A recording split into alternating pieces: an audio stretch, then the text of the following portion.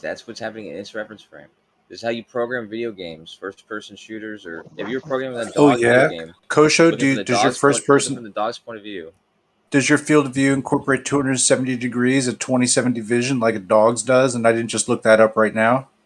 Well, if I was making a game like an N64 game or a Super Nintendo game, and so you see the world through the dog's eyes. He did not answer the question, folks. Dodged that question right away, didn't he? Go ahead, continue that.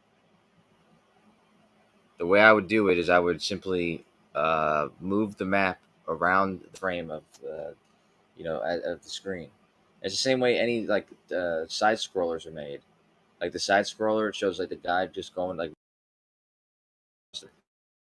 and I remember once stationary for a second, but I forget which Mario Bros. It was where the map keeps moving the whole time.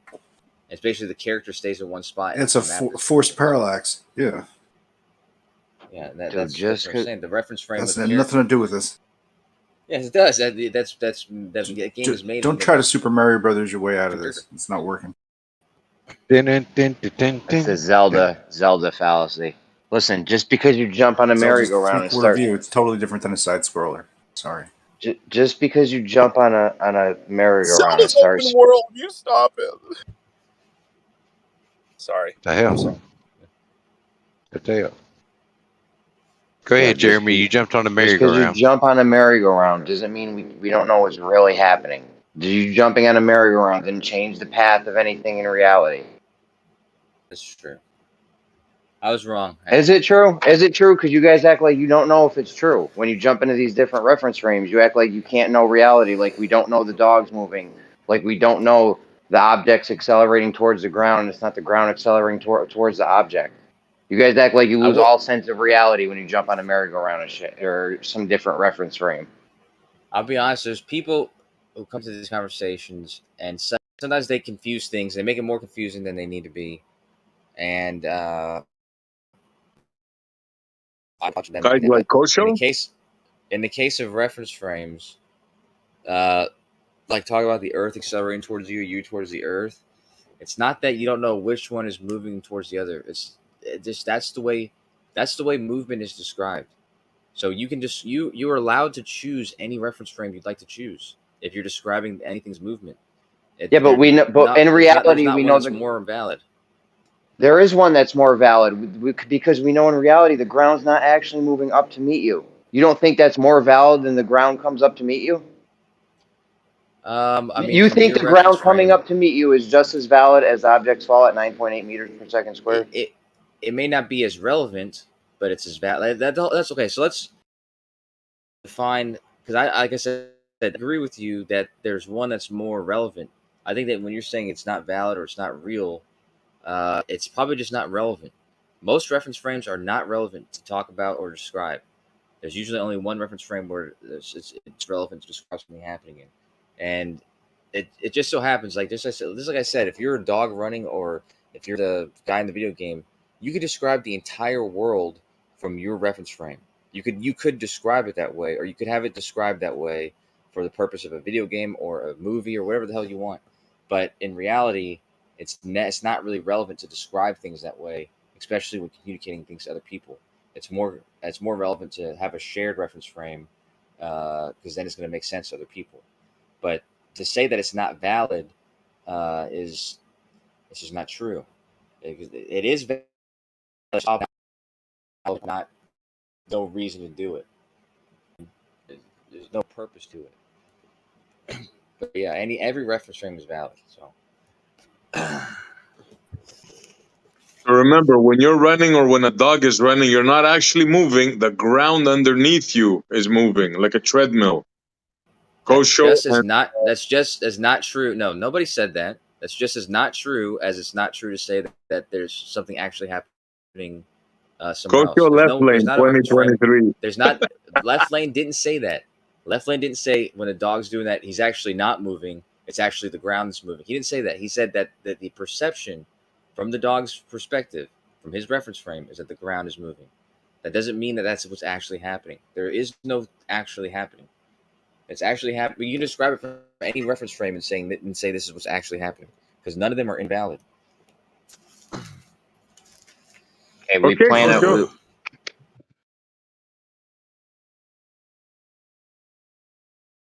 Go, Jeremy. Go if you want. There's no point, dude. There's no point. They get all mixed up with these reference frames, and they act like they don't know what reality is anymore because of these reference frames. It's silly.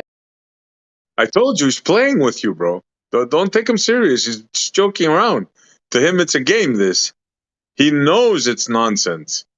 He's too smart to believe that when somebody on the north and somebody on the south above their mythical ball, when they jump, they're not falling down, but the earth is falling towards them. And, mind you, at the same time, it's not expanding now. I mean, come on.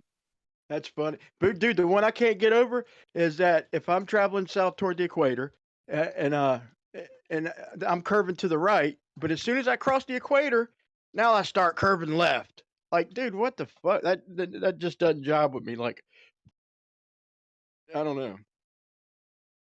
I curve off to the right, and then I cross a certain point where the guys underneath me are suckering people, flushing toilets and shit, and suckering tourists.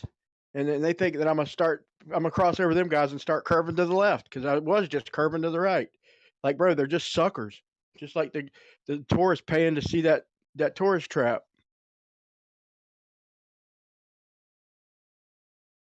Yeah, Kosha thinks he's being clever, but bro, we see, right? I mean,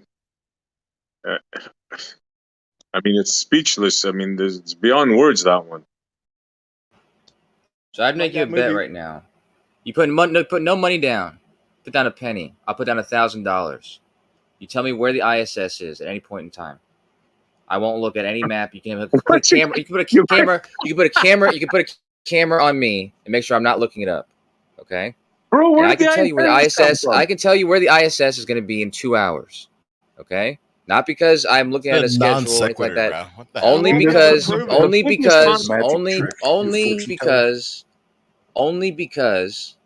don't want to make $1,000, then keep talking.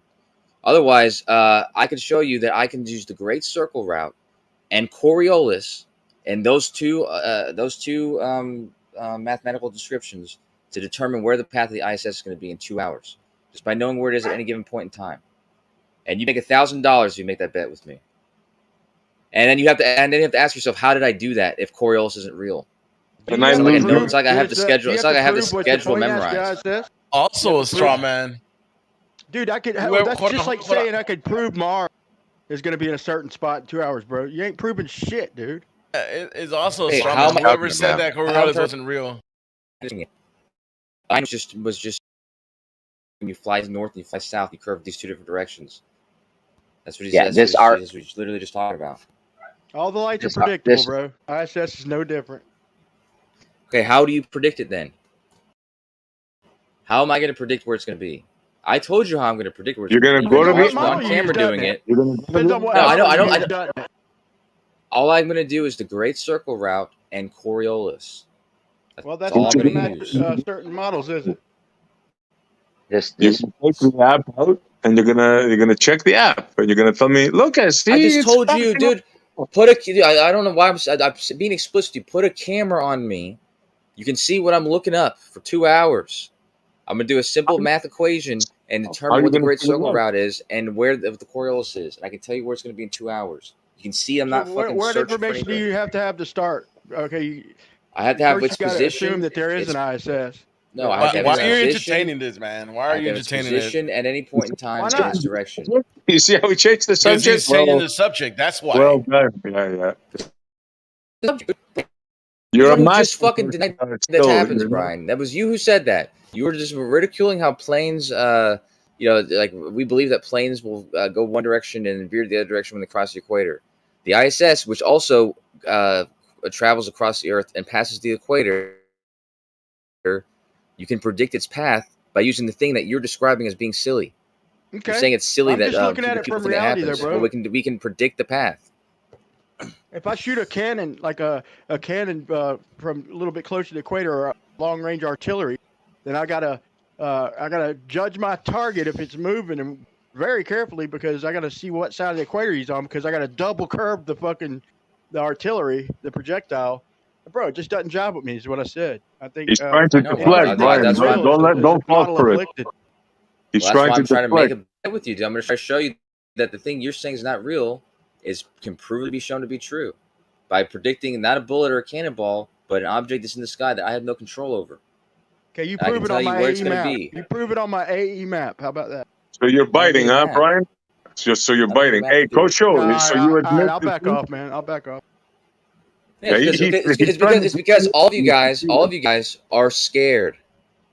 You just got offered $1,000 to put nothing down but a penny, and the thing that you're sitting there ridiculing and denying is I'm telling you can be predicted.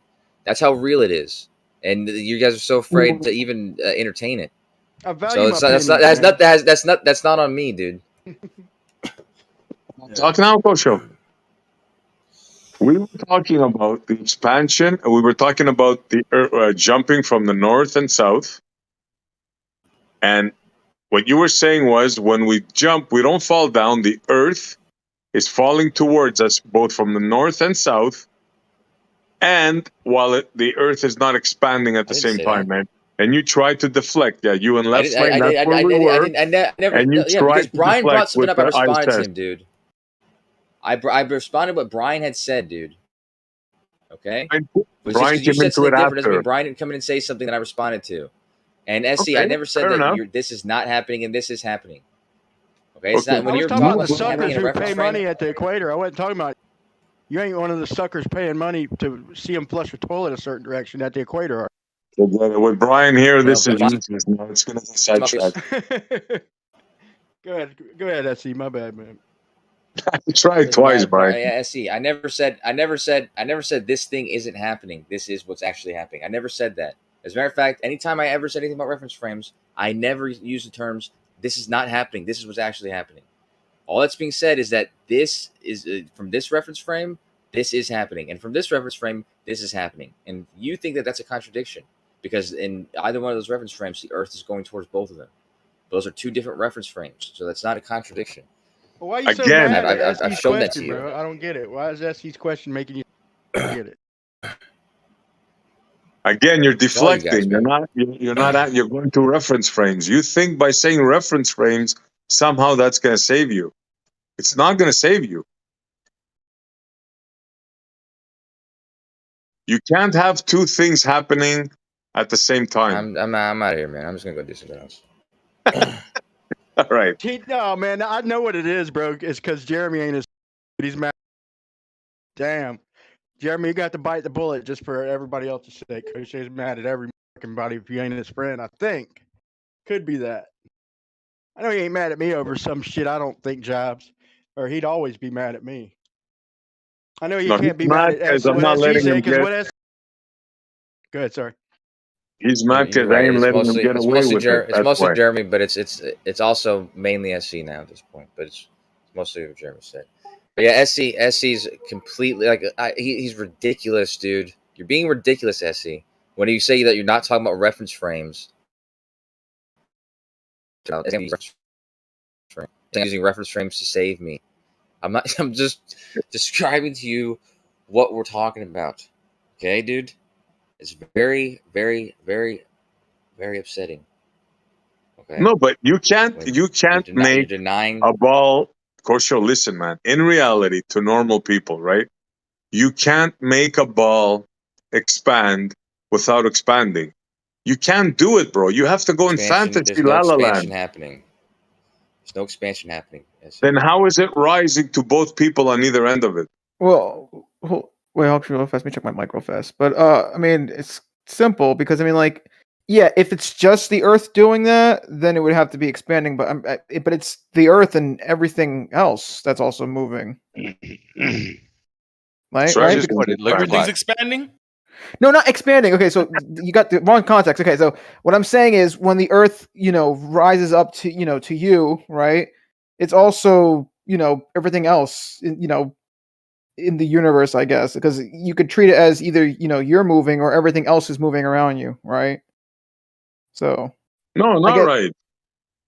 Well, I think that's the whole reference frame argument, whatever, like it's like this is a good example. I'm actually traveling west on I-10 here, and to me, the Earth, from my reference frame, the Earth is traveling east, right out from under me, from my reference frame. To the traffic on the eastbound side, it looks like the Earth is traveling to the west. It's not actually doing that. That's just what it looks like. So in reality, so there's a reality to it. You're saying, and we know what reality is. Yeah, Because we you guys agree are with arguing that reality. we can't know reality because of these different reference frames. So Well, I mean, how would you like establish, like the reality reference frame though? I mean, it's kind of hard. is it hard? Is it if we have a meter stick? Do we know something traveled a meter? That's irrelevant, man. We're not going to that again, all right? I mean, I'm just saying in terms of like, It's not. Yeah, I know it's not hard. It's not relevant. It's not hard to know when something travels a meter because we have meter sticks. Jeremy, That's- remember that debate I had with Soundly? And I told him, I said, don't bring freaking example where you're spinning the damn Earth under the damn airplane. And what did he do, bro, for the debate? He made a little fucking a popsicle stick airplane and just turned it over the Earth, like same concept. Like, bro, he didn't know what I was talking about, bro. They use these reference frames like almost comically, bro. The way they do it, man, it is kind of funny sometimes, but. Like they think they're kidding somebody. Like we don't understand what they're saying.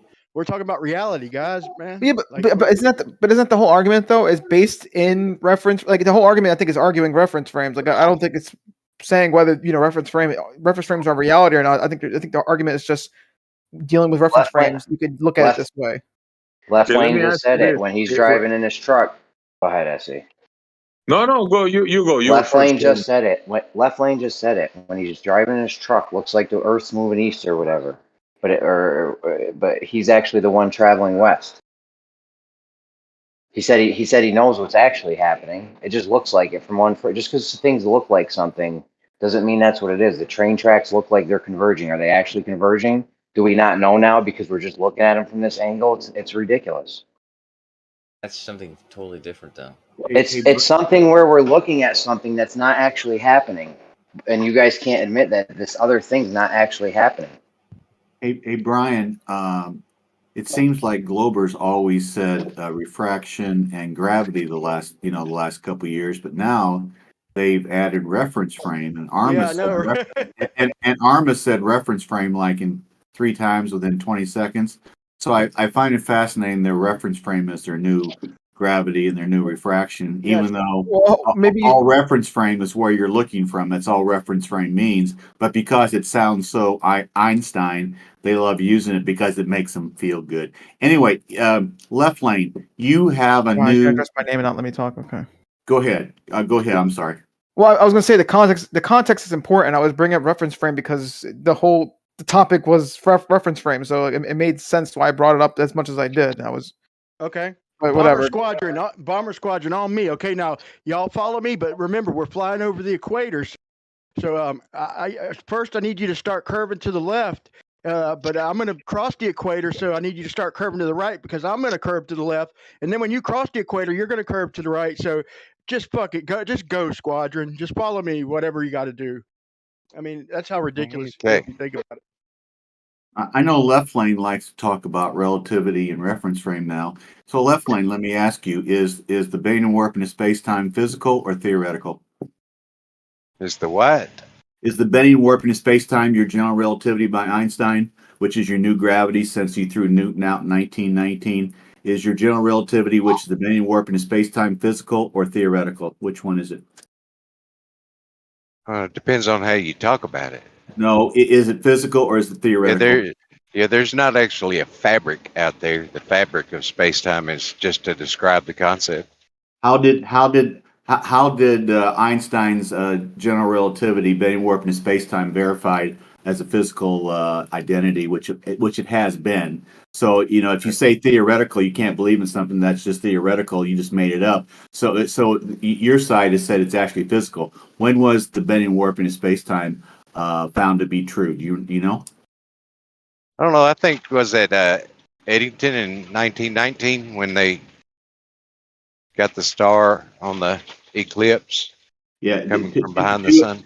2 expeditions, May 29th, 1919, and they got together, Royal Society, Eddington did, in November 6th of 1919. Towards the end of the day, they took 2 slides out of 36 and said, "Aha, there we go, bending, warping to space-time." They told the USA and the UK press that Einstein just threw Newton to the curb. Einstein woke up November 7th, and he was the hero to the world that saved the ball. And so Newton was thrown to the curb, and because 2 out of 36 slides, which were not conclusive, said, "Hey."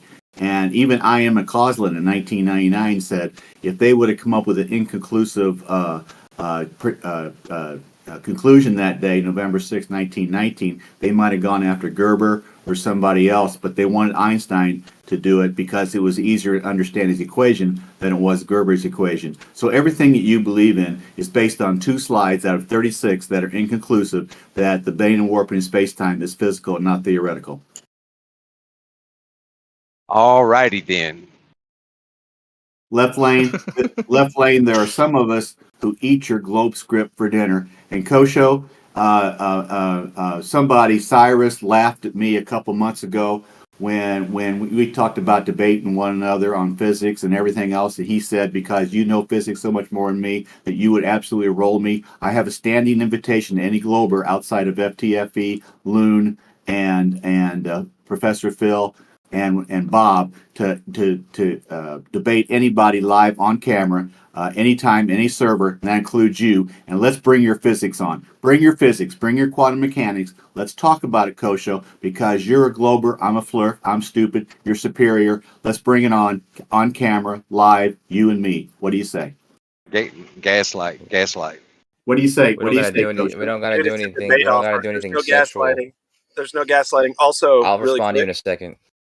Really quickly, there's no gaslighting. The reason there is no gaslighting is just a simple request for a debate. He can decline or accept. Okay, it's nothing psychological. Put your fucking big boy pants on.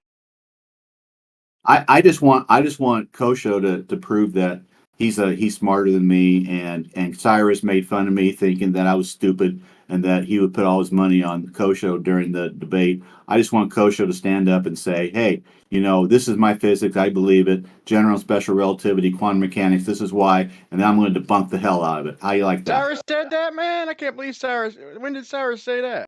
About 2 months ago. That's interesting. Real quick for the audience, that's interesting because Cyrus is up until now a staunch flat earther, and I'm not going to go any further. But he's very pro-virus, so we won't get into that.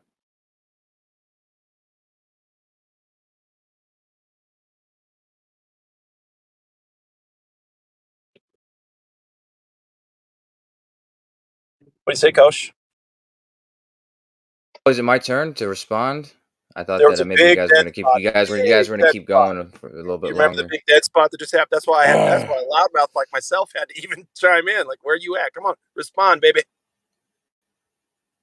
Let's do 2-on-2, man. Me and Jim versus you. Yeah. And whoever. As long as Brian's not there.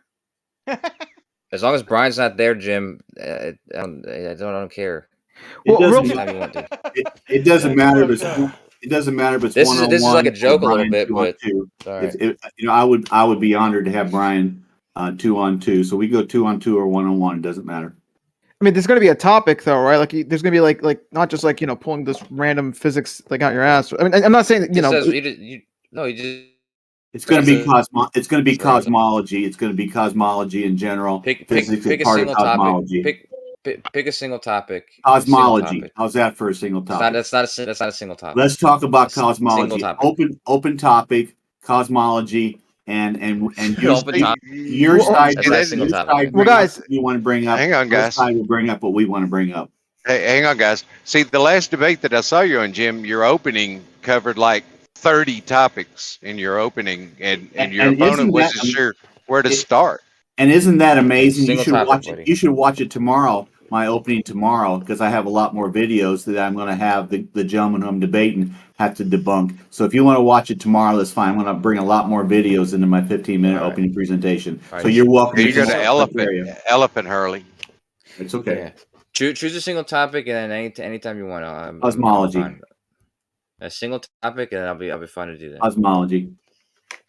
That is a topic. That's a single. It is a single word. Field. It is a single word that encompasses a lot, And if you can't defend everything and I can, then that's your fault. That's not mine. Well, hold on. Single topic. Well, hold How on. about NASA green screen glitches? Well, can I real fast say the reason why I brought up like topics, whatever?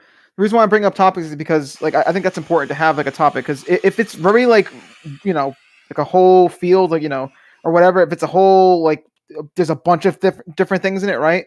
Then like okay, hear me out, right?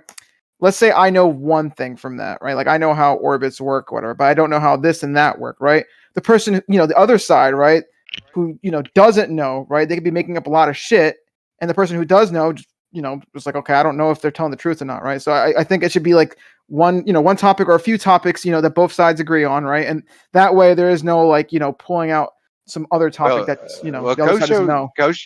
Kosho's named his deal one topic. One topic, okay. I don't think it matters Cosmology a is not topic. a single topic.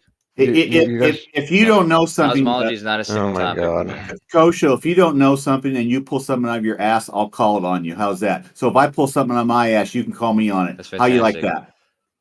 How you like that? If you really like to have a debate, Jim, just pick a single topic. Cosmology. Do that, okay? But if it's gonna subject. Huh. Cosmology. If it's gonna be a debate, can you at least give each other like 10 minutes to talk, or at least a minute, so like there's no interruption in between, because that's very annoying. Well, you're going to have your basic modern day debate type thing with 2-minute opening, 15-minute presentations, and back and forth for as long as you want to with moderators, so we don't have interruptions, or keep interruptions down. But a single topic can be cosmology. You bring what you got, I bring what I got. We'll show up. If we want to do 2-on-2, I would be honored to have Brian with me on 2-on-2. You pick somebody 1-on-1, 2-on-2. Let's do it in Geo server. You're not listening. You're not listening live on Jim. camera. You're not, Jim. If you're so gung ho about having a debate, then please pick a single topic. I'd be happy to do that. Cosmology. Okay, hold on. Let me jump in real fast. It's a broad field. Yeah. Coach, hold on. Yeah, so Jim, real fast. All right, you obviously hear him saying that he doesn't want to just do cosmology as a whole. All right, he wants a more specific thing. All right. I mean, why do you keep saying cosmology for? You're like a broken record. Just fucking. Why can't we encompass everything and bring what we got and defend what we got, and then when somebody says something, we can call them out as being wrong, because you know what, I'm not a single topic person, I'm not a double topic person or quadruple. I have tried to spread myself out to the realization that particles in quantum mechanics is bullshit. The wave function that that Schwarzenegger talks about This is why, Jim. This is why. Yeah. Jim, please. This is exactly why, Jim. I have a suggestion to maybe help. Okay. I have a suggestion. Cosmology, Jim. Thank you. God bless America, Jim. So my suggestion is make an outline of a rough outline of how maybe the debate could go from one person's perspective. Since Jim is the one proposing the debate, he should have the onus to put down on paper a limited amount of topics, not to stray too far from those, so that the organization of the debate is kept somewhere, front of us. It's not even going to be a debate. What's going to happen is somebody's going to talk, somebody's going to talk over. There's going to be a mishmash of talk. That's why we have a moderator. Do you understand the principle of a moderator? Do you understand what a moderator is? All right. Yeah. Okay. Cool. Well, that's if they do their job, but you understand that you got to let others finish talking, and then you can address your point, and vice versa. That's how it should be, not this crap of over talking to each other. As it always is. That's why we have a moderator. I'm going to spell it for you. MODERTOR. You get that? Moderator. MODERATOR. Moderator. That's why you have a moderator. Okay, how many times do I got to say moderator to you? But it's also your job to be respectful as well. Yeah, technically, you didn't even need to say moderator. We all know that. If the moderator does his job, cool. If not, it's on you. Right. And Jim, the thing is, a debate isn't a debate if you're just debating an entire field. We don't even have positions placed. Like, no one knows who's on either side of, because there's no argument there. You believe in a ball, and I don't. It's an entire field. Well, hold on, Coach. You kind of glitched out there for me. So then that's the debate. You have to say then, okay, we're going to debate the shape of the Earth, and I think it's a flat Earth, and the other guy claims the globe. That's still broad, but it's not as broad as cosmology, which is not even stating positions. So you don't want to go out you don't want to go out on the cosmological level as well as terrestrially? Why don't you state your position, Jim? Okay. Hey, I believe we live on a stationary topographical plane, and the cosmology states that. You believe we live on a spinning space ball, and your cosmology states that. Let's talk about that. So then that's what you want to debate, is the shape of the Earth, in our separate positions. That's See, fine. I look at McToon and Carissa and Austin and Kai before they were married, that 2.5, 3 hour debate. They didn't go in with any presupposed ideas. They just went in and gave it their best shot and talked about it. And McToon was away from his YouTube channel. He got destroyed. Are you afraid you're going to be destroyed if we talk cosmology? The thing we can talk cosmology, dude. There's no positions. Go ahead, Leftland. Yeah, but I mean that's the thing. When you go in scattergunning and elephant hurling 30 topics, your opponent doesn't know what to target or address, and there's nothing productive about that. So in other words, the person who knows not 30, but maybe 15 or 20 topics pretty well, and the other person knows 5, the person who knows 15 or 20 topics pretty well should be penalized because he's done his research and the person who knows 5 hasn't. Is that what you're saying, Left? Well, I mean, if you go into a debate, I would think that you and your interlocutor would be agreed on what the topic's going to be, so that they're not surprised at something you bring up that maybe they don't know about. Oh, so a presidential debate between what if everything? So a presidential everything you bring up, I agree with.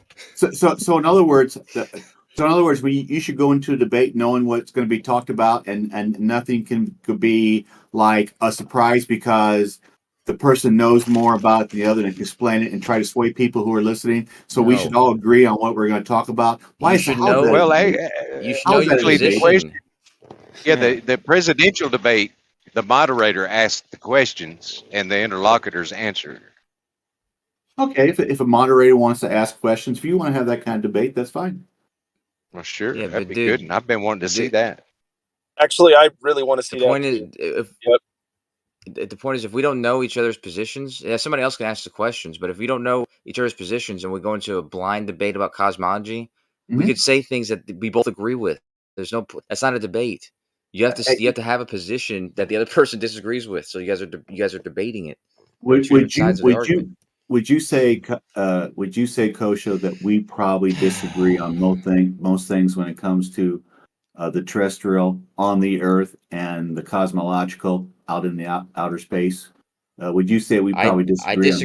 I disagree with you on how to establish a debate. So I don't know if you're just like purposely leaving out or not properly describing it, but you would need to disagree on something, but you would not need to know how the person disagrees with you for the debate to be taking place.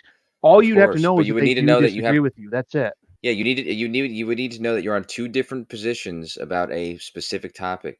So you have to have a topic. You wouldn't need to know details of the position until the debate. You don't need to know details of it. Yeah, you don't need to know details of the position, but you do need to know that you're on one side of an argument and they're on the other side. And if there's no argument, it's just a topic, cosmology. And by the way, these two people usually disagree with each other, so we're going to say a topic, cosmology, and they're going to be able to say whatever they want. That's not a debate. The debate is a actual something where two people have stated positions, and they're usually opposing one another. You have globe. Then your questions to him should have been, "What about cosmology?" Then.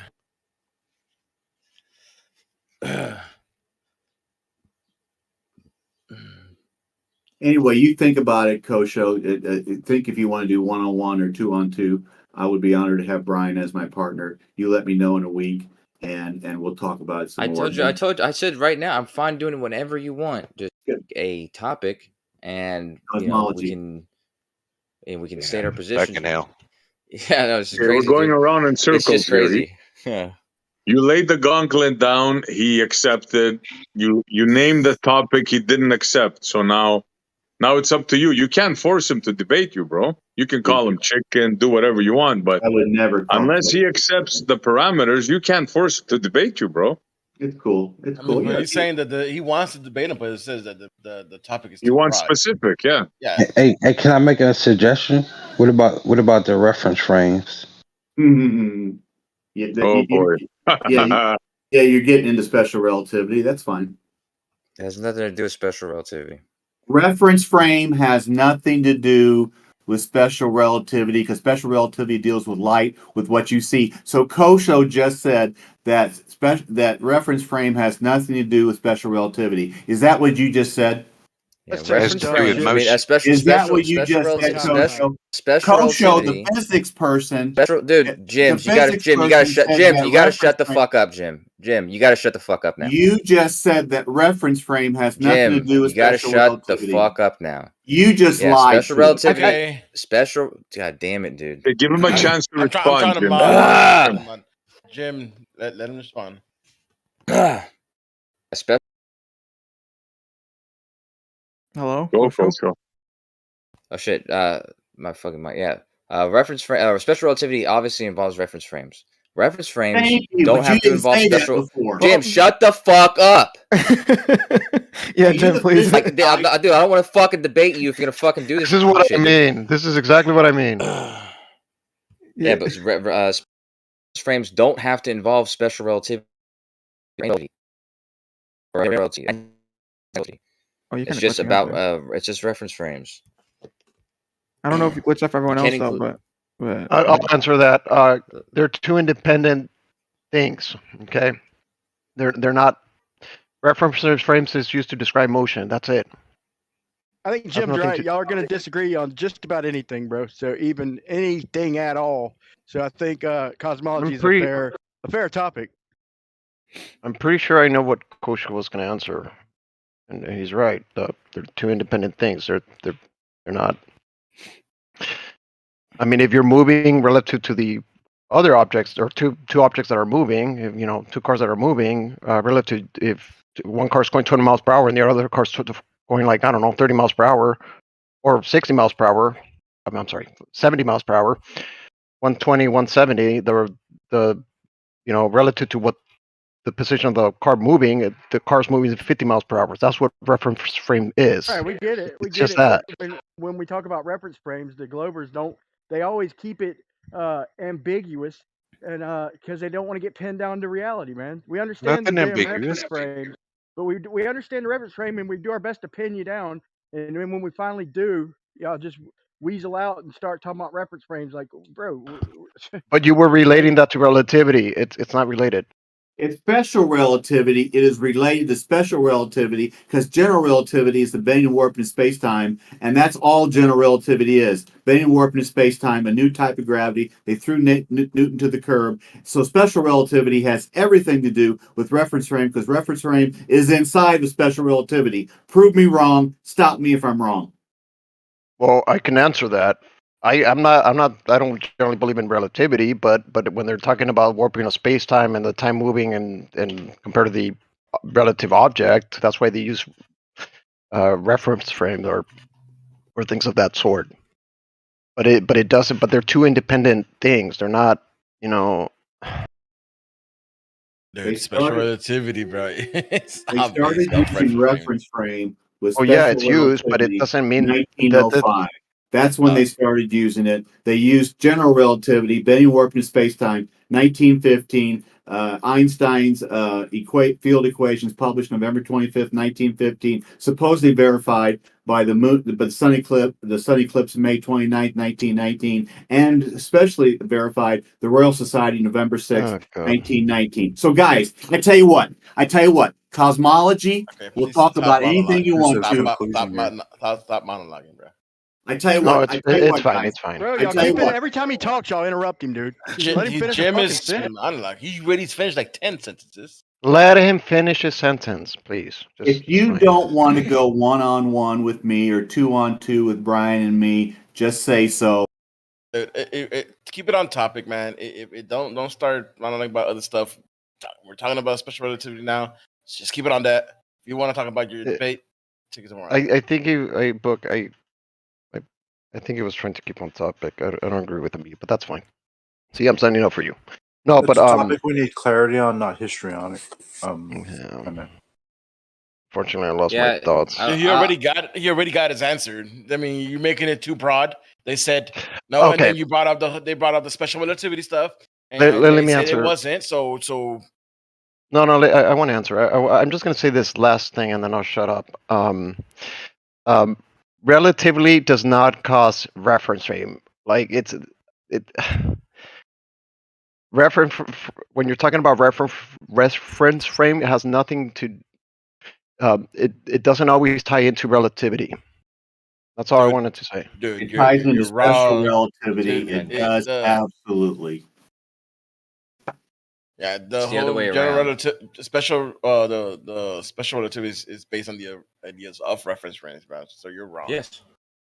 No, that's exactly right. It's not the other way around, though. Oh my goodness! It's not that. If Oh you my talk about goodness. if you talk about reference frames, Oh you my don't have to be goodness. talking about special Oh relativity. my goodness! So, Hey, Brian. And Jim, Brian. Jim, I changed my mind. Jim, shut the fuck up, dude.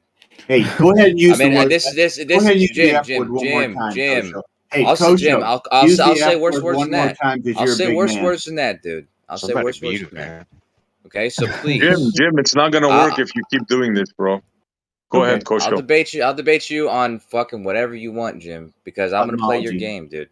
So if you're gonna fucking bring up random shit, I'm gonna Good. fucking give Good. you random shit too, dude. Good, and then I'll call you out on it. Even though that's a retarded way to do it. Okay. I'm fine with that, Jim. Okay, cosmology, and you and I, you don't want to do 2-on-2. You just want to do 1-on-1. Yeah, I don't need Brian or anybody else. You can Okay, bring whoever you want. 1-on-1. If Geo allows it, set it up mid-May. After mid-May, we'll set it up in Geo's server if he agrees to it. You and me, cosmology, 2-minute opening, up to 15-minute presentations, and then back and forth as long as Geo wants to go. Questions at the end. You agree to that? I thought you said No, modern day I don't. debate. Oh, I'll do modern day He debate said YouTube. I'll do modern day debate Nah. YouTube. We have to Yeah, get James's permission. I don't need modern day debate, and I Just do don't it right need here. 15 minutes. I don't need a Just do it 15 right here. minutes. Yeah, Okay. I got you. I understand that, Jim. I'm gonna need you to shut the fuck up some of the time, though. Okay. I got even money on Jim, man. I'm taking all bets, even money on Jim. Yeah, we don't need 15 minutes though. 5 or 6 Up minutes. to 15 minutes. Do you understand what up to 15 minutes means? Yeah, I know. I don't want you to take 15 minutes. Why So I want can't you to I? have up to Are 15 you trying minutes. to shut me I up? want you to have. Are you trying to shut me up? Yes. Yes, Good, absolutely. Are you a totalitarian thug who likes to quiet people when they don't agree with them? Some people, yeah. Some people. Okay. Oh, so you admit you like to quiet speech from the opposition, silent speech. No, from the I said opposition. no, not opposition. It's all just certain knuckle cracking people. and intimidation with him. Yeah, for certain people. Sometimes that's what you have to do. Oh, so in the political arena, if you don't like what the opposition says, it's okay for you to quiet them. Is that what you're saying? No, not at all. Okay, very good. But if somebody won't shut the fuck up, there you go. then, How many yeah, times have you used that? 5, 6, 7, 8 times now? a few times. You inspired me. Good. Good. That's a good one. I triggered you, Kosho. Thanks for playing, Kosho. Inspired me. Hey, Kosho, I gotta use that now. Kosho, we'll let Gio decide if he wants to do it. If he wants to do it, let's have that format, and I'm ready to go. I'm ready to rock and roll. You and me, Kosho. Yeah, I recommend though that you maybe refine the topic to debate. Like for instance, cosmology. You said something to do with the shape of the Earth. You could just make it just that. Just make it. We're debating about the cosmological implications of the shape of the Earth. You and just I'm said arguing for 5 the side of the minutes flat ago. Earth.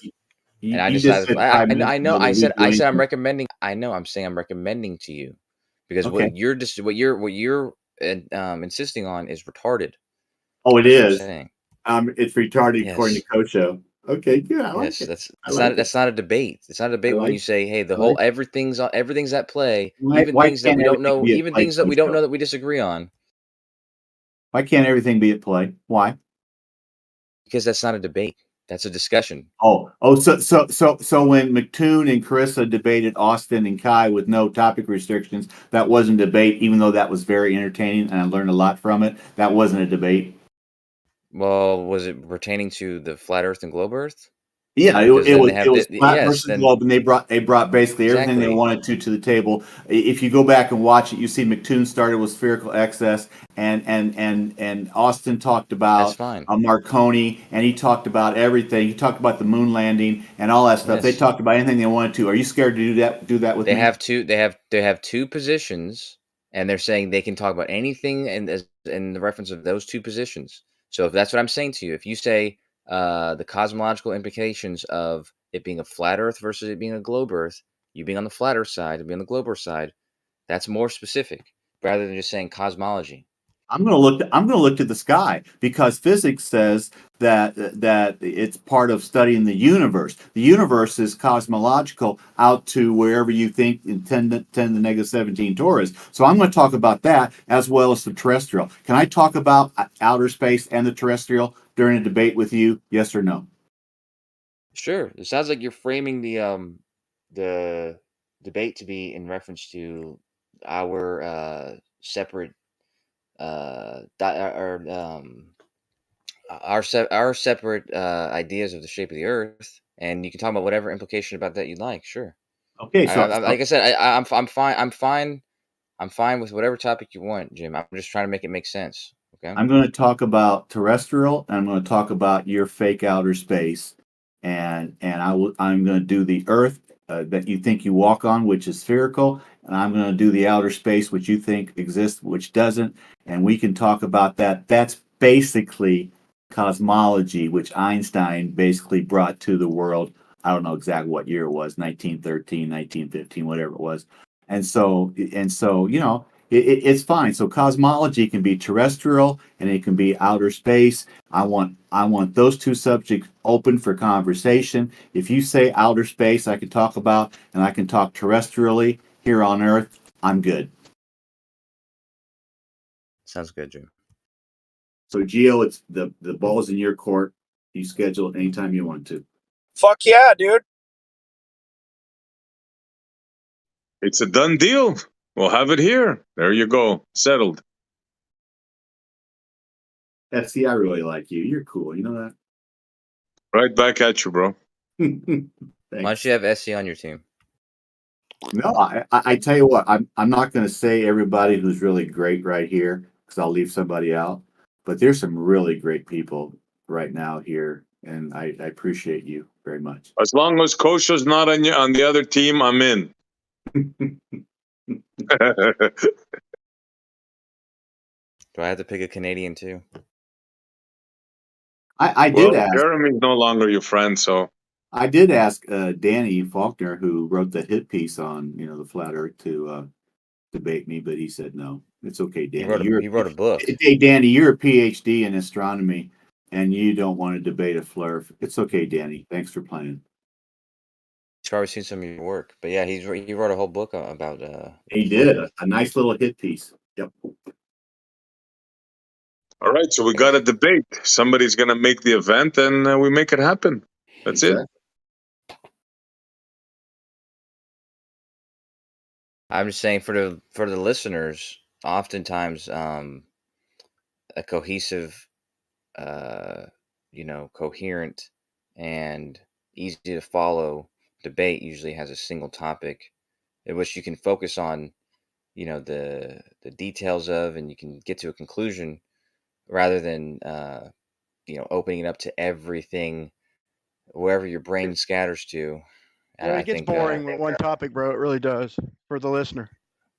I don't think so. It doesn't actually. What gets boring is what gets difficult is when things are going one direction and then they go another direction in the spur of a moment and nothing gets resolved. That's what If it's gets one topic, we pin you down within 5 minutes and just y'all just sit there and start debating definitions and stupid shit. You know the routine, bro. We do it in here all the time. I So know. you got to mix it up, right? I know Matthew and I, Gio let Matthew and I debate here last December. I believe it was last December 3rd. Thank you, Gio. Matthew and I both went on camera. Hopefully you will go on camera as well, Kosho, because I certainly will. Okay. I have a girlfriend. You mopped the floor with Matthew, bro. That was a good debate, bro, by the way. Thanks. Good Lord. He did.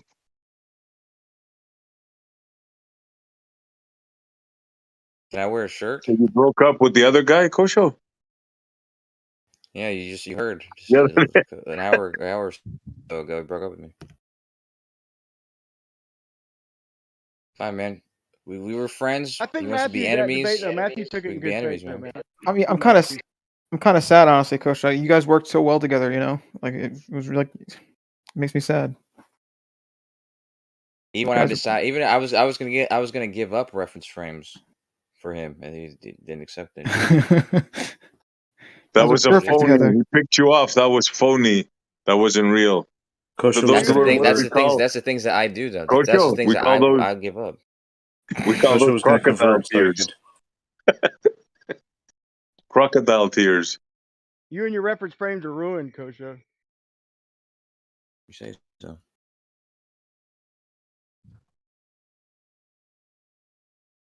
Let me ask you a question, Brian. Should have Brian, you're. said the plane's flying backwards.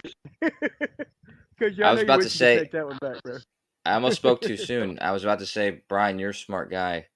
But I'll say it anyways. Brian, you're a smart guy, so I'm gonna run this by you real quick. Okay. All right. Let's say that we are both in special ops. We're special ops.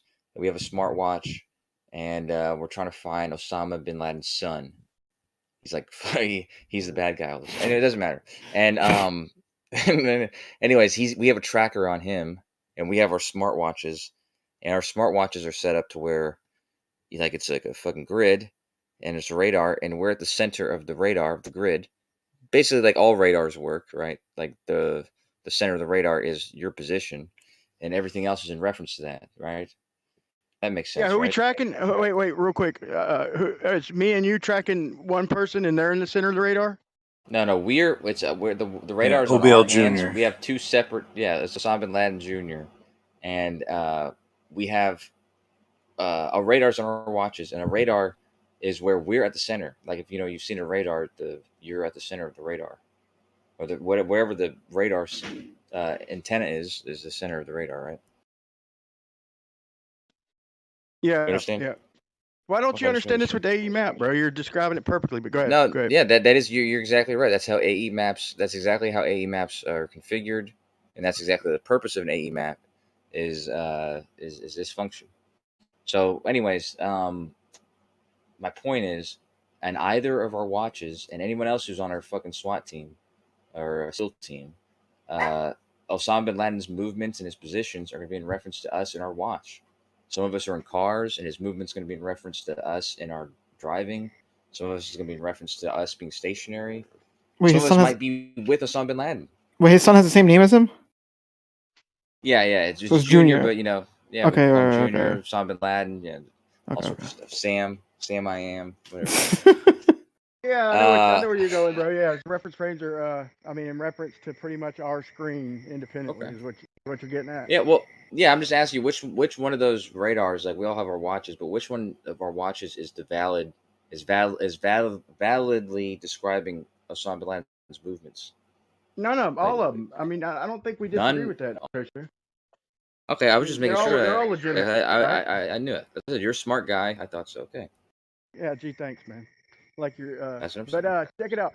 I don't think we're ever agreeing with that, man. When we try to pin it down, we're trying to pin down something instead of leaving it ambiguous. We try to give examples of reality, and we try to pin down the reference frame. In other words, and then we try to give examples of that reference frame, and y'all switch a lot, dude. Y'all switch a lot. Yeah, but it's okay. Maybe it is possible to do it this way or that way, but still, when we're giving examples, we're trying to pin it down for coherent. You're right. You're absolutely right. That's exactly what's necessarily needs to be done. And even whenever you're not arguing, you're just describing anything. It's important to pin down the reference frame. And all that matters is SE and Jeremy both were ridiculing me for saying exactly what I just said, what you just agreed with, which I think is a totally reasonable and actually the correct way to describe reference frames. Yeah, but Obama's never the reference frame, bro. I'm just saying. Osama. Osama. It's funny that Pete and other people thought that Obama was the same actor played Obama who played Osama bin Laden. Like, dude, how obvious would that be? And Will Smith. Will Smith, And yeah, Will, dude, yeah. that's crazy. I tried talking to him, just me and him. I was like, dude, that's a little bit. Bro, I mean, So that's a little bit. he got mad at me, bro. Like, got mad at me, man. I'm like, we get mad at each other a lot. We calm down, but dude, when he accused me of like, because of my grandfather, like, who I openly told him about, man, that kind of hurt my feelings. I'm still trying to get over that one. Like, bro, I've known you since I've got in this shit and talked with you one-on-one a million times, been to your channel, listen to your music and all that, bro. Go to every debate channel with you, bro, and you're gonna loud cap me and fucking put me as sus. I couldn't believe it, dude.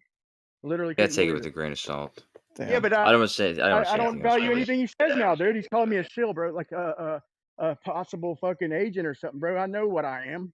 So now anybody he calls that shit, I know it's horseshit, which I kind of Who took with a called grain you of that? salt, but Who was it? yeah, man, Who? a few months ago, Pete.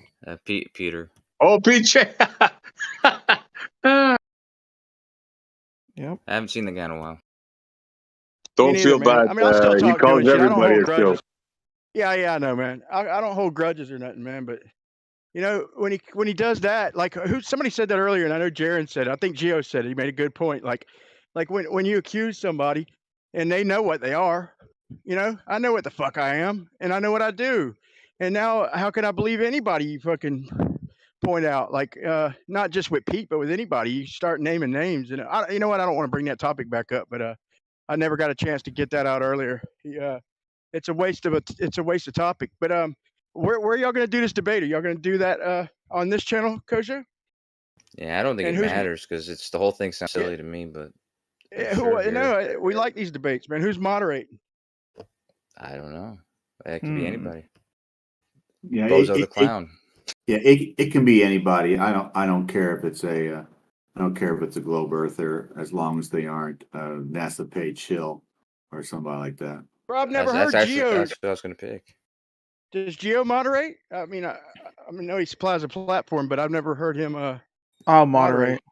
I'll do it. Someone's got to do it, right? It might as well be me. Yeah, as long as you're keeping time and making sure we don't talk over each other, that's awesome. Thank you. I'm just fucking around. I'm not doing it. You're not doing it. Okay. All right. Arma. What about Jeremy? What about Jeremy? Yeah, Jeremy would be the ideal mod, I think, for any debate. He ain't gonna jump it. He'll be non-biased. He'll keep it on track. He might be biased by then because we're enemies now. So I mean, he's got his beliefs and all that, but if he's gonna moderate, I don't think he's gonna show a bias. He's just gonna moderate.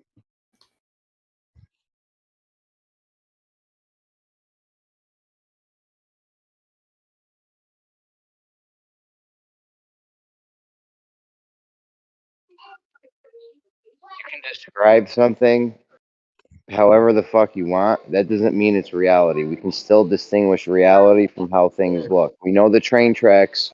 We know the train tracks aren't actually converging. We can describe them as they're converging. We know they're parallel though, and they're not actually converging. Are we confused about reality and if they're converging or not? No, we know they're not converging. Just because you can describe them as converging is worthless. I know, but that's not relevant to the reference frame thing, because that's true. That is true that those train tracks are not converging, and they appear to be. Well, I can describe them as converging though from that reference frame. I can describe them as converging. Yeah, but you'd be wrong. Well, I've been telling you that about this other thing for mad long, but you keep saying you can describe it that way from the reference frame you're in, which is friggin' worthless. That's a different topic. In that topic, that actually is true, but that doesn't matter because I realize what the problem is. The problem is our paradigms.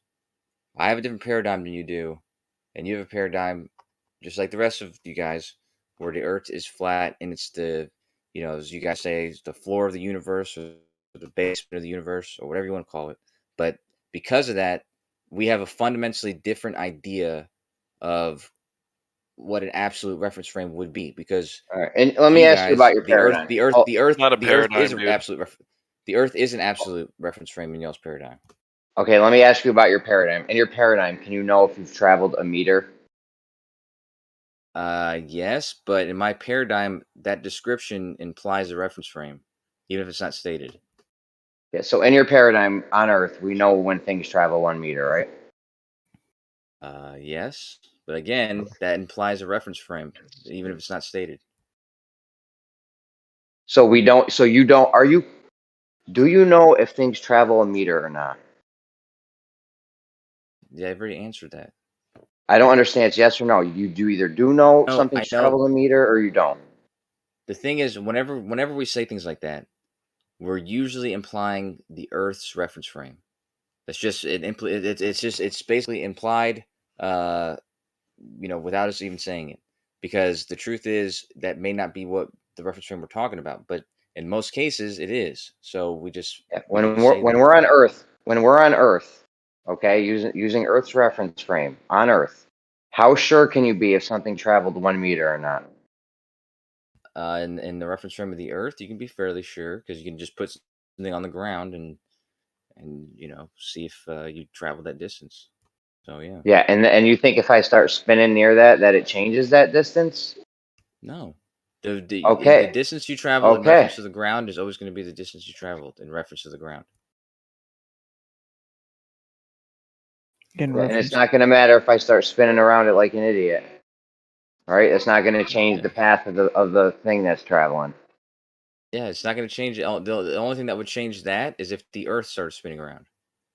Because then, if you traveled a meter, in reference to the Earth, and the Earth is spinning, and then you say, well, did I travel a meter, in reference to whatever the Earth is spinning inside of? That wouldn't be the same answer. Okay, don't take it to Earth yet because you can't even handle the merry-go-round scenario yet. You're unclear about what's happening in the merry-go-round scenario. You can't figure out if the drone's going in a straight line or a curved line because you start spinning under it like an idiot. So don't take it to Earth yet. You can't even handle the very simple merry-go-round scenario yet. Fair enough. You think if you start spinning underneath something, it somehow changes the path and the distance that the thing actually took? No, I don't think that. I think that the path it actually took is only dependent on the reference frame you're describing what's actually happening. So there's no actuality in its movement if you're not going to define a reference frame. Well, we actually know how long a meter stick is, right? Yep. So are you saying in reference to the meter stick? You can say that if you'd like. How far is If the thing I'm moving in reference spinning to the or meter on a stick? train or standing still, if I'm jumping out of a plane or there's a train on a plane, on a merry-go-round, on a cargo cruise ship, is a meter still a meter? Trains on Does the length of a meter change in any one of those scenarios? The meter stick doesn't change, no, but it will change depending on where the meter stick is. So if the meter stick is on the rotating thing and you're not, then yeah, it's definitely going to make a difference. Or if it's on the train and you're not, or if it's not on the train and you are. So if you're in the same reference frame as the meter stick, and you're moving, then, or if you in the meter stick are in the same reference frame, then you're not going to travel a distance across the meter stick. If the meter stick's on the ground outside of the train, and you're measuring your movement in reference to the meter stick, then that makes sense because you're describing your movement in reference to the surface of the Earth. So anytime you describe your movement, you have to pick which reference frame you're describing it from. Yeah, blah, blah, blah. It doesn't matter how you describe things. It matters what's actually happening. You said we can never know what's actually happening. You're reality deniers. I know. I'm not saying you can't know what's actually happening. I'm telling you There's that what's no actually reality. We happening. can never know what's actually happening. We can never know what's actually happening. You're a reality denier. There's no reality for you. I mean, you know what it's like if there's no surface of the Earth, so you can't use the surface of the Earth as a reference frame. So there's no surface of the Earth. There's two people in a vacuum in space, and one person's headed towards the other person at some velocity. If there's nothing else to reference and they're only referencing each other, then there isn't any actuality of who's moving towards who. from either of their reference frames, they're stationary and the other person's moving towards them. So that's just the way it works. There's not an actual reference frame. We can't tell where the forces are. No, if there's forces involved, that's different. You can describe what you can. If something's moving, there's a force, right?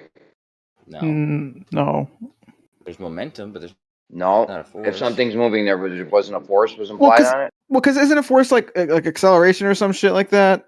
Like it's not acceleration in mass. Yeah, in order to have something move, there had to be a force at some point imparted on it, right? Well, the initial maybe thingy to do the thingy. No, we just have moving. If something changes, if something changed from not moving to moving, then a force is involved. If something's moving faster, then a force is involved. But if something's moving, there's no force involved. If something started to move, there had to be a force put on it. Yes.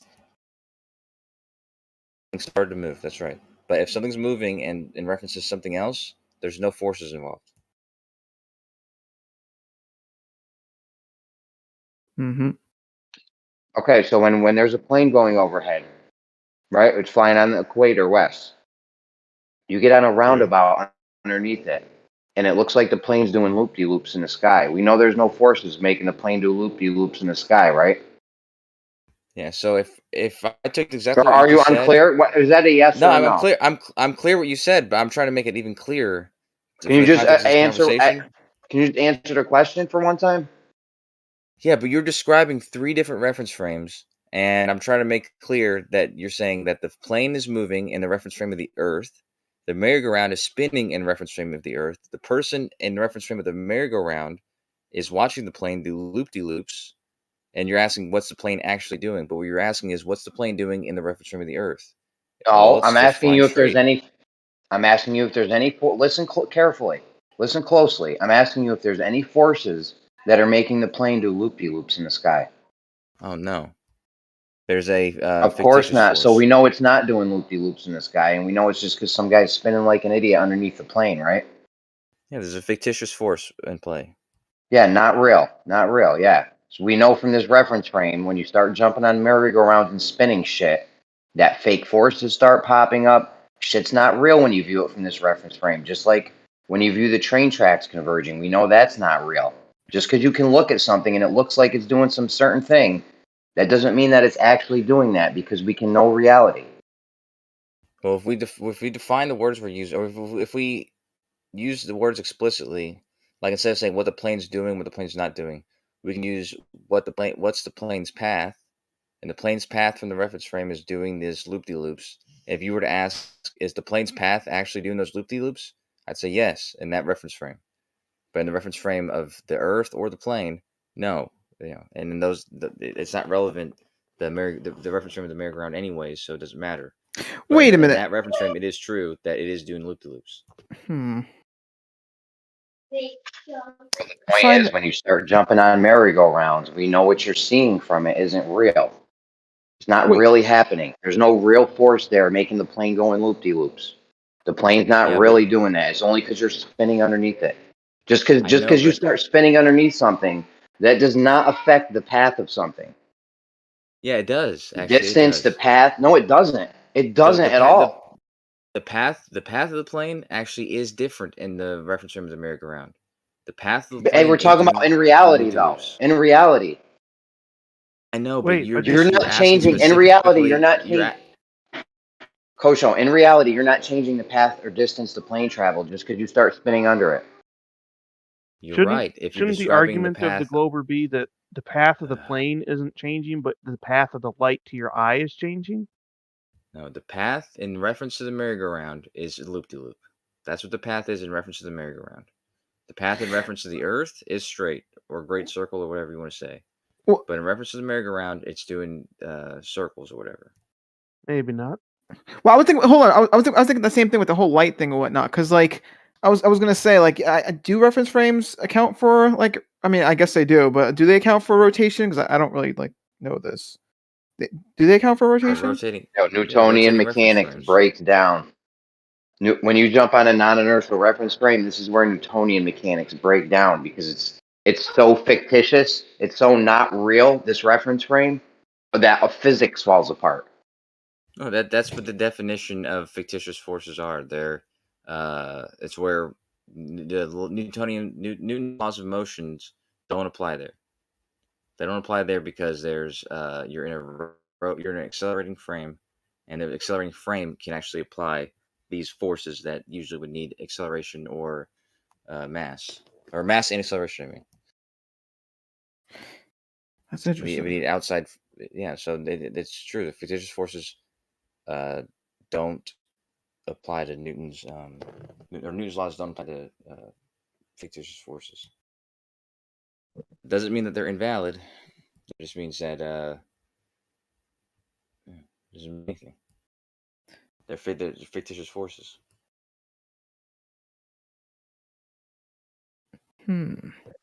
Yeah, not real. We know there's not a real force pushing the plane to make it do loop-de-loops. You see it doing loop-de-loops. We know it's not real. That reference frame is garbage. It's so bad that you can make the plane look like it's doing anything you want. If you start spinning a certain way, you can make it look like it traveled any distance you want, depending on how fast you spin underneath it. You can make it look like there's all kinds of different forces all at the same time. We know in reality the plane's going in a straight line now. You can't say in reality the plane's going in a straight line, even though I made you say it the other day. Objective reality, plane going over the equator, it's not curving left to right. Remember that? Until you jump on a roundabout, now you're not so sure anymore because it looks like it is. You can describe it like it is. Who cares, dude? The problem is sometimes it's relevant. Sometimes it's relevant to describe. That's why I made this diagram. It didn't do anybody any good apparently, but in this diagram, there's two scenarios, one on the right and one on the left, and the same thing is happening below it. So the merry-go-round is spinning in both cases, and you're deciding to take the great circle path on a sphere with making course corrections, like in the thing you said, or you're going to lead the target. And it's true that in the reference frame of the Earth, outside of the rotating frame, it's a shorter path if you're leading the target. It's a straight line, shorter path. But in the frame of the merry-go-round, which you're saying is not relevant to use, but obviously in the case of a rotating Earth where you're describing the movement in reference to the surface, it indeed is relevant to use that reference frame. In that reference frame, the shorter path is the great circle route along the surface, because leading the target is going to be a longer path in that reference frame. Yeah, but who cares about in the Earth's reference frame? It's the non-inertial reference frame. We know it's shorter in the inertial reference frame. We could fly that route if we wanted to. This is very calculable. You can calculate it. You get all your math nerds out with their calculators and their pocket protectors, and you can calculate it all out, and you could fly the shortest distance. You don't. Because it's not the shortest distance in the reference frame that matters in that case. The non-inertial frame never matters. It's not real. Pseudo forces pop up. Distances start changing. Paths start changing. It's not relevant. Do you remember I asked you the same scenario, but there's a train track and the plane's following the train track? You said the inertial path is the important one, but the actual train, would it make sense for me to make the train track the non-inertial, or to make it the leading the target? Because if I made the train track leading the target, it would be a longer train track. So it's not true that that's the shortest path. The relevant frame in that case is the rotating frame. In some cases, Jeremy, it is possible to tell which is which. The secret is in the parallax. So just imagine you're standing there and you're looking. You move up like 5 meters. You're looking into the different distance. The trees aren't moving, but it looks like they're moving because of parallax, and you can tell if the trees are moving or if you're moving, depending on your perspective of parallax. Wait, what? Exactly. That's awesome. If we had a plane, two planes leave from the North Pole. They're both flying to the equator, same spot. One leaves the target, one doesn't leave the target. If they spit out some chain link for the distance they traveled, who would have the longer chain link, you think?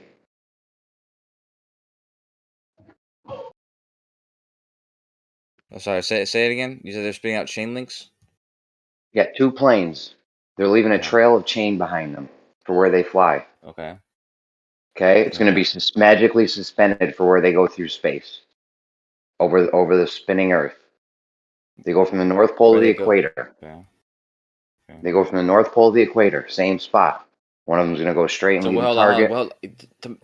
Tell me real quick, where are these chains floating at? In the inertial frame. In the inertial frame, the frame of the planes. No, that's not the frame of the planes, but the inertial frame. The frame of the planes, the inertial frame. Not the same frame, but go ahead. It is the same frame. I'm gonna let you just continue. I'm not gonna. You're confused on Coriolis. That may be what it is. Maybe you need to research Coriolis some more. The frame of the planes is the plane. The plane has its own reference frame. It's not. It's called the inertial frame in Coriolis effect. No, the plane has its own reference frame. The reference frames for Coriolis are the inertial and the non-inertial reference frames. You know this, right? It's only the non-inertial, but that doesn't matter. It doesn't matter. It does matter. It does matter. You're that may be what your problem is. You don't understand the Coriolis effect. After maybe Blue and everyone telling me I don't understand it, maybe it's really you guys that don't understand it. I know. We had this conversation for years and years, and you say it's involving two reference frames. And even though it's true that the rotating frame implies the other reference frame, you don't. It's not required to ever talk about the non-rotating frame to describe what's happening in Coriolis. Coriolis can be described just by using the rotating frame because it's only referencing that frame. But it doesn't matter because it's not the point. The point is you're talking about the plane and the chain links, and you're saying the chain links in reference to the inertial frame. Okay, I got you. You're saying which chain is longer? So you're asking which chain is longer or which chain is the shortest one or what?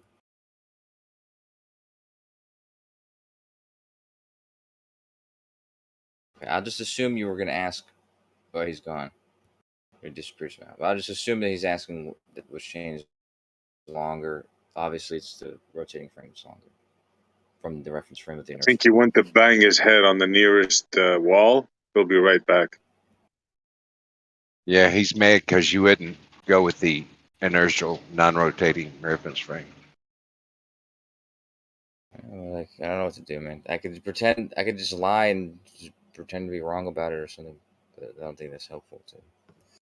You don't have to lie. You are wrong about it. Just be wrong about it. Well, he's not wrong about it. That's the thing. Yeah, there's two different scenarios, and those two scenarios, depending on which reference frame you're choosing, the answers are different. Leading the path is the shorter distance, is the fastest distance, and the shortest path in the inertial frame, but it's not true in the other frame. In the reference frame, the great circle making corrections is a shorter path. I mean, the left lane brought up the car, and that's why I brought up the railroad, because you can consider a railroad. You know, the railroad's obviously shorter in the rotating frame when you just take a straight line in the rotating frame. How about when you're not moving and it appears to be? I mean, it's like I don't know what to tell you, Kosho. I can tell. It's like you're not in reality. It's like somehow you think that you can say the word reference frame, right? And maybe it might fool some people, but I mean, that's not going to get you very far, bro. If you think you can just say reference frame, you understand that's the topic of the conversation. Yeah, but you're talking about a certain thing. You're talking about a certain thing. You're talking about a Coriolis effect, right? Sure. Yeah, he's talking about which path is shorter, leading the target, or making corrections for the fact that you're rotating, right? So, in reference to the Coriolis, you don't understand that there's two reference frames, and somehow you're going to be fighting that for years and years, and somehow think by saying reference frames you're going to get somewhere. I mean, I don't understand, bro. I described the scenario from both reference frames. So it's not. I'm not ignoring a reference frame. I'm describing it in regards to both reference frames. Somebody else is saying that one of those is not real and one of them is the actual frame. But that's not how that works. Yeah, it's like it's useless talking with you because I'm gonna say the ball, and I'm gonna say the ball actually has a path, and you're gonna say yeah, but what's actual, what's real, and it's gonna go around in circles, and it's like it's just for the people listening, just to hear how you're, how you guys think. But here's the thing: I see if you're traveling according to the coordinates within the rotating frame, your shortest distance is going to be a line from A to B. And that's it. It doesn't matter what it looks like from the inertial non-rotating frame. The shortest distance is a line from point A to B. And from the inertial frame, it's going to look like a curved line. But so what is the point? So what is that you guys think, Kosho and Zanuck think that it's actually curving? No. No, I don't. Yeah, I said to you earlier, SC. I said to you earlier. Last time you fucking said that. In this conversation or these conversations about reference frames, I don't use the term. I actually tell people there's not an actual thing happening. Like there's a thing happening. But I'm saying there's not something not happening, and then there's some place where it's actually happening. It's actually happening in all reference frames. You can't just say, oh, it's actually happening like this, but it looks like this or this or this. It's actually happening, whichever reference frame you're choosing to describe it happen. There's not an actual frame. So you're disagreeing with your buddy Zanuck, in which you agreed with last time. It doesn't say that either. You want to bet? He said himself. At least he'll repeat it without saying it. He said himself that he's only using that word because Jeremy uses that word, and he understands that when Jeremy says actual, he means inertial. He said that himself. He's saying that just so he can move past that part. But I think it makes the whole thing confusing because it sounds like he's agreeing with him, but he's assuming assuming that Jeremy means inertial when he's saying actual, but Jeremy actually means actual. No, you're the one that's confused because Zanuck told me personally that if we're on a merry-go-round and we throw a ball, the ball is actually going straight in one reference frame, the one that it's thrown in, and actually curving to the person that's turning on the merry-go-round. That's okay. That's what I'm saying too, SE. That's what I just told you. There's not a single frame where it's actually doing something and then it's not really doing it somewhere else. It's actually doing. So you agree now with that? I just said that to you though, SE. I said it's actually doing it from any reference frame you describe it from. There's not one that's exclusive that's actually happening, and it's only appears to be happening in the other ones. It's actually doing it from whichever reference frame you describe it from. So let's get this straight now. Everybody hear it clearly. You're saying that if somebody's on a rotating merry-go-round and somebody throws the ball is actually going straight, right? And the person that's on the merry-go-round, for him, it's actually curving. Is that what you're saying? Yes, that's what the path from the rotating frame is actually curving. That's right. Everybody heard that, right? I mean, what else is there to say? I hope so. Unfortunately, SE and I haven't gotten the memo from Globerville, population 5,000, location, the internet, that has told them to talk about reference frames whenever they possibly can so they can sound very, very intelligent, even though reference frame is basically just where you're looking at something from because it has to do with light. What's also fascinating is Craig Harrison, famous for the 2,707-yard shot that killed two people over in Afghanistan. When he described it at 35 minutes into the 45-minute video, he never talked about Coriolis. He talked about lobbing the bullet so it would hit his target. He never talked 2,707 yards about anything to do with the Earth and having to take into account Coriolis. So when you Globers in Globerville, population 5,000, location, the internet, want to tell us that Coriolis exists, you guys are just talking because Globerville, the memo, told you to say Coriolis in reference frame. Thank you very much.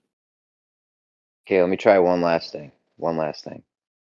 Do we know a meter stick in reality is straight, meaning it doesn't curve at all? Don't blow it, Corso. This is your final chance. I can feel it. I can hear it in Jeremy's voice.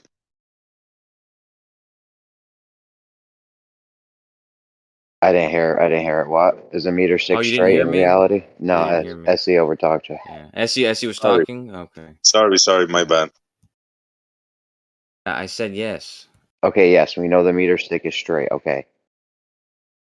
If I fly something parallel with a meter stick, do we know?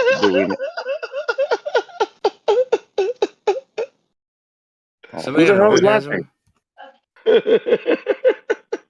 orgasm? Sounds like Lou. He's hot micing. All right.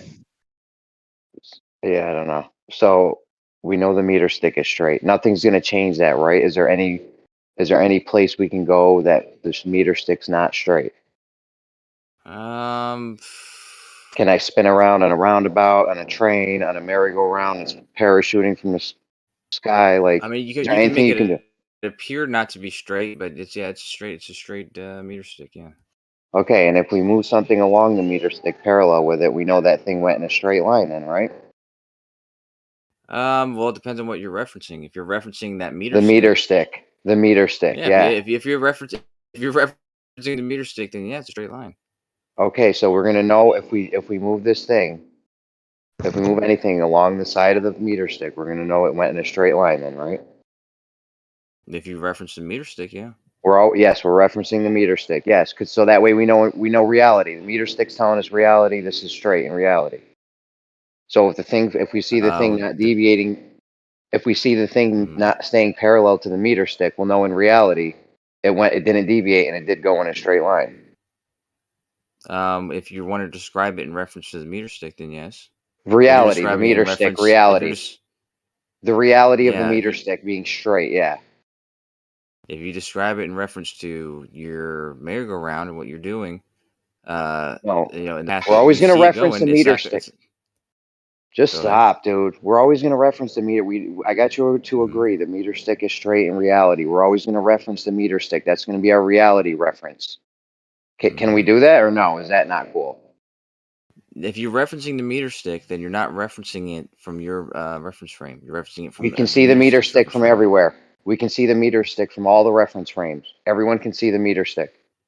Yeah, I know, but you're not. The path that you put the path that you put it in is going to be a curved path.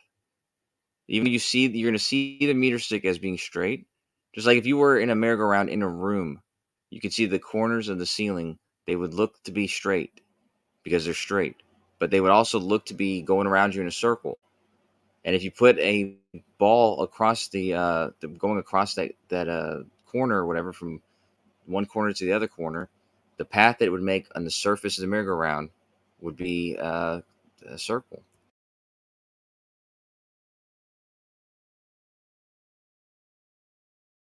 So it'd be curved.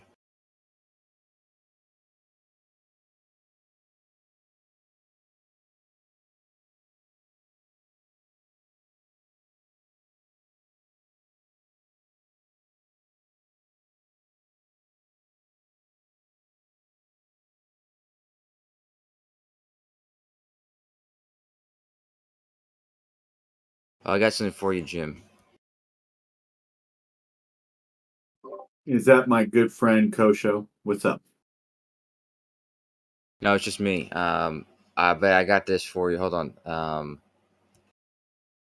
That hurt. It was your birthday. I didn't know that. Not my birthday. Oh, okay. Well, I guess it's just a friendly gift then. Hold on. Hey, Kosho, you're a good guy. You're a good glober. Thank you. And we're gonna have fun talking about relativity and quantum mechanics and cosmology out into your fake outer space and terrestrially. I'm looking forward to it, and thank you for allowing me to take up a couple 3 hours of your time. Absolutely. Hold on. I don't know why. Okay. Hold on 1 second.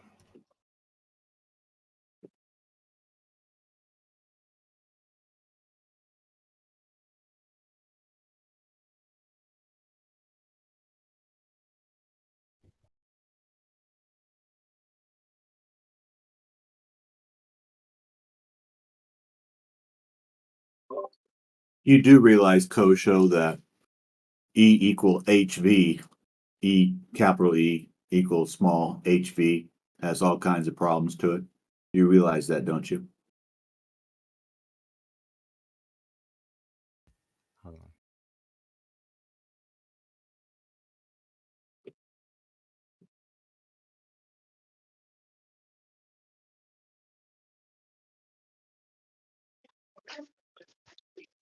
Yeah, so we know the meter stick is always straight, or what? Is there ever going to be a frame where we see the meter stick curve?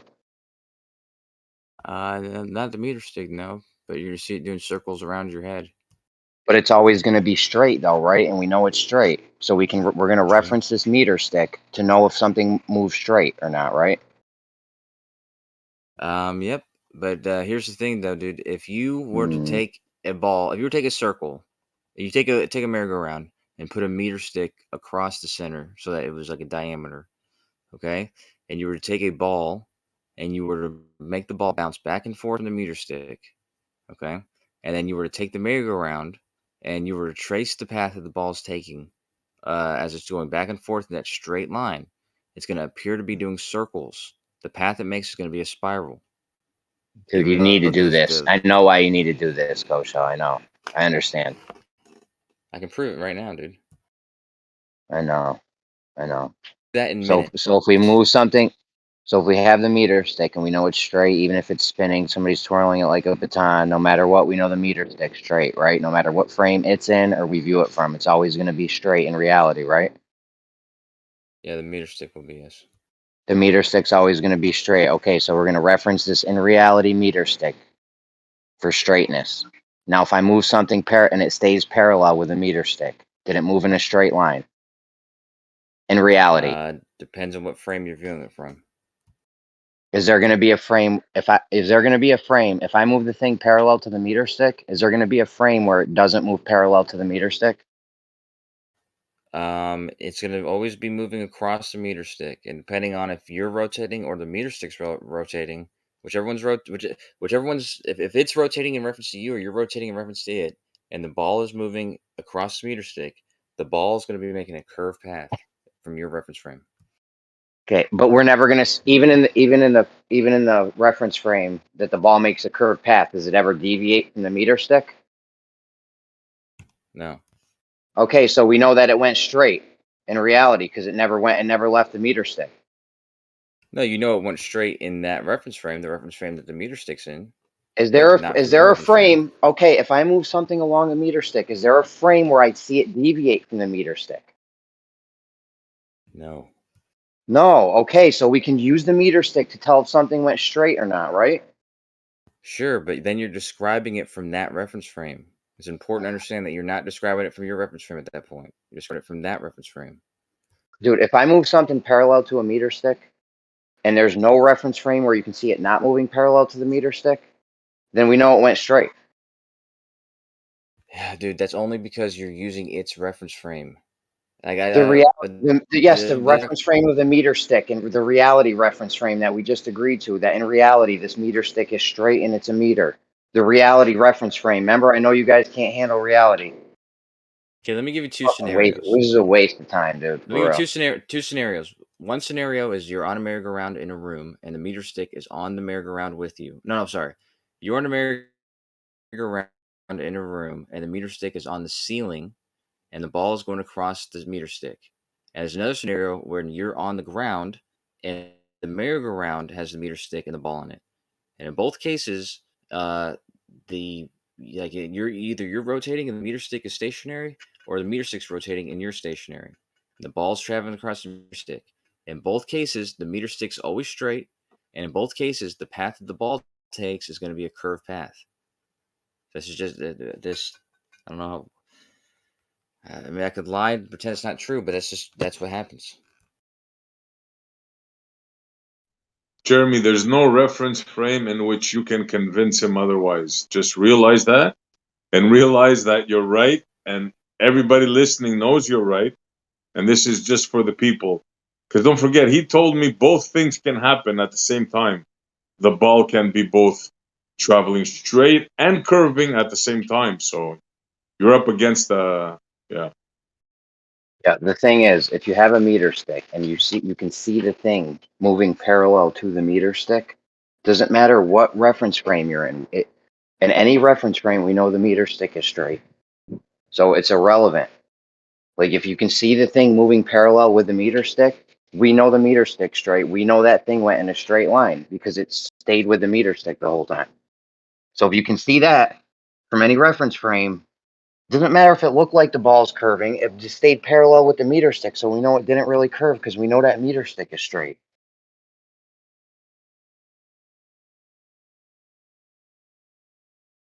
You're absolutely correct, but he's going to tell you, well, from that reference frame, Jeremy, you're right. But from the other, he's going There's to no be reference saying frame. this until the cows come home, bro. You can see the ball moving with the meter stick in every reference frame, though. It doesn't matter I what know. reference frame you're in. It never deviates from the meter stick.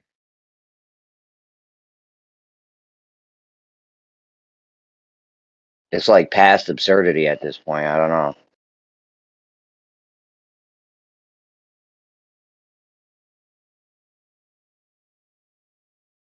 You heard him before with the expanding Earth not expanding. Yeah, it's they're not gonna yield. They're not gonna yield an inch. Don't get upset. It's the way it is, and they're not gonna change. And the only thing is, the only hope is anybody listening to this. That's it.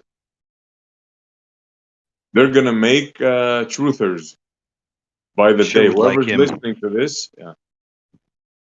I sure would like Kosho to predict the location of the ISS using the Coriolis effect. Can't happen. Well, it can't happen. But don't give him an out. Sure about that? Give me an out. Yeah, I'm pretty sure. It pretty can't sure happen. you It can't. can't happen. I don't need an out. I'm No, pretty it can sure happen. it I've done can. it. I've done it several times, and it's not very difficult to do.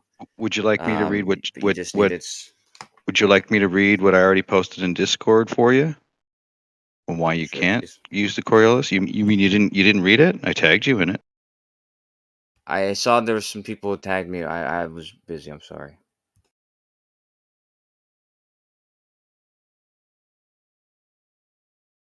I'm gonna go back and read it. I'm actually still busy now, but I will read it.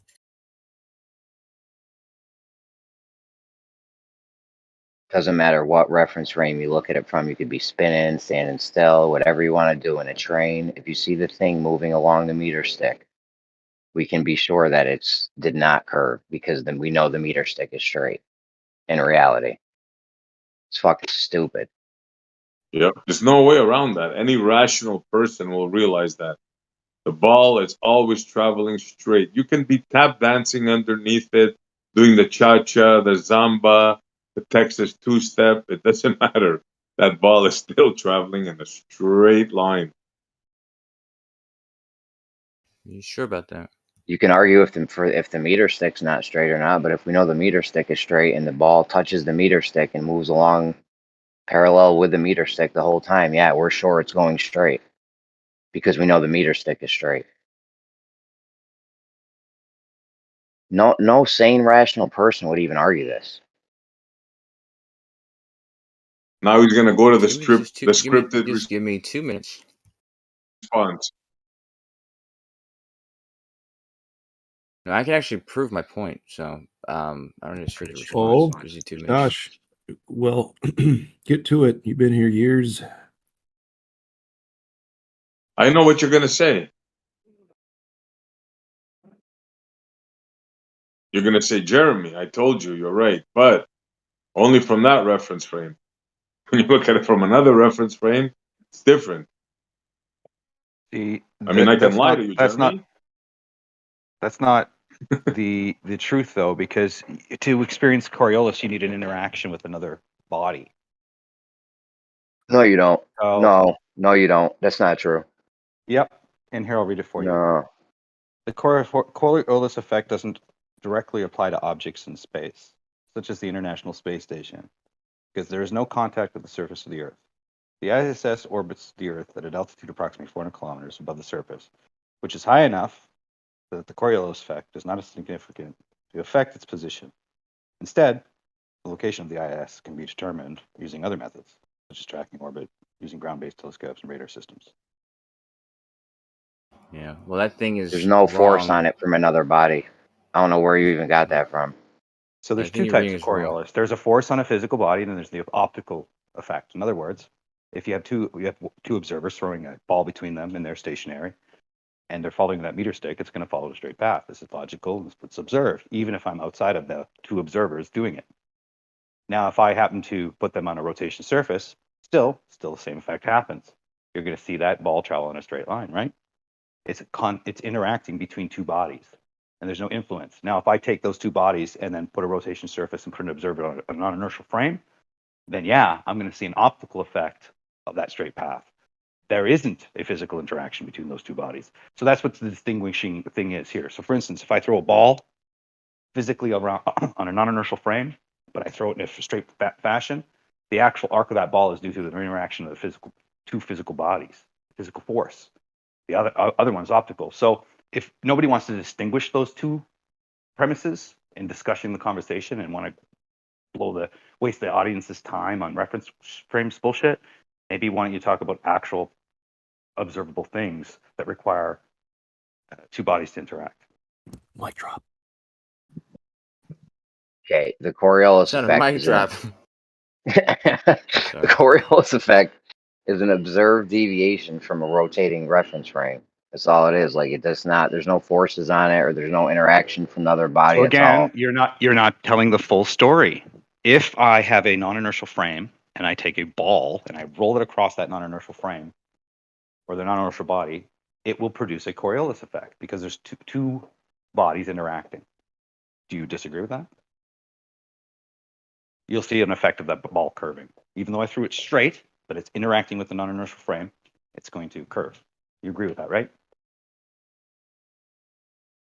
This is not the scenario in question, though. It doesn't The matter. scenario So in you're not being question- honest to the audience. The effect is between two bodies.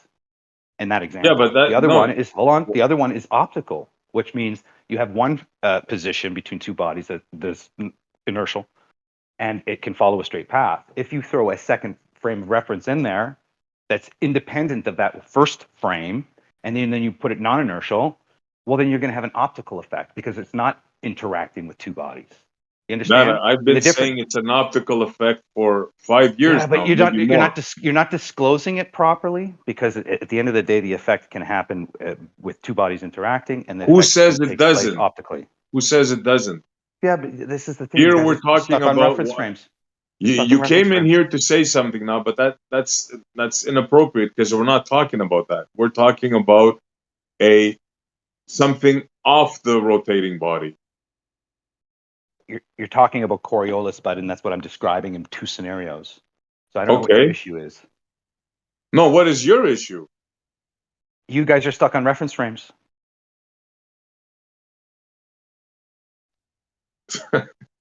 Okay, duly noted. But I mean, Jeremy was talking with Kosho, and you came in to say that. Okay, fine, Data. Okay.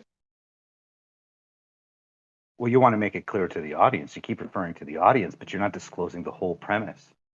Well, I'm not hiding anything. You can I have accepted what you said, bro. Yeah, the first statement I stated was due to the fact the ISS doesn't experience any Coriolis because it's not having any physical reaction to the Earth, right? That's what's stated by the AI, right? Okay. Oh, there you go, the buddy. Problem. That's what's going on here. The AI had told you that's where you get your information from. Turns out the AI is wrong, as it usually is in these sort of cases. So what are they wrong about, Kosho? Because I described a ball rolling along a non-inertial frame, then seeing the arc of the ball. That's a physical interaction between two bodies causing a Coriolis effect. But then the optical one that you're referring to is apparently happening when you can't detect it. And so the example is the optical experiment, right? Because you have to infer that you're on a non-inertial frame to witness Coriolis.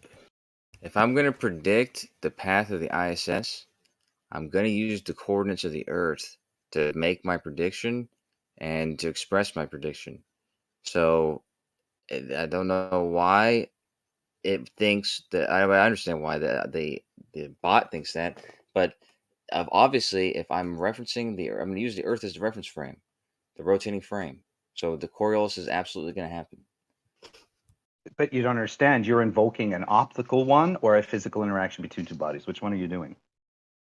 Well, if I'm describing the path of the ISS, it's not touching the Earth.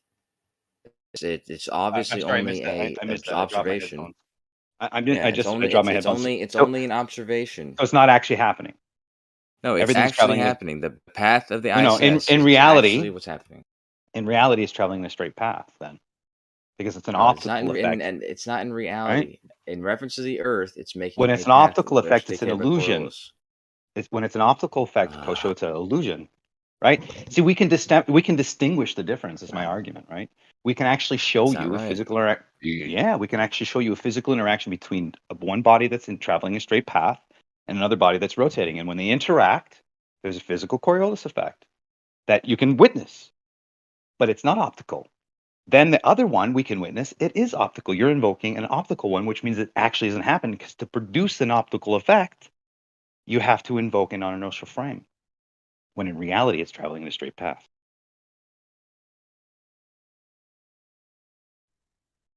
Beta, look at the meme I made years ago.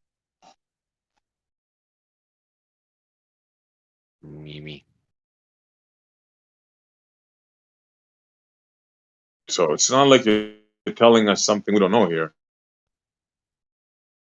No, I just like to separate the two effects and then ask him which one he invokes. And if he invokes one that's optical, it's not actually happening.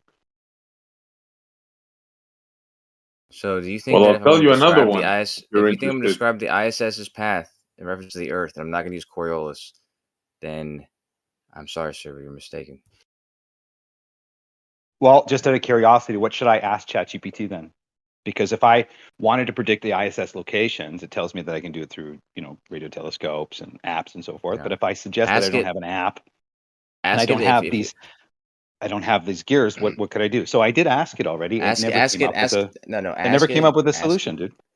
Ask it if I want to predict the ISS's path across the Earth. I already did that, I want to predict the ISS path across the Earth. Using Coriolis? Or I have to use something else plus Coriolis? Because when you made your statement, you only said Coriolis.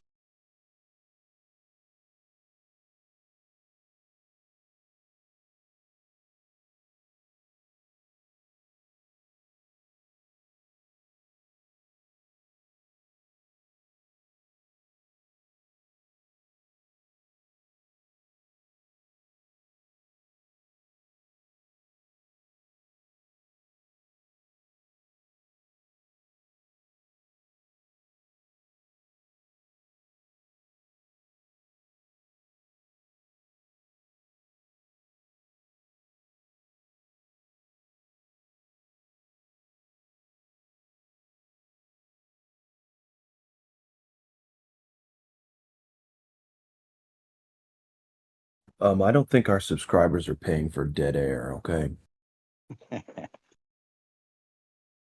Well, what happened? Why did it abruptly end?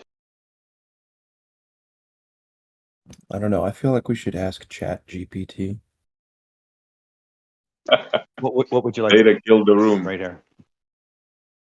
I want to know By getting him to admit that he's invoking an optical illusion by throwing in an universal frame to counter non-reality. Okay. Yes, that's why he shut his wonderful mouth. Well done, Beta. Well done.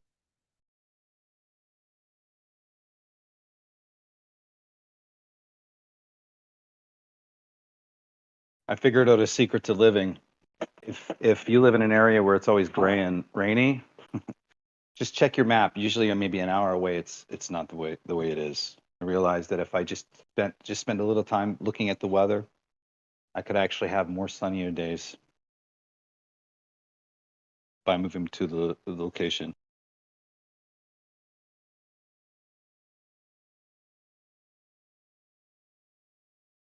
Take me up as high as we can go, folks. Let's go see it. Where's the curve now? Well, it's beyond our senses, right? So you have to have all these. You have to have all these explanations and scenarios, and to match phenomenon, or these phenomenons that we see, and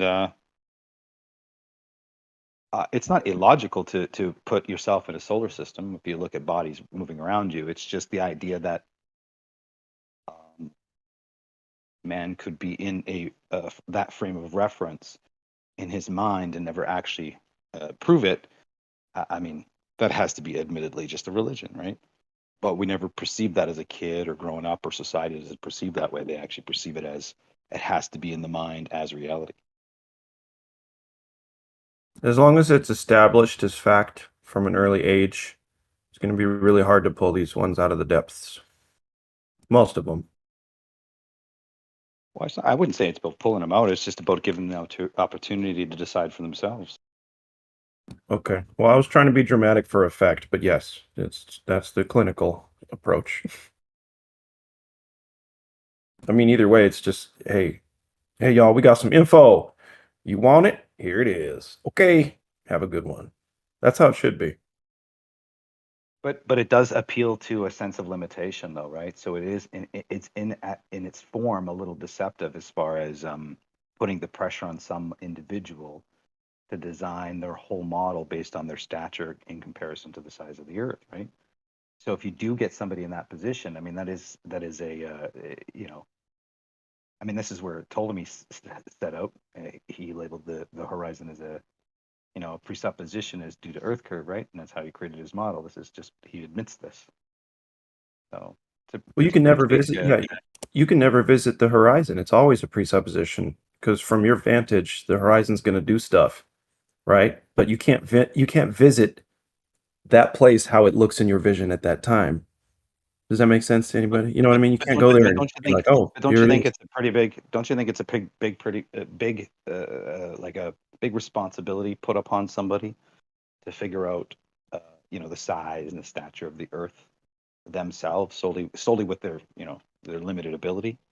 Yeah. I mean, one of the critical first mistakes is having the audacity to think that that's attainable with whatever limitations we have, and we have limitations we know about and limitations we don't know about. And with all that, I just don't think we're going to figure the damn thing out. Well, I'll give you an example. So if you look at radio towers, right, and some of the formulations for the satellites, some of the math says the satellites are like 22,000 miles away, right?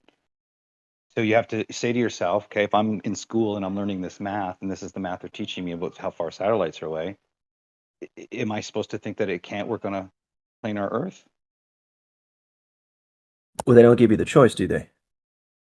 Well, it's not that. It's the fact is that all the math is Euclidean anyway, right? So it's a dead giveaway. So if I'm calculating the two radio towers and I get an angle that's 22,000 miles away for a satellite, 21,000, then how am I going to accept the baseline between the two towers are going to be not curving?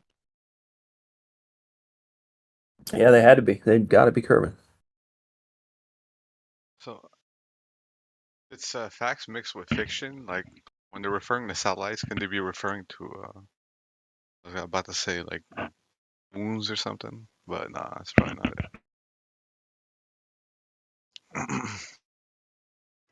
I mean, their models have all the predictions and stuff, so we have to, offer some kind of alternative. You can't just say you're wrong and that's it. Well, it's a small percentage that actually activate and go out into reality and apply this education, and that level of knowledge is through the company you're hired with. So you get different information at this point, as opposing to understanding the fundamentals in school, like in radio communications or satellite communications or whatever, you're building satellites or whatever. I'm not into this field, but as I looked into it, right, I learned a little bit about what they got taught in school and things like that, right? Mm-hmm. So it can't be, it can't be. You don't go to school to learn that, to triangulate a satellite. Use trilateration and all that stuff if it doesn't work, right? But here's the thing. Also, I'll just be fair. A lot of the stuff equipment is already set up too for you, so you really are in a base system that has already been.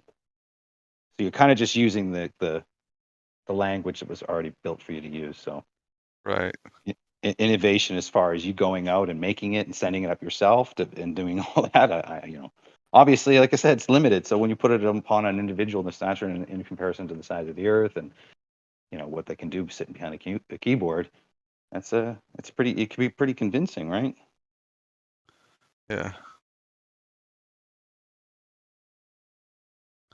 Yeah.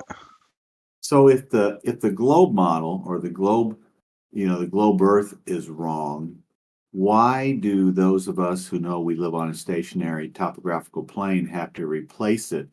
It's kind of like if your spouse cheats on you, you don't have to find another spouse before you do something about your lying, cheating spouse. In other words, you don't have to wait for the alternative to your cheating spouse before you leave your cheating spouse.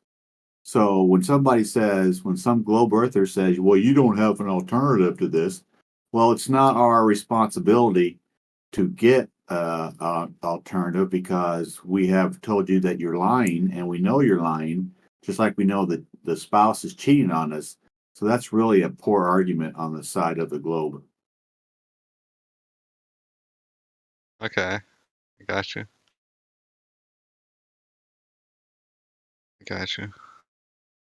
Yeah, but like their heliocentric model is making all sorts of predictions, right? So even though it's not the correct model, like isn't it up to us to conceptualize the correct model? I think it's up to us to tell them that their quantum mechanics is BS, that the general relativity is BS, that much of their special relativity is BS, that their measurements and observations are BS.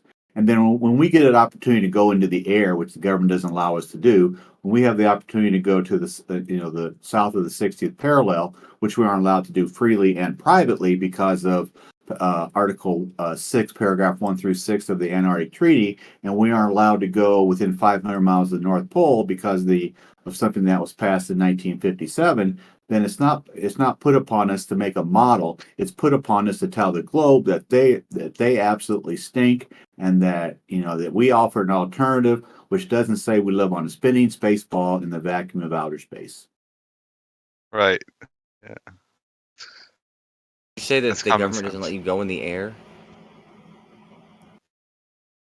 Can any of us go directly up into the air 40, 50, 60 miles without getting permission from the government?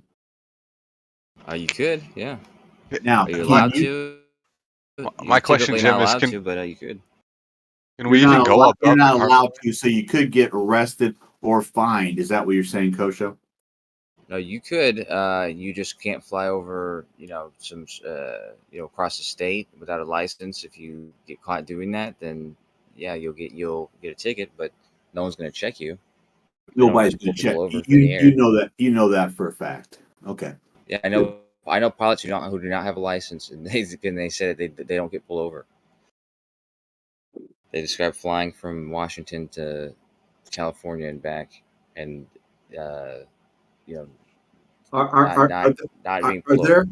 Are there reasons that you and I cannot send something by drone 150 yards to 300 yards to somebody across the state or across the town or across the city? You know why it's not allowed to? Because Amazon has reserved that space to be able to do their drones in the future if they aren't already doing drones. So it's okay, Kosho. I'll take my rocket up into space, up into the 20, 30, 40, 50, 60 miles up when I can't do it. But it's okay because you can speak it on Discord, but you can't prove it out in real life. Yeah, well, you don't need a license to go up in the air unless you're going permission. Unless you're going, I didn't say unless you're going across, permission? unless you're going across, like I said, it's, some sort of you're going some distance, or if you're going high, at a certain height. I don't know what the height is, but you have to get in touch with the FAA. Will you agree there's a no-fly zone?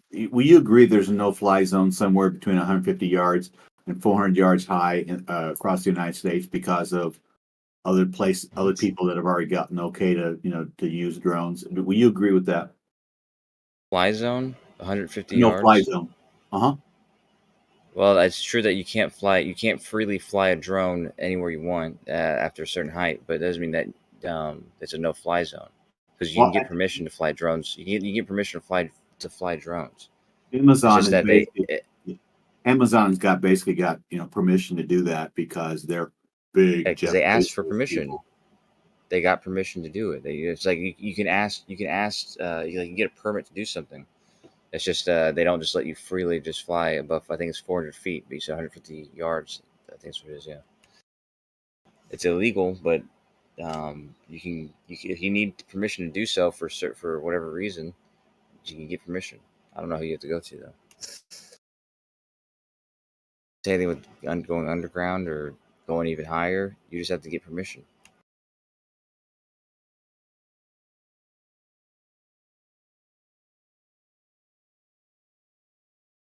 I would love to take, I don't have time to do it. Maybe someday I will, of some things that some globe earthers say on Discord. And I really don't care about TikTok because they lie through their teeth there.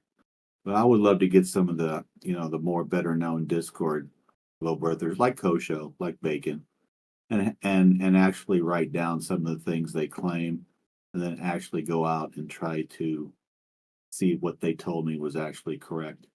I would love to do that. Write this down. Write this down. You can fly a drone above 400 feet if you get permission to do so.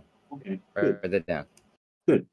You can fly a drone if you want to over 400 feet with permission. You know what, dude? Before if you they get permission. I had a DJI before they had the rules in about an Inspire one when I first came out. Dude, I got up to 1,500 meters, buddy. You said before, before, that was the big word. Now, if you look at what Amazon is trying to do, because they want to get their packages to you really quickly. If you look what they're doing above this, in the skies, and what they're wanting to get done, they're basically kicking out a lot of people that want to fly their drones freely and privately. What about these guys who have actually rocket builders in America who go up to 55, 60 miles? You get permission, but they do it, don't they?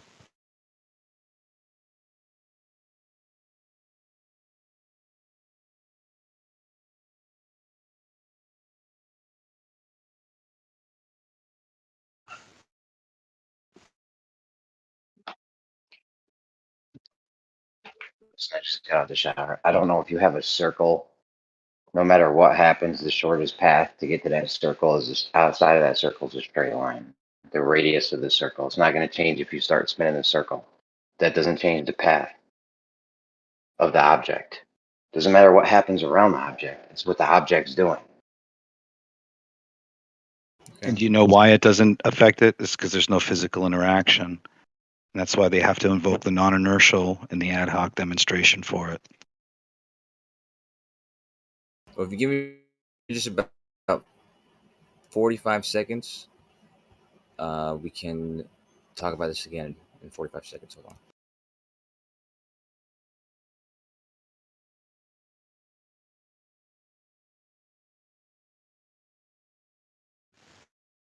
Like, you think if you start spinning the circle, that changes that the planes, the drones, whatever shortest distance is the radius? It doesn't change anything. Fucking ridiculous, dude. Yeah, it doesn't change the path that the thing is taking, but if the Earth is moving under it, then it changes the distance that it traversed upon the Earth, because the Earth is moving under it.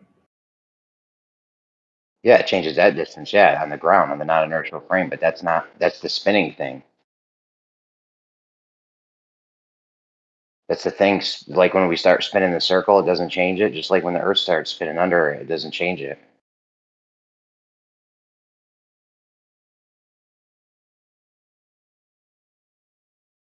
Dude, they can't know reality, bro. We can now say that the stars are moving. The stars are moving. They can say, well, they're not. Well, from this frame, we can describe them as moving, so they are moving. The stars are moving. You can't say they're actually stationary and we're moving because you don't know there's no actually anymore. There's no more actual.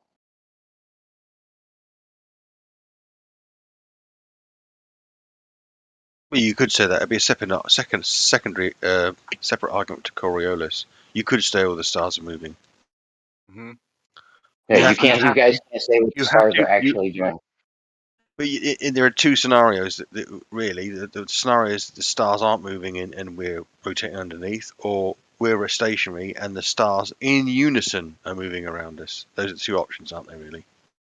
Yeah, Well, but there's no actual anymore, so it's just both.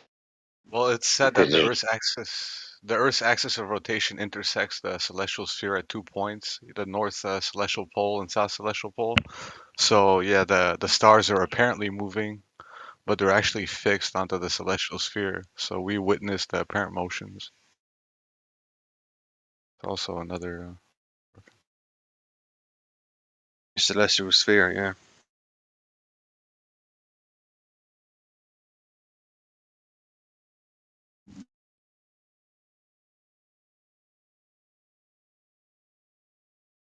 If we're stationary and they're all moving, they are by definition moving in an absolute symmetrical unison.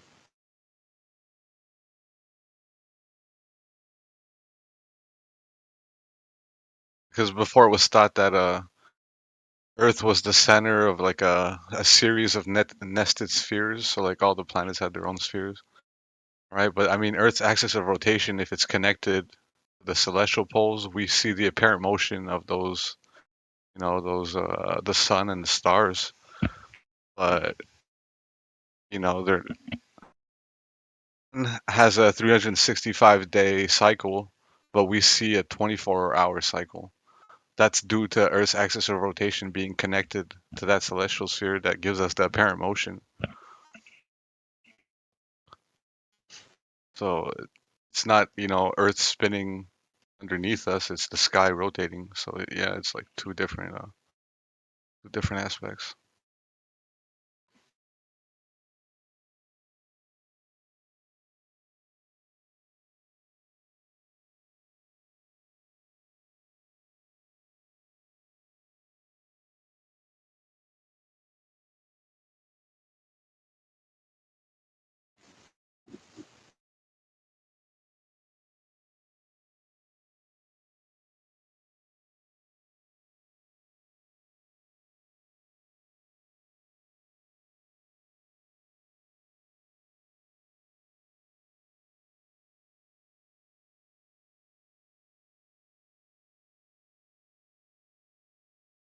Interesting that it's got two axes though, isn't it? Well, it's one axis. They're just connected at 2 points. Okay.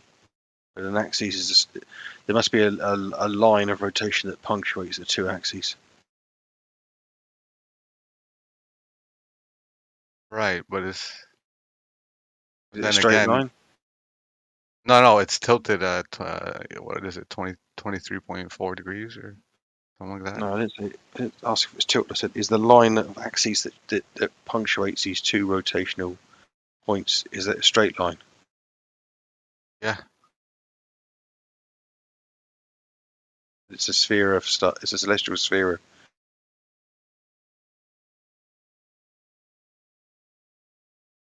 It intersects with the celestial sphere. But yeah, it's kind of complicated, It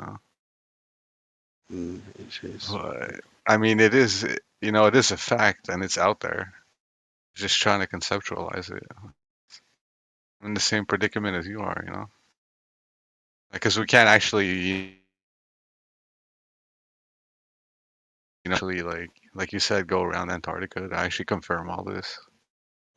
No, but you can be in several locations in the southern hemisphere and always look away from the north and see the same thing. It's quite problematic. Well, I mean, so let's say Earth's sphere is divided by the equator, and the bottom is the southern hemisphere, and the top is the northern hemisphere. Well, that northern hemisphere is further divided into two other hemispheres.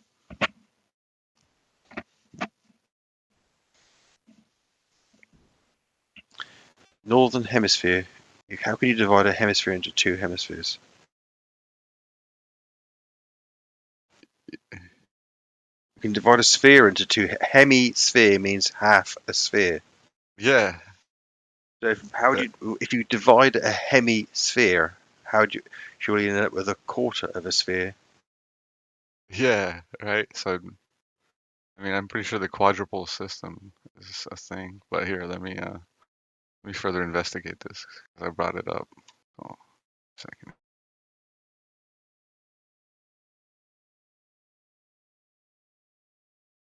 Yeah, I mean, the fact is that from a perspective of most places you can visit in the southern regions, everything in the sky moves in a celestial spherical, topology, the same as it does in the north. There's nothing behaviorally different about the stars in the south and the north skies.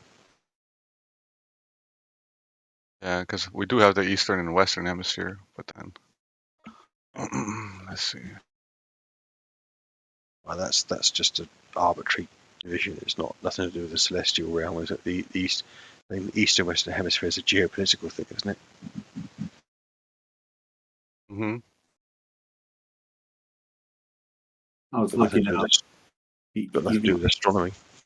You good people were talking about 23.4 degrees for the Earth's tilt.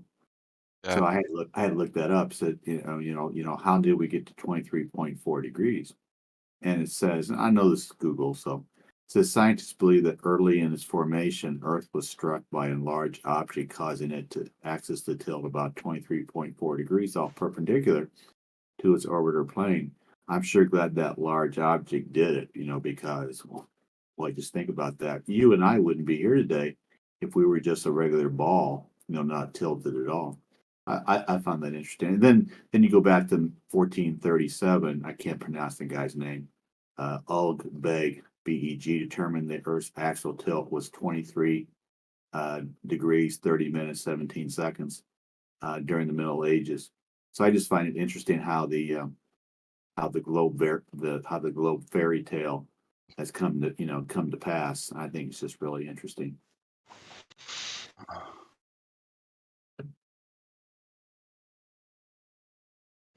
Right, but how can I put this?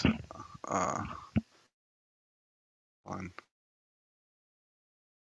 I mean, the reason it's tilted right now is like we're tilted like close to the North Pole star Polaris.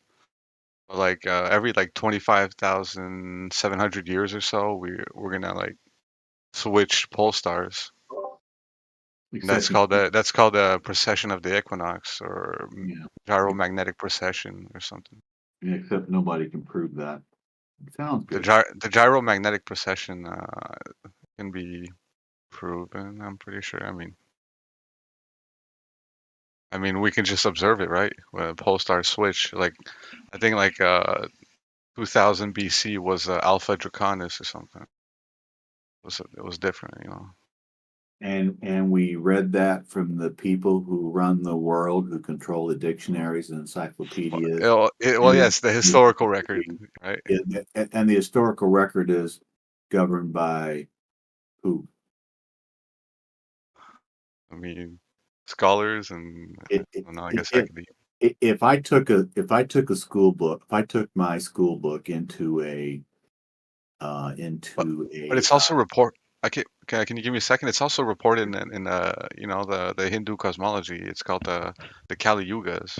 So it's observed in different locations on Earth. It's not only us, If there was a school board, and the school board had they needed to get a new book, and they asked people to submit books so they could buy them for the school year. And one book said they lived on a spinning space ball in the vacuum of outer space.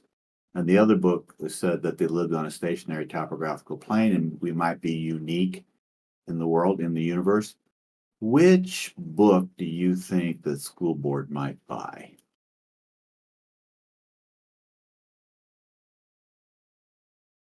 Man, I wasn't paying attention. I'll be honest. Yeah, I'm just saying. I'm just saying what we know today, what we learned when we were born, 2, 3, 4 years old, kindergarten, is basically what we are allowed to read and allowed to know and allowed to preach to. Because I don't remember going into kindergarten at age 5, 6 years old and seeing a stationary topographical plane with some sort of a possible protection dome over it, which might insinuate to me that we're special, that we might have been created by a creator. I was shown a tilde spinning water, and not a watery, but a tilted globe at 23.4 degrees that spun around by the teacher's desk. And by the time I was 10 years old, able to think for myself, maybe for the first time, I was 5 years into indoctrination. And we got to understand how indoctrination and propaganda works. You get them young, repeat the lie often, and you ridicule the opposition. And that's all. That's all they've done to people who don't believe they live on a spinning space ball. They have got them young. They repeat the lie often. Education, entertainment, and they ridicule us. So it's all okay, guys. It's all psychological warfare. Some of us have taken the veil off our eyes, and we realize that we've been lied to since birth, or 5, 6, 7 years old, and we said no more. And then we looked into the health thing. Then we looked into the nuclear war thing. We looked into, I already knew evolution was stupid. And we looked into the global warming thing, and you can't have global warming without a globe. So the veil has been lifted from our eyes, and we are no longer going to stand to be lied to again. And we're going to be nice about it. We're going to push back, but we're going to be nice about it, but we're going to push back. I agree with that. But I also think that the reason it works so well is that they mix truth with fiction. So there is some kind of truth to it. You just gotta, intuitively like decipher through it. I want to know what truth there is in astronomy. I want to There know isn't in the spinning watery ball. Like I 100% agree with you. We're not on a solid fucking like cannonball. Like come on, man. Yeah, I want to know where there's truth in astrophysics, in astronomy, and virology. I just want somebody to tell me where truth is in virology, astrophysics, and astronomy, and I would love to have that conversation with them. What do you mean by truth in astronomy? What are you looking for exactly? Astronomy is basically the study of, would you say, the sky or what's outside of the Earth? Would you say? I could probably look it up in Google what they say, but I think you would probably say the study of astronomy is looking, away from the terrestrial. Yeah, I just meant what did you mean by the truth of that? What do you think? What truth is there in the study of astronomy, which basically says outside of the Earth's surface or terrestrially? What truth is there out there when we look into the sky that physics and science tells us? What truth is out there? Well, we can do predictions on like eclipses. We can know when Halley's comet is gonna. Have you ever seen? Close to Earth. You know what's fascinating? I'm old enough to remember Halley's Comet. I'm also old enough to remember Comet Kohoutek in late 73, early 74. And, we have pictures of Halley's Comet in 1910. So I read about I read about Comet Kohoutek in late 1973 when I was in a library. And so I had my telescope. I went outside, and it was supposed to be almost as bright as Halley's Comet. I never saw it for weeks on end, and I was told that it burned up and going around the sun. So here comes Halley's Comet in 1986, and I'm going, darn it, I get to see it because I got my telescope since 1969, right? And so I went out away from all the lights, and I was told I could see it really good for about 3 to 6 weeks, visible for about 4 to 6 months, but really good for 3 or 6 weeks. So I went out there, and I went away from the lights for 3 or 6 weeks, maybe a couple weeks, especially. And you know what? There was no Halley's Comet anywhere in 1986. There was zero Halley's Comet. It was not anywhere to be found. I looked on good days, and there was never a Halley's Comet in 1986. So when you say Halley's Comet comes by every 76 years, you can't prove it. And I was actually alive and looked and went out with my telescope, never ever saw it. Is the world full of people who did the same thing as you and said they couldn't find it as well? I have no idea, because I've only come to this revelation that I don't live on a spinning space ball in the vacuum of outer space since November 1st, 2021. So it's about 16, 17, 18 months for me. So I really didn't think about it. I was not a globe earther that went on social media and pushed the ball and defend the ball. But if I would have met almost 2 years ago, May 1st, sitting in a driveway 2 years ago, somebody asked me to look into the shape of the earth. I said, no way, I'm not going to be a kook. You're uneducated. I heard about Mark Sargent probably, but I wasn't going to have anything to do with flat earth because they're stupid. They're stupid, stupid, stupid. And then 6 months later, guess what? I went there. And it's absolutely, I mean, this journey into phorology, astronomy, nuclear life is unbelievable. It is the biggest high that I could ever experience because truth shall set you free.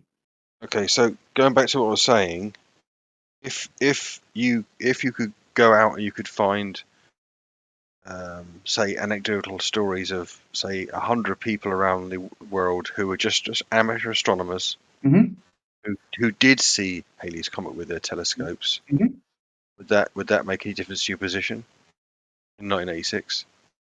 1986, I'll be honest, I haven't looked into that journey because it would have been 35 years ago.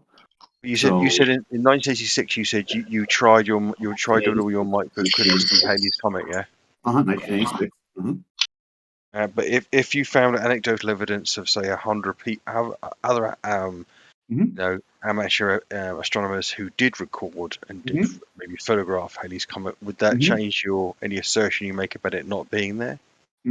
If is a big word, and if you want to show me a picture, like they show me a picture of the blue marble, then we can have that discussion as well. Right. Because I don't remember. I was alive in 1986, and I don't remember anybody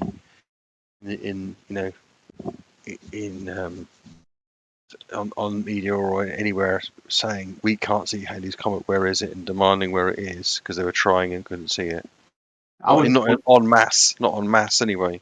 I was 28 at the time. I had been married for a couple of years, no kids yet.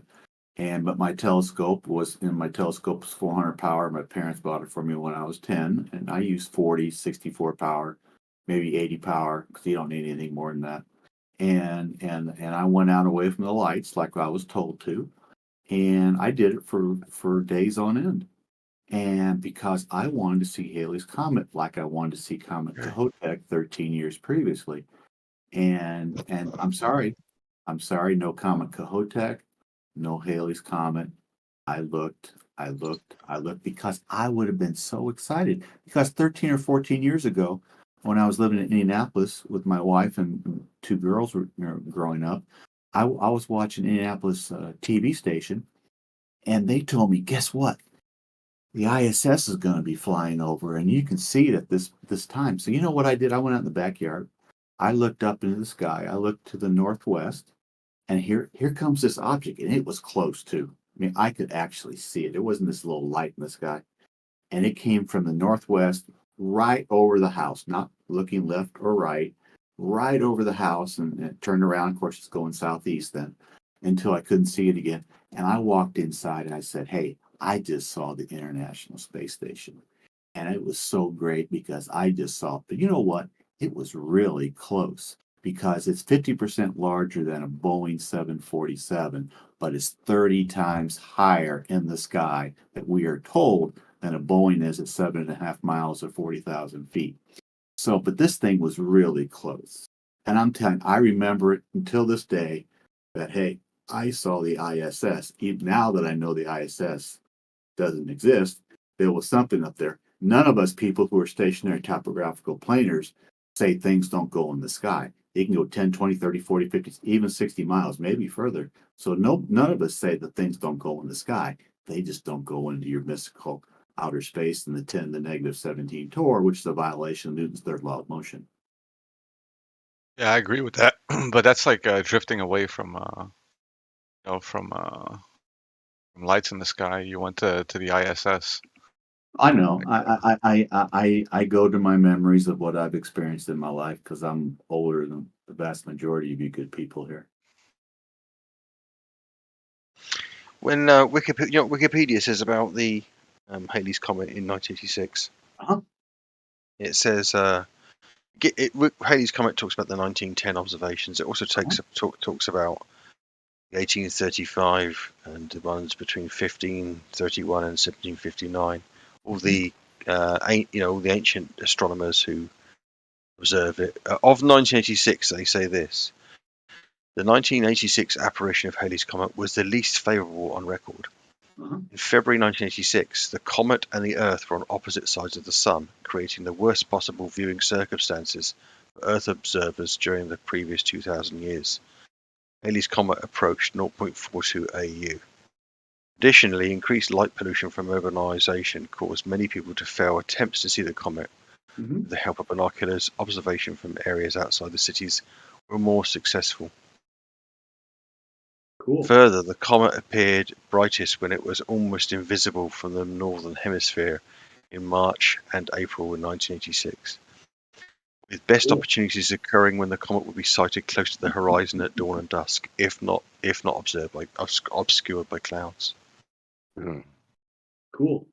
Very cool. And I think the first observation of Halley's Comet was by somebody in China in 235 BC. So obviously, I trust everything that I read in Wikipedia and online because those people that run the world and have run the world that we never see, never vote for, never will, basically control the money, control what we read, and control what we watch on TV. Do you disagree with that? Sure, but do you believe any ancient literature? Do I believe some of it? Do I believe that Copernicus lived, that he was an employee of the Roman Catholic Church for his entire life from 1743 to 1843? No, I didn't. I asked you. I asked you which literature you do believe from ancient times. I take it individually and I look at it. Do I tend to not believe things before 1500? I'm pretty skeptical. You can make an argument that Kepler, who came up with the moon, the tide, the lock, Galileo, Descartes, Newton, and Copernicus never lived. I think you can go back that Erasmus Darwin, who was Charles Darwin's great grandfather. Can you give an example? Oh my God. Can you give an example of ancient literature you do believe in? No, I can't right this moment. Sorry. No religious scripture, nothing at all. Oh, I'm a believer. I'm a believer in the King James. I think that How do you know that that's ancient? How do you know that that's I think not part of the contrivance? Here's the situation with Jesus and things like that. Jesus, historians will say that Jesus did live. They will say that he did live, and there was evidence that he did live. How the question comes down. The question comes down: was Jesus who the Bible says he was, or was he not? That comes down to faith. That's why I don't debate creation versus evolution. I know. Yeah. So. Yeah. But what I'm asking you is, how can you be certain that particular piece of ancient scripture and literature, and the people who say it's real, aren't part of the same deception as every other piece of ancient scriptures you dismiss? Yeah, I look at. I kind of go inside and look at the human body. I look at the heart and how the heart has been made. With how perfectly it's made. Our bodies, how they're made. With how the left ventricle pushes blood out, and the right ventricle takes it back in, and it's moved over through, I think, the pulmonary artery into the lungs. And I see how perfect that is. And I look at things. I look at perfection as far as the human body. I find how that when we experience symptoms of sickness, how our bodies get well again. And I say that's just not a product of evolution. We were created by a creator. Now, a lot of people will disagree with that. That's fine. That's why I don't debate evolution versus creation. Sure. Okay, and I get that. You can look at the world in which you live in. Yes. You can come to the conclusion that it's so complicated that something that I can't imagine or I can't explain such beauty and complexity would have to be the origins of it. I get that, yeah. But as you said, you said you focused on the King James Bible specifically. right? There are lots and lots of different pieces of ancient literature Yeah. that give conflicting stories or opposing stories about the creator or the creation narrative. Yeah. At the same time, you said to me, I don't believe the bulk of literature that's written before 1500. Yeah. You find there's a slight disjoint here. I think when it comes to secular versus what, again, this is faith based, secular versus the King James version, which I can't remember the guy who translated the Latin Vulgate in 1526 for the British people. Forgive me, the name avoids me at this time. But I've been told that about 80% of the King James Bible has been translated from that gentleman who translated for the UK people in 1526, and I should remember his name, and I'm so sorry. Erasmus was the first one who did it in 1516. For some reason, I remember his name. I don't remember the other name. And so a lot of things before 1500. See, I don't think Copernicus lived. I don't think he did.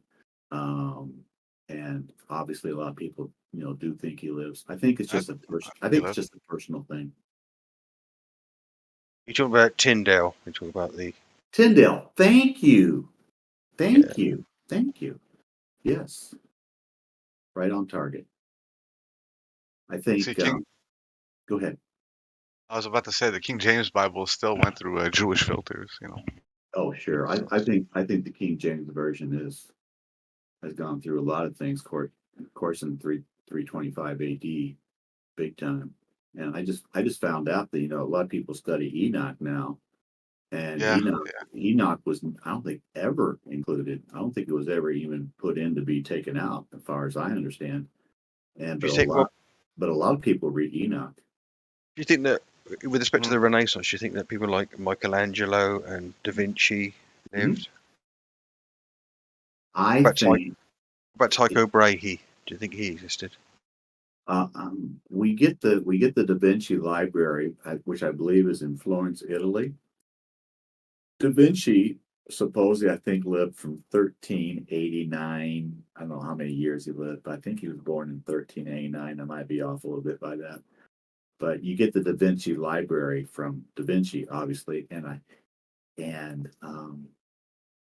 a lot of the Da Vinci Library and Michelangelo and Shakespeare comes from that, from the Da Vinci Library. And a lot of that was a praise of humans, praise of humanity, and saying, the Bible, let's get away from the Bible.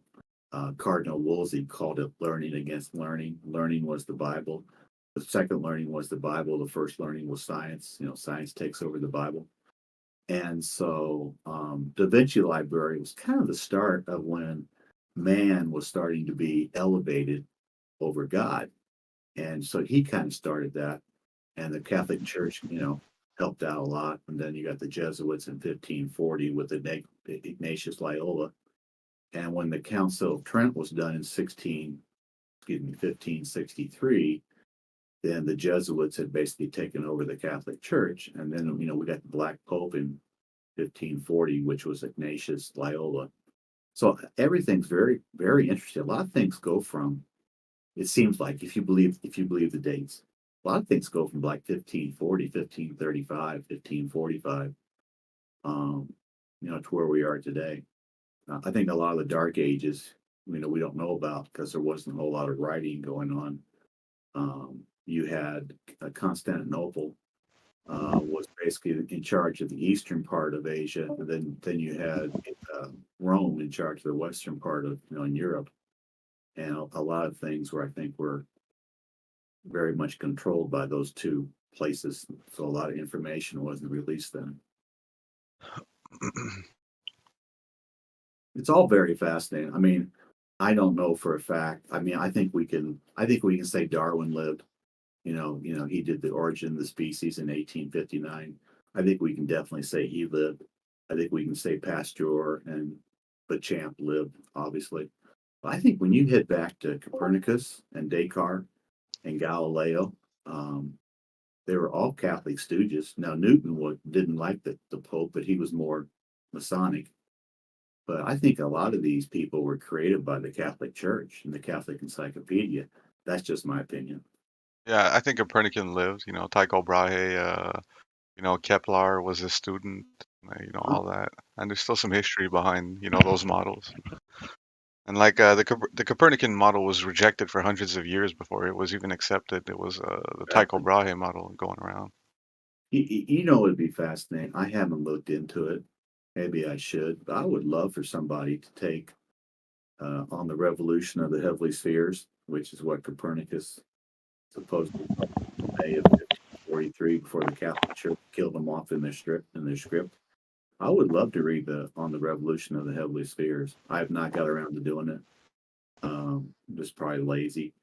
But he mentions towards the end of the on that on the revolution of the heavenly spheres, he mentions Hermes Trismegistus, who was the huge sun pagan worshiper that Newton even dealt with too in his life, because he translated the Emerald Tablet that was supposedly written by Hermes Trismegistus. And so I need to read that sometime. I need to really sit down and look at that, because Copernicus supposedly gave Trismegistus time in that famous paper or whatever he wrote. I think that's all fascinating stuff.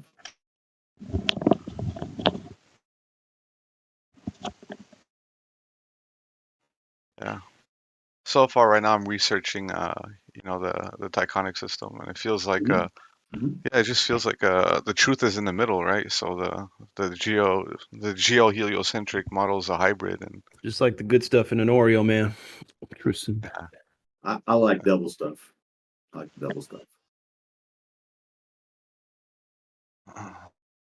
Once you look at heliocentrism, once you actually look at the origins, whether you go back to Nimrod trying to get to the building a pyramid to the sun, or whether you go back to Hermes Trismegistus, it's all pagan sun worship. That's all it is. Well, yeah, the heliocentric is it's easily falsifiable, right? But they went through like mathemagics or like mental gymnastics to make it work.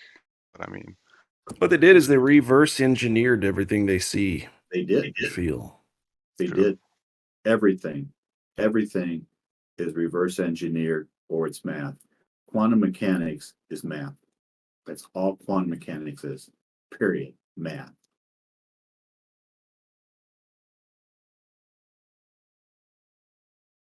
I like earlier when someone was saying that relativity doesn't have to do with reference frames, but that's one of the main tenets is if you're relative to something from a reference frame, that's worth noting. That's worth.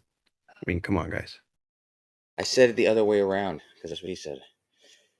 I said reference frames doesn't have anything to do with relativity. Like, you don't have to describe relativity to be describing reference frames. But yeah, right. In describing it in reverse, yes, of course. I had obviously Austin, gets into this stuff, and so I started listening to Austin last October, and then I had a gentleman who was a graduate of the Ivy League who was on another server, and he wasn't condescending to me. He took 2.5, 3 hours out of his time in January. We talked on Discord, and he kind of told me what physics is. He wasn't a PhD; he was bachelor's degree, but he was about 10 years out of the Ivy League, and he spent 2.5, 3 hours talking to me one on one, and I still have the notes. I still have the notes from that talk, and he kind of got me excited about it. And then I got into Cynthia Phillips' book. She's a PhD. She loves Einstein. She'd probably have his baby if she could. But she's she's got a little bit of juice. She's in Wikipedia, and she's got a picture. If you Google Cynthia Phillips PhD, you got a picture of herself online. And so she had a little puff piece of 266 pages that I read through. And then Alan, I don't know how many people have met Alan yet. Alan has done How Math Became Reality, which is like 94 pages now on a PDF.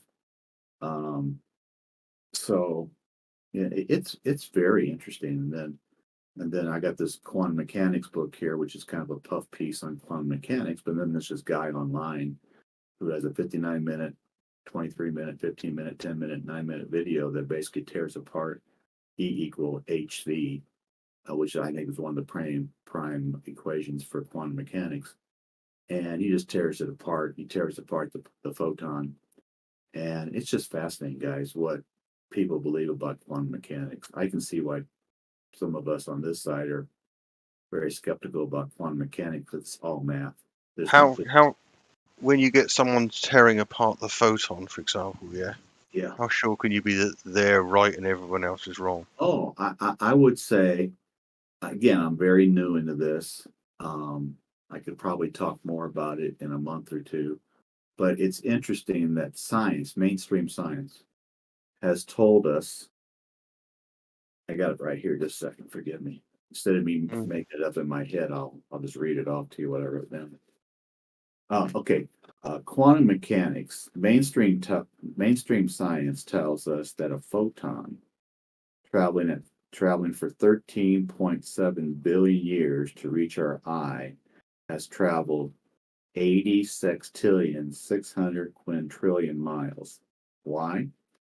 Because of the inversion of the constant speed of light in relative time. So we're told that a photon that we can see that left a long time ago that traveled 80 sextillion 600 quintillion miles, we can see it because of, we're told we can see it. Now, if you want to believe that, okay. If you want to believe it, cool. But then you get into what a photon actually is, and you get into some of these equations like E equal HV, or some people say E equal HF for frequency. You get into some of these equations, and you just find that quantum mechanics is math. That's all it is. And when you do the math, it doesn't work. So again, I'm new into this. What do you find unbelievable? Your statement about how far the photons travelled. What part of that statement do you find incredulous? Oh, that I can see something that travels through the vacuum of space of 10 to the negative 17 towards been traveling for billions of years. That I can see, now that that I can see that actually travels that far. Right. I have a hard time believing that. And then I'm honest. I'll say I have just started looking into E equal HV, or some people say E equal HF. I'm just getting into it. I've gotten a couple equations down that they talk about. I'll know more in a couple months. It takes time. Quantum mechanics is boring. Do you think that they can't measure the speed of a photon? Do you think a photon doesn't exist, or? I think that. Oh I'm so new into this. I hate my mind will be changed in a month or two. I'm not going to change your mind for anything. I think. See, we were all taught, including me, that you have an atom and you have electrons, and the electrons have an orbit, and if you have light goes through them, like maybe perhaps a photon, they can hit off an electron and they can push it into a different orbit. If not, make it go into a different system altogether. And so we're all taught that. And so you actually look at that and you go and that's quantum mechanics. I mean, Einstein wanted nothing to do with quantum mechanics because he wanted to stay more at the macro level, which was general relativity, the bending warp in space-time. And so he rejected quantum mechanics. So you get people like Planck, Planck's constant. You get Einstein, you get Born, who all talk about quantum mechanics. And Schwarzenegger dealt more with waves, wave superposition. And so you look at Planck and you look at Born and you look at Einstein quantum mechanics, you go, no. And you look at photoelectric, which Einstein stole but won a Nobel Prize for in 1905, and you go, no. And so again, I'll know more in a month or two. But that's kind of where I am at right now. I find Witsit kind of knowledgeable on that because he got his information from Ken Wheeler. But yeah, the wave particle, like the particle would be the photon, but those are only illumination, which are the attributes of light itself, which would be the ether and all that. Yeah, so basically, when we talk about wave superposition, you can take two boats, that are going by each other and they create waves. And when the waves hit, they make a bigger wave, right? When they hit, and that's called wave superposition or something like that. And so you can look at the waves and you go, uh-huh. You can look at the Doppler effect and you go, uh-huh. You can look at all that stuff. It has nothing to do with special and general relativity. You just go, yeah, that happens. But when you look at particles, you're kind of going, really?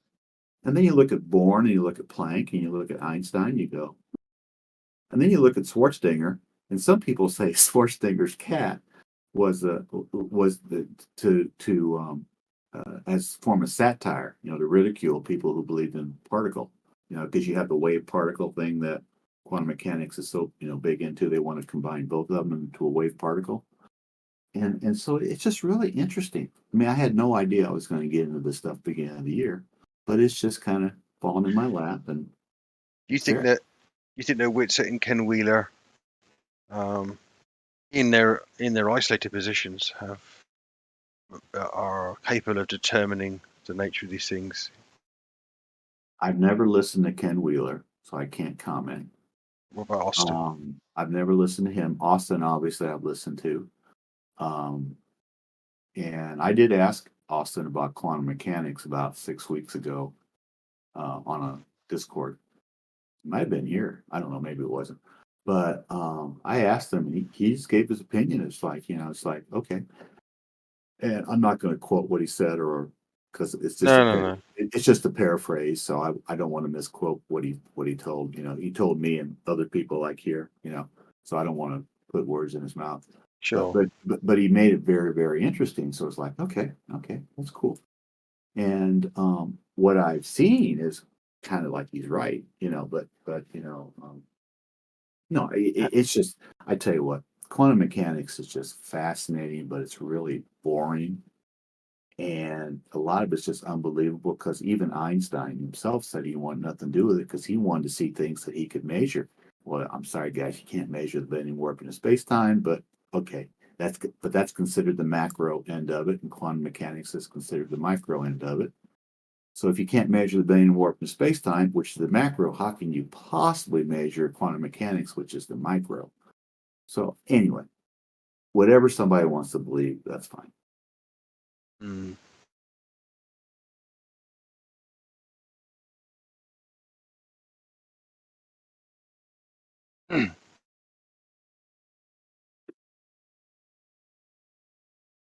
And then you get these. I joined TikTok in October, and I probably shouldn't have. But you definitely shouldn't have. I probably shouldn't have. Oh, TikTok is summarily useless when it comes to finding out truth. Oh, you're so right. Whatever your position is, it's no use to you. And I tell you what, these TikTok globers love their high altitude 20, 30, 40, 50. I even had one last night, 56 miles. I don't know if you guys know Globy. And 56 miles, that 300,000 feet, that prove we live on a ball. They've been showing us that since 1960. Mm-hmm. And so here we are, how many years later? 63 years later. They're still showing us the same thing. Come on, guys. Come on, Globy. Come on, Globers. Let's get out of fourth grade and let's get away from high altitude observations and actually look at something different, because we all know that can be fabricated. Oh my goodness. Pretty much anything can be fabricated, though. You're absolutely right. But over on TikTok, there's Blitz, who's the head PhD guy. There's Barron, who's the head land surveyor. Then you got Globe Man, who's actually I call him Globe Child. He's 25 years old, lives at home with his parents, and he's the abusive one. And then you got Globy, who's the bully, who likes to show off his experiments. And then you got Maria, who lives in the Netherlands, who does all the main lives. She doesn't really contribute too much other than being the moderator or being the host. And then you got the bully, who's Russell, big bully. Everybody's got their little script. It's the funniest thing. What's fascinating? The last point, I know I've been talking too much. December 2019, Space Force started. I don't know when they got funded, but December 2019, Space Force got started, and they get $1 billion less per year than NASA gets, 25.5 to 24.5. We all hear about NASA, we never hear about Space Force. And so, but they only get 4% less. And so when did the TikTok Globers start showing up? Late 2020, early 2021. Duh. I mean, it only takes $500 million to fully fund Globerville, which is, population 5,000, location internet.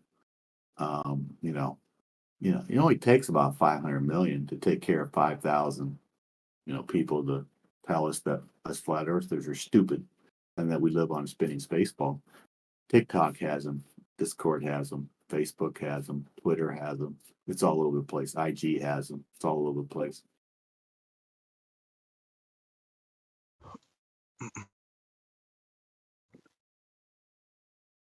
Yeah, you're 100% right about TikTok. Don't go there. I've made some friends there, so I go there, talk to people. But other than that, I talked to Blitz about 3 Fridays ago for about 135 minutes. It was 7 o'clock in the morning his time. He lives in the Czech Republic. It was 12 midnight here. We talked for 135 minutes. We had a nice talk.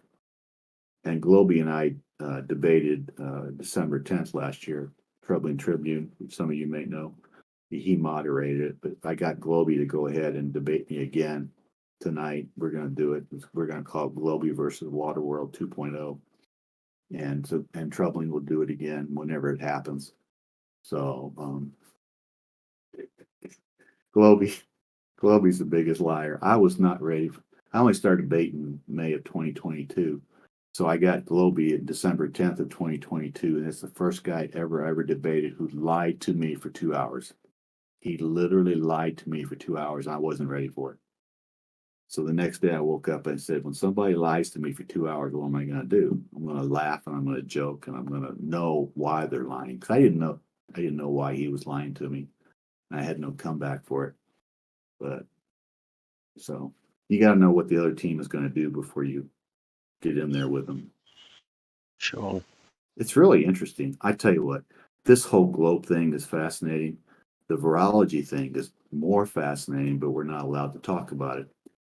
And I wish we could. I mean, virology is fascinating. I mean, virology and this whole thing since, March of 2020, fascinating to talk about, but we aren't allowed to.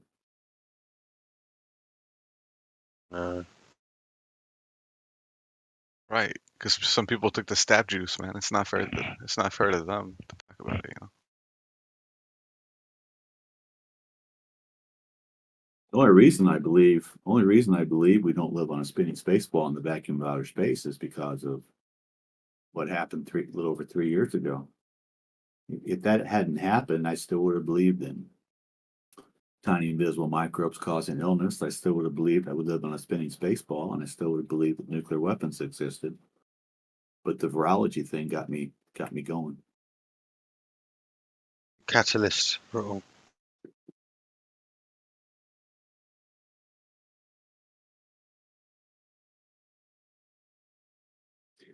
So now my whole goal is to take my recently purchased P1000 and travel around the southern part of Lake Michigan and photograph God's creation of a stationary topographical plane from 62 miles away. Zoom into planets too. I'm sorry. Zoom into planets as well if you can. I don't know. Yeah. I don't know if you guys know JT. He's here. He just ran in the Boston Marathon for the 11th time, and he has a P1000.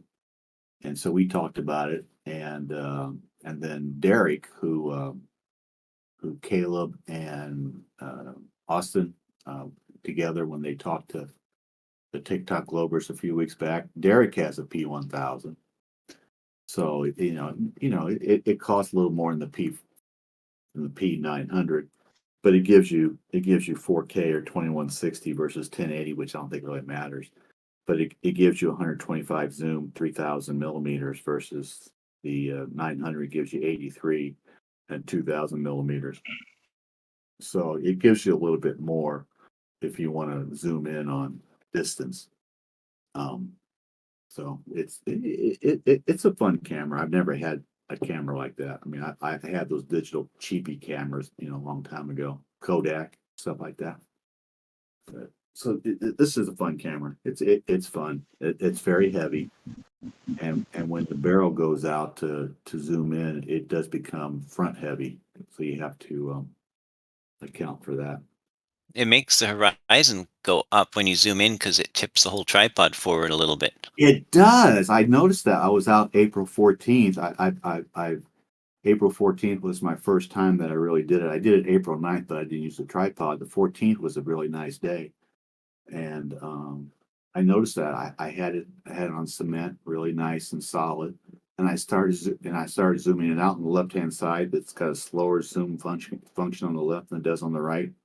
And so I zoomed it out on the left, and it's like this. If you don't have it positioned right on your tripod, it gets so heavy that it actually goes down.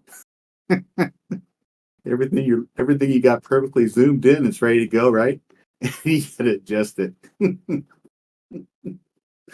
So yeah, that's one problem you don't have with the 900. It's not front heavy when you're in full zoom. Is there any chance you would be willing to do a collab with me, Jim? Now, what does that mean? Collab? A collaboration. Yeah. Oh, if you would have said that, I would have understood right away. But no, you have to get all scientific and specific with me. What would you propose? I want to get simultaneous pictures of the sun through a P1000 with a solar filter at the same moment in time from as far apart as I can get. And so I'm on the West Coast and you're near the East Coast. And so that would be perfect. I do have a 4-minute video, April 14th, of the sun just above the whole sun just above the horizon to when it already set.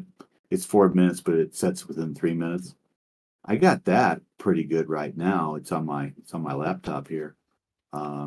It was 75 degrees outside, and the water temperature at Lake Michigan still like 45 or 50. So you can tell by the zoom that I had that there was a lot of activity going on above the water because big difference in water temperature. But I really like that photo. I really like that video. Soon I'll get it with Chicago in the silhouette. But yeah, I'll do something like that. I don't have a sun filter. I found the P1000 doesn't need a sun filter, which I find interesting. I'll link you to the one I got, and I'll show you the kind of results I get with it. Yeah, it's kind of expensive. It's like $40 off Amazon, but it works really good. Others cheaper ones may work too, but it's just the first one I tried after like looking at the reviews and stuff. Yeah, they sent me 4 filters with the package in February. 2 of them are the same. And I put one of them on there permanently. It's supposed to protect the lens that's already on there, and it's supposed to get rid of some, I don't know what. Oh, the UV. Yeah, the UV filter. Yeah, so it's supposed to get rid of some of that. So I have it on there permanently. I'm just learning about this stuff. I mean, I pretty much got the camera down pat except for the zoom. When I start to zoom, I don't do it real crisp like they do in the tutorials on YouTube. So I needed to learn how to do that. But I find it fascinating that Josh Lewicki, who most of us know about, when it's cold, when the water's cold and the air's cold, you get some really great shots. When the water's warm and the air's warm, you get some really great shots. But when the air is warm and the water's cold, or the water's warm and the air's cold, then you get a lot of things that are happening just above the water that hurts long distance observation. But Josh Nowicki has 126,000 followers on Facebook, and he's got some really nice shots from February of Chicago. But he's taken 2 recently in April, and you can't see Chicago because there's things going on with the difference in air temperature and the water temperature. So yeah, I found that real interesting. So he's actually, I reached out to him. He lives about 30 miles from me. I reached out to him and he told me Warren Dunes is really great, which is 53 miles away from Chicago. Muir State Park is 56 miles away, and then St. Joseph, which is right up 94 here, 40 miles away, is 62 miles away, and they have a really nice beach area there, and they got a great place to set up a tripod away from all the people that are there. Yeah, check out. I tagged you with 2 links. One's a picture that I took of the sun with sunspots through my P1000 with the solar filter, and the other's a link to the solar filter I used. Yeah, it's all good. I'm looking forward to this summer. I have a friend who's going to help me edit it. Alex, who's the music conspiracy guy who does those songs, those Flat Earth songs. Oh, banjo guy. Yeah, he's given me permission to use, his music in my videos, and I'm going to put together hopefully 6 or 8 or 10 videos, 30 to an hour long, 30 minutes to an hour long, with some commentary, some education, let people know exactly where I'm at. And then we'll have some video, we'll have some commentary, we'll have a little education, and then we'll have Alex at the end. And yeah, I'm looking forward to it. April 14th, it was 75 degrees in St. Joseph, beautiful day, and it's been kind of cold and rainy since then. So it's been 2 weeks since I've been out because it's been kind of nasty out, and it's not going to be for another week before it gets close to 60 in good condition. So hopefully when it gets nice in May, it stays nice. So I'll have May, June, July, and August to do stuff.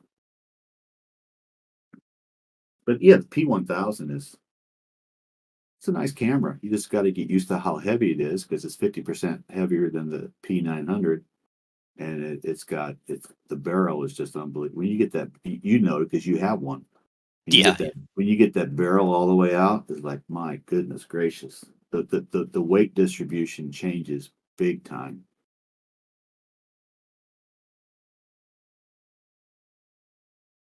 And it takes still pictures better than I thought it would. They say it's just a regular iPhone sensor that's in there for still pictures, but it takes pretty good still pictures. Because it's known for its 4K, it's 2160. It's known for that, but it takes decent still pictures. So Jesse, that ND 100,000 filter that you use, is that like a 13 or 14 shade welding lens? I don't know how that equates, but probably. You can hold it up and look through, and the sun's not too bright. It was yeah.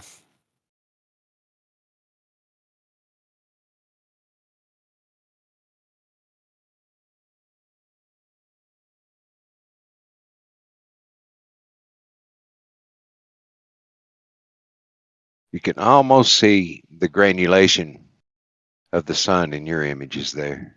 Actually, you can see it, but it's just kind of pixely looking. Yeah, it was pushing the limits of the camera, but yeah. But for something that you can fold up and put in your backpack, it's actually pretty good. Yeah, it is. So, would you be up for doing a project with me like that, Jim? Help me get simultaneous pictures of the sun from a couple thousand miles apart? Yeah, we are a couple thousand miles apart. St. Joseph, Michigan, and are you LA or San Francisco or San Diego? Washington, actually. Oh, you're Seattle area. Yep, I'm west of Seattle, actually, a couple hours. Wow, are you Puget Sound? No, the Straits of Juan de Fuca. Wow, cool. I will look into that. I don't know if I want to get into a sun filter. I'll look into it. I'm going up to a camera shop. I call it a camera shop in Chicago. So I'm gonna go to Lake Michigan at the beach just to see, because I want to take some shots from there. And I'm gonna stop at the camera shop. I called them and they said they would help me with the zooming from 0 to 125 without any blur or any fuzzy images. What I do is I put mine on manual focus, and then I use the focus ring to focus it, and then you can kind of zoom in and out, and it does a pretty good. If you zoom all the way in and focus it, then you can zoom in and out, and it'll hold focus pretty good.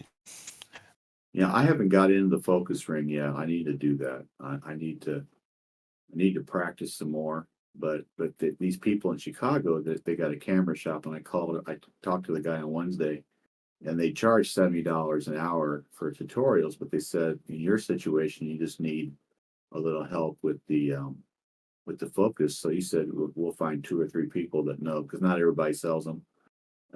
And so he said we'll find 2 or 3 people that can help get you situated on the focus part of it.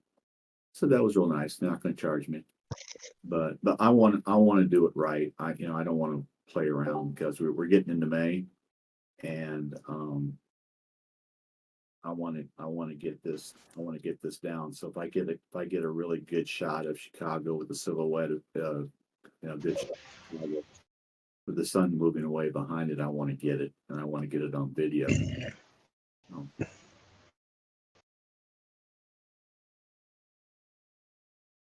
That didn't really answer. Do you live near Chicago? Pardon? Do you live near Chicago? About an hour away. Yeah, great. I'm 40 minutes from St. Joseph, which is Benton Harbor, and 60 minutes from Chicago. You should try some longer range pictures. Yes. Because I've taken 92 miles. I'll post it in the group chat. That's awesome. And that's just with a standard 4x zoom. That's basic awesome. phone. I'll post it now. I got a picture from 105 miles. Yeah, I've taken. Yeah, you can get further pictures of big features like mountains. I've got 108 miles or so, but I don't have that with me.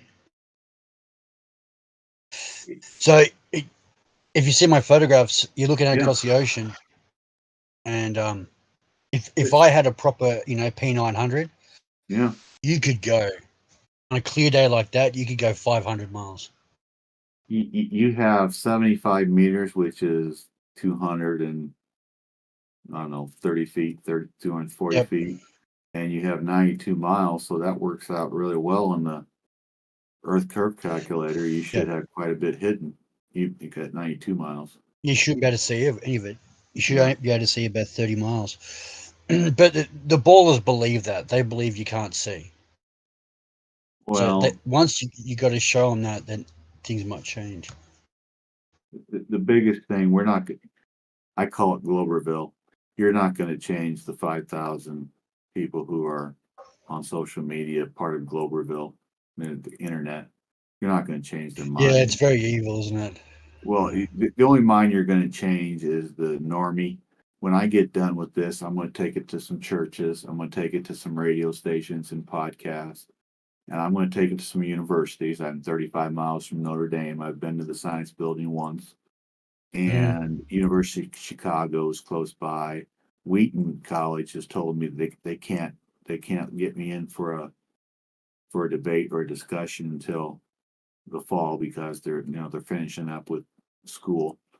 Moody Bible, which is in Chicago, they have 2 ways by which somebody could talk. One of them is that they do have a radio station at Moody Bible, and so they can talk to you that way. But they also have 22 professors of theology there, and they can work through somebody who wants to talk, to their class. And then I've contacted Dallas Theological Seminary and Liberty University, and I'm going to get hold of the University of Chicago and see what they do. But we'll see what happens. I want to have the videos in hand when I give it to them, and I want them to explain to me. Of course, they're going to say refraction too, but anyway, that's okay.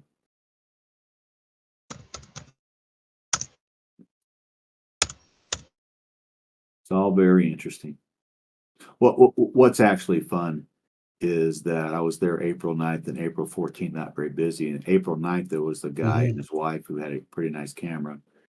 And he hinted that he never felt spin of the Earth. So he kind of hinted that he kind of believed we lived on a stationary plane.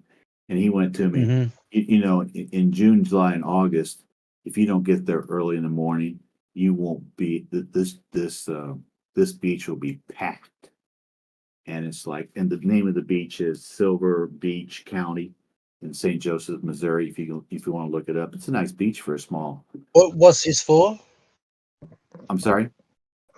Why are you going to the beach for at Missouri? In Michigan, because it's 62 miles across Lake Michigan to Chicago. Oh, yes. Yeah. And it's a beach area, and the guy's going, if you don't get here early, you're not going to be able to, to park anywhere. And they got a pretty good sized parking lot there. And so talk about a target rich environment. Here you're setting up your tripod with this camera, and I've already had people walk by me say, "What are you doing?" Or I talk to people, because I'm carrying my bag around with me. And what I do, I'm there at the beach, and I just point across Lake Michigan, and I go, "You and I are at the best place to ever see God's creation of stationary topographical plane, right here, St. Joseph, Yeah. Missouri, best place ever." And I point across Lake Michigan towards Chicago, and I go, "This is the best place to prove that you don't live on a ball or a spinning space ball." I tell them that. And it's just like maybe the first time in their life, 20, 30, 40, 50, 60, 70 years old, first time in their life they've ever been told or suggested to they don't live on a ball. I love that conversation. I love that conversation on the beach, 70, 80 degrees, talking to people. I love it. I left on April 14th. I had my tripod and my phone with me, and my camera with me. There was 4 people getting into a van. One guy stops me and goes, "What'd you take a picture of today?" And all 4 of them stopped and started talking to me. And the one guy had his birthday. It was cool, 53 years old, something like that. And they all start for talking to me. And it's like, I just told him right there. I said, right there behind you, a few feet away, is the best place to see God's creation of stationary topographical plane. And they had never heard it before. And it's just like the conversation lasted about 10 minutes. I loved every minute of it. It is the most freeing thing in the world to tell people or let people know they don't live on a stationary they don't live on a spinning space ball. It is so much fun to tell people. I tell you what, it is a high that I cannot explain to people when I talk to people about not living on a spinning space ball. I love it. I love it. I love it. Yeah, it's have you seen the topographic map of the Mississippi River from top to bottom? I have. Yeah, that's a great one. This should be taught in all schools. I discovered this because no one else was posting. Mississippi River, basically from Minnesota down to the Gulf of Mexico, it's flat. Oh yeah, completely flat. That's why they call it the Great Plains, because it's flat as a pancake. Yeah. That's whatever you want. Let me find. What's fun to tell people is, even though you've been taught that you live on a spinning space ball, your observations and experiences through your whole life have never told you that you live on a spinning space ball. Now, one time have you experienced a spinning space ball in your entire life, but your education and Universal Studios and their movies, like Maverick last summer, tell you that you live on a spinning space ball. I don't know if any of you saw Maverick last year. The second Maverick. That came out, and at the very beginning of the movie, Maverick is up in an airplane trying to go Mach 10, and he's up there, and his superior tells him he can't do it, but he does it anyway.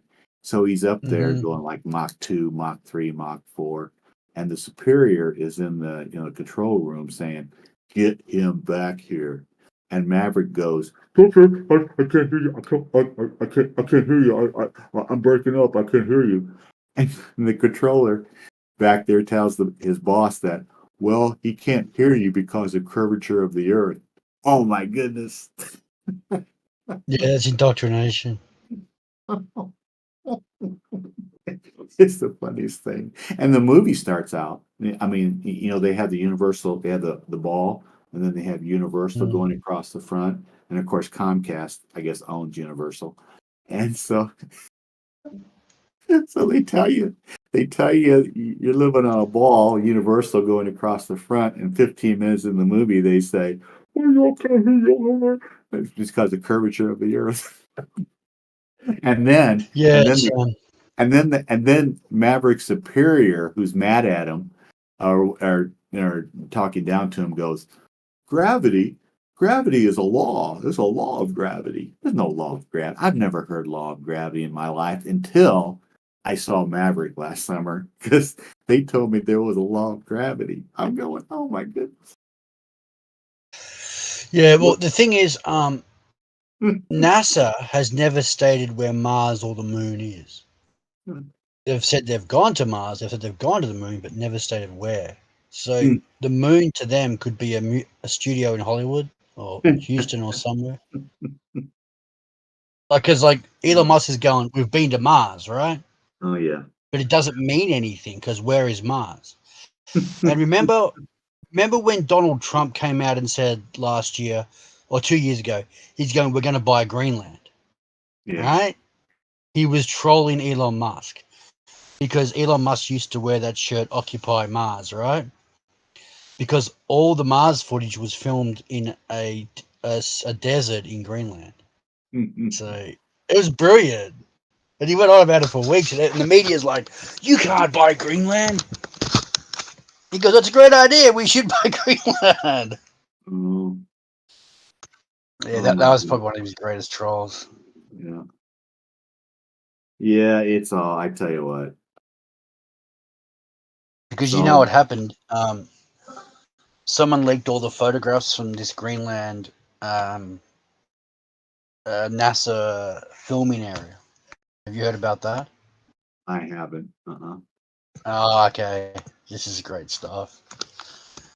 NASA's got a big office down there, up there. I mean, and there's an area that's got like these rocks, and they put filters over their cameras and get these silly rovers to drive around and.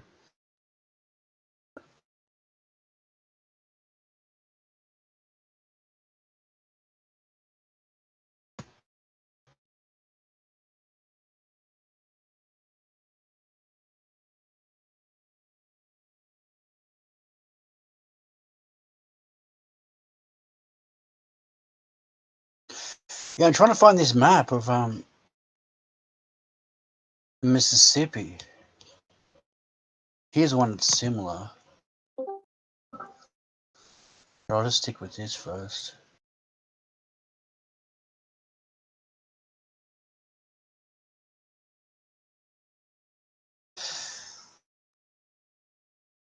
I've just posted a map.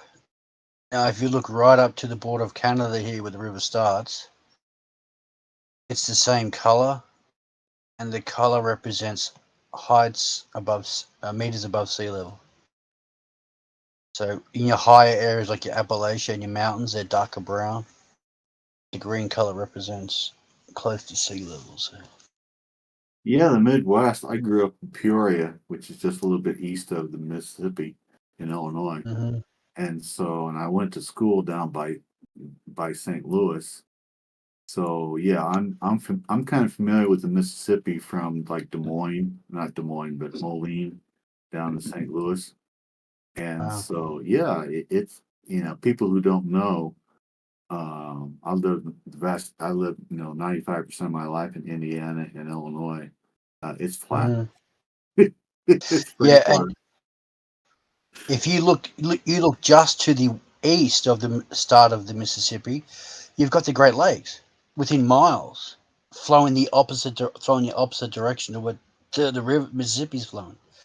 So that if that's not obvious that the Earth is not round, people need some help. Yeah, I've never lived on a large body of water until February. So I'm only going on 3 months now of living on a large body of water. And so I got a beach.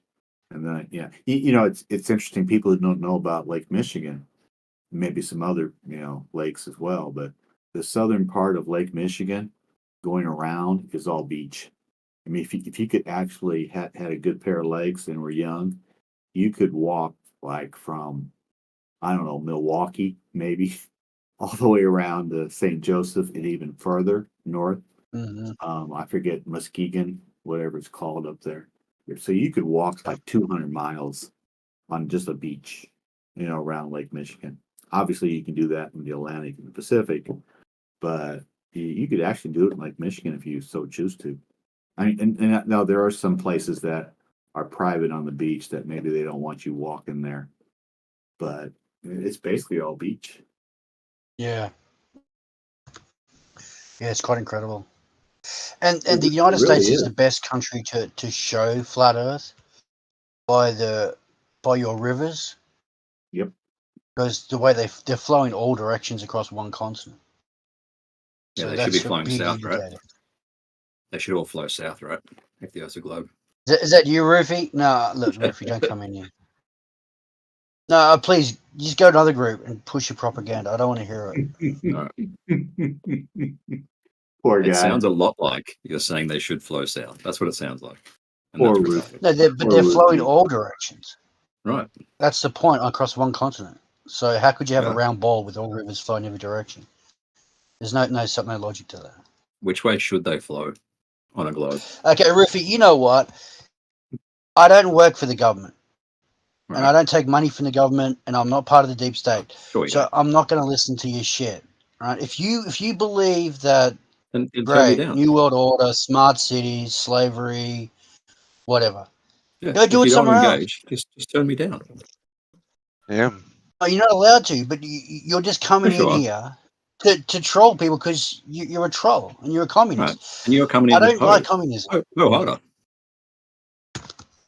You're a communist, and you're deliberately What just trying you to don't cause trouble on you your don't come fucking in here and live call stream. people communists. Don't come in here calling He's a people communist, yeah. communists. He's a straight up communist, correct? That means you don't have anything. What does that have to do with flat Earth? I don't get it. Because it's government. All governments are communists. That's how they're structured. Fucking And it hasn't changed. Lartic, stop with the personal attacks, thanks. There's no need for that. He's attacking me. It's an economic system that has nothing to Absolutely do no with need. physics and shit. I'm so confused. Yes, it does. Because they push communist ideology through all systems to control people through idiocracy. That's a fact. If you don't know I that thought- by now, you've been living under a rock your whole life. Yeah, I guess I guess so. Yeah, this is the first time I ever heard of it. Because they're not going to tell you directly. They'll tell you that they're good, but they're just pushing communist agendas. I just don't think it's Government's based on it. productive, to just start talking about communism. Yeah, because communism isn't productive. You're exactly right. Right, but talking And about it now is even we- less productive, I would say.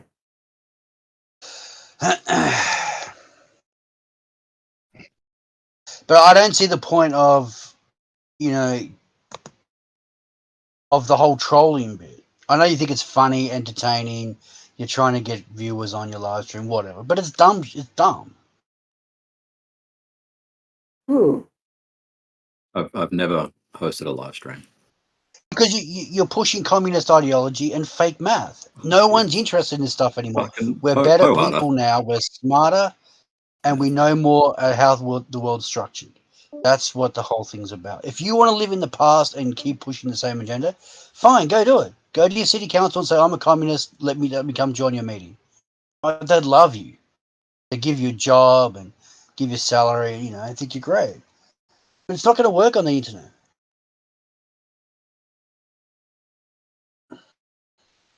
Actually, Rufy, you'd be good in the city council.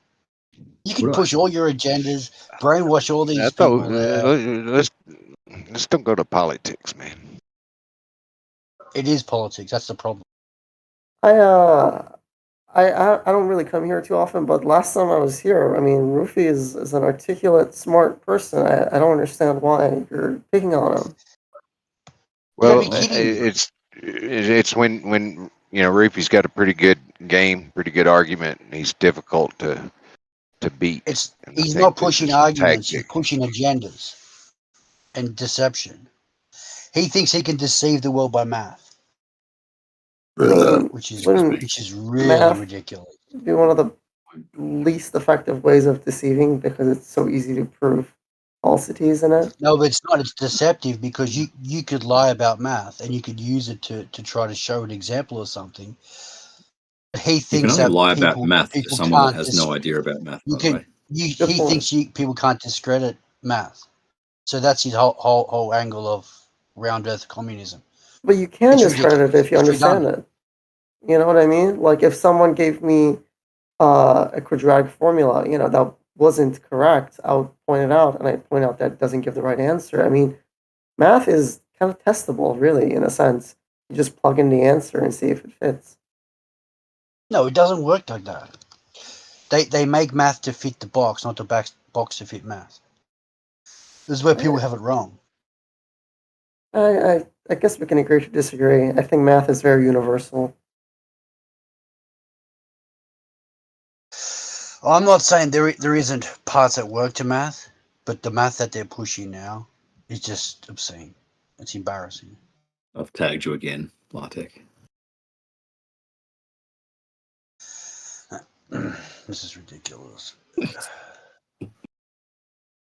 Where have we failed in this society where people are so gullible and want to be so Where deceptive? have we failed? Yeah, I could make comments on the other side for that as well. You're a failure, Larufi. Okay. See, the thing is, you guys don't like discussion. We're having a discussion, so you came in here and tried to destroy it. That's the only reason you came in. So you're a communist.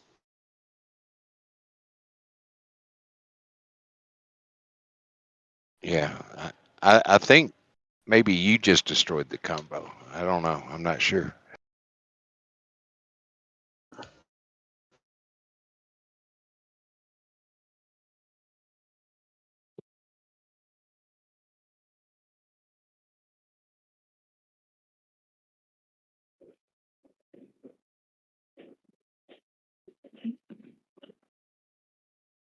Have a crack, Jim. Come on. Oh, I was going to have Alan come in here because Alan, about a month ago, 6 weeks ago, because you were bragging on one of a Troubling Tribune's podcast. I think we've been on them twice together. You were bragging about this one, and Alan said Ruffy sure likes that one. And then he just told me we talked on Discord phone for a while, and he just kind of laid it out for me about how wrong it was what you did there. Wrong. How's a question wrong? And I don't remember what he said, but Alan just DM'd me for a couple things. We're going to talk tomorrow. And is Alan going to give an answer, or is he just going to say no? That's what we're going to do. I have not asked him to get hold of you yet. I was about ready to when I saw you come in here tonight, but I'm not going to bother him on such short notice because it's almost 12 midnight where he lives, and so.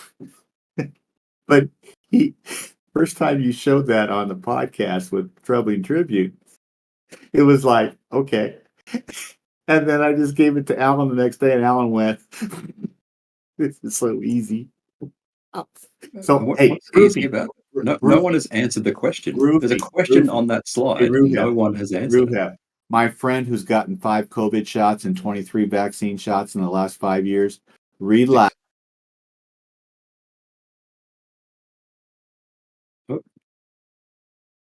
Did he get muted? You can unmute him.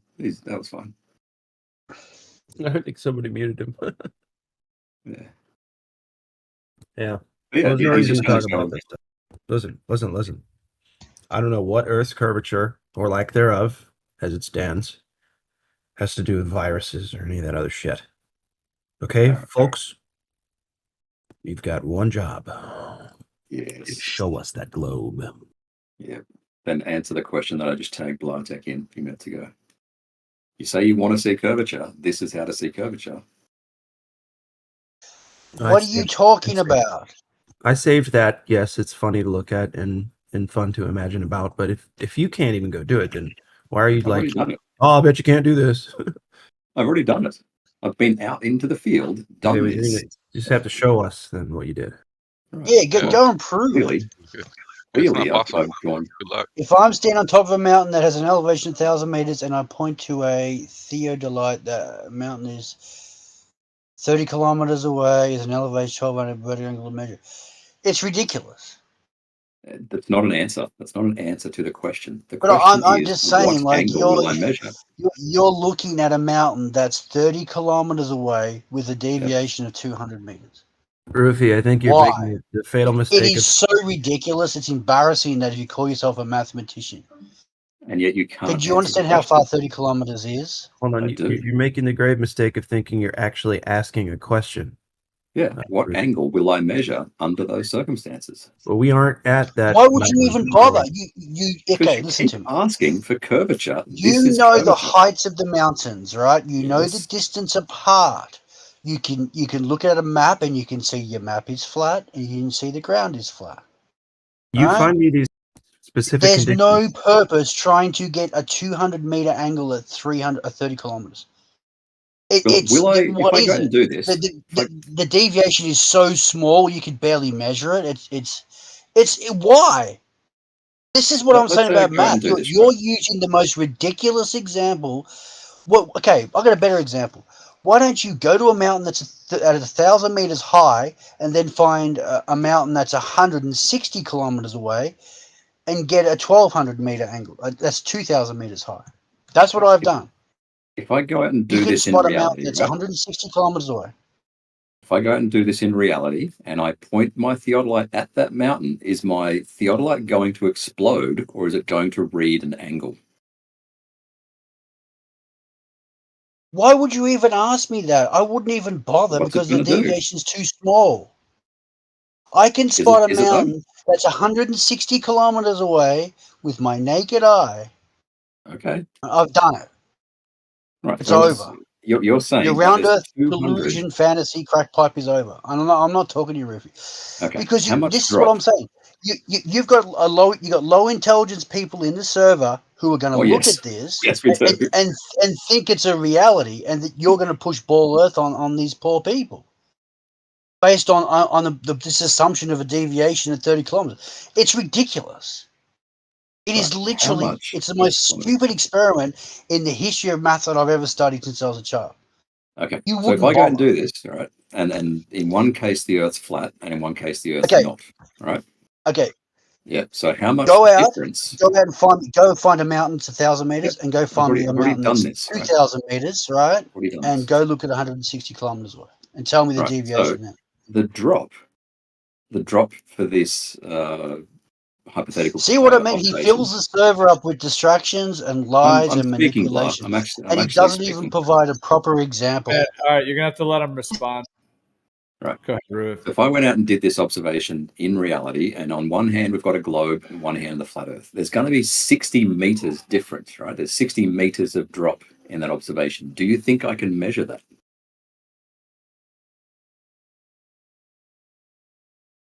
$60 meters. You're 30 saying kilometers. you're saying you measured 60 meters of drop from how long? How far? What was the measurements? How far away were you? The one in this slide is a hypothetical one, but I've got stacks of measurements, 30, 40, 50 kilometers. That's the fucking simple question, dude. Yeah, I've measured drop. What's the Not this. distance to the fucking object, and how much are you supposedly measuring? Right. That's all you have to answer. Right. In this hypothetical, 30 kilometers, and there's supposedly 60 meters of drop. Do you think we can measure that? Wait, 30 kilometers? Yep. So you're Which is talking 18. you're talking 30,000 meters Yes. That is versus 30 kilometers. 60. Yep. You do realize that's like 2 meters for every 1,000 meters of you're measuring 2 meters of drop from 1,000 meters away is what you're basically saying. That's the ratio. Measuring 60 meters of drop from 30 kilometers. Do you think that's possible?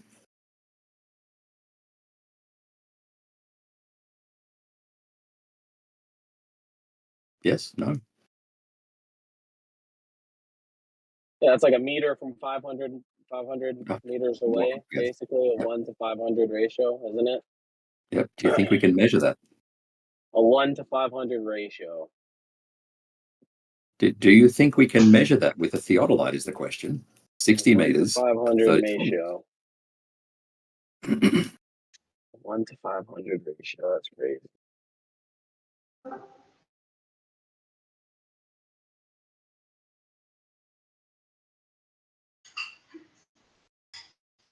Fuck, I wish I could do trigonometry in my head so I could figure out the fucking angle that you're supposedly measuring. What was the angle? 0.11 degrees. 0.11 degrees.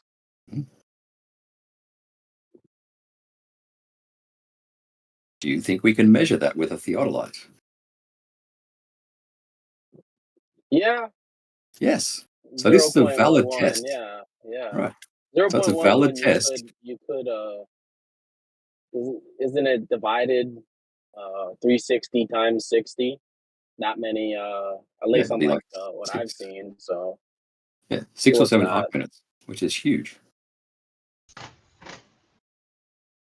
So this is easily measurable, right? The difference between 60 meters of drop and no drop. We should be able to go out into reality and do that, right?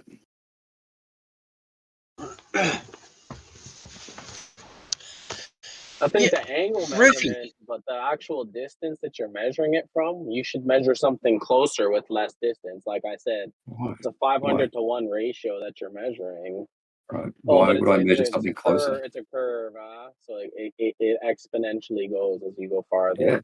Right. So the further you go, the more drop, right? 30 kilometers, real quick. 30 kilometers is quite a far way for you to actually visually confirm something. There's a lot of distortion. No, 30 kilometers is very short. You can see that in the naked eye very easy with 20/20 vision.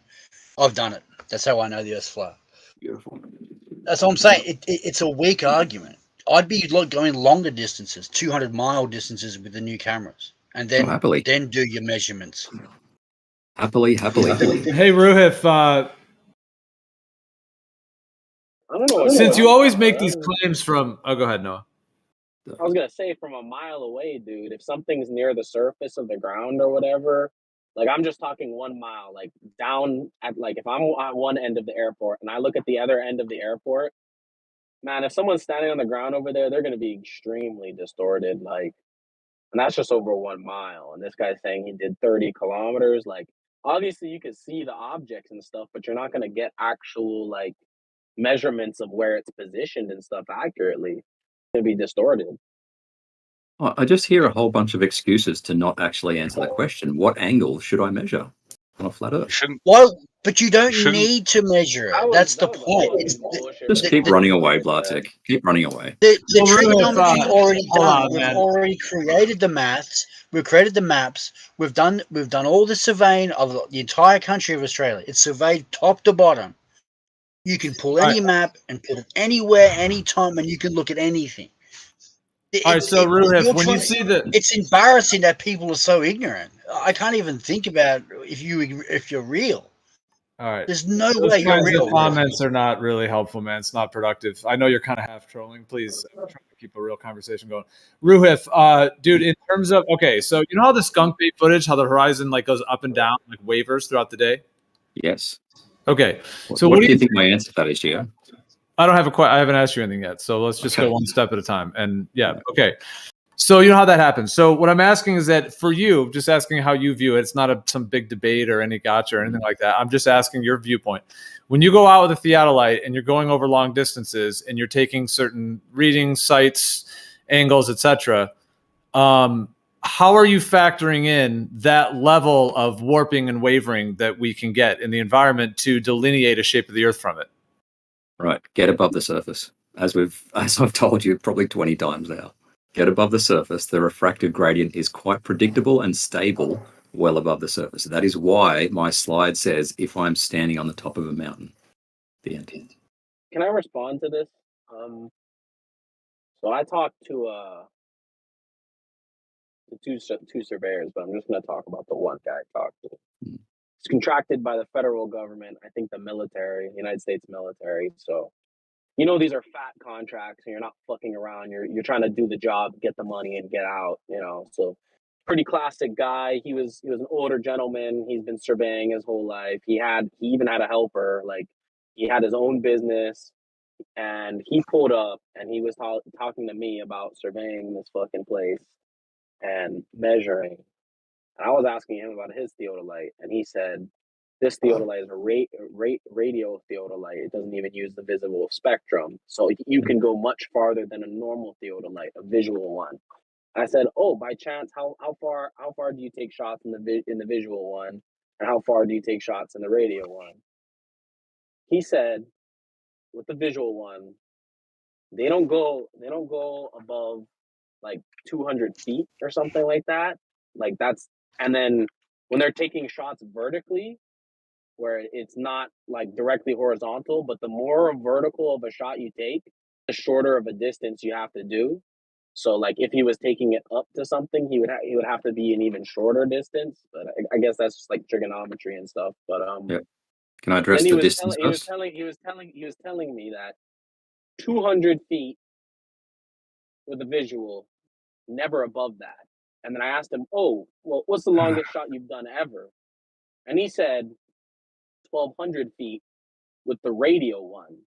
So 1,200 feet out of this guy's whole career, his whole career of land surveying, and he has a helper in his own company and contracts from the U.S. military his entire career. The longest shot he's ever done with a visual doesn't go above 200. The longest shot he's ever done with a radio transceiver fucking theodolite, 1,200 feet.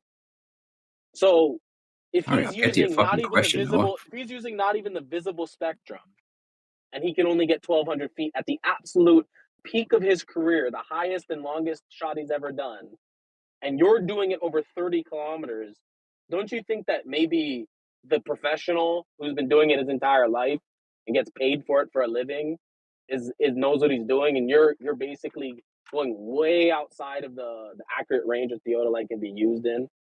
All right. So you've asked a question. Very good. There are two questions in there. The distance. Well, first of all, you said they were government employees, right? I've just tagged you in a Contractor. slide. It's a contractor. Okay, government It's not an contractor, whatever. employee. There's a I've big tagged difference. you in government employed surveyors taking shots over 180 kilometers, right? I've tagged you in that. These are geodetic surveys, and they take very long shots with theodolites.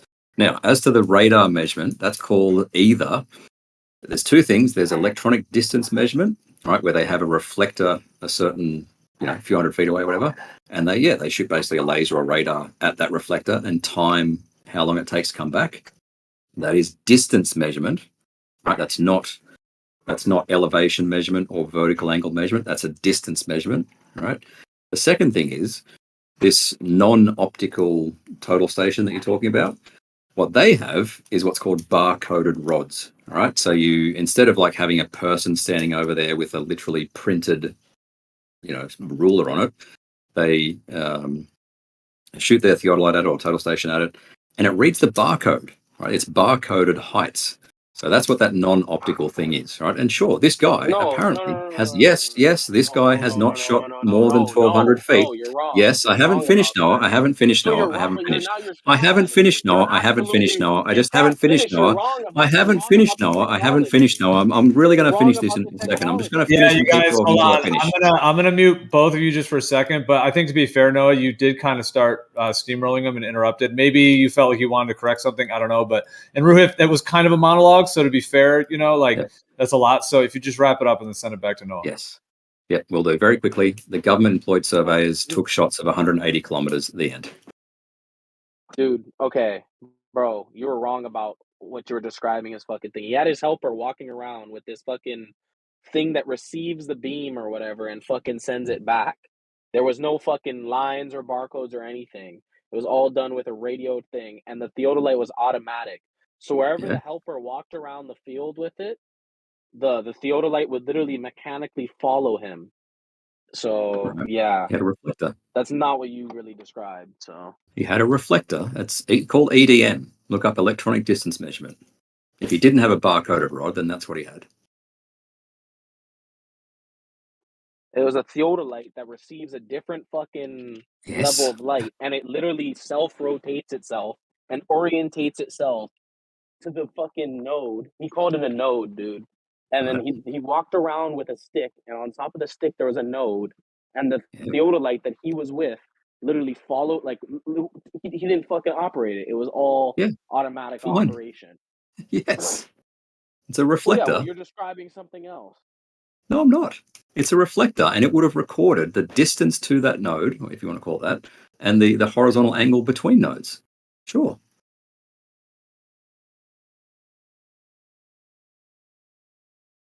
Sounds like it was a robotic total station. Yeah, which is pretty cool. But Jesse, the owner of many theodolites, has anything I've said been incorrect? I didn't hear anything that was incorrect. Oh, crap. All right, good. Let's get a link to EDM, electronic distance measurement. Your station. What is EDM in surveying? There you go, just for you, Noah, in the chat. Yeah, I'm not looking at the chat right now. How about you just fucking tell me what you're putting? Yeah, I'm just giving you an explanation of EDM. Yeah, but like really, the longest thing he ever measured was 1,200 feet. Right. 1,200 feet. Okay, and other surveys. 3 feet is a meter. Right. You're Other saying he surveys have measured from 180 kilometers. 30,000 meters away. That's 90,000 feet, dude. Right. Other surveys, not this guy. 90,000 feet versus So other surveys. Oh, fuck. versus 1,200 feet. Right. You Other see how big surveys. of a difference Jesus that is? fuck. Other surveys, as I have tagged you in the chat, doing geodetic surveys, make shots of 192 kilometers. So your guy doesn't, but other surveys do. That's geodetic. That's not planar Fine. survey. They're still using a And they theodolite to don't measure angles. fucking horizontal angles though, Yeah, right? buddy. Not What's that? vertical. Horizontal, not vertical, right?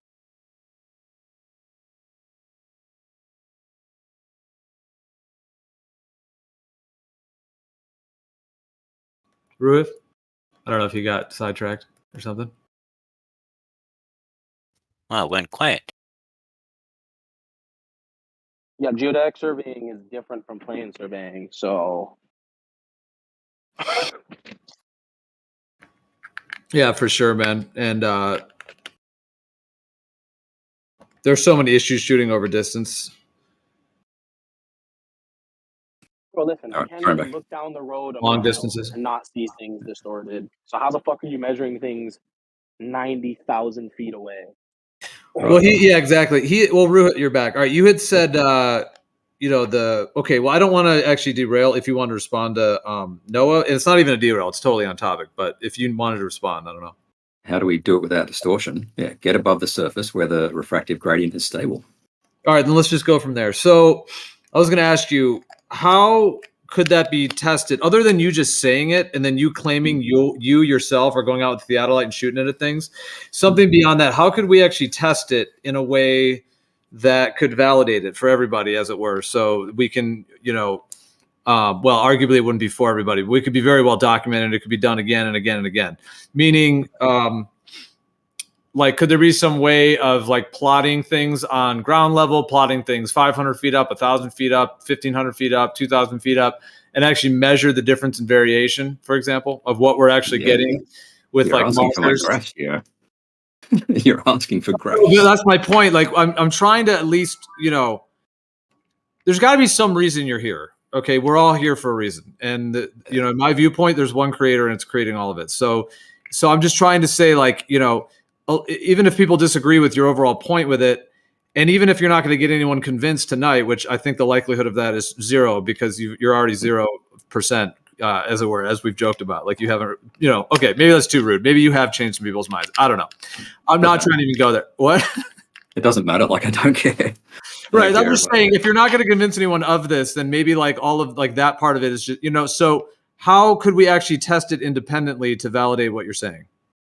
Yeah, with my graphs. This is graphs of the refractive. Okay, well that's okay. Well, that's what's gonna. That's okay. That's balloon data that you pulled from the internet. I get it. It's cool. And perhaps it's valid. That's fine. But again, other than data pulled from some third party source that you're now putting in graphs, how can we actually validate it? Validate that. Validate what? That there is a steady refraction, or what are you asking to validate? Your claim here. Your claim that at ground level, there's too much refraction. If you go up at particular altitude that you're claiming you know the number of based on this balloon data, and now you're going to get this perfect 7/6R radius, bada boom, bada bing, curve. Everything's perfect at that thing. That's your claim. Earth is globe because of that. So what I'm saying is that if you say all that and you pulled the data from somewhere else and then you say, oh, but I verified it. I took a theodolite up on this thing and I shot it and bada boom. That's all fine, but it's all like to the rest of us, that's all third party. So I'm asking you, like, in terms of trying to get something productive out of this, how could you suggest that we could test this in the real world, and whether I do it or someone else does it or different groups do it, whatever it may be, those who, then we can at least start to get something on the books in terms of, because we have very long list of things we're going to get done, and this can be one of them. So how could you suggest that we can actually test it and validate it in the real world without depending on, no offense, you, and without depending on third-party balloon data? Right. Okay. What you could do is actually get a helium balloon, but tether it to the ground, and then run a strip of temperature, pressure, and humidity monitors, which cost like $1 each on the shitty Chinese websites, and just record data for as long as you like. And you'll see that it varies a lot close to the surface, and it is pretty stable once you get above the surface. Okay, and that is which ones? What'd you say? Barometer, temperature? Which were the? Yeah, that's a cool idea. I like that. Kind of like plumb lines, basically. Yeah, that have. You just stick a few of those at every, 20 meters or whatever, and you have this helium balloon just hanging there at 200 meter high or something. And what are all the things we could detect for? Temperature, pressure, humidity. This is bullshit. Hey, 200 meters. Can I talk about your supposed 130-mile geodetic surveyor shots? Yeah. So you're saying that they're measuring like 60 meters of drop from 120 miles away? Yeah, that was surveying. Is that what you're fucking saying, dude?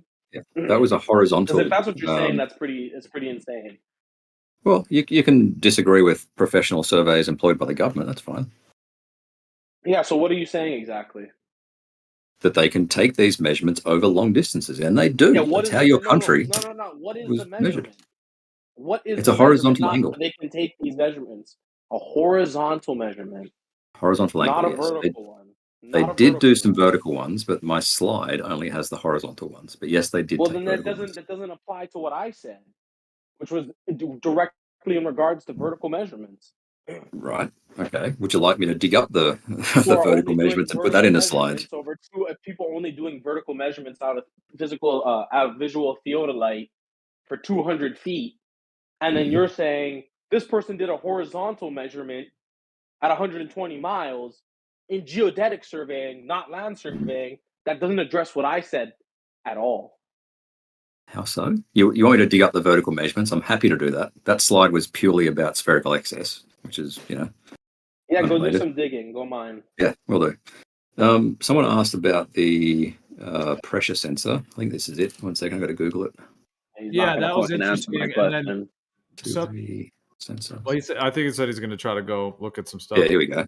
Someone else had popped in too before. I think it was. Can't turn my camera on. Can't turn my camera on. I'll have to take a photo of it. 1 sec. There's too many people there. Yeah, you can't do camera. Why don't you just read it to us so we can hear you? Oh, I'll take a photo of it. A chat room. This is a chat room, right? You can just describe what you're looking at. I'll take a photo. 1 second. We are going to end up talking about it, are we not? Hang on. Posting photo in the chat. You know what would be sick, Ruhif, is to have drones, a bunch of drones that will all be dangling a tether off of it, which essentially would function as a plumb bob. And you'd have to maybe put a little weight on it. So, it's not flapping in the wind, but it's fairly straight. And then you have your drone and you have a bunch of them. And then you can fly them all around the gradient. So you could have 50 of them. You've seen those like drone shows, right? With the lights and all the drones are making incredible designs in the sky. Have you seen that? I've seen it. Oh, it's absolutely amazing. They're all programmed and there's like hundreds of drones and they're all perfectly changing color and going in sync and creating like, huge like shapes and animals and stuff and like landscapes and stuff. It's amazing. Anyways, but I'm talking about having like drones with essentially plumb bobs, some kind of system like that, and then have multiple sensors all the way down the whole line that would have all, even maybe more than just temperature. You could have a lot of different, humidity, and all the other things that would be involved that we could add on there. And then all those drones could then move, horizontal, vertical, through the entire gradient and detect the entire gradient on all fronts as much as possible. And then that would be amazing. That'd be relatively expensive to get many drones up in the air. If you just got a helium balloon, like 200-meter tether on it, and see the things I tagged you in, the little pressure sensor, it'll cost you like maybe $15-20 each to put that into a unit.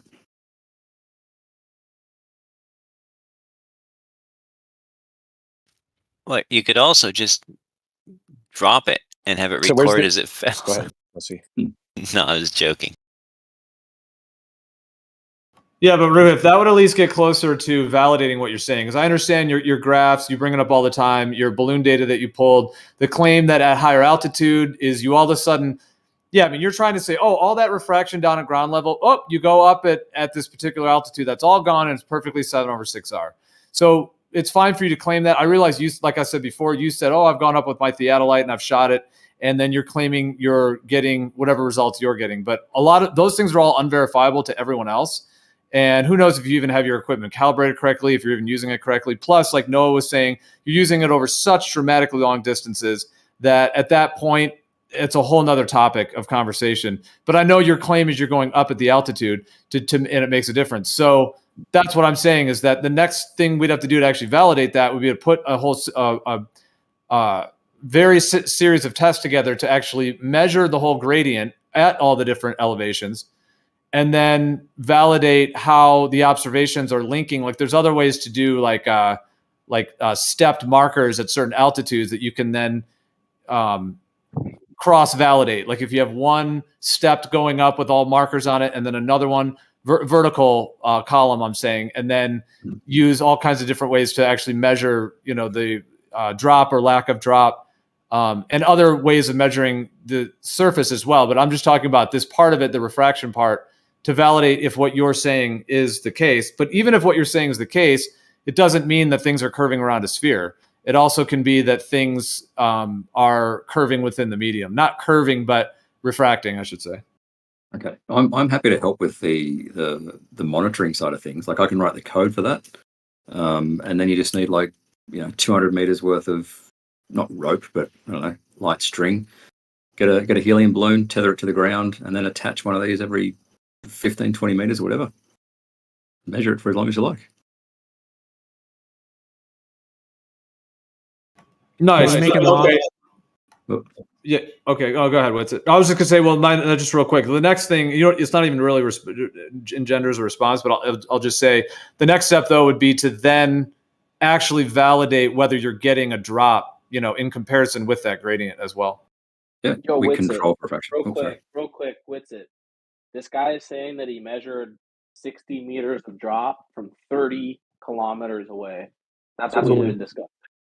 Yeah, and what's super funny, if you're making long distance observations with the theodolite, obviously visual space is hyperbolic, and as you go further and further, it becomes elliptic. So if you're making long distance theodolite observations, assuming Euclidean visual space, it's literally worthless. It's just it just has to be wrong, your conclusion that you draw. So the meme that I posted 15 minutes ago, I can just tag you in it again. Are these government employees doing something that's worthless, making shots over 190 kilometers?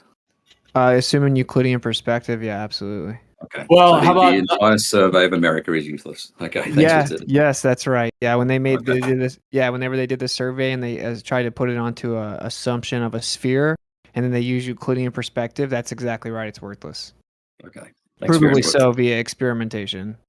Well, what do you think though, with it, if they're trying to say things are curving and all this stuff, and then how you think the curved visual space comes into it? But what about the fact that lasers do hit the targets? They don't seem to be curving off everywhere.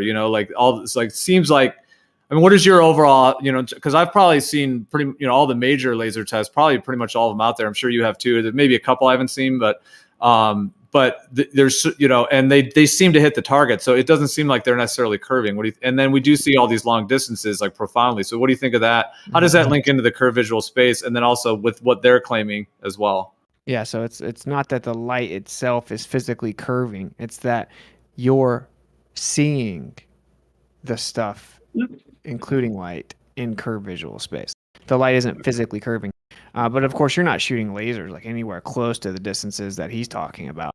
Well, you could also say that visual space would be different than a laser because a laser is like tangible physical reality, whereas visual space, that's a good point. It's 100% different. But like you would see the laser different at greater distances, but like I said, you actually can't shoot lasers like that far because I started looking into it to really limit beam divergence. It's $4,000 to shoot one 5 miles with 6-inch beam divergence, and there are better ones, but I mean that's expensive. So, yeah. Anyway, what's funny though is like experiment has shown that you can have an equilateral triangle, and that just perspective will make it look like it has spherical excess on scales as small as 2 meters up to 20 meters. And what it showed was that the spherical excess gets more and more as you go up, but actually the rate increases as you get higher in distance. It becomes more and more elliptic. So if you're looking over like 100 miles or something like that, anything anywhere close to that, you're just hijacking perspective, assuming that the Earth's a sphere. How are those angles Well, it's measured? interesting because that is, you can go next. Sorry, Jesse, just a quick response to that. Like, it is interesting because that is visual space. A theodolite, it's visual. Like they're literally looking through an eyepiece and so on. Whereas the laser is not necessarily a visual space thing. That's like physical, tangible reality. There's light, transducing, moving through, inducing through the medium through some physical coordinates, and then the X, Y, Z. So yeah, it's interesting the difference between those. It's like we get the laser hits unbelievably, but then these optical ones seem to have this, these other qualities. Yeah, and the way it was measured was they had different people stand in like provably measured equilateral triangle relative to one another, and then whenever they actually had to use their perspective to use very like precise exocentric pointers, they made spherical excess triangles. And you would say like, oh, it's just like anecdotal, it's just some person doing it. No, they did it with a lot of different people that were blinded to the entire purpose of the test, and they all showed the exact same result. So the fact that you have that many different people doing it, showing the same result, shows that their perspective was causing them to think something that wasn't really happening in tangible reality. You can try to dismiss it if you want, but there's no logical explanation for why every single person that did it got the same result. How were these people measuring these 2 meters triangle angles in this experiment? How do they measure the triangle? You said there was an experiment on a 2 meter triangle, right? Yeah, they shot the lasers based on their perspective to try to line up with the different edges of the triangles that were provably actually equilateral, but their perspective was causing them to impose spherical excess via perspective. And the only model that predicts what was consistently recorded is a hyperbolic geometry model. Look, I'll give you the paper and you can read it or don't. Like, I don't care. I genuinely don't care anymore. Like, yeah, drop a link. I'm really curious how they actually measured the angles of the corners. Okay. Hyperbolic just means positive curvature, doesn't it? Hyperbolic visual space will call compression into the distance. It can even cause it to look like it drops, and then it actually turns into elliptic.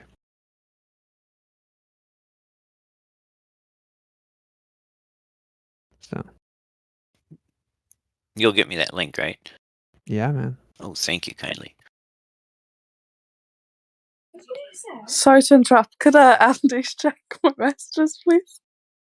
So, like, imagine if, say, that perspective visual space is getting like more like elliptic over great distances, and then you have these goofballs running out here looking through a theodolite with their eyes in an eyepiece, like 100 miles or 50 miles away, and the visual space is becoming elliptic, and then they're saying what we're seeing is actually the curvature of the Earth, and we know we see infinitely far in straight line.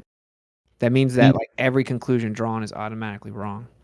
Yeah, and then they also, I think, misappropriate the actual effects of magnification for curvature as well. Yeah, and that would Right. exemplify the elliptic quality as well. Yep, and even that one that Jesse, some of those fish tank ones, it showed. Of course, it was like in water that had salt in it, which is not necessarily exactly what the environment is, but it showed like an incredible magnification effect where it would magnify and then it would go small, go large, go small. Which is amazing how sometimes the sun is a tiny little dot, and then other times it's massive. Pretty interesting. Yeah. So, were you guys able to hear? I think my Discord was messing up. Can you guys hear me right now? We can now, but we didn't earlier. Yeah, you're good. Okay. All right. Yeah. I thought you just spoke all over me earlier, Jesse, and I yielded the floor, but I guess you guys couldn't hear me. So no worries. Yeah, I was just going to chime in real quick because I wanted to say something, Gio, when you were talking about putting out all the drones, right, that had the sensors to be able to gather all the data that the data that Ruhif was talking about, putting sensors on the balloon together. My biggest thing about that is it's fantastic. It gives us more data points, but how do we genuinely know how those data points affect light in an atmospheric condition? I understand the whole let's be really vague about light bends down towards a more dense medium, blah, blah, blah. But when it comes to actually gathering the data points and figuring out what light does in those specific situations, you have to have a controlled environment to run the light through to see what a 2% change in pressure and a 15% change in humidity and whatever does to light in a small controlled situation. Otherwise, you're just gathering data and saying, okay, what we're seeing in the distance, here's a radius value, here's what the curvature of the Earth expects, this is the amount of refraction based on all these data points. You know what I I'm would saying? think personally, you would need something tangible, something not affected by refraction to see what the light was doing. You know what I mean? Yeah, you need like a baseline established scenario. You need more precise data points. I understand, like, it's great that Jesse does a lot of things hands-on, right? But we all know that salt water in a fish tank is very far from what we experience in the atmosphere. If tomorrow I filled up your whole entire house with salt water, you wouldn't even be able to breathe. Well, I You mean, would if be you dead. want to say, That environment's totally different than when you walk outside on a daily basis, right? So I just want to figure out how can we establish some sort of baseline to really understand what light is doing in an atmospheric condition when it comes into contact with technically the same medium. So you're not running up against something like Snell's law or Fermat's principle or any of that stuff. It's just dealing with certain situations and pressure, temperature, all that kind of stuff.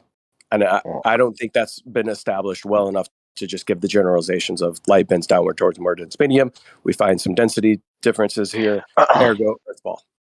Sorry, didn't mean to You've interrupt. nailed it. well, You nailed it. I personally like his saltwater fish tank thing. I mean, we can go with that. There's magnification there, and that absolutely solves our problem. Many problems with sunsets, all types of shit, things appearing to sink in the distance. Let's go with the saltwater. I did do it also in a fish tank just with hot and cold air, and I found that it did work in that too, but just not as drastically. Yeah, the whole Well, the I whole mean, thing, the whole thing you get into is you got a refractive index in air of 1.003. You have a refractive index in 0.003. yeah, and you have a refractive index of 1.33 in water, sugar water, 80% solution sugar water is 1.50, diamonds 2.417 to give you a little idea. So when you're talking about what's happening above land or above water, you're talking so little difference, and you got to understand the physics of light. You got to understand the physics of water. For some reason, globe earthers have decided to throw out the physics of light and throw out the physics of water so they can prove their ball. Guys, we know what you're doing, and it's fun, and it's all entertaining, but please, it's okay, and as Austin likes to say, don't make it weird. So I actually misspoke. It goes from elliptic in near space to hyperbolic in far space. Yeah, which doesn't really change anything, right? When it pertains to this specific conversation, because of course with hyperbolic, you're going to have this illusion of curvature, right, dropping down. and that's what they whenever they see it dropping down, they classify that as curvature. And then, of course, as you get to greater distance, you're going to see elliptic characteristics. But I think I found the paper for you, Jesse. I was going to say, too, to respond to what Napalm had said. Yeah, I agree, dude. I mean, well, see, there's a couple approaches. Like, the idea of using the drones like that to measure, first of all, Travis would love that. He's going to love this. It'd be because that's like what he's always wanted, is to be able to actually be able to know what's in the entire gradient to then relate it to these certain effects. And it'd be amazing. Such a incredible thing to be able to have this to connect. But what I was going to say is that, like, using it, if you're trying to decipher the shape of the Earth from it, that's a whole nother thing. Is now you're trying to like measure the gradient and then figure out how that's actually affecting everything, and then how that's affecting what we're seeing to exactly measure the shape. That's kind of a lot there to do it that way. I think there's actually better ways, in my viewpoint, to really get the shape of the Earth nailed down rather than depend on that level of optical. However, to be able to just understand it more fully, like how nature works and how this is actually working, just even for that part of the quest, it would be amazing to have, because we could be able to, have all that data and then take all the observations and do different tests within it. And then the one way to respond to what you said, Napalm, of how we could relate it, because I agree with you, we would need something tangible to relate it to that we could control to be an independent, dependent variable. So you actually have something real rather than just sort of ad hoc or anything that would be begging the question or anything like that, to actually have something. And so I've thought about for like having a massive warehouse. And, I know a lot of this is going to take a lot of funding, but I think the creator has the infinite capacities to bring anything about that needs to happen. So the money will be there when it's needed. So I see all of this happening, all these things that we've talked about over the years. It's all happening in this lifetime over the next, decades. But this one, to have a massive warehouse and then build like a model of the Earth, and maybe of like a particular location of the Earth, like a mountainous area, whatever it may be, in a huge warehouse at scale it down. Then we could have an environment to test with. You could test humidities and different density layers. You could test that in this massive warehouse with actual everything you would want and do that, and then be able to control that to then see what effects we get on that small scale, and then be able to have the measurements from the real world and to be able to have that as the connection point. Yeah, that's a good idea. I mean, like, the more we can do to actually gather baseline data for what's taking place in the environment that we're claiming is doing certain things, the better, right? And there's so many factors that go into play, right? The more I've been in this topic and the more I look into it, the more we study, the more information that comes about, the more I start to realize it's such a complex thing when we're talking about dealing with the visual representation of the world and how it's presented to us from long distances through the atmosphere, that it's like establishing what light may or may not do just through different atmospheric conditions in a controlled environment is step one of probably 100 things that need to take place for us to really even get somewhat of a grasp on how we can properly analyze observations that we're taking over long distance through things like the Adelites and stuff like that. Seriously, like, exactly. And that taps into the whole speed of light claim, how light functions, ultimately my viewpoint, how the ether is actually working on those levels. So yeah, it's huge. There's so many ramifications of just that alone. The way light is actually, how it behaves and how it actually functions in the environment. And then, how the visual space relates to that. Because this is a massive paradigm shift. I mean, from this whole globe idea, we're, light years, we're seeing these stars and stuff. That whole model is just so, in my viewpoint, just fractured, broken. It wasn't even true to begin with. There's so many problems with it. And so we're kind of on the cusp of an entire new era of understanding these things. I'm not saying just for, a few people, I'm saying for everyone, or this whole paradigm shift that's going to be unfolding. It's going to be a complete, in a sense, I think almost a huge revision of the entire world. However, it's going to also link back to the more ancient knowledge and wisdom, since it's going back to truth. We have the capability this summer to completely demolish Lake Pontchartrain and completely demolish through Lake Michigan the spinning space ball through video. We have an opportunity of a lifetime to do it. Plus, we have an opportunity to demolish special and general relativity in quantum mechanics for those who want to get into it. We have an opportunity to scientifically destroy their model and to destroy their model through video, not just pictures, but video. It is amazing what we have ahead of us if we want to do it. I believe in you guys. Hey Jim, if I ever own a gout medicine company, will you do ads for me? You've got a great ad voice. Jesse, I told Jesse I'm really starting to appreciate him, and he said that's disgusting. So you would support it, Ruhif? You wouldn't pull any moves or do anything, like your spirit truly is that you would want to help everything and be positive. I'll do the electronic side, yeah. If you guys need help with hooking up the sensors to whatever else, I can code that, sure. But okay, but I mean that's cool that you would exactly. So you would all be within a computer system. I mean, depends on obviously the finance available, because you could get really fancy with it if you really, to what I was saying. Yeah, that's what I was saying with the amount of money to have it. I know what you mean about having it on balloons. That is like a base level to do it, and obviously a lower cost one and one that's more easily accessible. I would like to hear about what you were thinking, how to program it though as well. But in general though, to have it on drones that could be moved, I'm thinking like 50 drones that are all like 10 feet away from each other. So you have you just have a big. It's like a way to measure the ether band, the way that Travis calls it, the ether band. Like there's a band of visual space that we're seeing, and the refraction and all the other effects. Obviously over water, the salt water splashing up, so you're going to get. It's often why I think over the like Jesse showed in his fish tank, the salt water that magnified the sun. Well, generally it seems like a lot of the very magnified sunsets are over the ocean.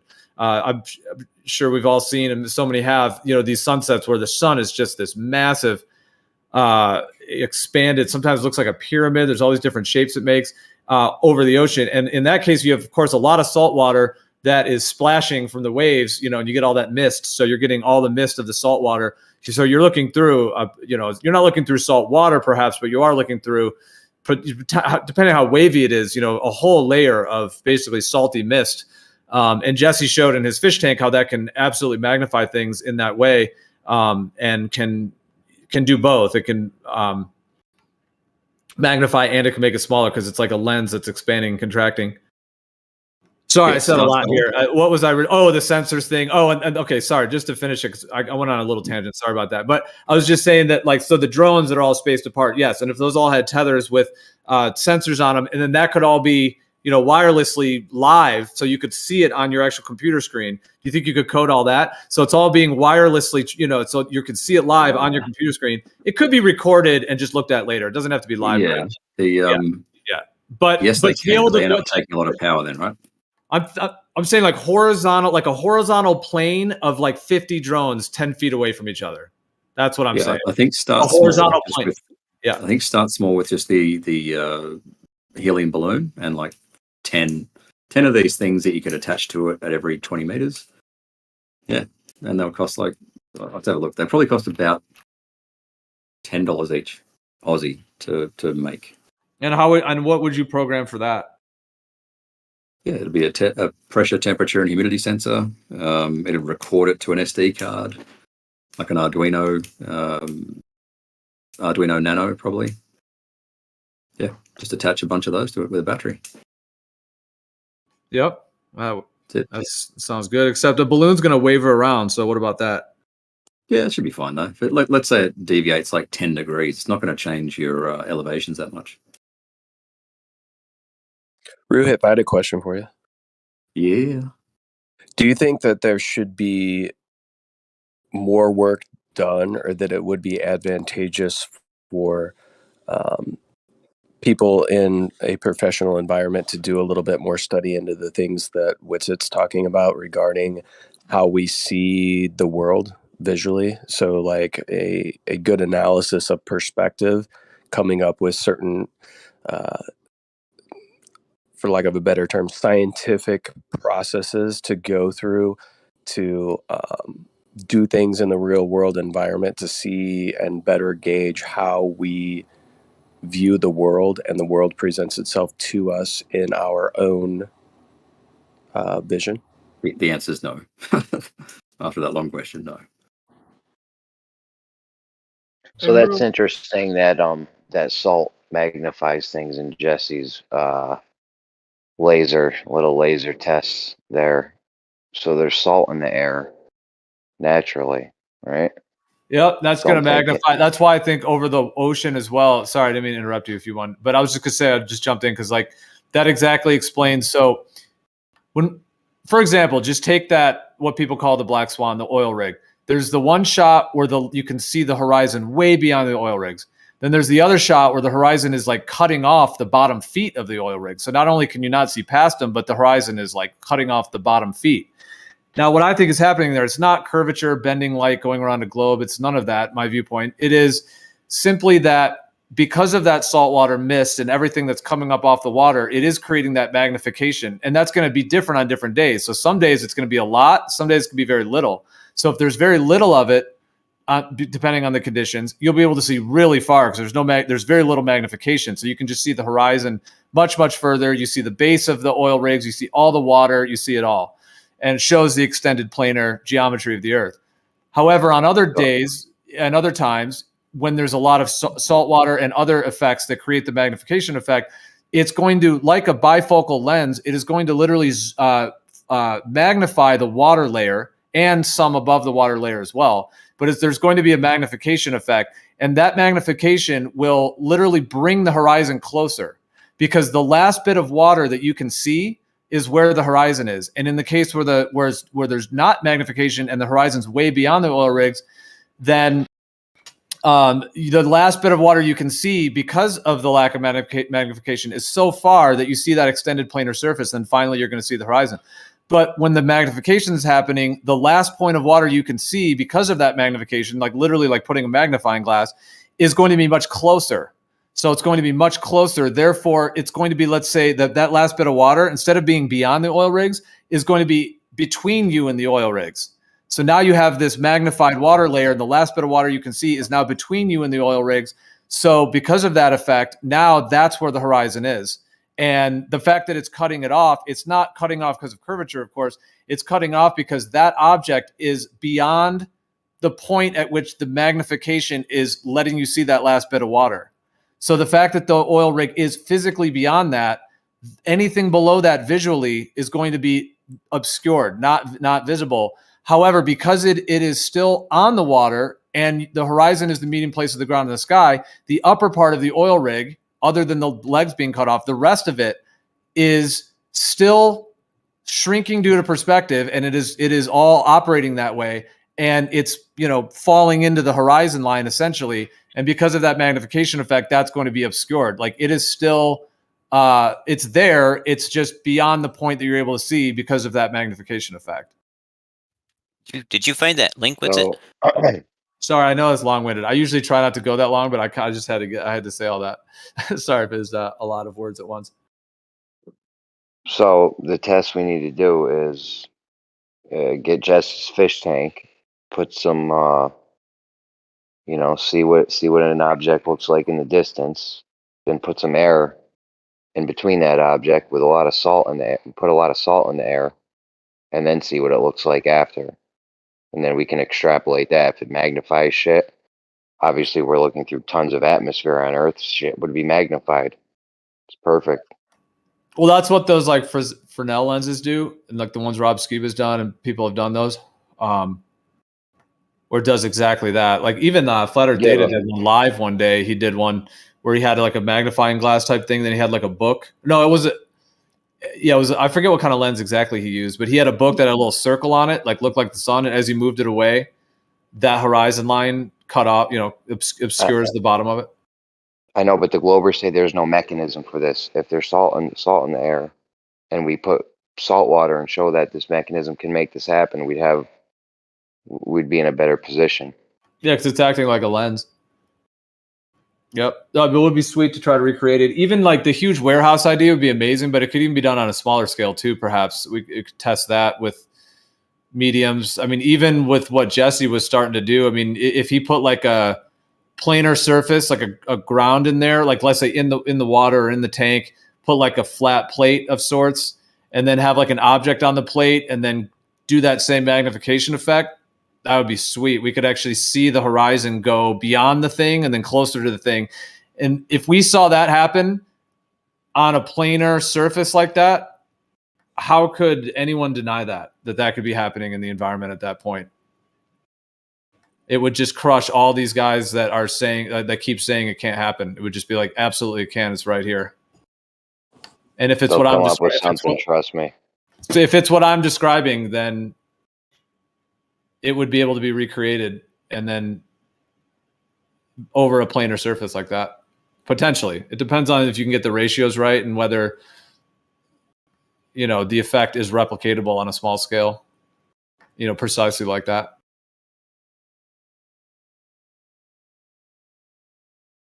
I mean, I think that's definitely something worth doing right there. Salt, get a lot of air with salt in it. I don't know how you put salt in the air, but whatever that is, get a lot of salt air in between you and an object, get a before and after picture, and see if it's been magnified or not. That'd be perfect, and it'd be it'd be undeniable. I mean, for normal people. But to also show that the magnification changes the position of the horizon, therefore causing that obscuration of boats from the bottom up.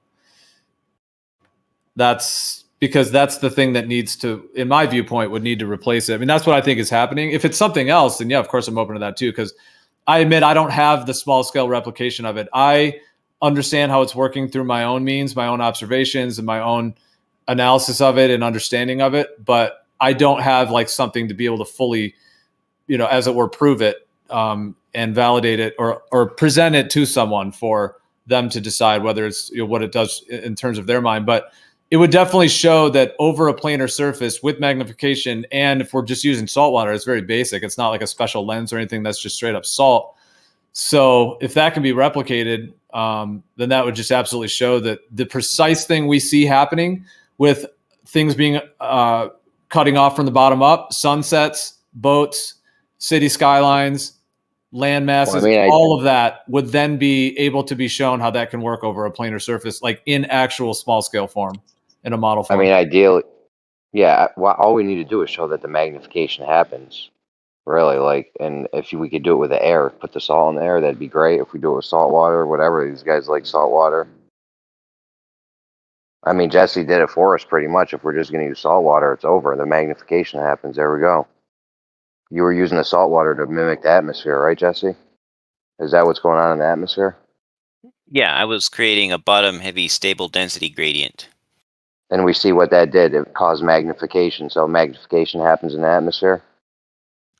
Yes, when there's a density, a bottom heavy density gradient in the air, it also causes vertical stretching.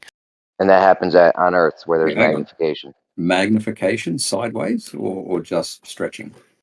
It's just total magnification, bro. It's just on all axes. So then we could take Jesse's experiment and we can just use the blanket statement. We know that the atmosphere can be magnified based on this experiment. Yeah, so the atmosphere can cause magnification. Therefore, the atmosphere is magnifying based on this gradient. So this is why this horizon is presenting itself in front of the platforms, cutting off the base of them on this specific day, because there's more saltwater haze in the atmosphere. Thanks. You asked Jesse whether it magnifies, and Jesse Ruhif, said white yes, knight vertical for him, stretching. Ruhif. No, I'm trying White to clarify what you mean by magnification, because someone asked Jesse magnification, and he said yes, there's vertical stretching. So what? Are we talking side to side magnification? Is that all his video? Gio, what does video show? Yeah, the video showed in complete magnification. Yes. If you're trying to say it's only vertical or only horizontal, no. It's not even how magnification works. Magnification magnifies all axes of something. That's why it's magnification. Now, there can be different rates if you have different shaped lenses or different kinds of things. And of course, we see that in the atmosphere. I mean, I could even go further to say that in terms of all the variables that make it such a spectrum, such a variety. But that's a whole nother topic, really, like the nuances of it. Right, Yeah, but we could Andrew just Thomas leave it at Young, that. Andrew Thomas Young uses the word magnification for vertical stretching. Cool. So the water is vertically stretched up and appears, though not actually, but only in appearance due to the magnification and the vertical stretching, to be in front of the oil rigs. Hang on, I'm just trying to clarify. Does Due to the magnification saltwater mean haze. left to right as well? Because Jesse just wrote in the chat, no, I did not see any left to right stretching, just vertical stretching. Well, that's what Andrew Thomas Young called. I haven't even seen that video. That's a different one. This is a whole different thing. I'd have to analyze this and see what this is. This is not the one I'm referring to where he showed it. Different video. All right. I'll try another, but I don't remember seeing right to left stretching in any of them. Well, even if it's vertical, that's fine. The water No, is it's- vertically raised up and magnified. Yeah, it's complete magnification. Like, I mean, I don't know if you guys have ever done scuba diving in the ocean, but I mean, there's all kinds of ways that water can magnify things. I mean, you've ever been in like a hot tub, you put your hand under the water and it looks huge, or stuff like that. So yeah, I mean, or like wearing goggles, or even if you do swimming where you open your eyes underwater, things are magnified as well. And then if you get water in your eye, like if you do something like that, you open your eyes, especially salt water, things can totally be magnified. Like if you get salt water in your eyes and like straighten your eyes and you're like squinting and trying, your eyes are kind of watering to get it out. If you look at something like on your hand or whatever, it can be magnified, in a way that it's like, whoa, it's like you're looking through like a water droplet in a way that's kind of magnifying things. So, but the one I saw in Jesse's, which, I could, I mean, assuming he still has the video up, I didn't save the video or anything, but if he still has that one up, I just linked him to you, I think. No, it's the one with the rings. So he has that these last rings. one. Yeah, He it's has the last one I rings. just linked. Okay, I'll have to open it and see. Yeah, I'll have to see. So he has these rings, and there's a little blue piece of tape at the end of it, and the blue. It's a what is it exactly? You want to say what it is? The blue piece of tape. It's a blue piece of tape. Yeah. Okay. Yeah.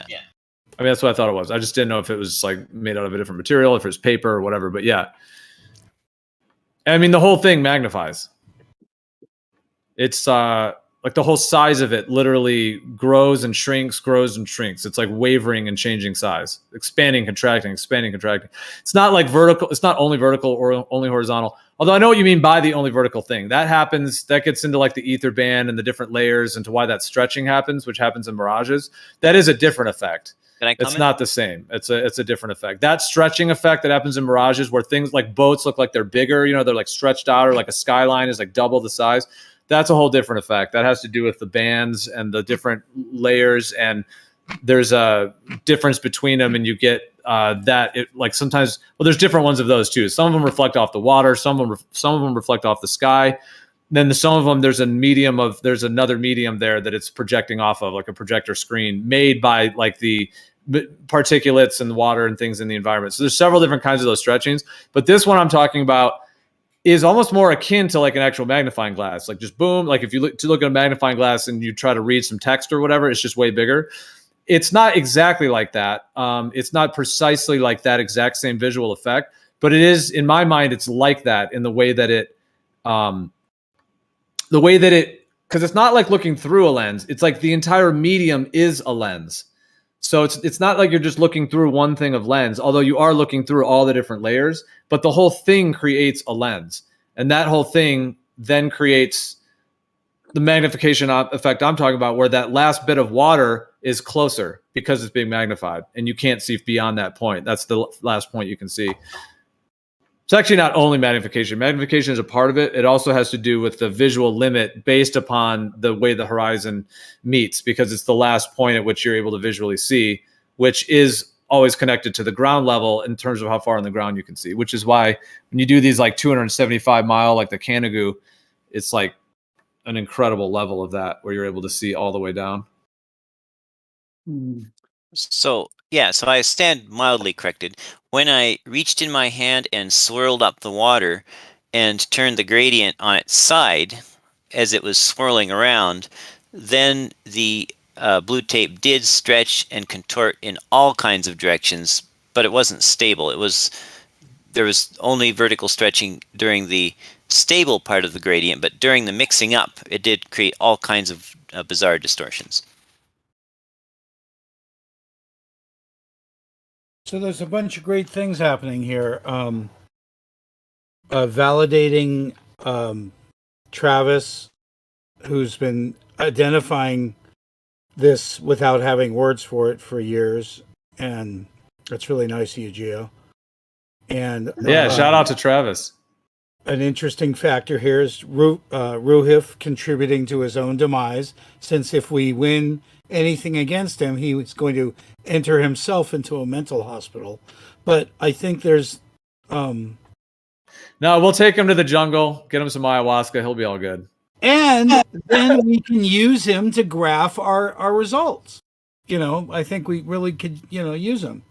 Once we got all these drones up, which is a great idea, he can make a graph of it. Of the results, Rue? Mm-hmm. Graphs 2.0. Yeah. From something you coded, if you're going to code it. Happily. I mean, would have to be a lot of trust. You're not going to code some funny business in there. I'm just seeing Ruhif right now.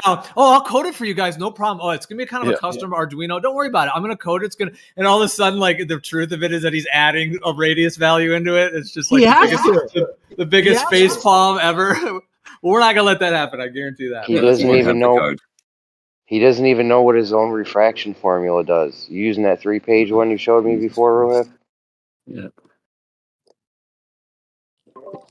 Well, are you willing to do this graph, Ruhif? I mean, because right now you're just a one graph pony. So hold on. Are you using that 3-page? Are you using that 3-page refraction formula you showed me before? He's got a new one with tummy down, Jeremy. Well, I'm just wondering if that's the formula we're going to use. He doesn't even know what the letters stand for in it. So I want to start using that.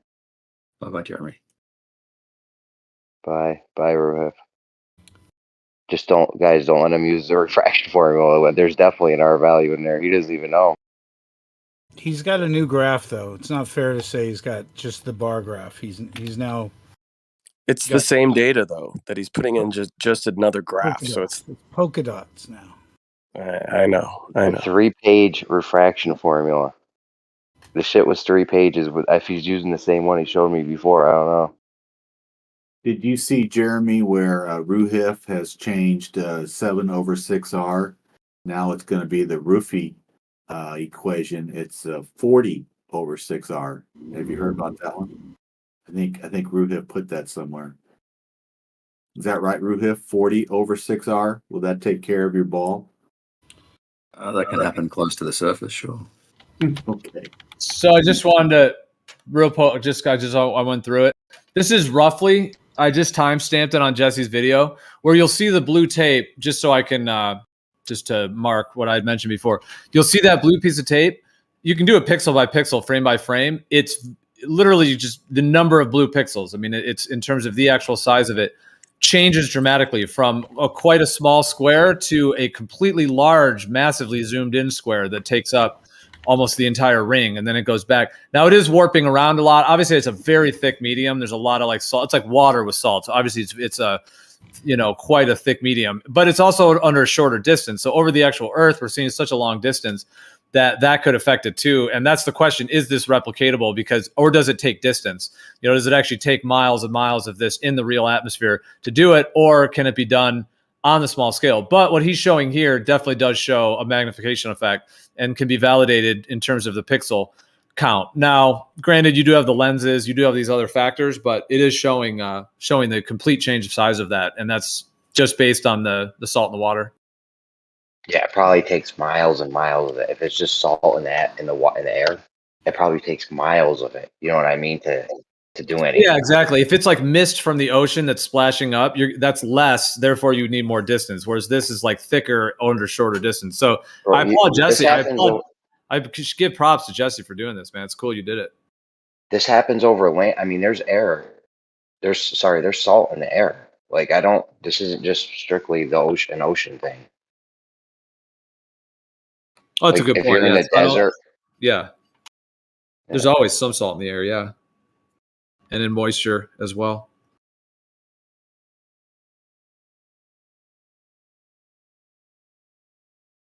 But the salt, if it was, that's probably why. Real quick, Jesse. I'm sorry. That's probably why in the desert you'll see those sunsets go to a point, like the sun's going away from you because it's not getting magnified as much because there's probably less salt in the air than other places.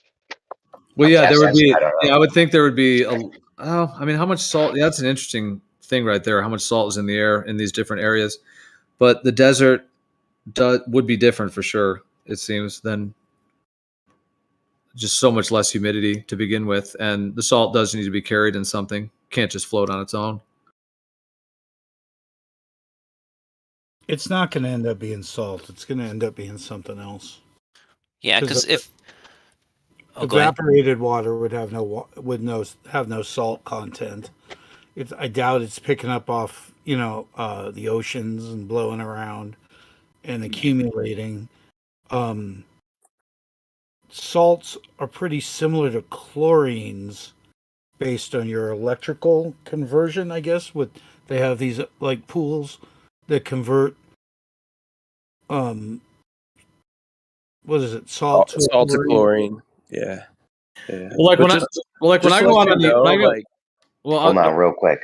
I was just gonna say when I Gio. go out on the just to respond to that just directly, just one quick thing. When I go out on going out on the ocean, I mean, especially if it's wavy, like there's some splashing waves, there's a lot of salty mist. There's at least like a 20, 30-foot column of just salt. Because like going fast in a boat, if you're going like 50 miles an hour, granted, you can get splashed in the face as well with the salt water. But even not being splashed in the face, depending on how much roughness there is in the water, if it's rough enough to where there's all kinds of splashes in the water, over the rougher ocean, or even like in the Pacific, like you're going to get those. So I'm not talking about like a glass calm situation. I'm talking about one where there's, the water, especially over the ocean, there's going to be a lot of salt in that air, I would think, the mist of it. Whereas in other environments, like over land, there would be less. But a lot of these like refractive effects where the horizon seems to be changing so dramatically, they seem to be happening over water the most, I have to say that all this talk of being splashed in the face with salty liquid is getting me a bit aroused here. Just on a quick Google search, at first glance, it says sea salt particles are the largest aerosol components in the atmosphere by mass. So there's that. Yeah, I mean, I don't know where you said there wasn't going to be salt in the air, Dan, but I don't know. Where does it come from? How's it held? Yeah. I mean, over the water. I mean, just like in the area I live in Florida, right? And it's very humid, and just going around the beach, being around the beach, parking your car at a public beach access for 2 days and coming back to it, you're going to see noticeable salt deposits on your car being, 2 blocks from the beach. So there's a ton of salt that can be in the atmosphere just around the water for sure. What's the name of that sea you like to do stuff at, Dan? what are you saying? Salt and sea? Yeah. But we go there. Is it salty? No, yeah, it's huge. Yeah, totally. Really high salt. Yeah, nothing lives in it because of that. Is it like the type of thing that you float like really crazy if you get in it? Like you're just so buoyant? Those are cool. Like the Dead Sea. Nobody wants to swim in it, so it's hard to say. Oh yeah, it's like kind of toxic. It's not really a real swimmer. Super toxic. It's like the runoff from LA and all the other shit around there. I know that area is crazy, dude. Like it seems like that. Sorry, I'm not trying to derail, but dude, a lot of that, like Southern California going into Nevada, that overlaps kind of Utah, Arizona. I feel like there used to be some like huge mining operation, like maybe some other ancients or who knows what other beings, like that in the Grand Canyon. Anyways, that area is so like just the landscape is so mysterious down there. I think it's young, is what you'll find. It's young landscape. Like that's what they say about like the Santa Monica Mountains where I live, around LA. Like it used to be underwater. Well, you can definitely see stones and shells and shit in all the hills, but America. Sorry, Dan. Go ahead. no, it's just that there's like at certain viewpoints, it talks about how it's volcanically young on the West Coast.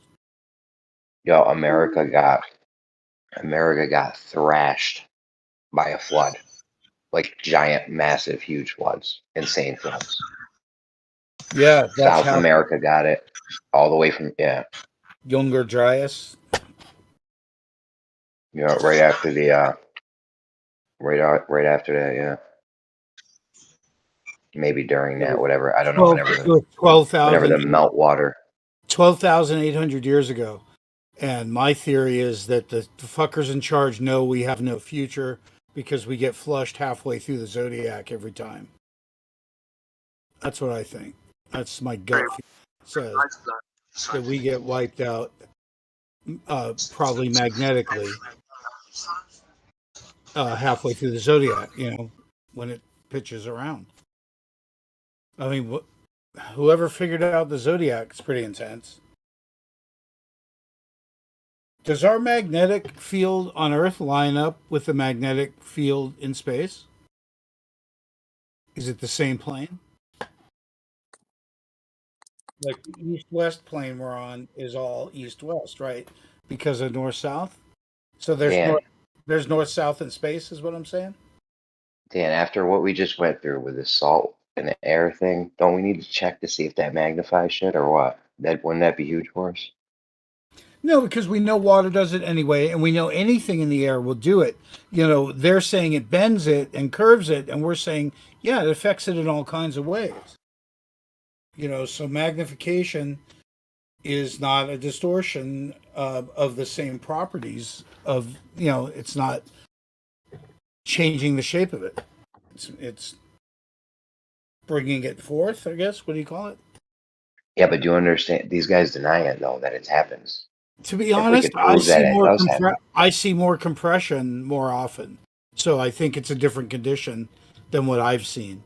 Because I see tons of compression, not magnification. Like when I go out. How do you know? Like there's like a light tower, and it looks like it's on the water, and it's 150 feet tall. But in the distance, it looks like it's on the ground, on the water. So everything compresses pretty quickly to the center. I mean, if you're not interested, So it's a whatever. different effect. It's just a different effect. We've worked in all weather, and we're convinced we got to work in cold weather to get rid of all the temperature inversion effects. And the whole reason for working at the Salton Sea is because it's heated, so you don't have a big difference between the water and the air. You know what I just thought of? What if we shot a laser and compared that to where the horizon is, and catch one of those days where the horizon is like cutting off the bottom of the oil rigs in that scenario, but shoot the laser past that point. So there would be a target for the laser that would be like beyond the oil rigs, but shoot it at the time when that horizon is cutting off the bottom of the legs of the oil rigs. Because if it's cutting off the bottom legs of the oil rigs, that means in our visual space, we're not seeing past that. And however, if a laser shooting horizontal is going past that, then it shows that physically in tangible reality, it is actually going over a horizontal surface, as it were. But we're just not able to see past that point because of the visual space. It would compare the difference and show the difference between the visual space and the actual tangible space of something actually traveling that distance. Because just if the horizon is cutting off the bottom of legs for us, that doesn't mean that that's a physical hump of Earth curve. That's what it's doing visually. And if that laser can shoot past that, that would be amazing to see the results of that. Yeah, no, it's a good idea. But did you hear how much Witz it said if a laser that shoots 5 miles with a 6-inch spread? Yeah, we'll get 2 of them. We need one better than that, though. We need to go. Yeah, we'll get what we need. No doubt. I mean, because it'd be sick to have multiple of them, really. That is a good idea, though. Yeah. Oh, the one I just said there. Yeah, that would be key. And then also have the measurements all the way along the gradient as well, so you could double validate that. That drone thing's a good idea, man. You can get a lot of data going. Yeah. In sync too, like you said. Do you guys want to see what non-Euclidean perspective does to the horizon? Check it out.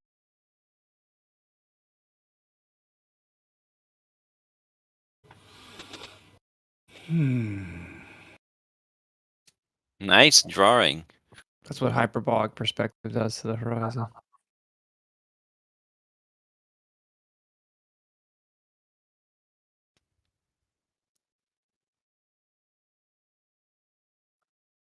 Oh, Geo. Do we have a soundboard for that? Oh man, that's interesting. Yeah, it shows the It's like the converging train tracks. It has that geometry in it, and then it has quite this curved horizon to it. You know what's crazy is that, like, I've had times where I am up at altitude, like specifically in California, where you can go up top of mountains. Like north of San Francisco is a big mountain there. It's called Mount Tamalpais. And you can drive all the way up to it, and you can walk all the way to the peak of it. And it doesn't always look like completely flat to me, honestly. It actually does have this like not that dramatic of a curve, but it has that to it. I've even taken my finger and pointed it along it and been like, look at that. It's like a little dome, like it actually is doing that.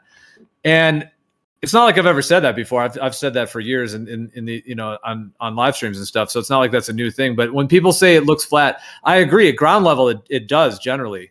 But when you start to get up at altitude, and this gets into the circle of vision as well, and I'm sure Witz would have things to say about that too, in terms of like how does the circle of vision and the field of view vision play into that circle of vision over a plane where you're actually seeing a circle around you, and does that circle start to become more pronounced as you go up, then creating more of this hyperbolic effect because perhaps you're seeing further and you're at higher altitude, and that circular seeing in a circle of the ground, the planar ground as a circle, which like a hula hoop, if you're at different altitudes, that can look curved, even though that thing is not actually curved, especially at the really high altitude ones when they say, oh, this is the curve. What do you think about all that? No, yeah, exactly. If you go above the hula hoop, it'll look curved. This is dramatized to understand the effects. What's so interesting is like I was rereading that test I had on backwards. So it starts off like elliptic and then goes hyperbolic at greater distances. So yeah, I mean it's your eye, but it's any optic. Especially like the non-Euclidean nature of visual space and perspective is obviously intrinsically tied to like the circular nature of the eye and how we see in a circle. It's actually kind of asinine to think that's not how we see, if you really think about it, right? Like the hula hoop's a perfect example. I also have footage I've taken from an airplane window. I know that it's obviously going through the lens of the window and so on. But I was, when I'm in an airplane, I'm moving my head around. I'm trying to detect what the window's doing to it. Nonetheless, it does show a curve as well. And, so when people say like they've seen curve from an airplane, like if the environment can, I think there's different factors as to why that can happen. There's more than one reason, but I'm just saying I have the picture of it. It's saved somewhere in my files. And like pixel by pixel, it does actually show that. Well, peep this, like the left to right curvature could never change optically according to their official answer. And their official answer is that light bend down to intermedium, make things lift up over curve, right? Like that's all they say always. So like if the left to right curvature that's perceived via optics is changing based on conditions, like they don't even have an explanation for that. But actually I do, right? Which is that you have curved visual space and the non-Euclidean perspective is exaggerated by the lensing effect of the atmos. So as the conditions change, it exaggerates that effect.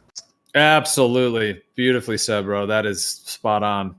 Exactly. It's going to be unique. It's like an art, like the creator's like an artist that's like creating these environments and they're all unique. Because that's a very good point. If that was physical curve, it would be consistent because it's physical curve, right? That's the earth. It's the physical ball of the earth.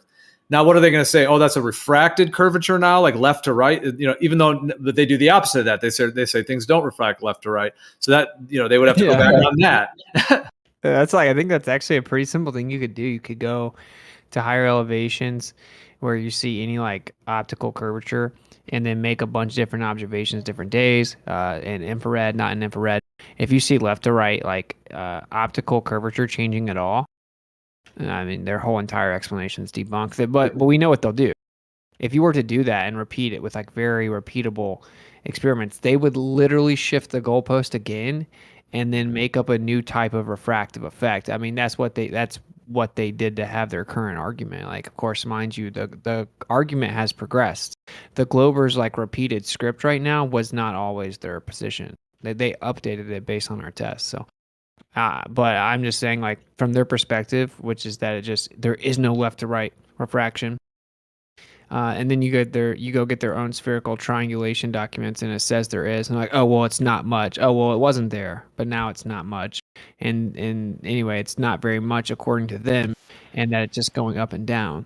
And they don't have to worry about left to right curvature. I mean, that was like their whole argument they were just talking about, right? Like in the fish tank and everything, it just goes up and down. So if you see a change left to right, I don't even mean their own claim doesn't. Yeah, it's like the radius value of that curved effect, as it were. I remember Don, he would call it rim curve, which is kind of a funny name, but it's a good name actually. I mean, yeah, Don had mentioned that. I'm sure Ruhif's going to come in with a sexual joke right now, but we're gonna just do a preemptive strike on that.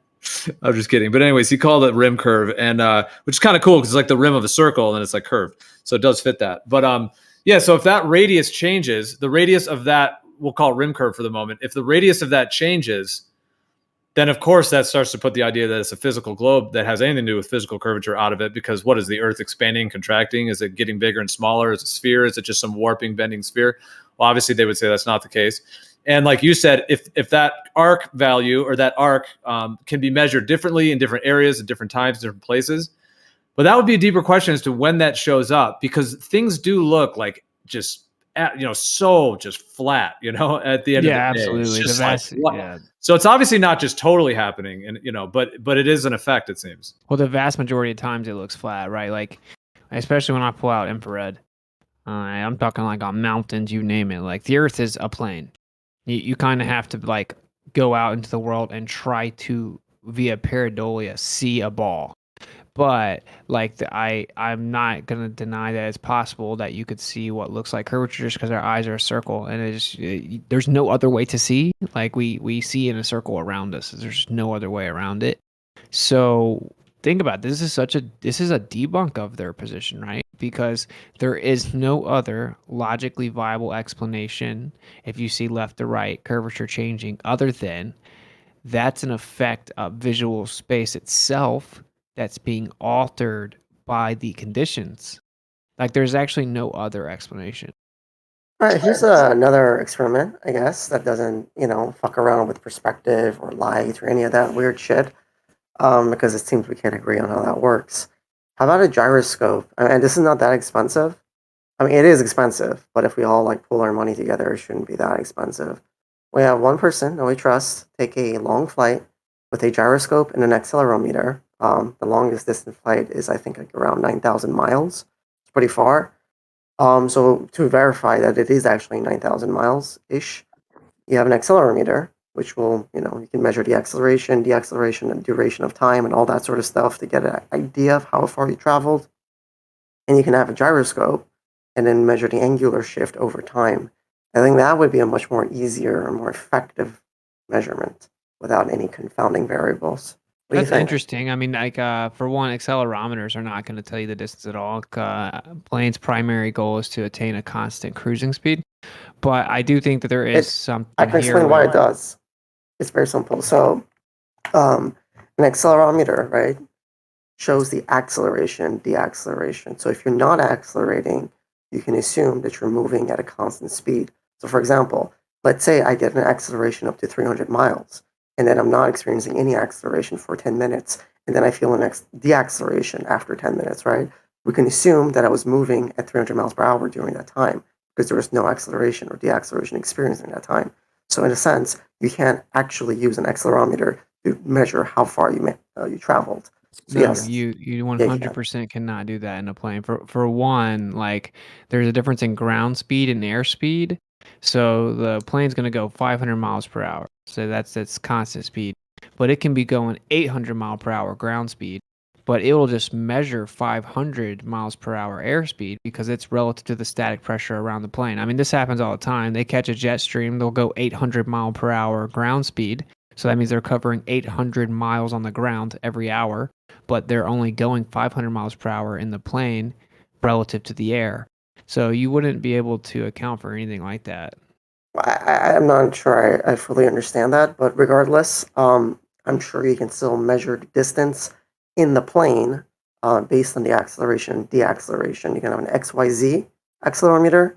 If you're talking about the Coriolis effect or anything of that nature, causing a shift between the plane and the ground, so to speak, perhaps, I don't know, you can account for that.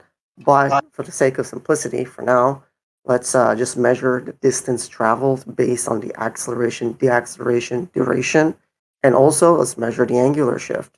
And if it turns out that there is a significant angular shift, that would mean that there is a curvature. Really simple. Okay, I'm just gonna have to respectfully disagree with you on the distance thing, but I do think that you could, in theory, use a gyroscope You do and know go to that. the south. And if you go to the south in a plane long enough, the gyroscope should show deviation. And as soon as it doesn't, the globe's debunked. Right, sure. Yeah, obviously, a falsifiable claim is a claim that's worthy.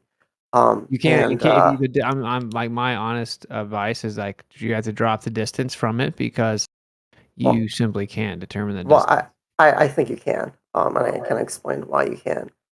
So yeah, the idea would be, then that's not even necessary, but that's just a good idea to have on the side because then you can measure the angular shift with respect to the distance traveled, which is important. You could just not have a distance travel and just look at the angular shift and be like, all right, at some distance there was an angular shift, sure, but that's not going to provide a very, how do I put it, a valuable model. You'll just know that there's curvature, but you won't know what the curvature is. So I think distance is important. And as I said again, acceleration, deceleration, and duration, those combination of things. You can probably test it out in a car if you have a sensitive enough accelerometer. You could speed up to 60 miles per hour and then slow down. And then, using the duration of the time and the acceleration, everything, put that all together, you'll get the distance traveled. Okay, but do you not get the difference in the plane though? So like, No, I again, don't get it at all. listen, there's recorded scenarios where a plane has gone over 800 miles per hour ground speed because it caught a jet stream. Like you can just Google it, 800 mile per hour airplane. Mainstream articles everywhere. Okay, fine. What's the point? I'm trying to tell you. I've already told you once. So, like, when that plane's going 800 miles per hour ground speed, to the people in the plane, including the pilots and all the equipment on the plane, it will say it's going 500 miles per hour because the way that it But we're determines not relying on that. We're not relying on relative to relative to what? Movement is always relative, Hang on, right? hang on. It's always Did the relative. jet stream That's my accelerate the point. plane? Did the jet stream Right. accelerate the plane? Yeah, let it accelerate the plane. That's fine. That's the whole point. We're gonna measure that acceleration. That's the entire fucking point. Correct. Rufy, can you like help me here a little bit? No, I Well, think you. well, I that's think. with it. But I think it's a good is it- idea. Is the Sorry. wind going to accelerate the plane? Yes. Yeah. So You guys, I think you guys are both kind of right. I mean, I think you're both onto something. Like, I think this would be a good test to do, like you're saying. And then I also think Witzett's right about the ground speed versus airspeed, because if you're going to try to get a distance in an airplane, it's actually like, okay, the guys today depend on GPS. Now that's a whole nother story. But when it really comes down to being able to do that, there are various challenges to it in terms of actually getting that ground speed versus airspeed, which ironically is the same in the ocean. You might think in the ocean, oh yeah, you can get your pace. Well, I mean, you're floating. There's currents. It's actually more difficult to get your precise actual speed you're tracking than you might think. No, with accelerometers equipment, measure ground speed. they have equipment, obviously, with radar, with GPS. There's all those things. But I'm saying if you don't have those, if you're actually just trying to, Yeah, but like the link that Jesse posted, accelerometers are also widely used in inertial navigation systems. Yeah, to determine Again. acceleration, not velocity. You need to know the actual speed to know Right. how far you're going. Right. Yes, So I ask again, acceleration is the is the second wind? derivative of speed. Okay, so Yeah, you need to is know the the original jet speed to know the stream change in velocity then, right, Matthew? right? Is the Yeah, the jet original stream velocity going to is 0. accelerate the plane? What? Is the jet stream going to accelerate the plane? Yeah. Yes. Okay. What do you think an So accelerometer you're does? saying what you're saying is you're going to start with 0 and then Yeah. measure the acceleration up and down all the way through the air from that. That's what an Forward, inertial backwards, navigation left, right, system yes. does. Yeah. That's what the INS does. The what? The It whole will idea. update itself with GPS occasionally, but it's So you're inertial. saying the It's an planes can tell inertial us navigation exact. system. Then can you give me the information about commercial planes and their ground speeds? So they should know exactly what they are. Using It's so simple. Can you give it to me? Yes, the inertial accelerometers navigation measure the ground systems. speed. Okay, cite it. You guys, I know for a fact you don't know what you're talking about. Oh. Hey, can you please cite the ground speeds for airplanes, please? I don't have to cite shit. I'm It doesn't explaining to you exist. how it It works. doesn't exist. It doesn't The No, exist. inertial an navigation accelerometer doesn't system will give exist. you a I'm ground speed. proposing a new experiment here, dude. No, I'm Well, I saying think you're. So, Matthew said wait, that wait. this is how it works in commercial planes, which means Yes. that this is a known problem that they can't accurately determine the ground speed of a plane. So They if they can't. can't easily do it with just an accelerometer that's built into the plane, can you What is guys the just ground cite to speed? me You what the mean ground speed? relative to That's how ground? they work. They're Relative to inertial what? navigation systems, and they update themselves periodically with GPS. Yeah, that's what I was going to say. GPS is the core function of it, of course. However, yeah, I mean, my understanding, there's different kinds of equipment, but they're going to always have accelerometers involved, and then they also use the ring laser gyros, which is very interesting because, I mean, the way that those technically function is that, in a sense, if you have it just stationary, then it's stationary. Now we could talk about like the drift, the 15, because there is, let's just use the term ether drift. There is a drift. Nonetheless, it's other than that drift, it's chilling. And that's what they essentially zero it to, because once you zero it, in a way, you zero it to that. Now you've just eliminated that. Now, if you have any movement in the X, Y, or Z axis, you're going to get it's going to be able to, it changes the phase shift on the lasers and allows it to detect whether it's going up, down, left, right. Like when people were talking, there was going to be that, remember one of those fake like fly to Antarctica trips that somebody did, some $10,000 scam? I forget who it was. They tried to sell tickets and they got money and they took everyone's money. And there was like a website. Anyways, it was a whole like scam thing. But the thing about it though, is that it got a lot of thoughts going about what equipment we would take with us if we had like one air flight to Antarctica kind of thing. And one of them, well, we discussed all these things, accelerometers, gyroscopes of many different forms. And we were talking about, could you sneak it on the plane? Or are they going to not let you take it on? You know, all that stuff. Nonetheless, the whole thing wasn't even real anyways. So it was, but the point is that the idea was if you have a ring laser gyro like that, you can essentially detect whether you're going up, down, left, right. So if you didn't quite know exactly where the Antarctic flight was going, you with that and with different equipment as well, could you actually figure out like what your heading was, what your position was, what your speed was, and what your direction was? So you can actually know where you're going. So it kind of plays into this as well and what you're saying. And it does seem like with a combination of accelerometers, there's ring laser gyros, but then there's also other types of gyros too. And Whitesword had that idea. You could have one with a gimbal and one without a gimbal and see if when you fly over the curve as well, or what they say is the curve. But anyways, it does seem like there are many tests we could do with a combination of these equipments that would give us a lot more information. And we would not be dependent on GPS. We'd be extracting the data ourselves. However, some of that equipment is made by pretty sketchy companies like Honeywell. So that's a whole nother part of it. We have to depend, do we have to depend on them? Well, Or can I we actually don't build think it the test ourselves? is a bad idea. I mean, I see what you're saying with the accelerometer. It's whatever, but maybe. But what I think for sure is that it is a good idea to test it by seeing the orientation of the gyro. Like, for example, if you go far enough south, it should flip. It should just flip. So as soon as it doesn't flip, the Earth's not a ball. Right, and I agree. So the whole thing, although I think we have to go with the longest distance, which is I think around 9,000 miles, which will give I think around like 50-ish degree shift. I think you can calculate it, but and maybe Rufy can do a much better calculation. But I think Yeah, it's a huge change. No, you're right. Right. Yeah, it's a huge change. I know, but see, they have their reference frames and they have their gravity. They have all these ways to explain that away with non-verifiable physics that involve like massive just theories and ideas based upon claims of the size and this force that they haven't proven. So that's the problem with it. Like they basically no. But their official narrative is that they have to use pendulous vanes to adjust for the gyros on the planes, right? Like It's not a thing with ring lasers. So yeah, the reason I'm suggesting this is that it's very practical, right? As a group, I think we can easily raise the funds. I'm even willing. This would be an idea. I don't know if you guys are down for it, but we could all fund, and then if the Globers are right, then we get our money back. I guess. Or not, it's fine. I don't even mind if I get my money Well, back. Dave Weiss was literally I'm talking about down this to the spend other around day, $100 of my own money. I don't know how many other people are here, but I'm kind of I just want to put this to rest, in a good way, not in a bad way.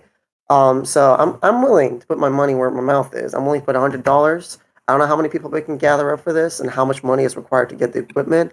Ideally, we rent the equipment. As for the the equipment being sketchy, we can perhaps calibrate and test. You know what I mean? So we can go around a road, like literally go on the road, do a slight curve with your car, on a really I don't know, small curve. You know what I mean? Long distance curve, and then see if it accurately measured that curve. And if it did, then that's an indication that the gyroscope is. Yeah, I mean, I actually accurate have or a something. gyroscope right here. Like, I actually have one, but yeah, maybe you get more than one. But yeah, I think it's a good thing. Me and Dave were literally talking about this on Globebusters last Sunday. We were saying that a good test that seems pretty cheap overall, right, is to just get a plane ticket, go far enough south, and watch the gyro. It has to flip. Yeah, 100% agree. I'm down. You guys are witnesses. I can put $100. I hope other people are willing to also, put some money. $100 is nothing. So that's about as much as I can afford as a student.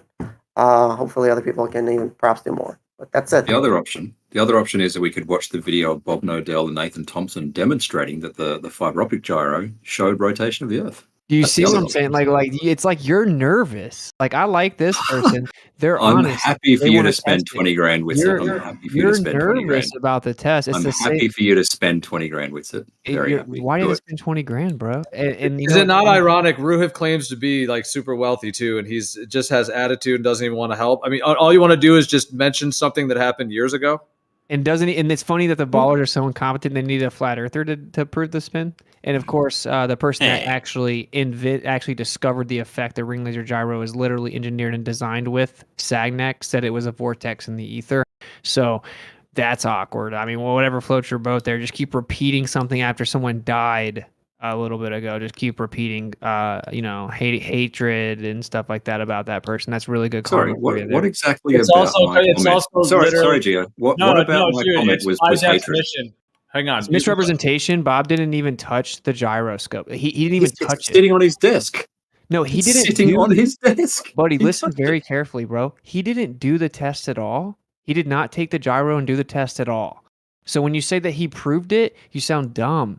And not to mention that according to you guys, people did it long before flat earthers. So the fact that you have to constantly invoke them also sounds dumb. And thirdly, if you sure you know the full story where they went to a different altitude and saw something different and you guys said, oh, it must be pressure. You just say it's pressure, right? And then you also know the flat earthers already have an explanation for it, which is the person themselves that discovered the effect it's based upon said it was a vortex in the ether, and we don't deny sidereal rotation exists. So it's weird that you keep saying it. It's weird. Bob didn't go take the gyro and measure anything. Bob had the gyro on his desk. It measured rotation in 3 axes. I guarantee you, if he polar aligned it, it would show rotation in 1 axis alone. He had it on his desk. Do you notice how you don't have the integrity to acknowledge that the test wasn't even done by him? Someone else took the test to different locations, and like I said, he had it on his desk. It measured rotation in 3 axes. Right? That's what I'm saying. Like someone passed away a few weeks ago, and you just You're just keep denying lying what about happened. it. Like to You're me, I denying think what it's actually really happened. bad karma, though. So I don't have to like correct you. You just have to deal with it. Did he have it on his desk, and did it show rotation in 3 axes? Are you saying that he did the test? No, a simple question. Did he have it on his He told me desk? he didn't. Did it show rotation in 3 axes? Yes or no? No. Can you provide No, evidence that he did the liar. test? Provide evidence that he did the test. Yeah, he had the thing on his desk. It showed rotation in 3 axes. Yes or no? Did he measure 15 degrees per hour? It's a simple yes or no I question. don't know anything about what you're saying, Roof. Yeah, which Yeah. one are you talking about, Ruif? Hold on. There's been many different gyroscopes. What are you referring to? The fiber optic gyro, Bob had it on his desk. He had Nathan Thompson sitting next to him explaining how he gets rotation in 3 axes. I don't even know. I have no idea what you're talking about. Like, I have the gyroscope from Bob, this little one that he has, not the $20,000 gyro that Bob had nothing to do with, didn't buy it, and the other person used it. Hang on 1 second. Who did I send it to? But please keep talking about someone that died. When it doesn't even. What's the funniest part though? It Fuck doesn't off with prove this anything. fake outrage, Wizard. Seriously. Fake outrage? No, fake outrage. He's Where easily did I 400 disparage times Bob? more of Where like. did I disparage Bob? Did I disparage Bob? Did I disparage Bob? Why How would did you I have disparage to bring, Bob? Why would you have to bring him up with the main? Because he tested. Why, this is why you're fiber interrupting optic me. You're gyro. interrupting because I'm exposing you. So Oh, you have shut up. no, You're you a have fucking no moron with it. integrity. It's not required to bring up someone that recently passed to talk about a gyroscope when there's 1,000 other people that could have done it and have done it, and the flat Earth has an answer for it, and it was blatantly a diversion, completely out of left field, completely irrelevant from the subject. Right, That's I've why. tagged you. That's I've why tagged you. you What is have that thing no on the integrity. desk, Witsit? What is the thing on Bob's desk? What is that? That's not a $20,000 ring laser gyroscope. It's a fiber optic gyro, right? Did he measure rotation in 3 axes with it? That does look like Rick's laser fiber optic gyro. He has it plugged into the computer and he takes the data out. Right, it's measuring rotation in 3 axes. Correct. So did he actually go do the test? Looks like he's fiber optic gyro measuring rotation in 3 axes. It's a yes or no question. I don't know anything about what you're saying. I don't know what The answer is yes. Really? What? How do you answer know is it's yes. doing something right now? Well, look at the screen. he You can said see the so. software. The software is running right there. It's connected. So that's all you do is you plug this up to a software and it tells you what's going on. Yep, it tells you the rotational things on the axes. Yes. And it tells you it's moving 15 degrees per hour. Yeah. Yes. He said gets rotation in 3 axes. Yeah. Anyways, I Okay, mean, sure, well- this is all fine and interesting, but we don't need to No, it's not. focus No, on it's not. this No, at no, the no, no. moment. It's moral because- degeneracy when we're talking Moral about. degeneracy, denying what is on screen, Witsit. That's I'm not moral denying it. I just sat here and said, okay, I didn't know that's even how it worked. This is the actual point, was that this conversation wasn't about anything to do with sidereal rotation, right? Before you even jumped in with it, Gio literally mentioned and acknowledged rotation, sidereal rotation, right, with the explanation. And then we're talking about doing an actual test to go test the curvature of the Earth and how the orientation of the gyro should change relative to the drop of the curvature. And as we're working out the details of that, you jump in to just take it as an opportunity to bring in something about Bob out of left field. So there's not out of really left no field. point in We're it. talking about gyros Okay, you're just going to keep doing it. Were we talking about the spin of the Earth? with relevance to gyros. Yes. Oh, we were talking about the spin of the Earth, Ruif. We're talking about inertial No, I navigation specifically systems. said and it's someone's not talking relevant. about Coriolis. No. For actually testing it, dude. Okay, I'm not talking about just plugging a thing in and looking at a screen and going, Earth's rotating. That's not what I'm talking about at all, bro. Whatever it shows at the beginning is fine. That is what it is. You now have the baseline. The whole point is that you're getting the baseline. Once you have the baseline, now you can move it around the environment and get readings, like which what's his name? 3D. I'll just call him 3D. Which 3D had said. 3D had said that. The whole being able to measure the XYZ axis. And once you have the baseline, now, that's what I was trying to say. Sorry. What he was saying is that we could compare it in physical reality, like reality, either with a drone or in a car or in a boat or whatever it may be, move around the environment and see if it verifies like, I really did move 5 feet to the left. And that's what the vectors on the gyroscope showed. I really did move 5 feet to the right, et cetera. And then also have accelerometers and other equipment. Once you have that as a baseline, now you can actually measure how that thing is traversing in the environment. And in an airplane over a long distance of Earth, of course, on a globe, the actual very real angle of that thing is changing. It's going around a curve. So my understanding is that they are sensitive enough would be able to pick that up. So that should be trackable. But see, that would have to be done through us independently, because some big airline is not just going to say, we'll do it for you. Here's the numbers. Yep, Earth's not curving. They're not going to do that. So You it's know, not about just plugging it in and making some rude comment about someone because you think you're, I don't know what kind of demonic thing that is. Well, I do know what, I don't mean I don't know. I do know what it is, but it's, I don't think you know even what you're doing, because it's just a total like attack and it's not required at all. But the point is that, Sorry, yeah. hang on. At Not no about point have plugging I it attacked in. Bob. I shouldn't have ended on that because I actually, there was more content to what I was saying. I was also just saying, let's stay in the moment with the real equipment, and whatever like narrative you have related to that is not productive. No, this is what I'm going to say. At This one no last thing. I'm point going to say this have I one last thing. attacked Roof, Bob. you have to understand. This is what I'm saying to you, At right? no point have I attacked Bob. Listen carefully, Understood? buddy. Listen carefully. Everyone knows. I'm not going that to for- listen unless you acknowledge that at no point have I attacked Bob. I'm Come about to on, address- Ruhif, you're claiming he plugged a gyroscope into his computer and measured the globe rotating. Come on, dude. This Wait, whole let me- discussion you're putting literally on on Bob. the screen. Bob was a fucking amazing, very bright soul with incredible knowledge. and literally that's on the why you're screen. attacking Yeah, him. he would like mentally. He would take your brain and fold it in like a coffee table, like a card. Literally on the screen. But listen. You've got This is the what I'm trying to say, gyro Rip. Listen, measuring rotation in 3 If you have axes. even an ounce of integrity inside your body, you need to listen to what I'm saying. You're getting turned down. Everyone Bye-bye. knows. See, then you're getting muted. So. There you go. Okay. So Yeah, that's everyone fair. knows that Bob was basically tortured for years, right? Where people are sending him emails and letters and death threats and thanks Bob, thanks Bob, thanks Bob, thanks Bob. No matter how many times he talked till he was blue in the face, explaining the ether, the history of the actual Sagnac effect, the explanation for it, how they just went on to further test the information, right? Because he just wants to know the truth. So whatever the info says, he wants to figure out what's going on. No matter how many times, to this day, they still say thanks Bob, to such a point that the moral degenerate anti-flat earthers literally made a rest in peace Bob video where they all say thanks Bob the whole time and mock him and ridicule him. It is like the lowest of the low to talk about someone that just passed with a well-known talking point that has been used to basically like abuse the dude for years. That's the point. Okay? So like it's just no integrity to do that. That's the point. Just don't talk about him anymore. He passed away. So there's no reason to talk about him when there's 1,000 other people that have used a gyroscope before. It's like, let it go. You had your like 7 years of childish mockery. Just let it go now. That's the point. Hey, could I say something? Well, why Back don't you on talk topic? about a real gyro instead of talking about some fucking guy? Why the Hang on. fuck do you care if some random fucking internet personality Did I something? get or not? muted? Shouldn't you be talking about the fucking scientific principle and the instrument itself? Did That's I what get I muted? was trying to bring it back to, and that's why the whole this subject. yeah. Did I that's get why muted because Witsit called me a lack of integrity or something? No, That's why I you got muted? were turning me down. you turned, if you're going to just turn Witsit down in this like fully kind of like full conversation right now, then yeah, I mean Right. He said you're I not had no going to be able integrity. to talk over people and stuff. Now, You did you should- want? you should You're get unmuted death. now. Someone unmuted you.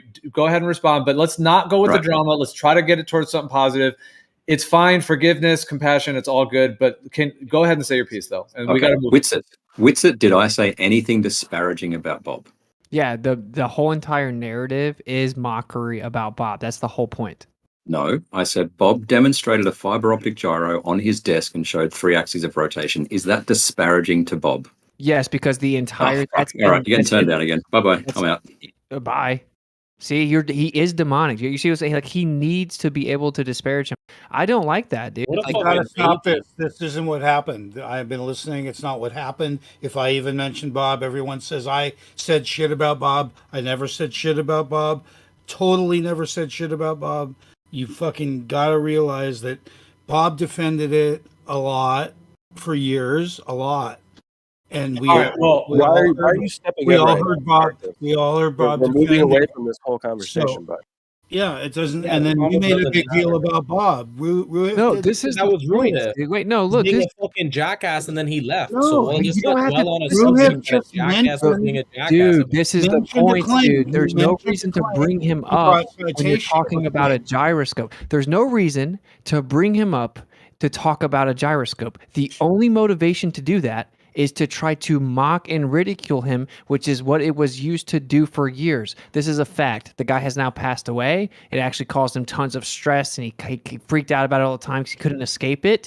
So now that he's passed, they should stop bringing it up, talking about him. They can talk about the gyro a million different ways without bringing up someone that passed away. This is just. Can we do that? Okay, I'll do it. I'll do it. Sure. I don't even know who that guy is. I hope. Well, he let's rests be in clear what. peace. All respect to the let me fallen. jump I do want to let's please let me just a minute.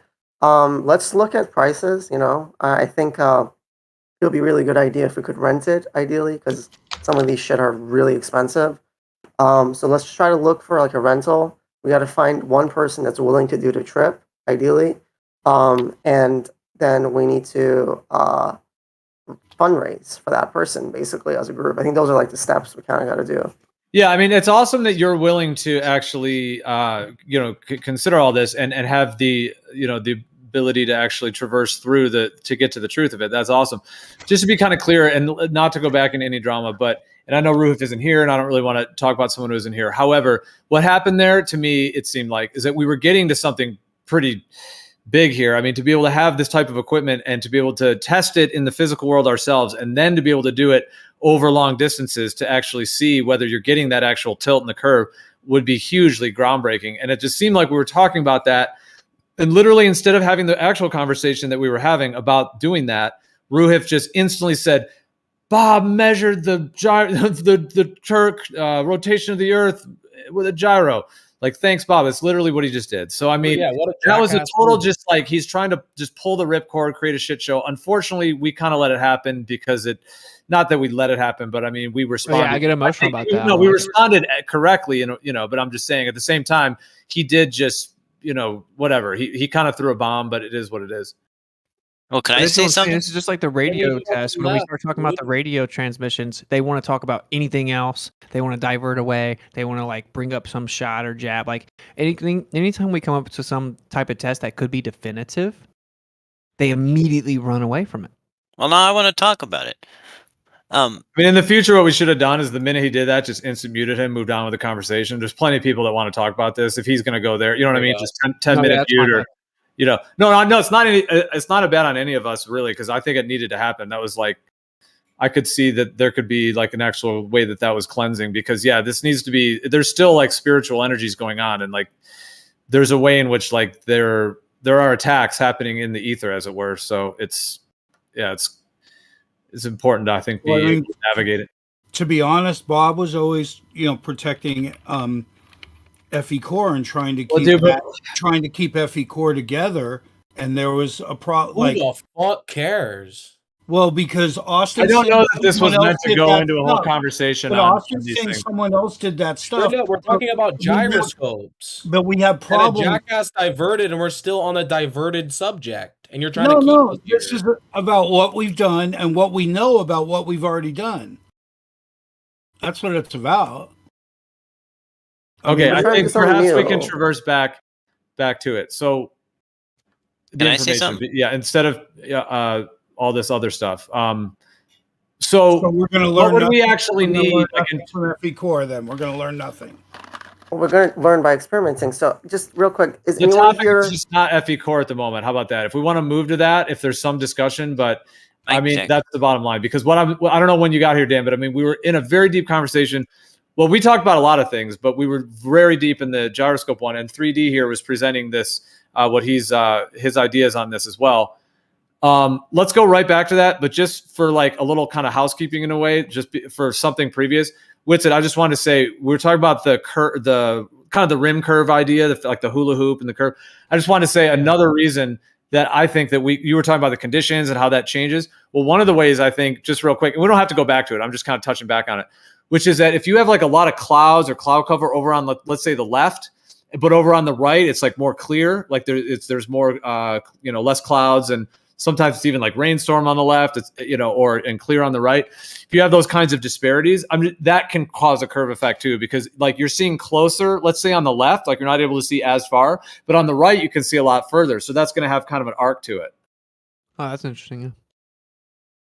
But we can go back to unless you have a response. I don't know back to the if anyone can hear Jesse. Jesse's been trying to say something. Yeah, what does Jesse want to say about the gyro finally? And I think 3D still wanted to walk us through his idea too. So yeah, go ahead. Well, I think can you hear me? Yes. You're a little low, I think, but a little low volume. Oh, super. Okay. But I think you're good. Yeah, the gyro belongs to Rick Seventh Day Truth Seeker, and he probably still has it. And I think an interesting experiment would be to simply fly east to west and then west to east with it set up so that its axis was, aligned to the plane. And obviously sitting on the tarmac pointing east or west, it's going to show a constant roll forward or back on one axis due to whatever is cause of it. But the interesting thing would be then to fly the plane and see if that added or subtracted from that constant 15 degrees an hour going one way, east to west, and then subtracted from it coming back. Does that make sense? No, that wouldn't be an exclusive test at all, though. So there's a rotation either way. We have different explanations for the rotation, so it should change based on which direction you go in both situations. You want to go north and south, and the gyro itself should flip orientation once you get a certain distance south. Yeah. And I think it's important to, ideally, to go the longest distance possible, which was a flight. I think I had the name. I'll find it again. I'll promise. But there's a really long distance flight that's around 9,000 miles, which is pretty good. Like, the margin of error drops significantly when you increase the distance that much. And I think the flight cost is around $1,500. I don't know if that's round trip or not, but that's just the flight. It's from Singapore to someplace. I think I got to double check. Dude, you're feeding back, man. So like, Xanic. Yeah, like you can't be trying to talk while other people are talking and leaving your mic open because it's feeding back. No, that was Xanic. I know was Xanic, not but he Mike. was also trying to talk right then. So, All right. So just real quick, is there anyone here that can handle the, I guess, logistics of this? We gotta have somebody. I would say ideally, or a group of people that are gonna like handle the management or whatever. Like, where are we gonna go? Who's gonna like fundraise? When? Where? What platform? So me and where are Dave we Weiss gonna? were literally talking about this same test a week ago and organizing it. So you know who Dave Weiss is. Dave Weiss. Sorry about that before. What kind of gyro are we talking about? We're talking about the kind that keeps you on mute while someone else is talking. No, Okay.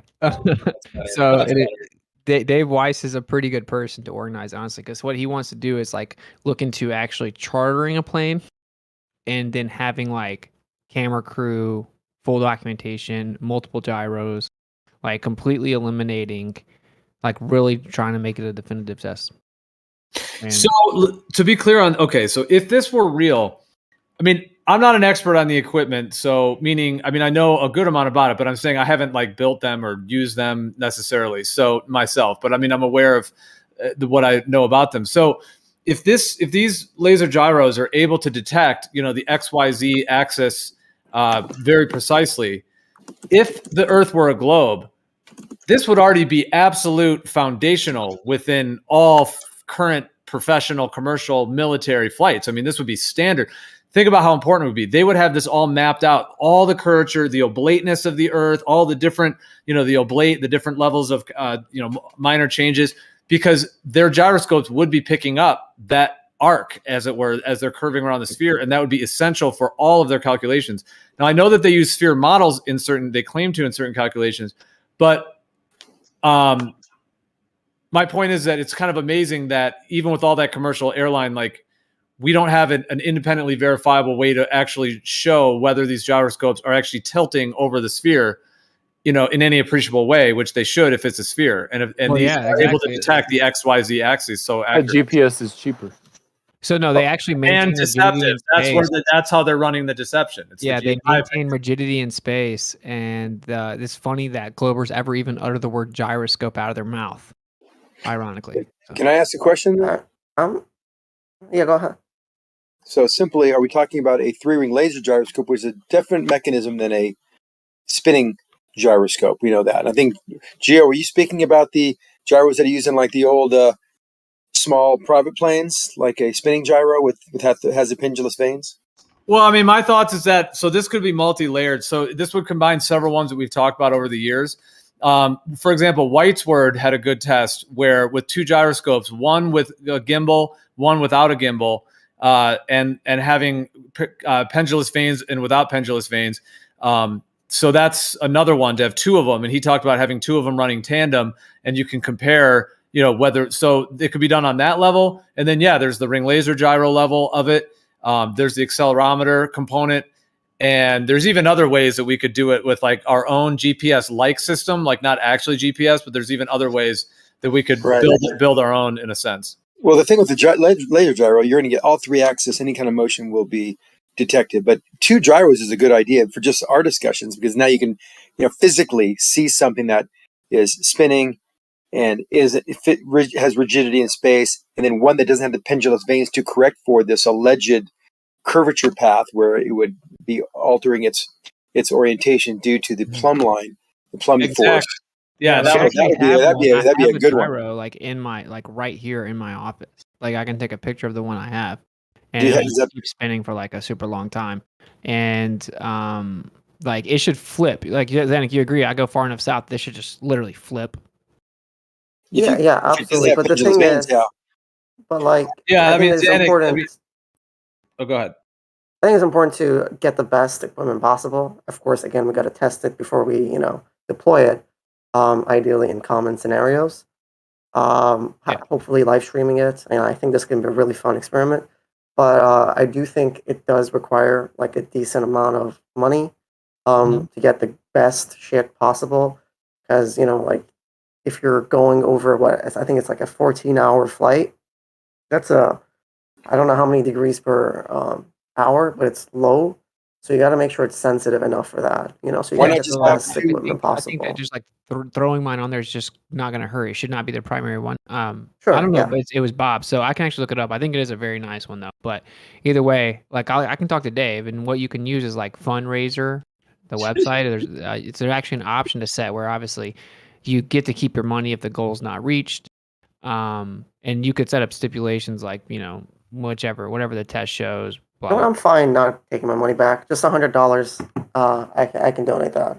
Well, I mean, that It'll could be be way a more flat earthers donating. There's just no doubt about it. It Winston could be was a fun way to asking do it, me- though.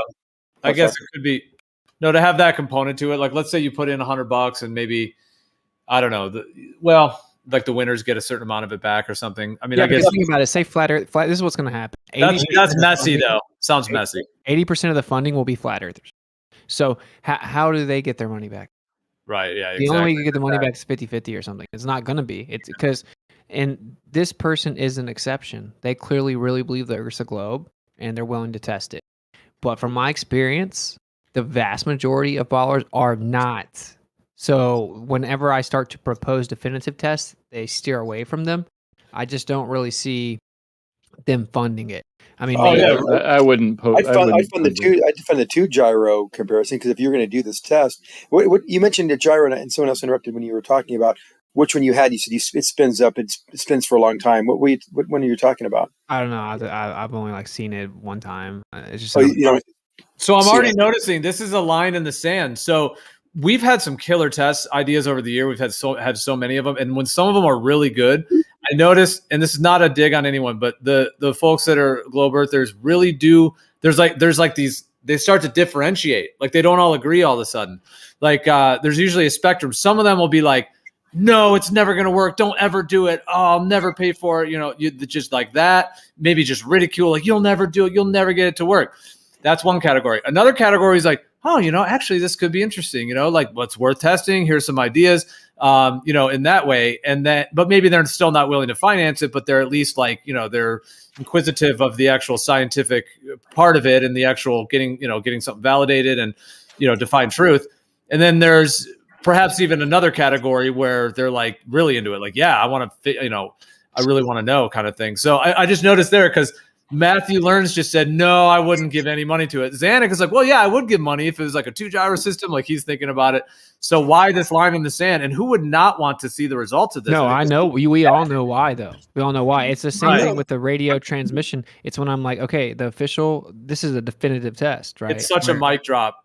Yeah, like the radio transmission is a definitive test. There's supposed to be a skip zone on the globe which means there's an area you can't receive the transmission. So let's just do the math. Let's use the official globe model's explanation. Let's say, okay, curvature of the Earth blocks it at 200 miles. It goes up to the ionosphere, bounces down. The skip zone is 400 miles. Put someone right in the middle of it, send the transmission out. If they receive it, it debunks the globe.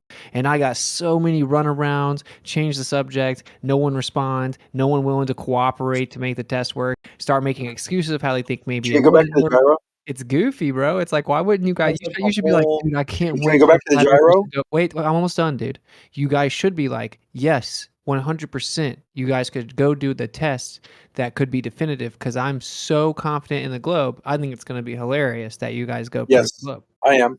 But so the gyro thing, all you have to do is get used. There's used parts all over the freaking country for Cessnas and Piper Cubs and all those that had those old school. They're cheap. They're still very functional. They're air powered, and they spin up electrically, and you keep them spinning up, and you remove the pendulous vanes on one of them and leave the pendulous vanes on the other, and then see what happens over a day. Well, the thing to do is have multiple of them going. So on an airplane, you can have, I mean, essentially like a nice, like at least 10 by 10 foot, 20 by 20 foot area that's, that's level and has good spacing and everything. And then set the actual equipment up and have multiple different pieces of equipment that could be doing multiple different things. And if you could be able to have all of that like documented, you would need the space partly for the documentation, make sure you have cameras. What kind of airplane are you talking about, Gio? But here, hold on.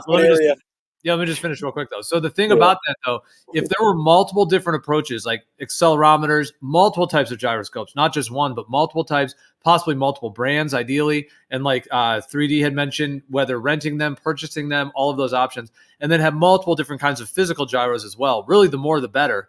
And to then compare all of those. And if you were taking a significant amount of arc, as it were, curvature, going at a speed and at a rate that the globe Earth would definitely have to have. I mean, there's really nothing around that. It's not optical. It's not refraction based. It's not theoretical. It's not based on some mathematical concept. This is very real equipment that can be validated to have these detection of the XYZ axis in our actual physical world on multiple scales, then tested all against each other. And especially if all of those came up with no curve, wow, that would be amazing to see. Yeah, this could be end of the flat Earth season. You have to pick up a new topic, a new subject, because I think if you take the gyros, you take one of each, and maybe a laser gyroscope End of as the well. flat Earth season.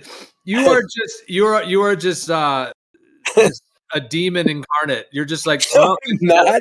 I don't want to see. I want to see this continue on. I don't want to see. There's conclusive evidence. You're going to get two gyros. It's going to roll back without the pendulous vanes. That's a fact.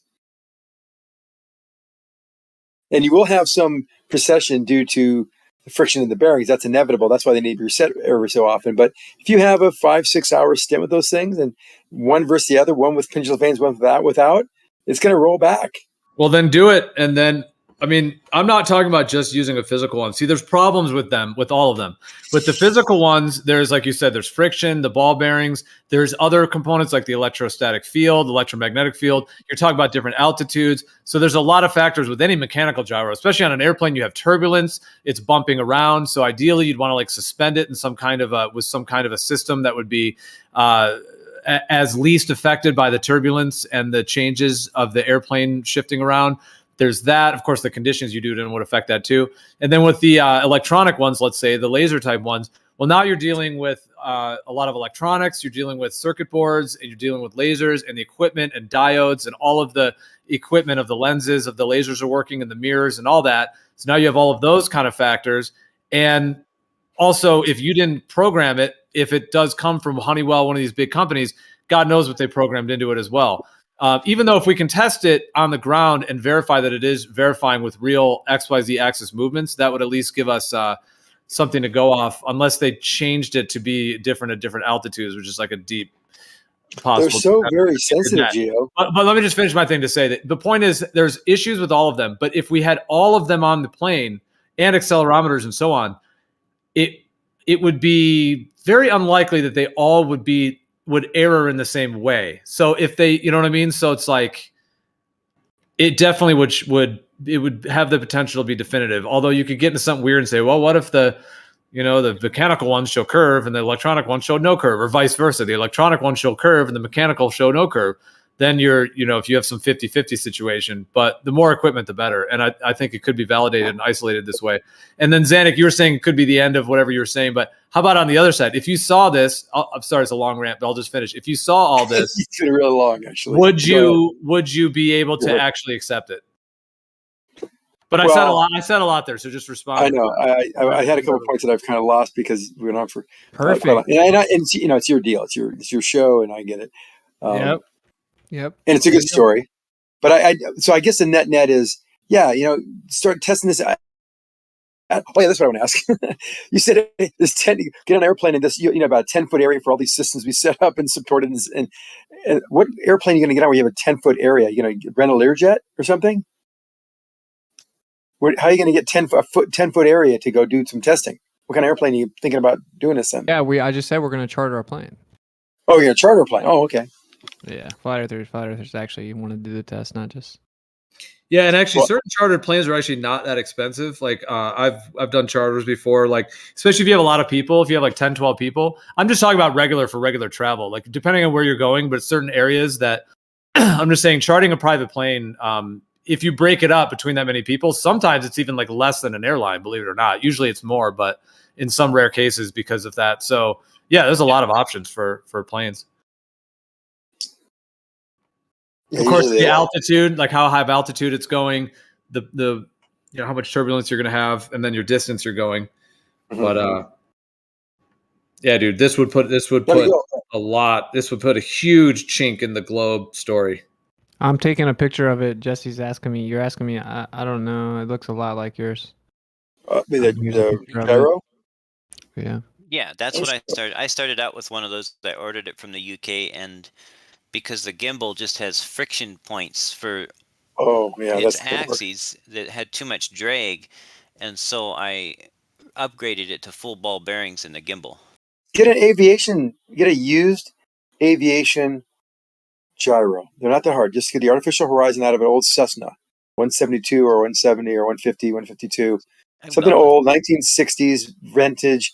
Probably can pick it up for $300, and that's going to be high precision. These are toys.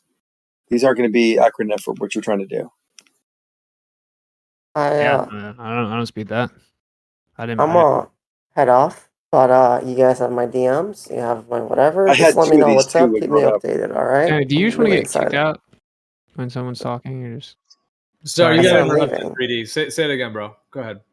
I just said I'm about to go, but you have my DMs. Let me know if there's anything I can do. I'm gonna head off. It was good talking to you guys. Take care. Yeah, much love. Yeah, man. Yeah, good. That was great ideas and good work, man. Cheers. Cheers. So, Twitsit, I tagged you to a video of my gyro like yours before I modified it, and I demonstrate that for slow rotations, it doesn't track because the bearings are just too stiff in the gimbal. Okay. I've only just seen it spinning. I just thought it looked cool. I don't know. It's just in a box of things someone let me borrow. 100% it's cool. Yeah. Like it just keeps spinning. It's pretty crazy.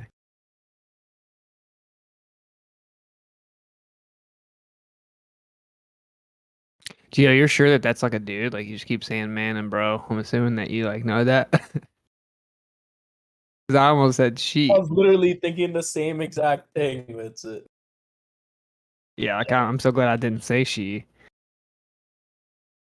All right, I almost said her earlier, but I'm not trying to talk bad about them as they leave. I'm just saying I wasn't sure if we were sure, but obviously they took no contention with it. So, yeah. So I think this is a cool test. This is cool. It's like crazy synchronicity because it's almost like they were watching Globebusters because literally we talked about what we thought would be definitive tests. We talked about the stretching the string out and how you would want a string that's.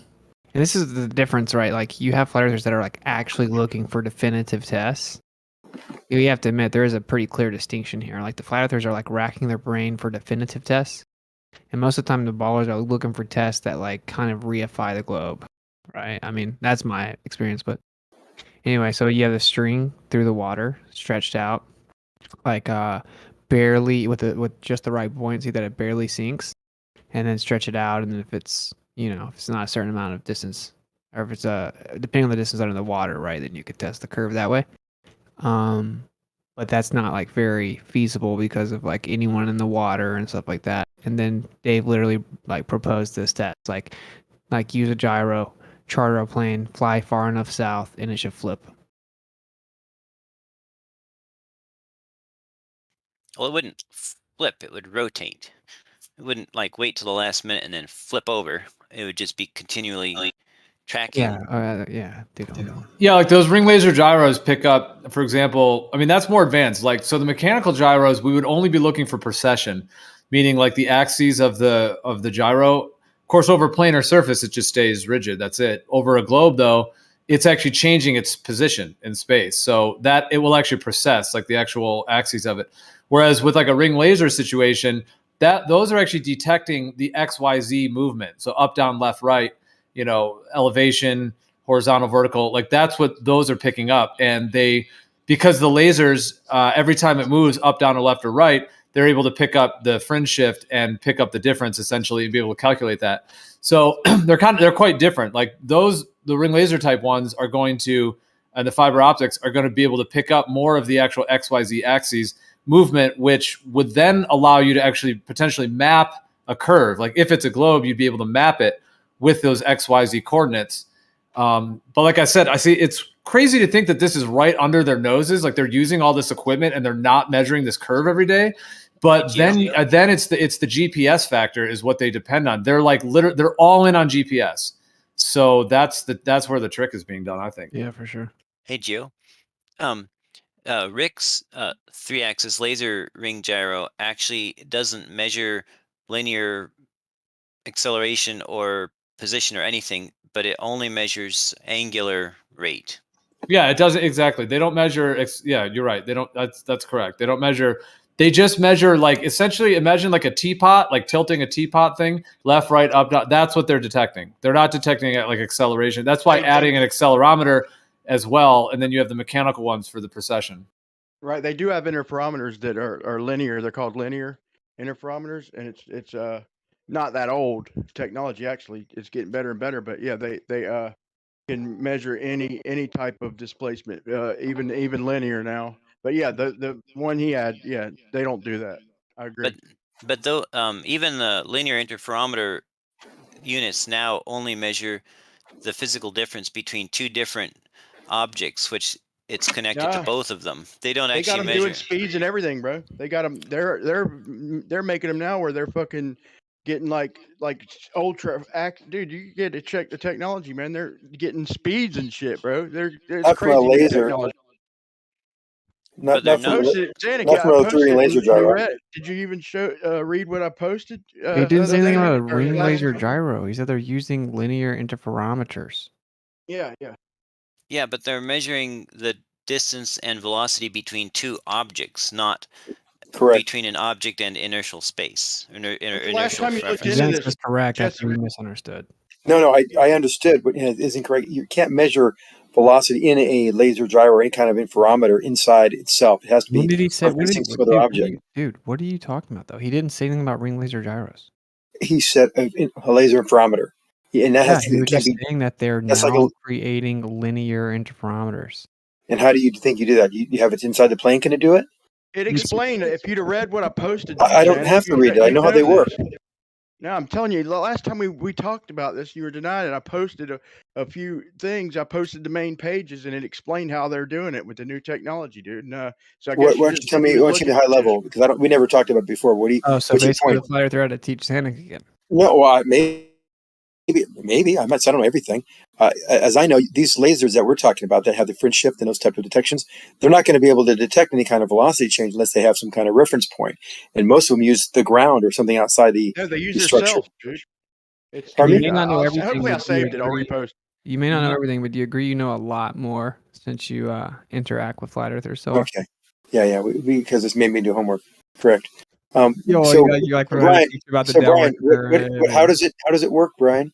You have to admit, for something that like you might think is some kind of like regression into some like a false thing, it actually it has had the exact opposite effect on you. It has advanced you. It has advanced everybody profoundly. Sure, Like, there's no. that makes sense with it That's being. why we're here. That That's makes why sense. we all want to. Hold on, why are you cutting off gain more why are you knowledge. cutting off the climax of this point? that makes sense if it's the truth. Yes. That it would have that elevating, advancing, intellectually stimulating, incredible kind of burst of energy. Whereas the globe, honestly, the globe is kind of dead and flat. Like a lot of people that believe it don't really know what it is. And then, I don't know, they try to spruce it up, with sparkles and outer space and, all these pictures or whatever. But It's funny, dude. It's so funny because the globe has the opposite effect where it's like it devolves into like anomalous fairy tale physics that are paradoxical and contradict itself, and it's all over the place.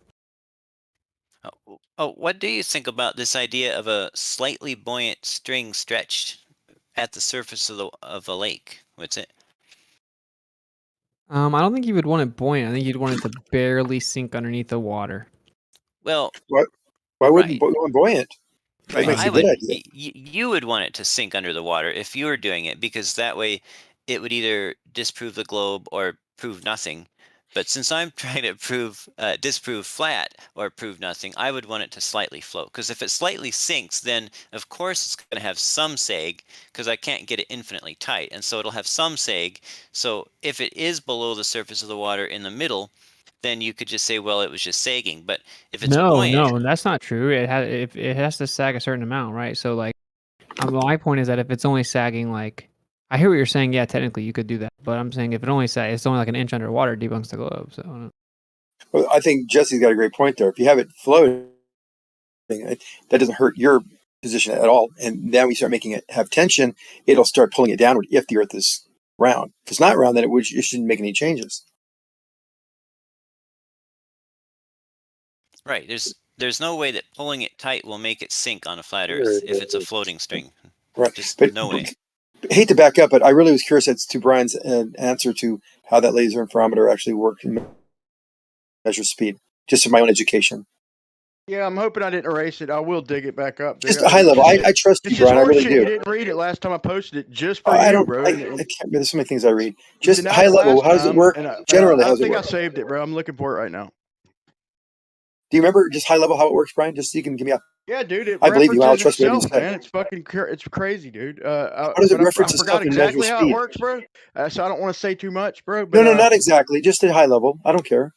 Yeah, just let me find it. All right. Yeah. Jesse, have you ever heard anything like that before? No. Yeah, that's why I was asking you, bro. I showed you and I said, bro, remember when I was saying, bro, so they can detect motion of everything but the Earth? And what do you think a linear interferometer is? Like a laser gun? No, I mean, no, interferometer, dude. Not a laser gun, dude. It's like a laser gun. This is what you did last time, and I posted it, and you just changed the subject instead of just glancing over it. No, I don't. I'll do to be it one honest more with you, time. Brian, I please. really don't remember, but I believe you. So I didn't look at it, or maybe I didn't. Maybe I forgot. I built a laser. Well, just look it up, man. Just type in linear interferometer. I just found one right here. I thought he was right, but he was already done the homework. Why should I go through when he's already done it? Yeah, I did isolate. I trust him. I don't. I just was curious. This company, Keysight, makes them. It's also listed on the types of interferometers. There's a lot of different types of interferometers. Look at this list. I'm going to post this list. There's a ton of them. I know about interferometers. He says there's one that detects linear velocity. Yeah. That was my question. How that works. Speed limits, bro. It's crazy, dude. What they're capable of nowadays. It's ridiculous. Well, if we could add that into it, because that's really what we would need ideally, is one that can detect the actual travel through the environment, so the actual linear velocity, acceleration, etc., which is where an accelerometer could come in handy. But it depends on whether those are sensitive enough and how, But if there was one that was more sensitive built into the interferometry, where it could detect that forward motion and the change in the XYZ tilt if it were going around a sphere. Hey, could I just read this link that you posted about the Keysight? It says the Keysight 10766A linear interferometer is used for general purpose single axis measurements and can be employed, now listen carefully, when the interferometer is the moving component instead of the measurement reflector. So this is measuring the distance and velocity between the interferometer unit and a reflector. Yes. Yep, exactly. Sure. So, Brian, again, that's not proof or anything That's that not would what I help posted, us. dude. Hold on. That's not what I posted. But maybe my shit. All you Yeah, have to do. that was just something I just typed in linear interferometry, and that yeah. was interferometer. That was the first one that came up, and then I Well, also Gio, yeah. Gio, so what we're thinking right here is you can't measure any kind of velocity, linear velocity, that's not accelerating with something with referencing itself. Bro, you're It wrong. has to look at outside. Yeah, I all don't I know gotta of do any is other all way to I'm do saying that. is, dude, I'm just getting so excited about the beautiful nature of the idea that a gyroscope may be used to debunk the globe. I love it too. But Oh I'm yeah, more excited than you are. it's gonna be a Yeah. big one. This is like, imagine this, like the globe is like an iceberg that's slowly breaking off. You know, a chunk over here breaks off, a chunk over there breaks off. Because in my viewpoint, this is like, it's the energy of deceptions. Like lies and deceptions, they always crumble. Like they break down. They're like catabolic functions. They just, because it's a lie and a deception, no matter how grand it is, no matter how many years it's rolled out, no matter how much they convince people or whatever it may be, the nature of it is crumbling and falling apart. So like an iceberg that's just fracturing off in different sections. And some of these tests are going to just be like massive blows to that thing. Like imagine an asteroid, you know, coming down and just ripping off a whole side of it or whatever, just using that asteroid, you know, that's just that globe idea. Just what, you know, even though I don't even think that's a thing, but I'm just saying it's just going to be huge blows to it. And this one is going to be huge. And we talked, I mean, their whole mock and ridicule of it even shows that, you know, like how resistant they are for it. Yeah, no, exactly. Like I think that like this test, maybe the string test, and then the radio transmission test, like dude, the globe is just like, someone get this thing out of here. You know, it's done. Like it's bleeding out. I think the radio transmission. The ether's blocking Xanic. It's all in perfect order. Out of here. Get this cadaver out of here, dude. It stinks. It's been dead for years. Fuck. Hey, what's it? You just end up with one little chunk of the iceberg that just like melts and dissipates. And you got Xanic on the like floating little piece of ice cream. I know, Ruin's like holding on to it, like, no, I don't want to be insane. It's like the Titanic for globers. So if the gyroscope did show a 90-degree or whatever rotation flying from the equator to the pole, would that disprove flat Earth then? It would be very interesting. We have to make sure that the there's not any trickery going on, right? It's like before we ever do the test, we have to like make sure that it's going to be like legitimately non-biased detection of some type of like angular drop of the ground if it exists. And I think it would be very interesting. I would have to step back and think about it for sure. There's one I posted, one that does 3 axis. 3 axis, up, down, side to side, and rotation. But that ain't what I was trying to find though. Hold on. We don't even need, I mean, there's a lot of other ways to measure velocity, although Witz had brought up the ground speed versus the airspeed, but there are a lot of other ways to do that that would be sufficient, I think, because really what we're looking for here is if it is flying over a curve, all that equipment will detect the actual change of that angle. You know, it's like literally an angle. The way they call like, oh, all plumb lines go to the center of a sphere. Everyone's being pulled to the center of a sphere. Well, that same effect means that it implies that there is a tilt that those gyroscopes would have to make as you're flying, you know, from, especially if you did a long distance, like it can be 90 degrees. I mean, it can be even 180 degrees. If that, you know, which is, if that's what you're talking about, with it, like it'll flip. Like, yeah, eventually it's going to turn upside down. Like that's what it should do. There's one that measures absolute displacement distance. I mean, absolute and relative distance with the laser diode. The one I think you was talking about. There are so many different kinds now, man. It's getting crazy. I'm pretty sure this measurement measures it off of a measurement mirror, though. So can we use it to measure the orbit of the Earth off of if we reflect the light off the mirror? Well, yeah, you'd have to put the mirror on something that wasn't moving with the Earth. Yeah, but this measures distance, absolute and relative. So it can't just be a mirror. How is it measuring absolute distance, bro? Just saying. Well, yeah. By keeping track of the relative distance, but still it's measuring it. That's what I said. It represents itself. It's still measuring it to a mirror, though. Oh, so the mirror is absolute? Well, it's used for like milling machines where you need to know the exact movement of part in a machine, and so you mount the mirror on one part of the machine and the laser unit on the other part, and then it tells you the distance between those two pieces and the Yeah, when you have velocity. to do stuff like milling, I mean, you gotta treat the Earth like it really is. Yeah, you got to treat Earth as an objective reference frame, Yeah. not a relative one. Uh-oh. Dude, I swear, if it all came down to money, the Earth would be flat overnight. Dude, this is a good one. This is the one. Money makes the Dude, world go round. check this one out. There's another one that does linear, dude. This is the one I think I was talking about. I think here I'm gonna post. You know, Kai made a song that says, "Money don't make the world go round because the Earth it don't spin." Yep. But the Check world is that one not out, the Jess. Earth. The world is not the Earth. The world is like society and people's conception and shit. So, like the actual dirt, yeah, the dirt doesn't spin, but the world is like almost a subjective term, you know? Yeah. Because it means like society almost. So, Song is still a banger.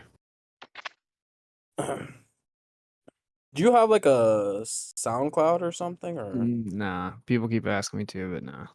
Maybe at one point. I mean, if I can ever get time to actually try to make music that isn't trash. Yeah, I was just gonna say, dude, SoundCloud is literally like Instagram for music. It's so easy to like upload. All you need is a fucking WAV file or an MP4. You literally can upload it, put a picture and like a title. Like it's super simple. So. Yeah, for sure. You can even use something called DistroKid, which will like upload to all platforms for you and give you royalties if you wanted to. Says we present an innovative structure of a linear diffraction grating interferometer using a long stroke and nanometer resolution displacement sensor for any linear stage. The principle of this diffractive interferometer is based on the phase information encoded by the first order beams diffracted by the holographic grating. So in other words, it's representing itself, just the light. And it says properly interfering these two beams leads to modulation similar to a Doppler frequency shift that can be translated to displacement measurements via phase decoding. A self-compensation structure is developed to improve the alignment tolerance.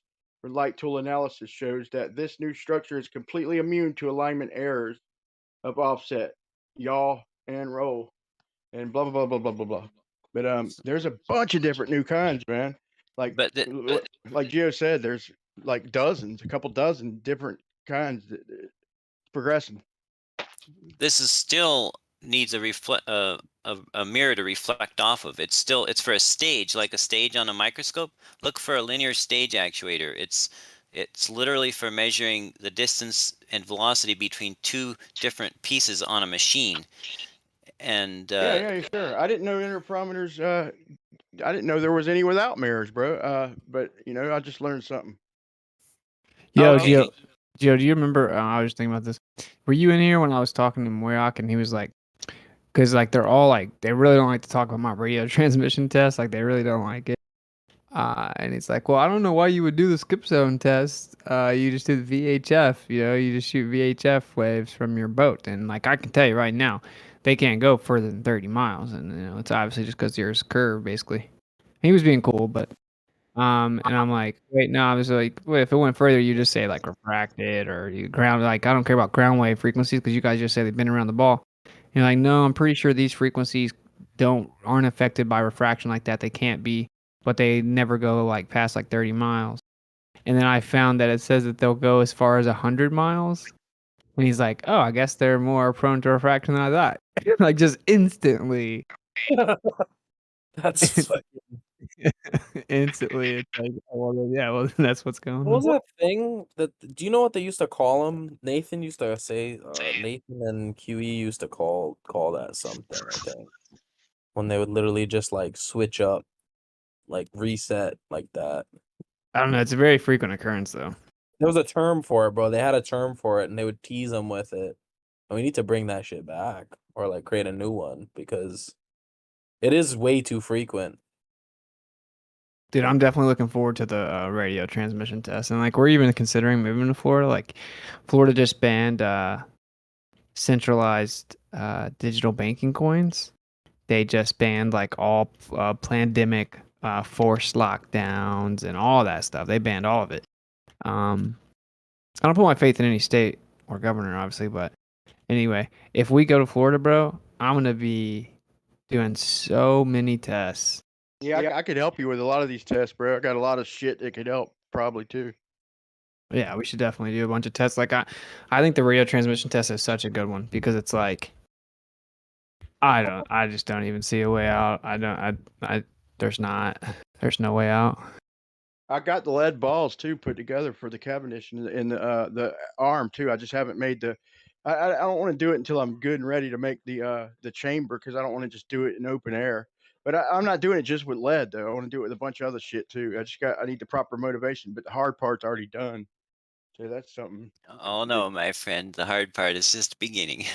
Well, I was going to tell him. I mean, even without the math, the math really ain't that hard. I just had to look into it. It's easier than I thought, but if there's some tangle I could get with blue, but still, besides the math, I just want to see the manipulation of the electrostatics with different materials and see what that does, man. I think it's obvious to us, but it still would be helpful if we showed it.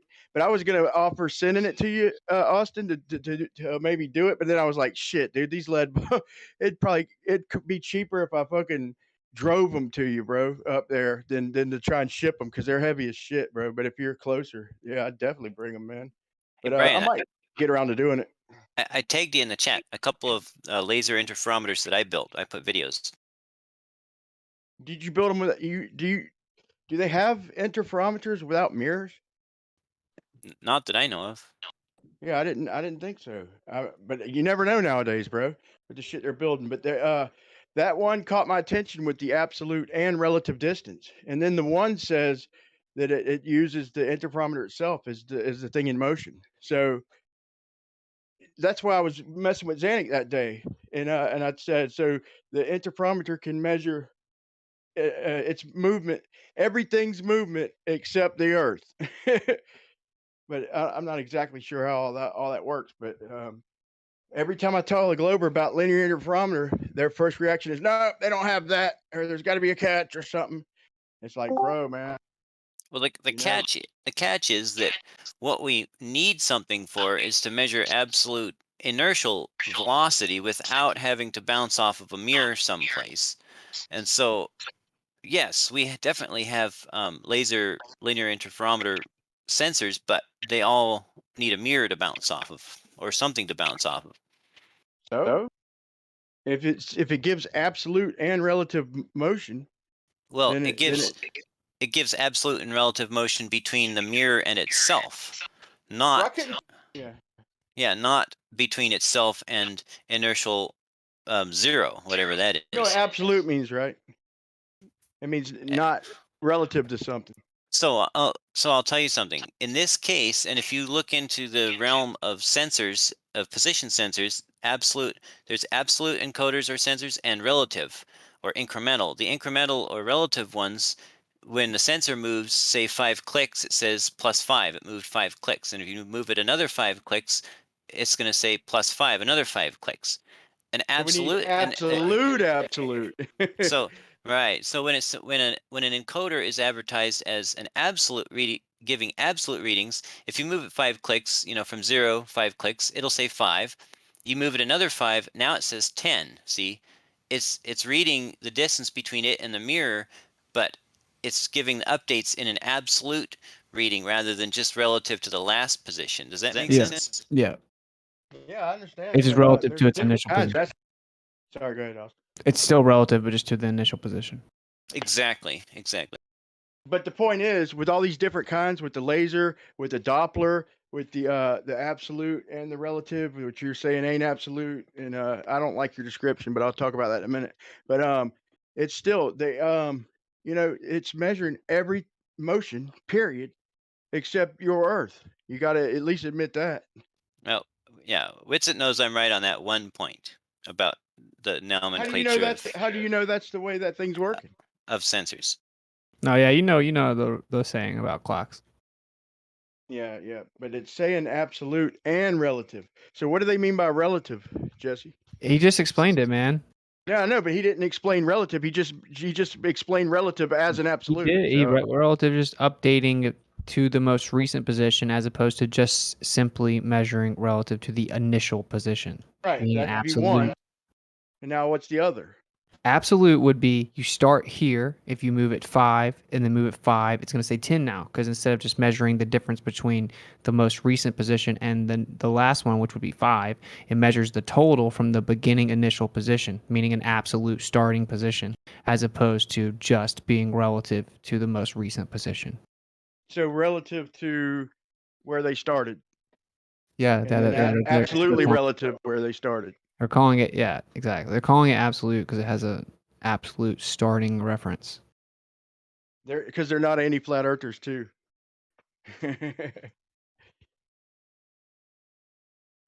Ballers, take note. You see how I just like sided with the baller because he was right. I'm still, maybe he is, but I'm still, I want to look into this because no matter if he's right or wrong, he's still going to explain it as if he's right. You do understand that, I No, know. but I'm just saying what he's saying makes sense. I'm just saying it does make sense. I'm just telling the ballers that like it's okay to do that sometimes. Like it's okay to jump in and correct the person on your side. But it's measuring absolute distance. Yeah, it is. It is good. We're supposed to do that and police ourselves, man. But take note of that, ballers. But here, check this out. So it's measuring distance, absolute and relative distance. I still want to know what's the relative distance. Okay. Like what are they talking about? Are they talking about like relative to I don't know what I'm trying to distinguish the difference in distance. It ain't making sense to me. That's the only thing that I'm missing. I'm missing something, and that's got to be it. Relative is just always relative to the most recent measurement. Absolute is always relative to the initial position. Do we have to fight? It's not that. No, I wanted to hear him. I'll lead with the left, bro. I'll lead with the left. I'm skinny, but so do you know that, or are you just assuming that, or saying it makes sense? it makes sense to me, and I can almost guarantee you that they're not branding absolute reference frames. All right. So it's different. It's distance, though. It's not like the. But okay. And then the other one is using the. Did I post the one showing the speed? Jesse, out of the ones I posted. What's like that? 4 or 5. Did I post the one one of the newer ones that shows where they can measure speed now? Well, they can all measure speed, or it can be derived from their measurements, but it's still the speed between the mirror and the unit. I think you did measure one that mentioned the Doppler speed, the Doppler frequency. Okay, so basically the so the Doppler frequency. So in other words, so that all falls under relativity, Austin. That's basically what you're saying in a nutshell, right? Yeah. All right, got you. All right. And then the distance. I mean, that was worth an explanation though, because it does say absolute, but that does make sense. So the distance is absolute, meaning where it first started from, and then relative, meaning where it left off. I'll go with that. Yes. Yo, it's funny. I'm about to do a new show. So I have Skull and Glovers every Wednesday, but I'm about to launch another show called In the Field, where I have people in their respected fields come on to discuss whatever they're, a quote unquote expert in. And then my other show it's called Relatively Simple. And I think I'm just gonna teach basic logic and then open it up to where ballers can come in and have a discussion about whatever. Oh yeah, man. I was gonna recommend one of your schooling Globers. I mean, you pretty much did it yourself, but you started down a road, and they didn't understand in your last show, and you said you might do a show on it. I was gonna remind you that that would be a good. I forgot what the hell it even was, but you did a brief little explanation, and I remember thinking, dude, that is definitely one you should do because they half of them argued tooth and nail, and the other half understand it. And so to me, that's a perfect example. But I'll try and remember what it Yeah, I was. and don't look at remember. it. Yeah, I have no idea, man. There was Mickelson Morley. I Yeah, don't you've know. done that. I've done that.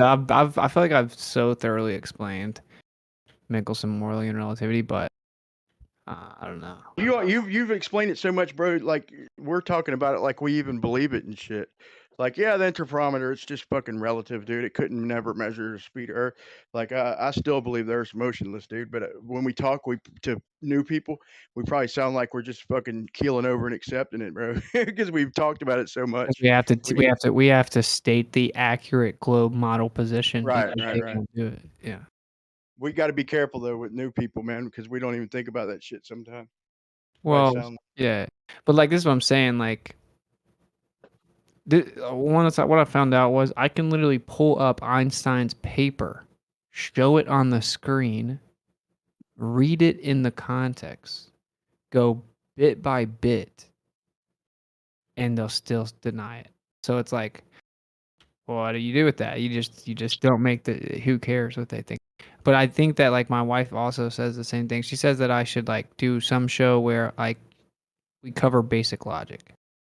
And I Yeah, think it that's would be always really entertaining if, like, say, just like with my most recent debate, I put the memes of the end, like the really mad ballers screaming fallacies, and then he proceeded to use all the fallacies. Like, Oh, what if yeah. I had a weekly show where I'm like, I break down some logical fallacies at the beginning, like basic logic, and then the ballers come on and then just proceed to use all the fallacious reasoning anyway.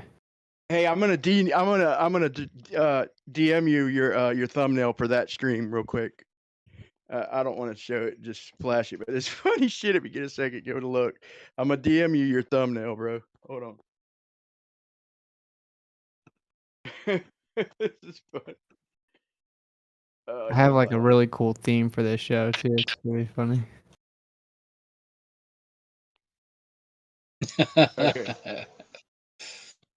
Here's your here's your thumbnail for that, Austin. No, wait, I better DM it, dude. No, fuck it, dude. He's posted worse shit than this. I just put it in live text. I'm trying to work out where Ball Earth came from. Demons. Wait, look up heliosorcery. There's a whole documentary on it. No, but I'm just saying, like, in maths and cartography and navigation and geology and seismology and all these scientific branches, they don't use any round earth science for their calculations. So where is it coming from? Heliosorcery, bro. Watch that documentary. It's just deception, isn't it? It's all just lies through media and government. It's bizarre. How could educated people believe that? Basically, during the Protestant Reformation, the church was losing power because instead of going to priests, people just started going and reading the Bible directly. And so they created a whole new way of warfare through spies and agent provocateurs and corporations like the Jesuits.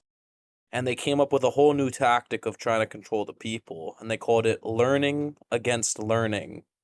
And basically, they set out to establish an entire field of information. Yep, Dan just posted it 33 after the hour. Learning against learning, where you would learn things that discredit the Bible, so that you would stop looking at it yourself and you would go back to the priests. And Wow, yeah, that's pretty. It's such a trip of an idea.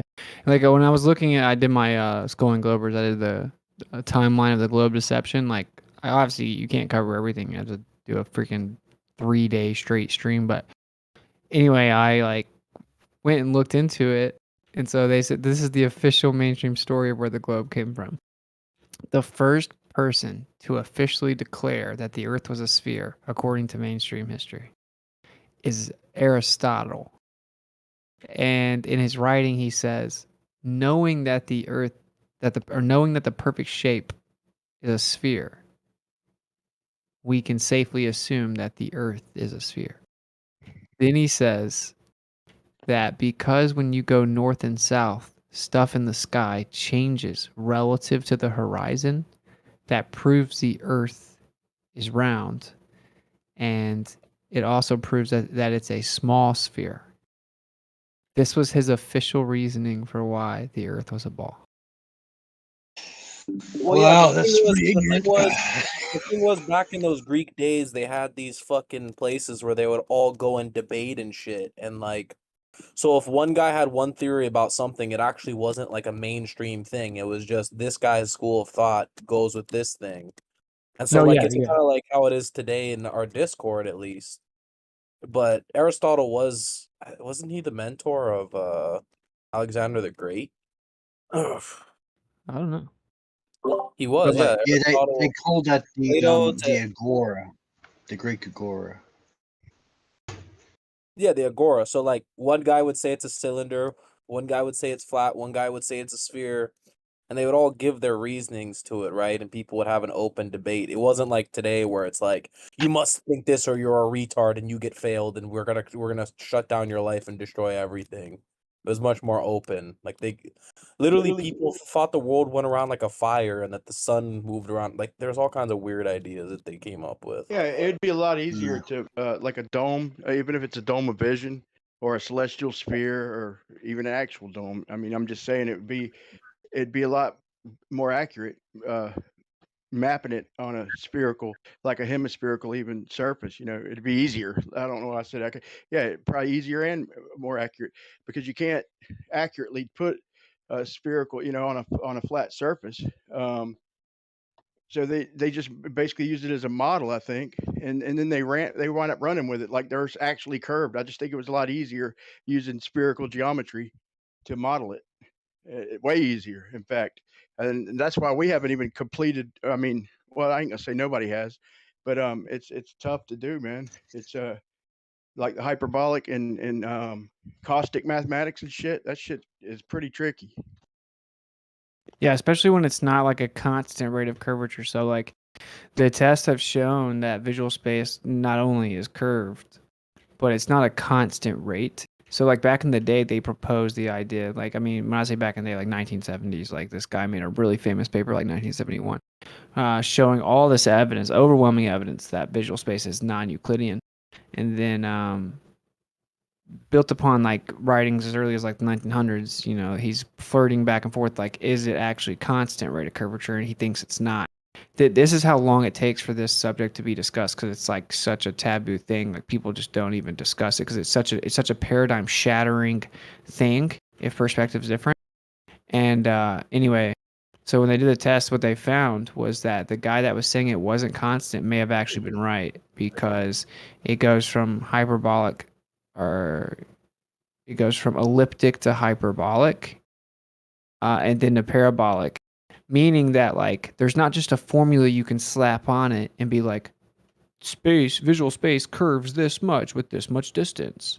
It's not like that. It's literally like different formulas for different distances based on different apertures and different heights, and you know, and then different distances. So it's like, like it's perspective. Visual space is much more complex than people think it is. Yeah, that makes sense. Like that kind of idea of like the rim curve or that kind of hula hoop curved effect definitely, in my experience, seems to change with altitude.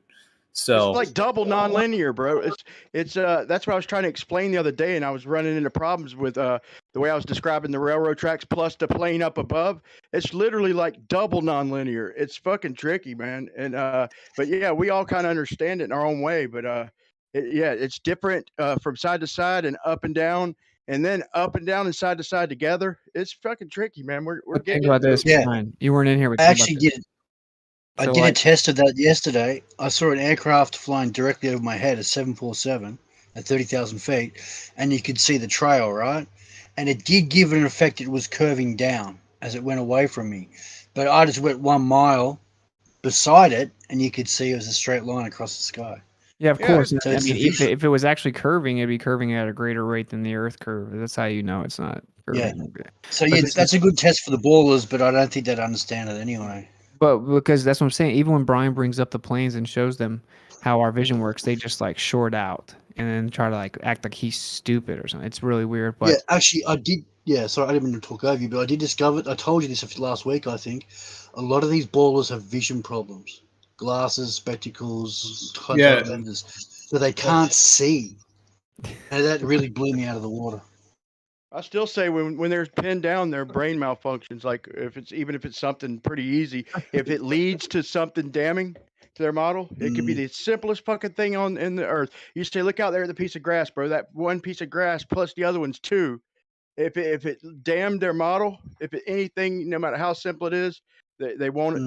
Their brain won't let them understand it. It's the weirdest thing. I've noticed it over the years. Yeah, yeah, for Pretty sure. obvious. I try to point it out. Dude, Brian, I was going to tell you, we were talking about this earlier. What do you think about this? So, like with the hula hoop, you hold the hula hoop. If you go above it, it'll look like it's curving, right? It's analogous to the way we see in a circle. So even though the hula hoop's level, like it looks like it curves because just simply based on the way you see it, and that would be analogous to our vision. So long story short, really any optics. So like if you ever see it look like it's curving left to right anywhere on the earth, right? Like it's because you see in a circle. So say that you can see that. If that changes, right? So like say you pull out infrared and then it doesn't look like that as much, or like it changes day to day or anything like that.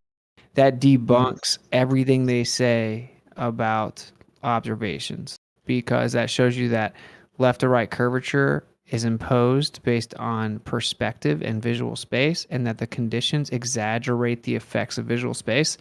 If there's like supposedly left to right curvature visible, it cannot change on a globe with their official explanation, which is that light bends down towards the more dense medium and lifts objects up. Yeah, they lose, and they obviously lose because they don't have the refraction excuse with that. And I think we should be able to show that now that you mention it, dude.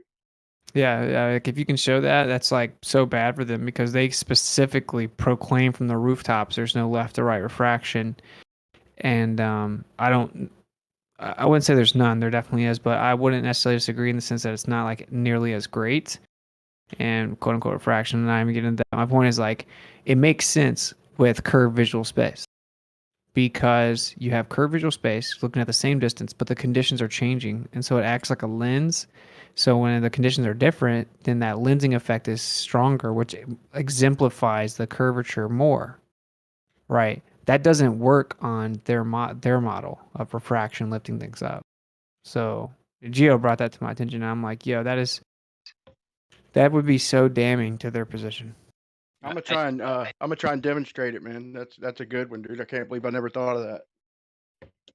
I could almost use the airplanes on a different day. You know what I'm saying? Well, I was trying to find a picture of like a hula hoop, and I was looking through there. There's like, I don't really want to post one of a child, and then like men are not as attractive as women in my viewpoint. So I'm posting one of a woman, and it's not. It's anyways. But so yeah, like, see how that it like looks like a left to right curvature there. Yeah. Yeah, I mean, obviously, we really just want to have it like perfectly level. I guess there's no way to know. Yeah, I know. That's just like a kind of a basic little example, but it does just. I was just looking up hula hoops, and it does show. Oh yeah, I mean, you can do it. You can just you can just do it yourself. It's obvious. What makes it so hard to model is it's not even linear. Not as only is it not linear, like even on the other axis, it's equal. It's even more not linear. That's why I was trying to explain the train track with the plane up above it, because even they're on the same path, but they're going to look like they're doing different shit, even though they're converging together, but they're going to converge at different rates. It's like double. That's why I say it's like double nonlinear. It's really difficult to model. I mean, for me to model anyway. Is there something like with electrostatics that could be involved in this? Like, how do you think the ether and the electrostatics could play into this? Because if you have, the circle of the ground and you have your horizon, but the horizon is made up of where the ground and the sky meet. And the fact that depending on the lighting, like where the sun is, you're going to be seeing in a circle, a whole, field around you.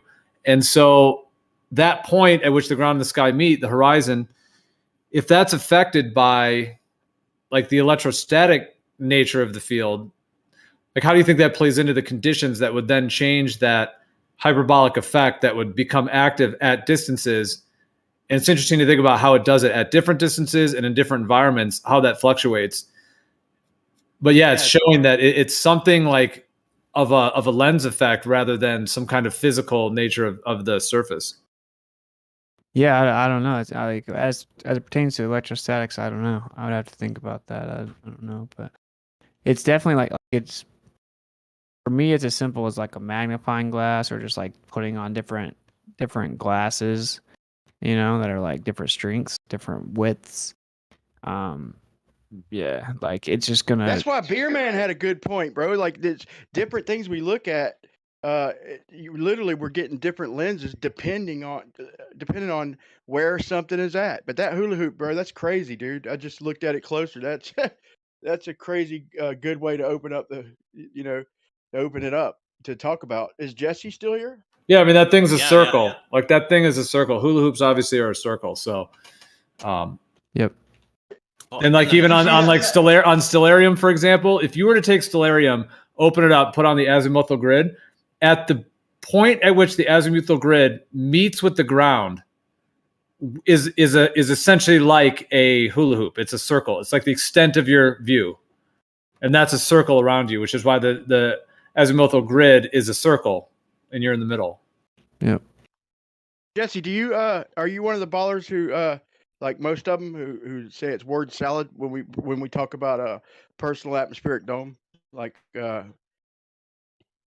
Well, yeah, I think everyone, honestly, that's the most useless thing to say, because word salad is if somebody said potato, floor, car, I don't know, just a bunch of random words. Hut. Just a bunch of random words that mean nothing. So when like none of this stuff is word salad. So anyone saying that is just faulty and should just discontinue it.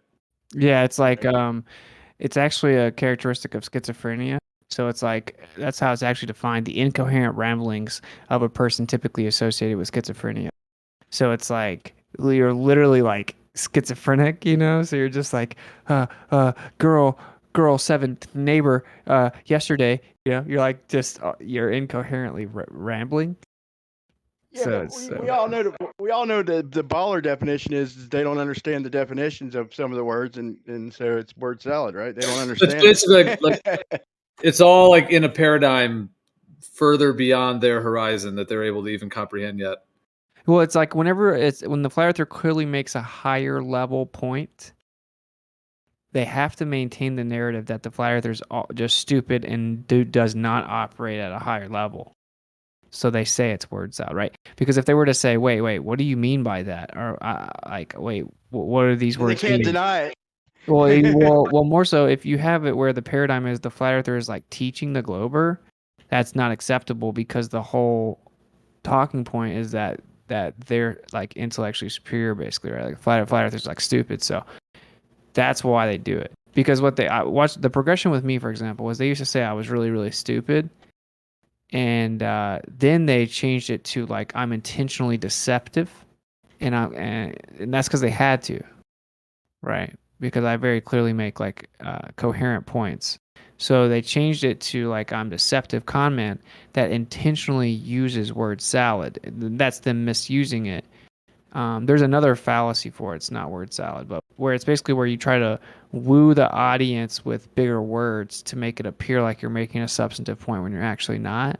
That's what they're It's trying almost like to they say. do it so they don't have to Dunning-Kruger, or so they don't have to deny it. Since they don't understand it, they don't have to Dunning-Kruger the argument. They just call it word salad and hope other people don't understand it. Well, I mean, it's just like, for example, inertial plane. So when we talk about an inertial plane in the magnetic field, they almost all say that's word salad. And they'll bring up that, like, I can't Google it. I don't see it pop up on Google. It's like, okay, what does inertial mean? What does plane? Non-moving. Yeah. Moving. Unchanging. I mean, moving, basically. Or just unchanging. So it can be moving or at rest, but it's unchanging. So it means unchanging. It means that the plane is unchanging, an unchanging plane. Hey, Witsit. Yeah. Earlier you said something about the curved visual space being what caused us to see things lower than they are. Yeah. Do you think that's what would have caused, and I just tagged you in the chat, do you think that's what would have caused me to measure this series of drop from the horizontal? I don't know how you did it, and I'll be honest with you, Jesse, I'm not really like in the mood to go through like a big elaborate explanation of it. But like, yeah, If you made your measurements assuming Euclidean, then Yes. absolutely it would be absolutely be a factor. But like the reason that I'm immediately suspicious of your chart here, bro, is because the blue dots are right on the red line, and that's not how reality works. So They're not all perfectly on the red line. There's definitely error bars. I mean, there would be. it would be bigger than this. Like I make observations too, Jesse. You know. Yeah, how many time lapses have you seen, Jesse? I mean, just look at Sound Leads, look at Skunk Bay, look at any of them, bro, and we literally see a string of lights go from concave to convex, concave, convex, flat, concave, flat, convex. Look, just look. That's Here's what the. I get. I'm not gonna accuse you of being dishonest. I don't think that you're being dishonest, right? I genuinely don't. Okay, but I think that you should be able to acknowledge that when you go out there, you kind of have an idea of what you're supposed to see. So you mess with your equipment and your observations until it gets closer to what you think you're supposed to see. Because in your mind, that's just when you're actually like attaining accuracy. I 100% deny that, because what I do is I go out with no expectation of what I'm supposed to see. I don't look up the angle that I expect to see ahead of time. I go out with my theodolite and my cell phone camera. I shoot the angles. I take pictures of the readout. I take pictures through the telescope just as a record to myself of where I had it pointed and what the readout was. And I still don't know if I got globe results or flat earth results or concave results. And then I Do you go throw home the outliers? and Do you then throw away the outliers, Jesse? no, I don't throw any Well, then outliers out. you need to go to the casino, right? Because you're like the luckiest person ever. Because when I go out and look at these distances that you have mapped out here, the horizon noticeably changes. Well, Yeah, it does. most of my Him and observations. Him and Earth's Life should go to Vegas together. I agree. Seriously, dude. That or Hawaii, but most of my observations were at least 100 feet above the waters, maybe 58 feet above the water, though. So I actually, most of these were out of that highly variable marine layer. Yeah, but just look at the Al Bruni measurements the main surveyor did, bro. He was off by way more than that, and he was up on Cape Elizabeth, bro, on a cliff, and he did it for 12 days, and he was off by more than you're off, bro. I mean, that should tell you something. And he actually told me how to throw out the outliers. Who did? Me? Main surveyor. Oh, well, how He's the high? official surveyor, right? So How high above the water was he?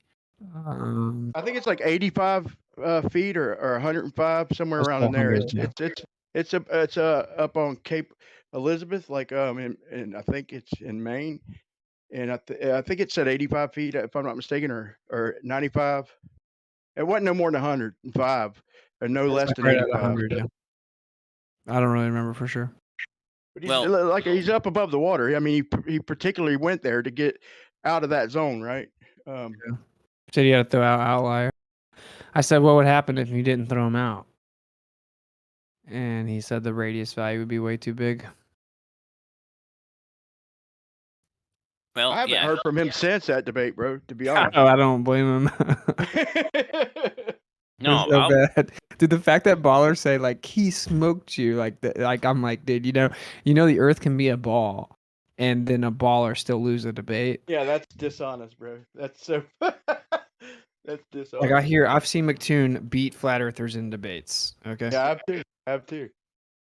I'll be the first to say that when you're sighting long distance through that marine layer, you can get convex results, flat results, or concave results. Definitely. Yeah. I would agree with that. Yeah. Wait, So basically, you the never point answered my is, though, question, though, bro. But Wait, Jesse, real here's the quick. deal. Well, are you go ahead. willing to, Jesse? You love to do tests. Are you willing to work with me to do tests to map out perspective? Absolutely. I mean, obviously, I don't know what you mean by that, but if it means anything like what it sounds like, then yeah. Yeah, you should check out the paper I sent you for That's why. starters, dude. What was it? Well, you should check out the paper I sent you for starters, because what you're going to find is that they came up with a pretty creative way to test it. And I think that there are better ways to test it. I just have to try to think of something. So, yeah, I mean, maybe you could help. Like if we can show, in my opinion, they do pretty definitively show that there is a remedial. What's the word? Like I forgot how to pronounce it. Like remedian, whatever. nature to space, to visual space. I thought my idea was good, bro. With two things moving in a line, on the right of you and the left of you, and above, and like something. It doesn't have to be an airplane. It could be like a drone. Two drones. I actually have two drones, and like a railroad track that are spread out, so you could see like the double nonlinear perspective. That's so hard to define. I'll have to call it that. But have one above the other and watch them literally deviate at different rates, even though they're on the same line. So the way they describe it is the train tracks just converging and up and down convergence. But this is kind of different, man. But real quick, Jesse, do you believe? I mean, do you agree with the personal atmospheric dome, for lack of better terminology? Do you agree that it just looks like a small dome around us outside? I don't know how that translates to reality. I mean, there's no way that I know how to replicate it with physical materials such that it would provide the same experience as we experience on Earth. See what I mean? That's what we mean by your brain shuts down. Like if it leads to something damning, if in your mind, if it could possibly lead to something damning, your brain won't let you understand it. I'm just saying a dome-like vision. I mean, when you walk outside, it just looks like a mini dome around us. I mean, the way the airplanes fly. I mean, I'll post a quick 2-minute video for you to see. Well, 100%, the eye is an angular sensor.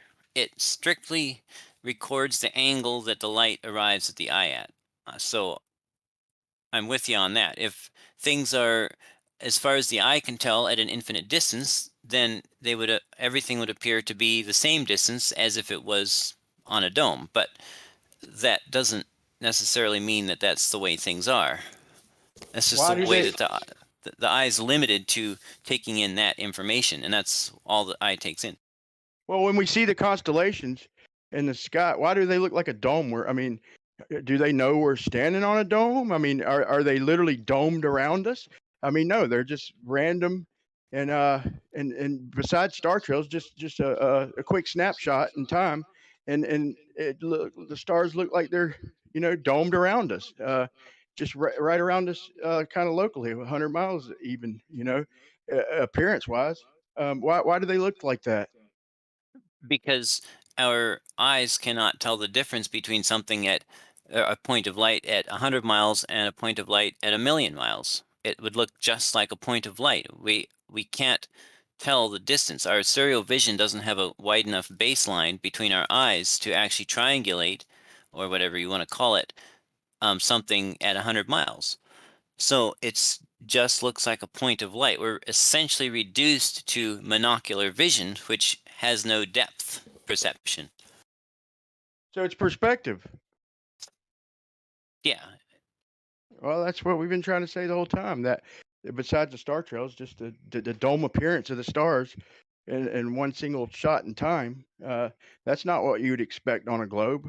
I mean, with perspective. 100% it is. It's exactly what you'd expect, because the only reason when you're sitting in your house and you're looking around, the only reason the features in your house don't look like a dome is because they're close enough that your eyes, using parallax, can tell the distance. Using the 3D, the stereoscopic vision can literally calculate an approximate distance of each object. So you see your walls as more or less flat. That's fair. You see things at different distances because your stereoscopic vision is able to recreate the scene in 3D based on the different perspective views between your right and your left eye. Yeah. So what do you think of this? What do you think of this, Jesse? You've seen this? I just posted the fact that you can create in a little sphere a very similar view to what we see with the sundog. Now, I'm not trying to take it to sundogs necessarily, but it just taps in right to what you were saying. Yeah, that like you can replicate what we see with a little sphere like that. Yeah, and it's equidistant. The light is equidistant on both sides. Right. So if we're halfway to the moon, Jesse, so we'd have a small little sphere, entire sphere around us. Then is what you're saying. If we were halfway to the moon on your model, there'd be a little personal sphere of vision. It'd be like 100-mile looking sphere all around us. Well, it wouldn't particularly look 100 miles. It would just look too far to sense depth. We have no depth perception of a point of light 100 miles away. All right, so you agree there's a limit. So you're saying you agree there's a limit then to our visual, what we can take in visually. There is a limit to our depth perception. The light will still reach us. If the light, it doesn't matter how far the light comes from, if it reaches our eye with enough lumens to activate the rods and cones, we'll still see the light. But if it's further than so far away, the perspective views from the right and the left eye will be so close to identical that our brain, right, and the limit is in our brain, and the angular resolution of our eyes will be unable to recreate a 3D representation of that. It'll simply see it as a point of light in a direction with no depth data. Welcome to Flat Earth, Jesse. So nothing to do with the curvature of Earth, then, right? Wait, I'm. Yeah. Wait. Go ahead. I finished. Oh. I'm glad that you came over here, man. I'll order you a T-shirt.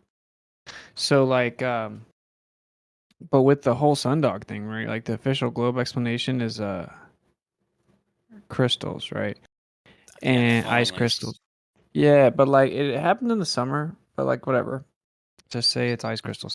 Like they claim that it has to be like parallel to a perfectly flat ground and all this nonsense. But anyway, Cop out saying it's ice crystals, bro, that they line up just right every time. And it's no coincidence they happen more in the colder, like toward the poles where we get the circular, not so much as the cold, because we do get them even in the summer and when it's not cold. And there's no way the ice crystals could line up just like that every time. That's ridiculous to even consider. that's man. my point. Like why would they be equidistant? Why would the reflections perceived to be equidistant if it's just ice crystals? Well, just for the same reason that a rainbow is equidistant around your shadow. Is that ice crystals? No, it's raindrops. It has to do with the geometry of the little whatever six-sided pellet of ice, right? What's reflecting the What? No, they say the ice. They say the ice raindrops crystals are in all kinds of different orientations, and it's very specific angular interaction that creates the reflection. Have you ever read like the actual official astronomical department's explanation for this phenomenon? Like, it's very specific. It's not just like, oh, ice crystals. It's like very specific angles have to take place, and admittedly, it's not fully understood.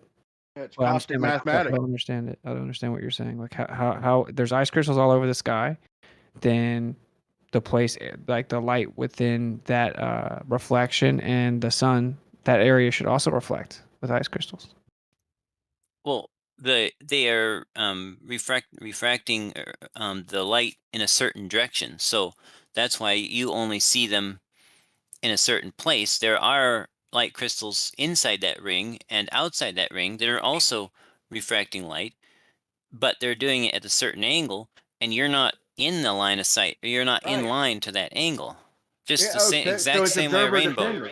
Exactly the same, exactly the same way the rainbow does its thing.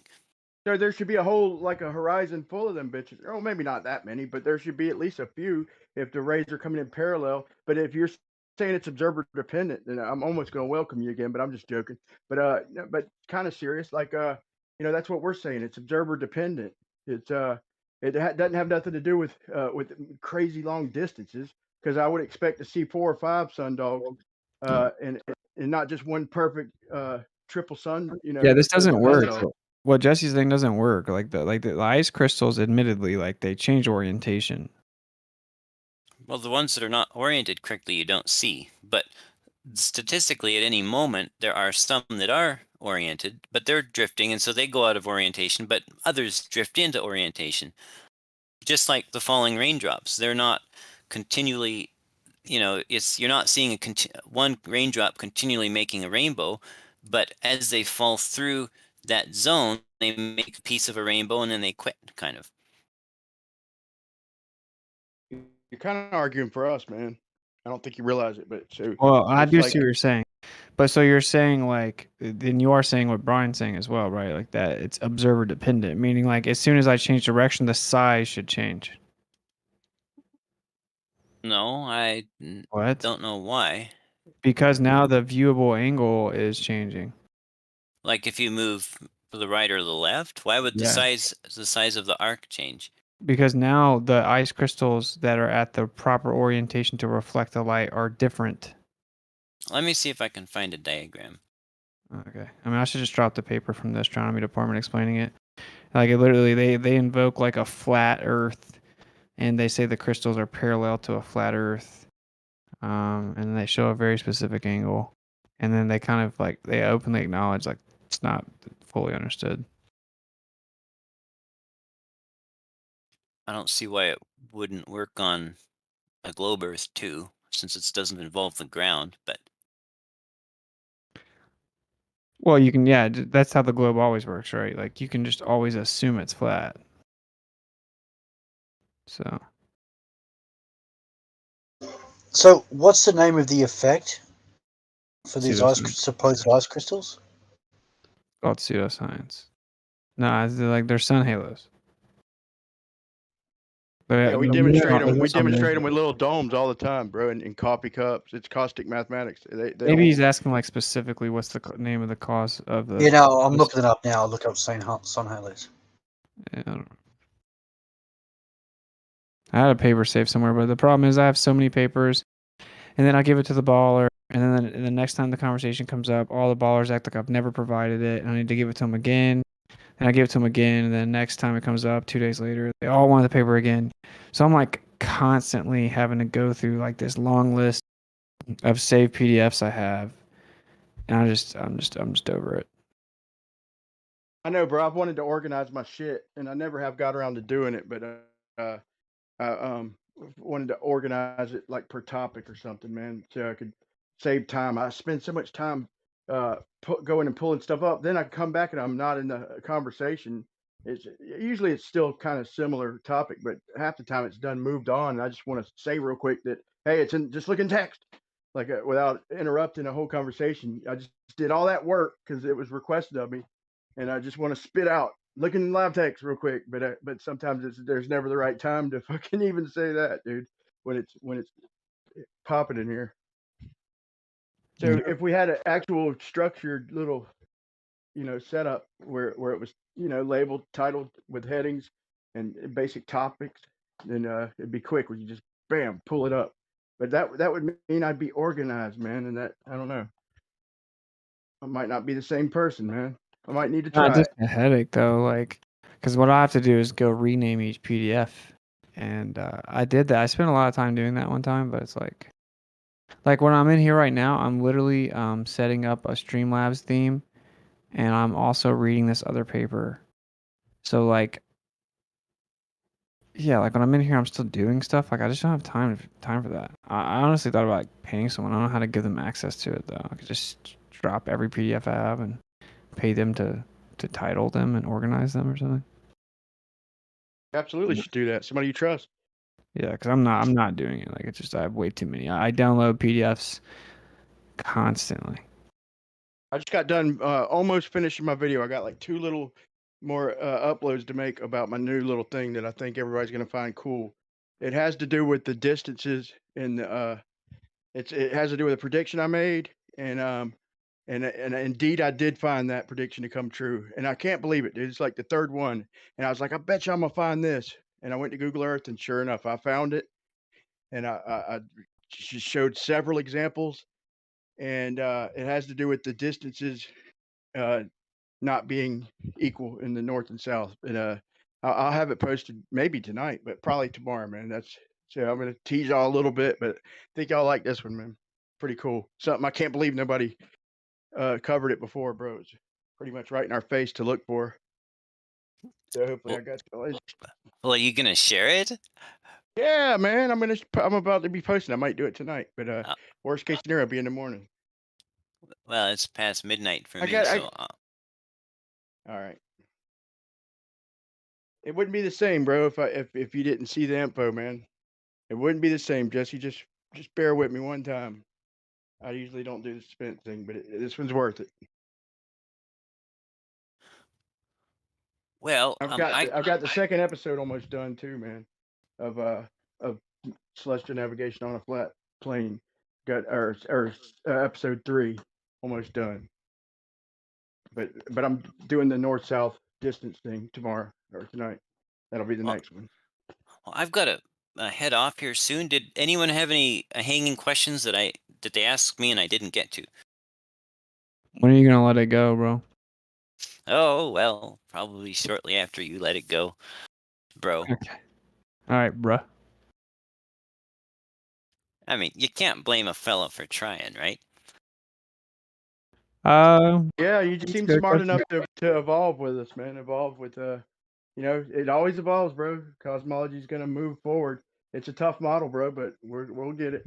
We'll get it. Look, It'd probably move faster if we had y'all's help. look at the It'd bright probably side. get If you can help me overcome all these apparent paradoxes with the Earth being flat between observation and theory here, I would make a really good flat earther. I could really convince people, you know? Yeah. Well, just don't look up for about a month, man. Just quit thinking about the way we see a dome. You know, you just admitted it. You know, you literally just said it ain't got nothing to do with the ground. We see in a little dome. So even in your mind, if you were up way above the Earth, like past ISS, then you'd be just in a little sphere. Nothing to do with the Earth. You Even if just have a there's, sphere of stars around you. That's just yeah, how we see, bro. yeah, but even on a globe model, you would too, because that's just how we see. What's the globe have to do with a little dome around me? It's not little. Yeah, it is little. You didn't see the airplanes, the little video that I showed with the airplane just cruising straight overhead and off in the distance toward the horizon. Not like right on the horizon, like 20 degrees and down. Like they literally slow down. They look like they're going straight down and straight up. It's just part of our you know, visual dome. You can't be more than 100 miles away. I was thinking more like 40 or 50. Even if it's 200, that's only a degree or two. We see in a dome. Period. You mean like So you see the bottom of an airplane? I missed your video. no, you can't. You can't see that. But let me post it, man, real quick. Repost it. Just give it a look. It's 2 minutes long.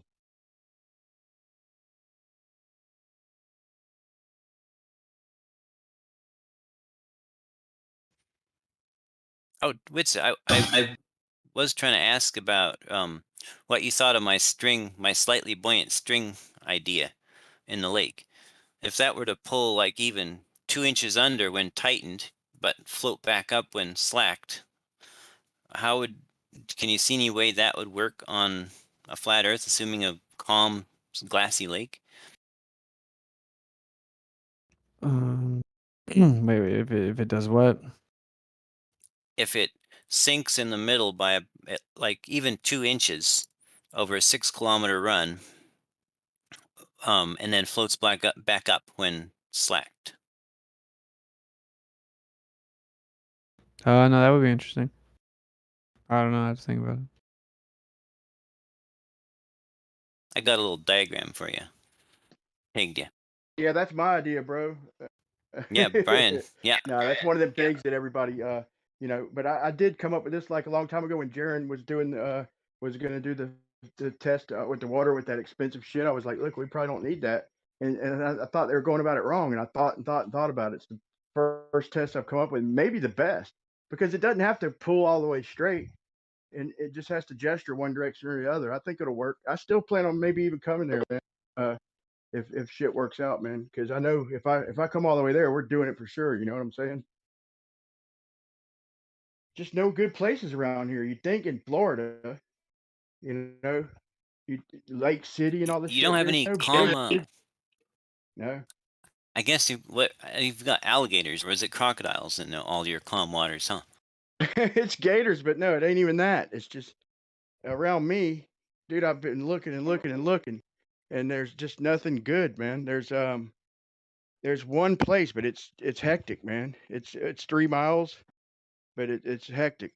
Like it's literally got a few camp vacation sites that are always booked, and there's kids on slides that go into the lake, and then there's also houses across, and there's boats. It's just like it's not ideal. Let's just say that.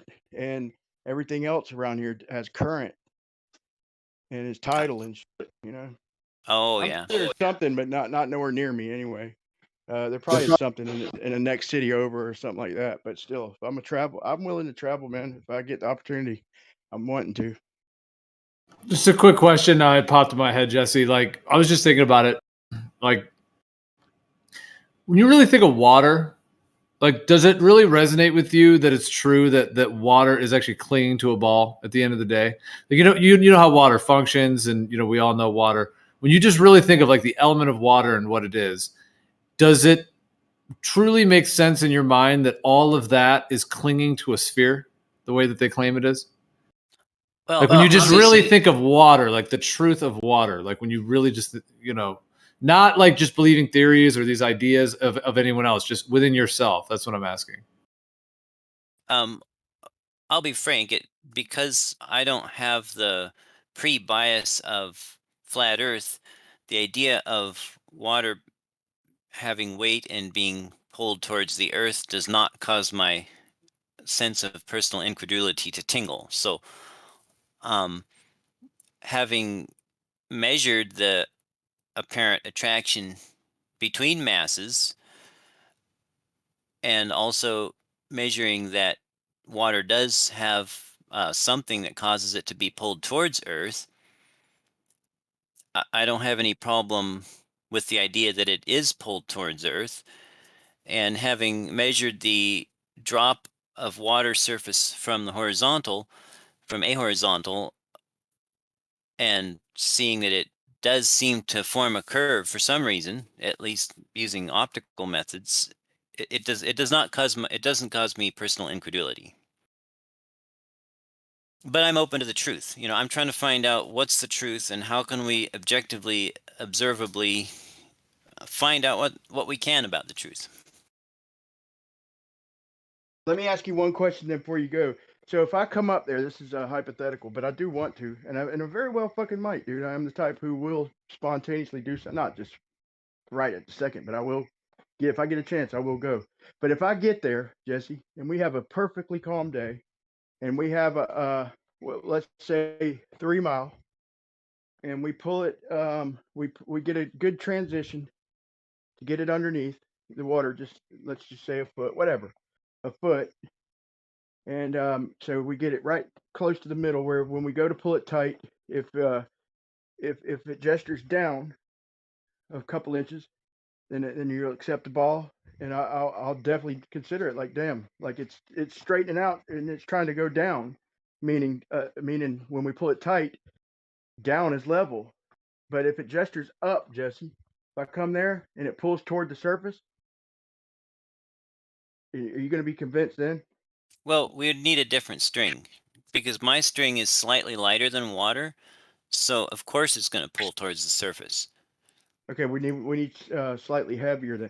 I feel like we're Exactly. gonna have to do a little manipulation no matter what we use. We're gonna have to do a teeny bit of manipulation with like little millimeter fucking split shots, or little teeny fucking pieces of cork, spaced out with a few helping hands. But I think we can get it pretty fucking buoyant. Maybe even cheating down a little. Yeah, to give y'all the. But let's say we give you the reasonable doubt, and it's a tiny bit heavy. And so it's going to have to work a little harder to come up. But if straight line is toward the surface, and even with a bias, this is a total hypothetical. But if we do all that and it still straightens out level upwards, we then believe that the water, like Gio asked, or I think what he was getting to is about the water being level the way we see it. But would you then allow yourself to see the truth? If that is the truth. Right. So if it was a heavier than water string, it would need to pull up above the sagitta by a couple inches, right? So yeah. Yeah, if it was perfectly straight on a 6-kilometer run, it would be 71 centimeters or 28 inches deep at a perfectly straight line. Okay. So it would need to pull up. If the Earth was flat, it would have to pull up. Sure. Yeah. Somewhat a little bit above that, basically. Yeah.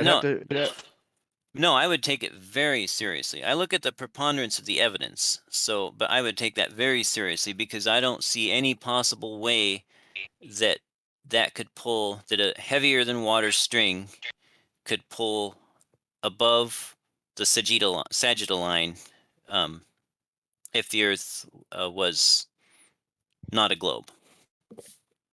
Yeah, that's just it. And if it pulls down, I'll give you the same honesty. I'll give you the same intellectual honesty. If we have it set like that, and we have a good transition and nice calm conditions, and if it pulls down when we pull it tight, I will have to really reconsider everything. But I'm pretty fucking sure it's gonna come up, bro. And I think if I'd have asked you a question like with a 20-mile line across a 20-mile lake, if we pulled a line and somebody was sinking in the middle, like 10 feet underwater, pulled it tight, I think even being a baller, Jesse, you'd say that yeah, if we pulled it tight, we'd pull him up to the surface. I think you would think that, and you'd answer that question just like that, while simultaneously thinking you live on a sphere. I think your logic would still answer logically. Like if we pulled the line tight, then the middle would come up and save the guy who's sinking in the middle, hanging onto the line. I believe that sincerely because I've heard a lot of people answer while thinking they live on a globe. That if you pull the line tight, then it's going to pull the middle up. So they literally have two thoughts in their head simultaneously. I think you're suffering from that. Well, if the Earth is a globe, then obviously the string would not pull up. It would be like 66 feet under the surface in the middle, right? Yeah, exactly. But like I said, if I ask anybody not in this debate, well, let's just say this: everybody I've asked so far, it's been 3 or 4 people, and they've all said, and they've all been globe believers, and I didn't say it sarcastic or dog them. They all answered that if I pulled it tight, and they're like the line would pop. I'm like, no, it's an infinitely strong line, and I just gave them something else to think about. It wasn't a trick. I was like, if your mom's in the middle and you pull it tight, and the line's infinitely tight, is she gonna be able to breathe, or are we gonna pull her up? And every one of them said it was all were slightly bit different, but they all did say that we'd save her if we could pull it tight enough if it didn't break. And I asked them what's the shape of the Earth you live on, and they all said globe. And then a couple of them I just kind of smiled and shit, but a couple of them, like one of the guys I work with, I explained it. I was like, see, you simultaneously think you live on a globe, but you're using still logic, thinking that water is flat. So you got two competing thoughts in your mind, and there's nothing wrong with that. I think we all did at one point.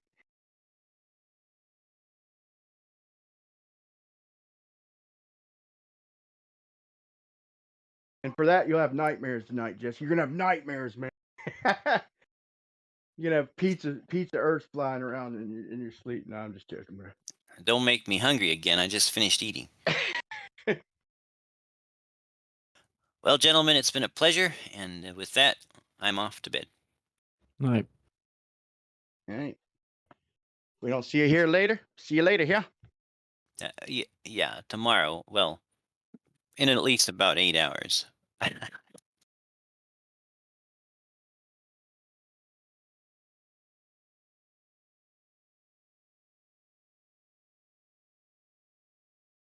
Did Jesse do that test yet? The 6 kilometers? No, man, no. But I was supposed to go there this spring, and now is about the time. And I am doing a couple jobs as we speak, so I might be able to make it. But it's going to be, it's 50-50. But if I go there, we're definitely going to do it. I'm not going all that ways. He invited me.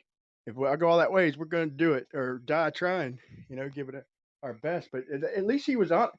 I mean, rarely do we get something like that where their mind will even let them think about converting, bro.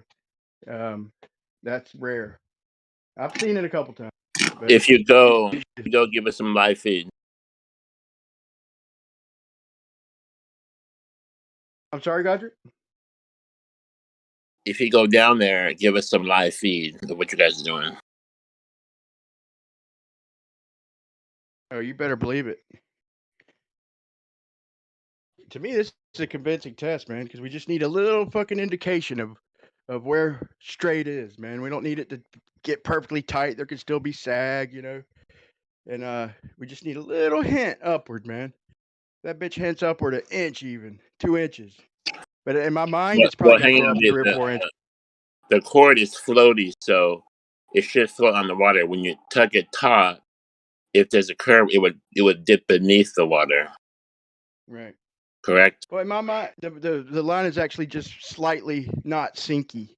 Like we're gonna give them the benefit of the doubt, which I don't know why they're wanting to do that, because that kind of rules out. But here's the problem with this test: is it does kill the globe, and in my mind, I've worked it out 1,000 times. I think it's gonna gesture up about 3 or 4 inches, and then kind of jiggle back down a little bit until it pops. But in my mind, though, we need to think of a backup test beyond this one because we're not ruling out concave. You know, in fact, it's equally good argument for concave Earth. You know, so we got to follow this up with something after we do it.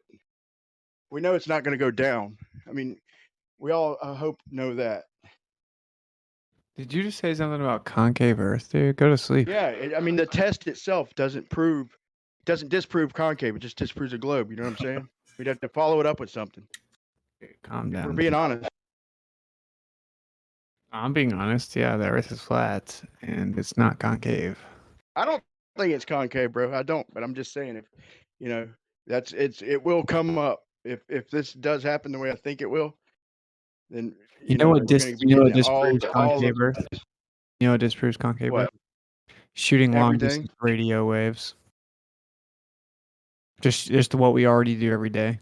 The globe says it That's keeps a good going out point. towards space horizontally, and then bounces off down. So what are they going to claim that it bounces off the Earth that's curving up, and then goes at an angle back up to the sky, and then comes back down? I guess.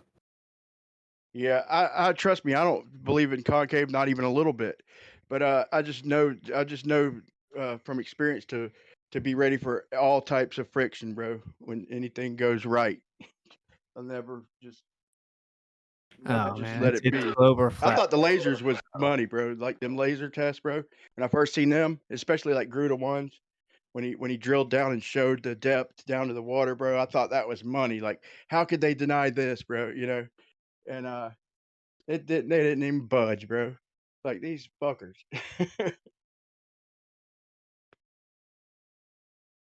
There's a model on Google of I think the four corners of the Earth where they have a Earth map kind of, and they have it like a bulgy bowl. It's a bulgy bowl on the north hemisphere, and then that buckles down and it goes concave in the southern hemisphere. It's like a bowl. It's like a chip bowl for a party. So it's mildly curved in the northern hemisphere, and the southern hemisphere backs backwards, and they have like the four corners of the earth. It's there on Google. Not saying that that's going to happen, but that someone should check that to make sure it doesn't What is change. it? Did you post it? Want me to find it for you?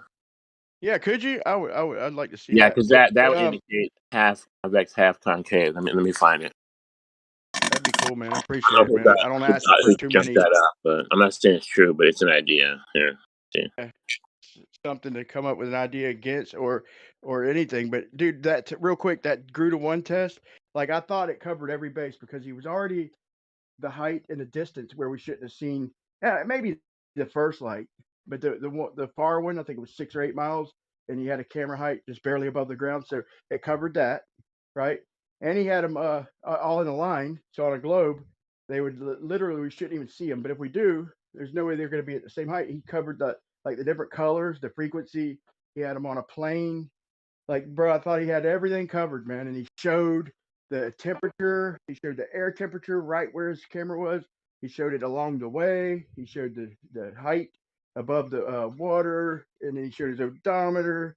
And bro, he covered all the bases, bro, and they didn't even budge, man.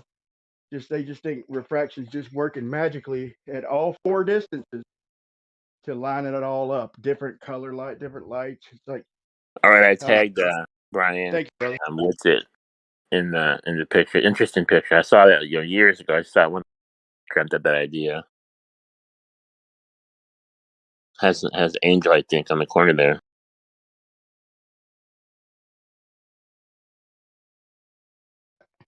I seen that, dude. That's pretty cool. I think that's kind of how my wife pictures it, but not even that concave. She pictures it like a plate, a dinner plate, and still calls it concave. And I'm trying to tell her, I mean, I gave up on that, but once or twice I did. I mean, we joke and laugh about it.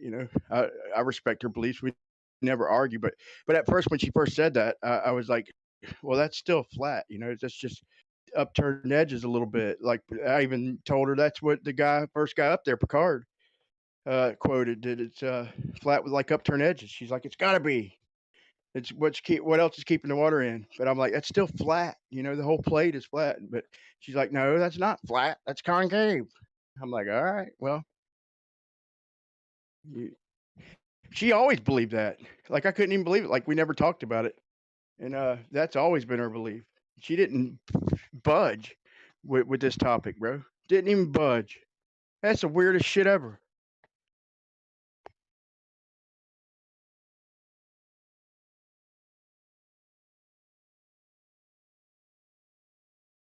The very first thing she said is water. Like that was like my 10th argument that caught my attention. I think I heard it from Mr. Drive and Survive. Like I heard all kinds of other shit, the railroad engineers, and I couldn't understand how you could go from California to Japan. I had to get over that hump right off the bat. I'm like, dude, on a flat Earth, how the hell can we travel from California to Japan? I didn't. I had to see the AE map, and I was like, duh, you know. But that's literally what caught me right off the bat. I was like, dude, the moon and the sun, dude. I was like Brian Cox. I'm like, dude, there's nobody really ever thought it was actually flat. Look at the moon and the sun, bro. So even if I was a caveman or something, you know, I could look at the moon and sun and know that the Earth is round just from that. That's literally my way of thinking, and I'll always remember that. I'll never let go of a few pieces of my old way of thinking and shit. Although I've let go of most of it, but just not being able to comprehend. And that's why I know if somebody asks that right off the bat, if somebody comes in here and they're new, and it's rare, but I've come across it a few times. And I know they're kind of thinking on my wavelength. If they ask the question, how could you fly from California to Japan if the Earth's flat? Y'all let me have that one, bro, because that's right on my wavelength, bro. That's like right on my journey there.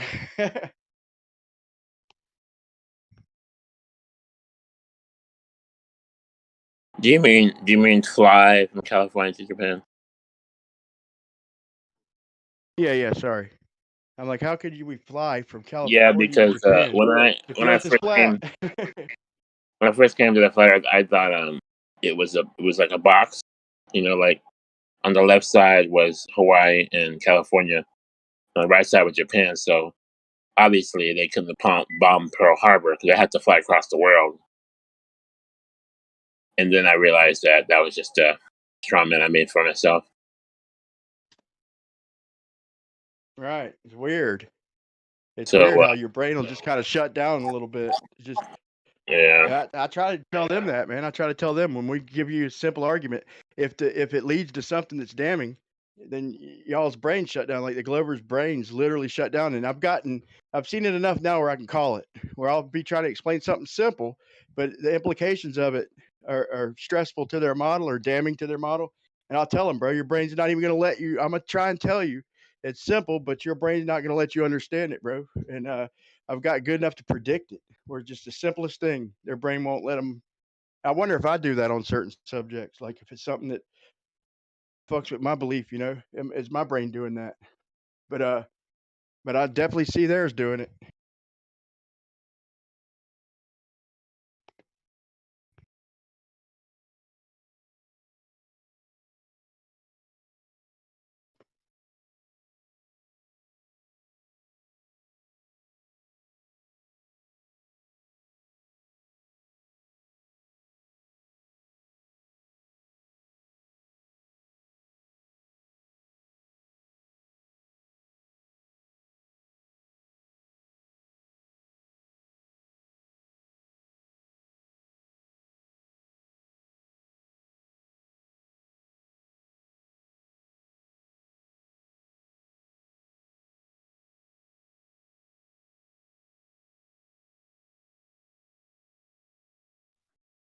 Dude, if Austin moves to Florida, dude, we're gonna bust this bitch wide open, dude. I'm telling you, man. So I'm a doer, dude. I'm a doer, but I need just help, man. Ideas. I got a lot of ideas of my own, but I like new ideas. You're a doer or you're a doer. No, I'm just saying, talk is good to a certain extent, but to me, I've always been my logo, bro. Talk is cheap. Like us has always been my logo coming up. And talk is cheap. My dad used to say it, and it's just it proves a point, you know. Like at some point, you gotta. But to me, demonstration is king. It's kind of my new saying, and so I like to see things. You know, I love discussing it and all that. And it's good to discuss things to work out any kinks before doing things. But still, at some point, I want to see it, and and it's not ultimate until it's demonstrated. You know, and that's why I'm always on to the Glovers. Like very seldom do they demonstrate shit. They just point to the world and say, "Look, sphere. See, point outside. Look, pressure gradient, sphere." Like, or they just sunset, globe. Like it's, dude. It just drives me nuts. They don't demonstrate shit. Here and there they do.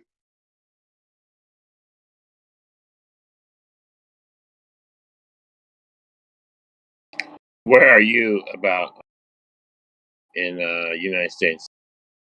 Jacksonville, Florida. Dude, really, Oh, I'm okay. not that. So, yeah, it Anywhere was. in Florida is within range, you know.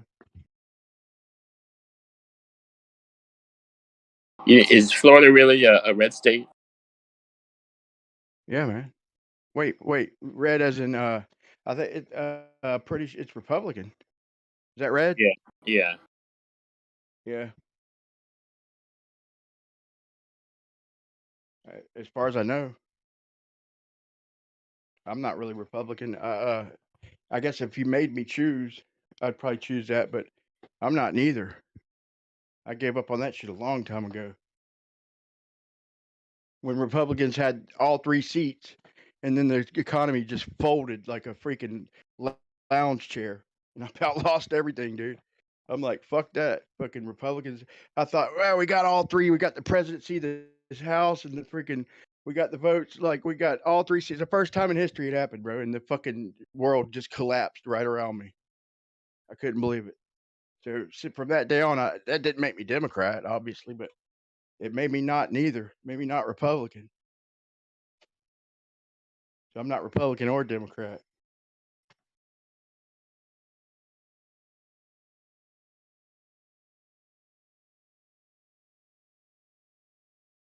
I've always been a little skeptical though, man. Like I remember it like reminded my brother, like, dude, even a long time ago, I denied. I don't know why. I denied the nukes being. I looked at all the evidence back then before I was even really woke. I was skeptical. Like, man, there ain't no way they have fucking nuclear bombs. Like we'd allow that, dude.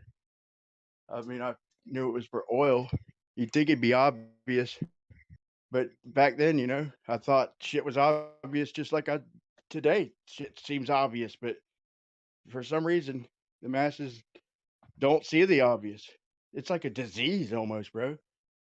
To see intelligent people so naive, it's just hard.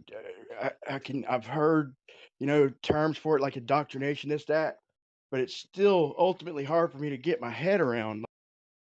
Like, bro, something so obvious, like NASA fakery and shit. Like how can you not see that shit is like it?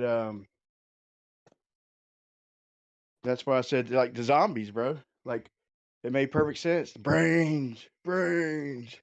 Like that's the masses, bro. They need brains because they can't think for themselves. It's like a metaphor. Brains. Like the sheep, the zombies. They need brains. They need the few and the thinkers. You know, the skeptics, the woke, are the survivors with the brains, and the zombies are the sheep that can't think for themselves. So they're trying to eat our brains.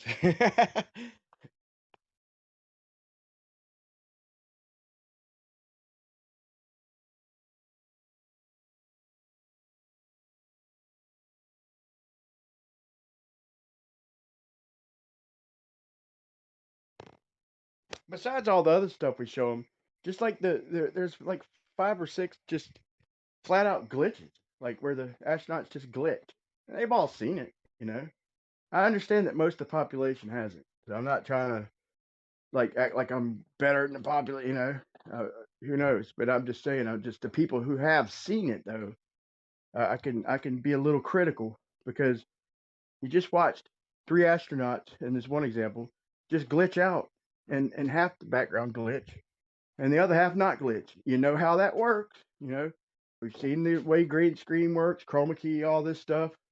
So we know, and they just like they just forget it even happened or something, or they don't even hardly make excuses on that one. It's just like then you see a microphone go into somebody's neck. You see a guy grabbing at nothing. It's like, bro, these are obvious.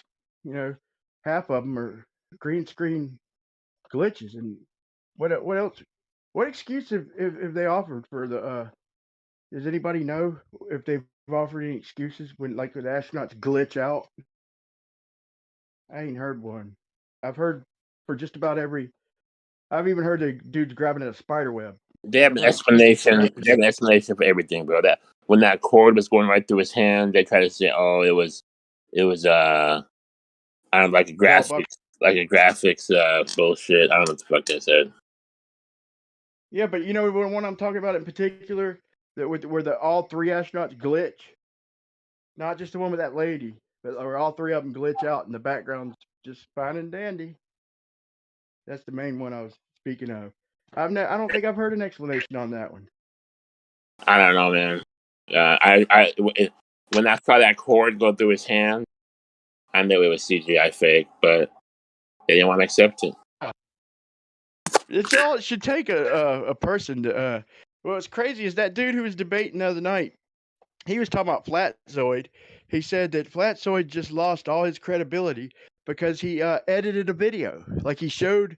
I remember when all this happened. He showed the original, and then he showed like he cut out the Mirage Zone, and that guy just wouldn't accept that. And afterwards he said that guy that Flatzoid, that his name is Mark, the dude who Austin debated and Flatzoid debated on Modern Day Debates, and he said that Flatzoid just has no credibility because he edited that video and it was dishonest. And I'm thinking, bro, in other debates just a few days ago, you're defending NASA.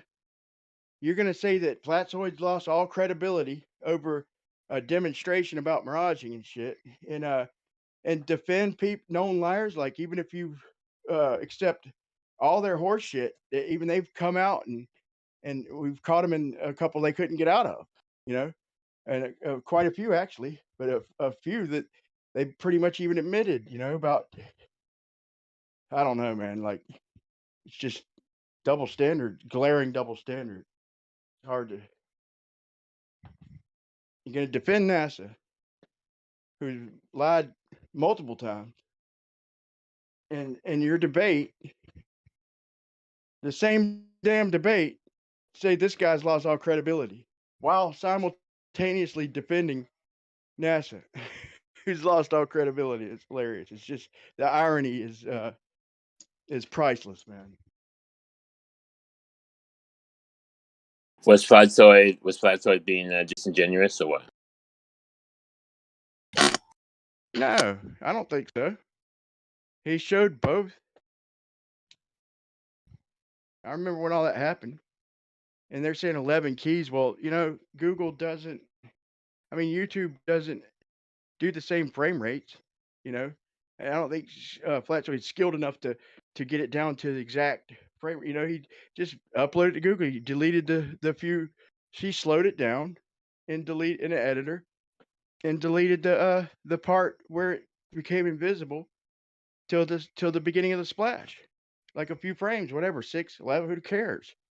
But he showed the regular splash. We all had seen the regular splash.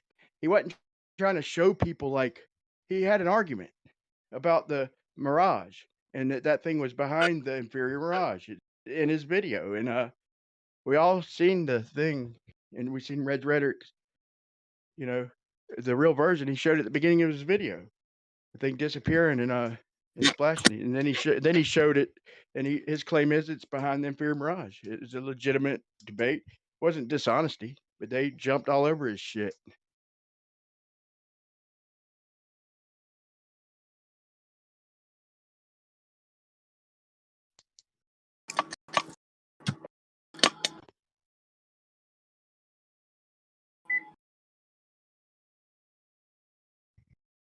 It's like calling the fisheye lens dishonest. Nah, that ain't a good. That ain't a good comparison. But because that actually is dishonest. Nah, I was just saying, like, bro, I remember watching Aren't, hours of ISS aren't live, all bro. aren't all lenses curved and all bulgy? Airplane windows curved. What? Aren't all lenses curved?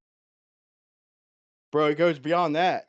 Like we're uncovering and diving in deeper, like as we speak. A topic is literal vision is curved.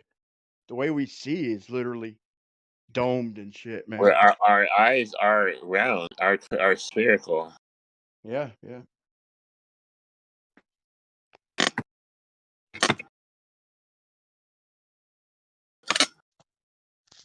But yeah, man, I've watched hours of the ISS. Like I literally watched it for like an hour or two with not even any people, just showing just ISS just sitting there with a little background hum. Like I remember watching just boring shit for hours, and I finally was like, "This is boring." But but then when they'd show every now and then they'd show like anything NASA showed would be fisheye, and I would think that was the globe. Like anybody who is not woke is going to think even if it's literally showing a state like the Felix Baumgart or the planet New Mexico. Like it's still you're not thinking of the size. It's entrenched in your brain that we live on a sphere. So you see a fisheye lens, you think that's Earth curve. You don't put two and two together. I mean, I'm ashamed that I didn't.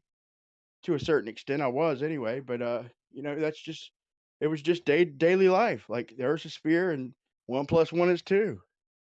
Even though I still thought logical when I leveled shit and calculated for drainage and all that, but in my mind we were on a sphere. So when I seen the fisheye lens, that just reinforced the fact it was a sphere. They know that, and that's why I say that that's dishonest. And we pointed out, and it's another duh. Like, oh my god, duh. Of course, that's the camera. Like, it can't be the Earth because that's not even showing a full state. You know what But I'm saying? a lot of people claim they've seen curvature flying from Florida to New York in an airplane. Yeah, the brain's a powerful thing, boy. The brain can be a liar. So I always give sympathy to the people who are not, you know, privy to this debate, because I remember the way I thought. I'll always, like I said, hang on to a piece of that because I know the way I thought. Why would I expect them to think any different? So they're gonna have their own questions and shit. And then after doing it for a while, the people that not even to waste your time with. Like after just hearing a couple catchphrases, like "Why would they lie?" or "How's this changing my life?" I've never heard a flat earther ask that question, or somebody who became a flat earther. It's just not the way we think. And I'm not saying it hadn't ever happened, but we had actual questions, and not saying we didn't have any questions. We had our own questions, and but when you hear somebody say catchphrases like that, like "Why would they lie?" then that means you don't really have anything for the argument. You're just trying to veer as strongly as possible, or well, how's this going to change my life? What's it matter anyway? Like I'll quit wasting my time with them people just in a friendly manner, because I know I've never seen that in good, in years and years, conversation after conversation. That's why I say if somebody asks, how would you get from California to Japan if the Earth is flat? Then that's a flat earther to me. If you ask that question, you're a flat earther. You just need woken up, and you need the deception pointed out first. Point out that the obvious bullshittery, and then your brain will absorb the rest of the truth. So we need to think about that. Like what are our first couple questions? What didn't work for us? Like nobody's maybe a couple people. But I don't think nobody just seen a video and hey, it's a flat. We all have we all had like, wait, well, what about this? You know, in our mind, even if we spoke it, we need to really talk about this as a group one night and make a list, because if when people come in, or when we go across or come across new people, and if they're asking them type of questions, just like I said, if they're asking, "Oh, how's this going to change my life?" You know, we know not to waste our time. Pretty much, you know, people could try, but to me, it's a waste of time. Or why would they lie? Or how could that many people be in on something? You know, you do when you ask, that's just not the way we think. I don't think so. We need to, like, it's probably a handful of topics. It probably falls under probably half a dozen categories. One of them being, how could you get from California? That's a legitimate question, you know. And there's probably, like I said, half a dozen other ones, and so we'll recognize the questions people ask, like the first couple questions, and be able to pin down, you know, the statistics, maybe, if you will, a little better. Not saying it'd be perfect, but it'd be a damn good indicator. It'd be a fun conversation, I think, to kind of organize our thoughts as a team.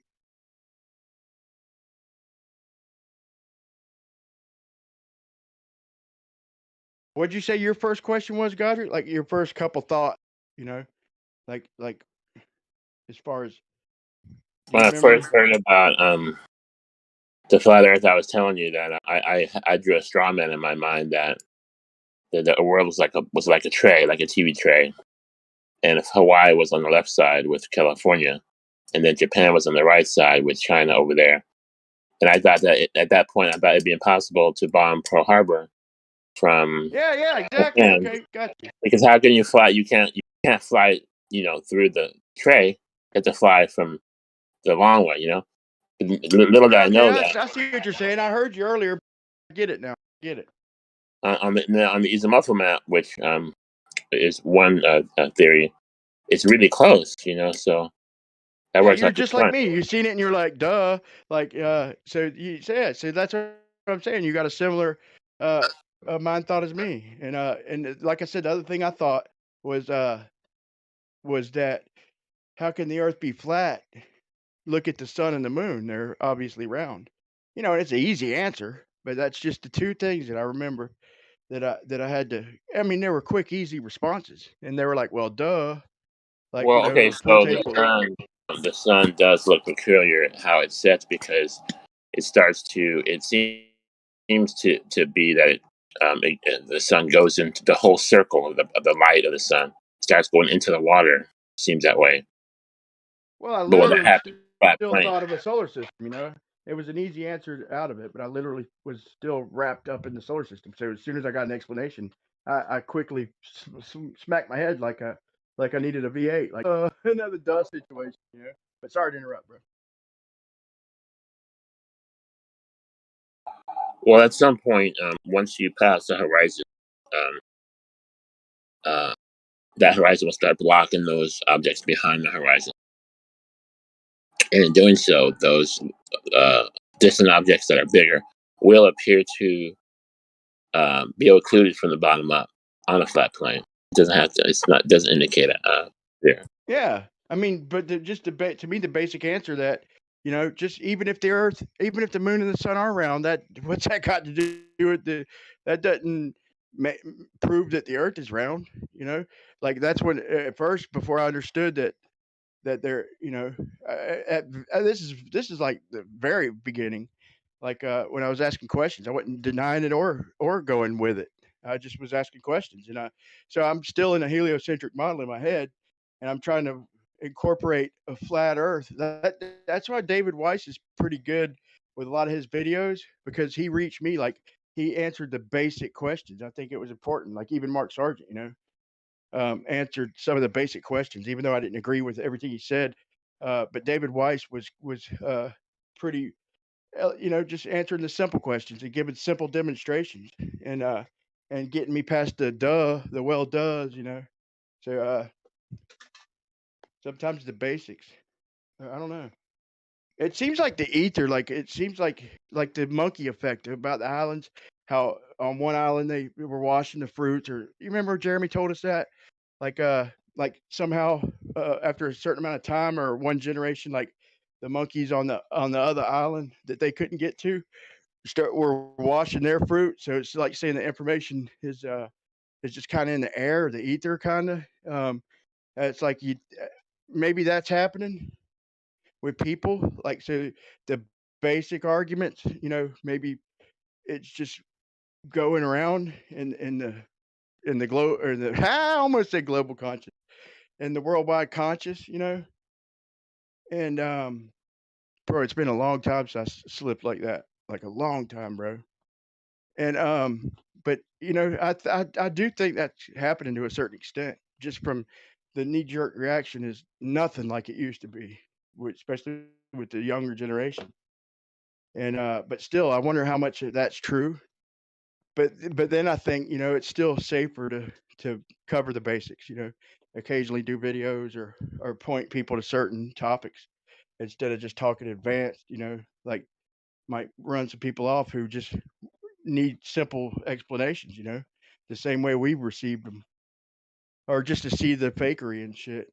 That's what really opened my mind up to hearing all the arguments. Like once I seen the bullshittery, it was so obvious to me. Like I'm willing to hear anything you have to say.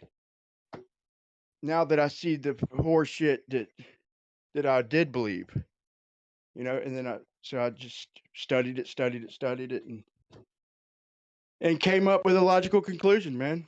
But I thought I thought all I had to do was just tell everybody.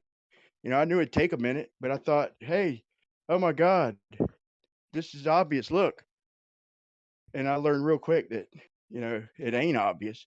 I mean, I have enough respect where nobody disown me or family, like I'm cool with my family, the Globers or not. They're still, I'm ace with my brother, sisters, father, friends, but I just don't mention it. I brought it to my dad's attention and shit. And he ate up the 9/11. He's like, damn, I didn't know there was a building 7. Like he literally didn't. There even was a building 7. And he has enough common sense, but he's almost like he's 80. He's good shape and all that for his age. God bless him. But it's just I think it's too much for. I don't think it was too much for him. But I think he still seen the bullshit that I showed him with the NASA bullshit. Like he's smart enough to not unsee it. But I don't think it was. It would have been too much. It almost was for me, man. But I can imagine him. But I don't know. Maybe he just staunchly believes in the globe. But still, me and him are cool. I fucked with him a few times. He didn't say stop saying that shit. I just seen that. Hey, man. I showed him. He watched what I offered, and he's still believes in the globe. I leave him alone. It's weird how people like say they lose relationships and friendships. It's like I don't get it, man. But I mean, I haven't lived it. Like, man, If your it's just a family or debate. spouse or friend is a Glober and they're trying to defend that paradigm, then that could cause you to lose that friendship. Okay, I see what you're saying. So, in other words, like if I'd have just kept pressing him, and so if it was that important to me, and I kept pressing it, and they just totally didn't want to hear it, yeah, okay, I see what you're saying. So that quick little response answered my own question. So, yeah, if I knew when to back The off, ones that get I think. triggered when they hear that NASA lies and they've been lied to, they've been fooled. Those guys get really upset. Sure. So that could definitely Yeah, indicate. but I don't think anybody just heard it one time like, what did you just say?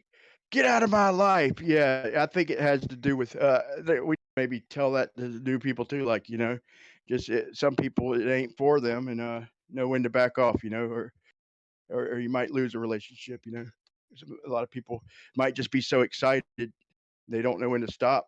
Just throwing that out there as a possibility. But I think if you know when to stop, I don't think anybody's gonna freak out.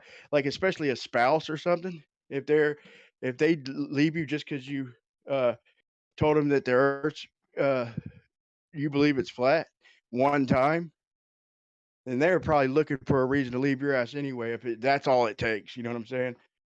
But then, yeah, like I said, if you just keep trying to cram it down their throat, then yeah, that could drive a wedge. But I don't know. I'm open to learn any other possibilities. Just always try to keep an open mind as possible.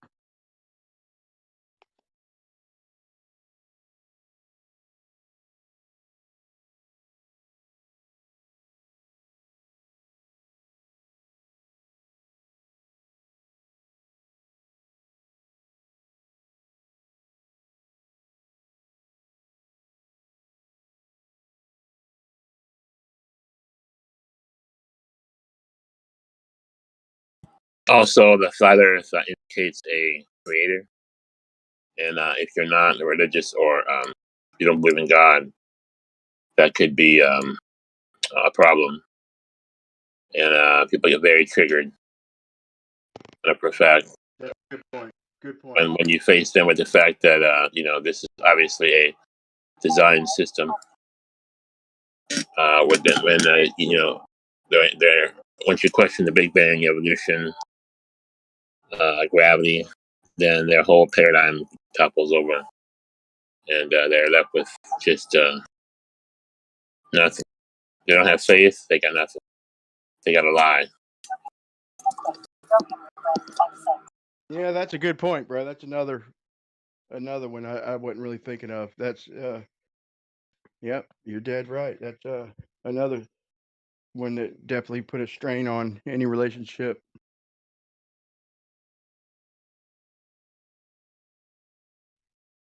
I try to keep my religion to myself. I've got my own ideas and my own faith, and it's absolute. But I'm still open to hear anybody's idea. I have my own thoughts, but I don't like to argue over it. I don't think it's something you could debate. Like you can't debate your faith. It's just, you'll never hear me arguing about that or getting. I'm like I said, I have absolute faith in everything, but that's faith, man. That's not a debate. I guess you could debate facts, like the history facts part of it and shit, or the interpretations. But yeah, that gets a little too emotional. Flat Earth's already pushing it, and I don't. But I'll hear them out. I'll hear them out. I hear anybody's interpretations out.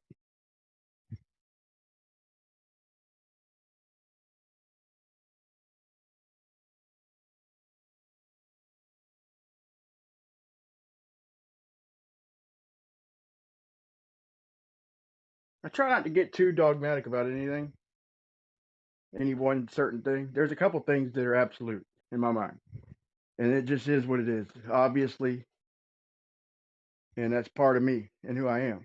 But as far as like all the details and all that with religion, with the earth, cosmology, I'm all ears. I try to keep an absolute open mind, or at least open ears.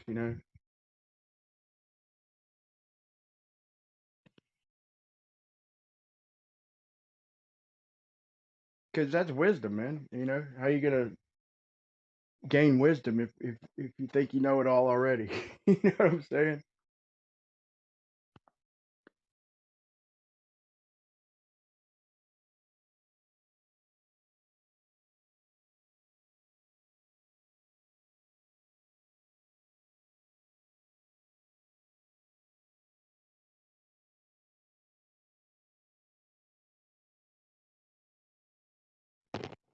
Like when people say, like, get triggered for me, like working out shit on an AE map, or when people with AE map get triggered about people with the Pac-Man map.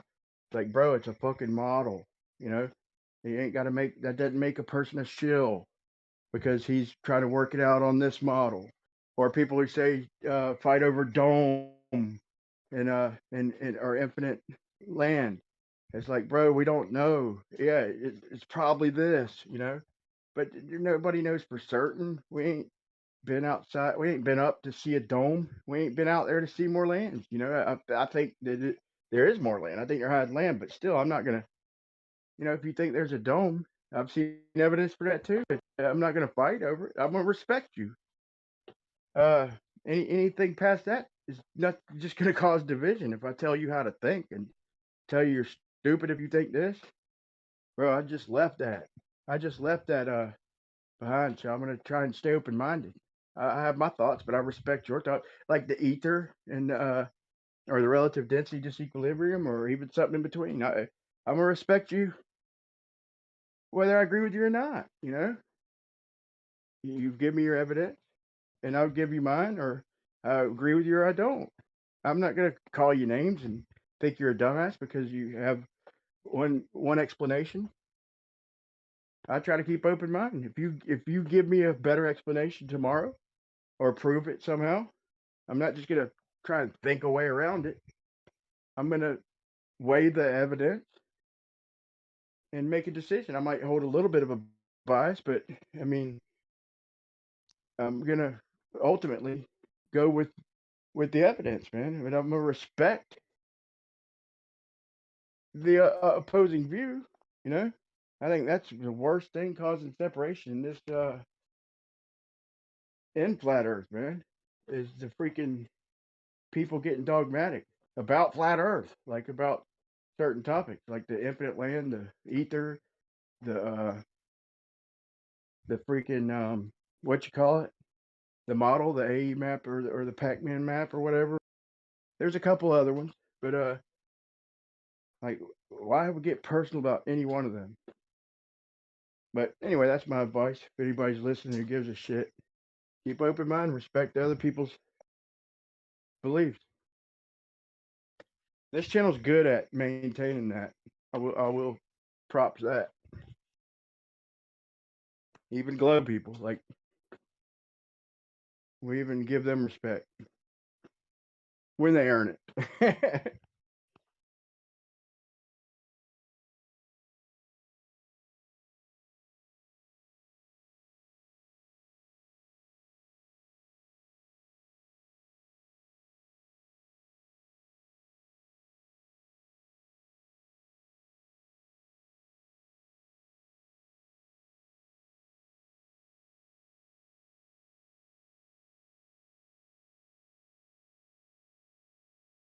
But to me, there's probably more lands, you know. I don't think there's a physical dome, but there might be, you know. But I don't think there is the way I work it out in my head. But I've seen evidence for it. But I don't believe it. But sometimes I entertain it, and it would explain a few things. But to me, I'm probably more land. And as far as like the relative density disequilibrium, to me that still explains everything, almost everything. So I'm dead right on the fence on that. I could go either way. Give either, and I think about it both ways. So I'm to me there probably does. To me, down's a little bit different than up. Like for a while I tried to kind of deny that in my brain. Like down's just the same as up. There's obviously something a little bit different. So that's why I ain't a staunch relative density disequilibrium believer. To me, there's Hang a on, little hang something on. different about down. But I How is down respect others. different than? How's that? Oh, I'm walking around, bro. I'm just saying it's a little bit different. It's To not me, different. It's it's the one same. I can't ignore. I've explained it in my own head with frequency, you know. And I've showed even shit upside down, like boats floating upside down, even the water floating up over the air with just a little vibration, you know. And I've explained it in other ways, but to me, it does need an explanation. Of but I could No, but argue equally against. Brian, light stuff on top. Smoke from my Yeah, cigarette. obvious, right? Helium Yeah, balloons, clouds, evaporation, water goes up, right?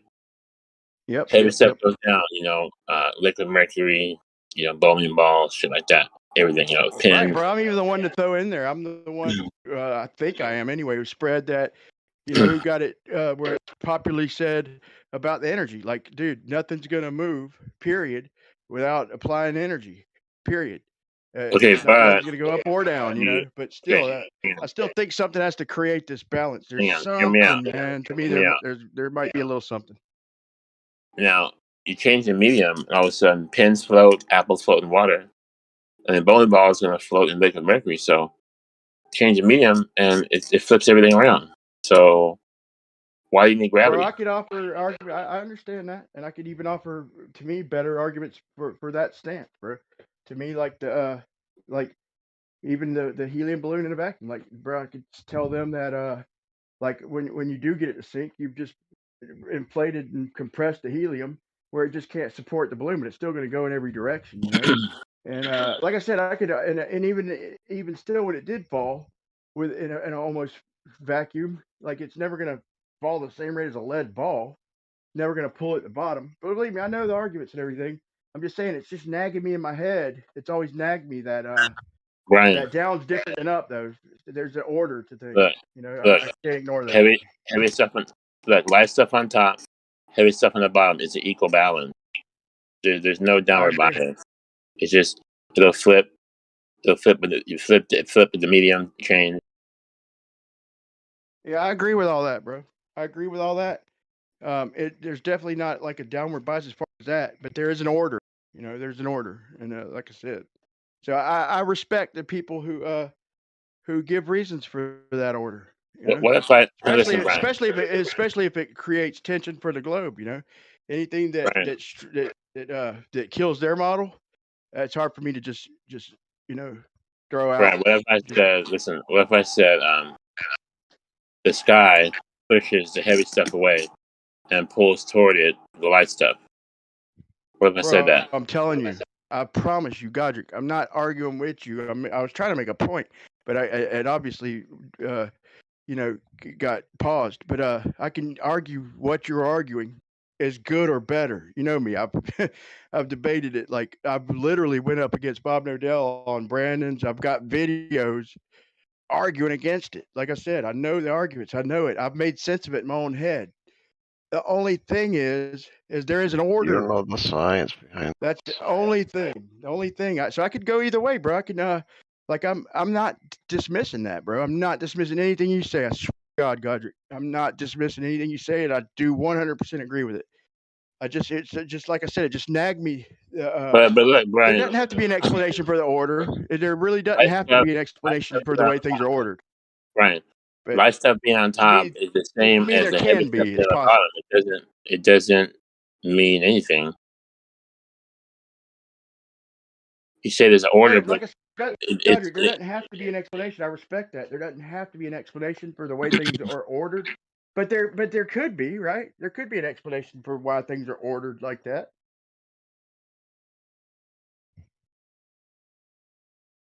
But there don't have to be. I'm with you on that, bro. Trust me. You got to see. I'm not really going against you. Like there doesn't have to be. It's all explained. You know, I would agree with that, and I have like a lot. But I do respect the fact that there could be a reason for the way it's ordered. I don't just throw it out that there can't be but an explanation for but why it's ordered the way it is. I'm gonna finish with this. Look, in school they lied to us. They said stuff falls down, but that's not true. The truth is the heavy stuff falls down and the light stuff goes up and falls up. That's actually the truth. You gotta say both Yeah, I sides. agree.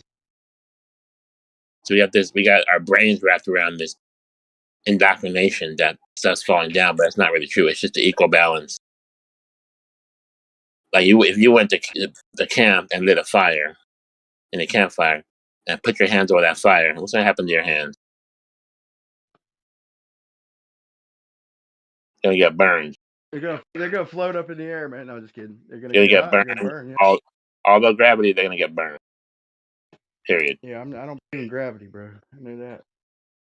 Yeah, you're preaching to the choir, bro. But I'll hear you out. You know, I'm not trying to say don't talk.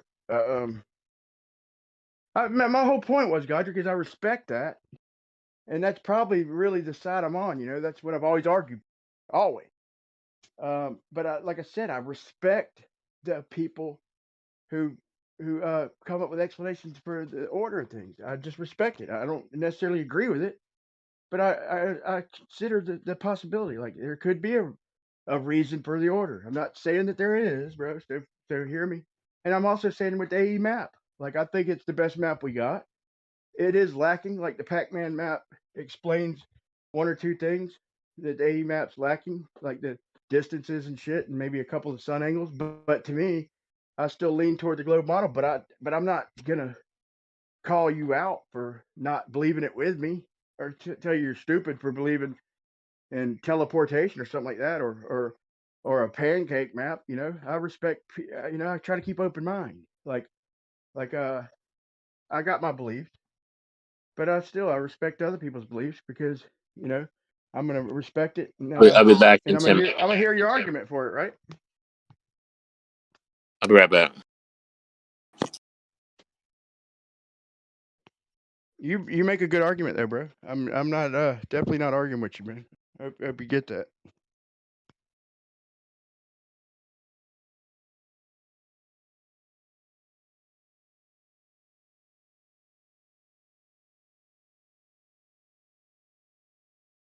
Like I said with the A map, like it's a couple things that's nagged at me,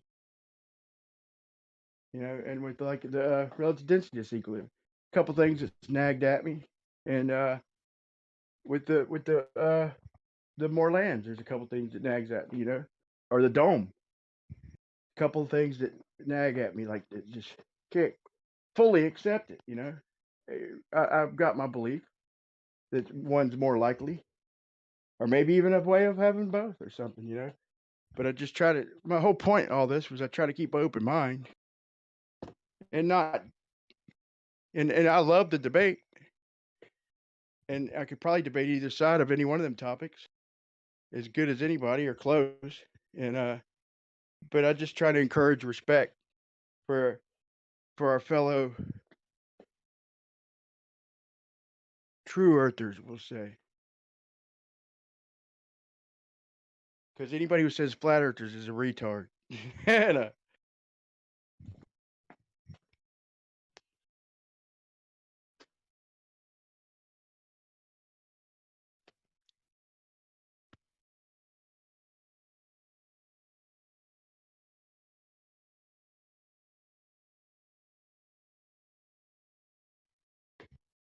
it's weird somebody trying to convince you something that you've already been convinced of.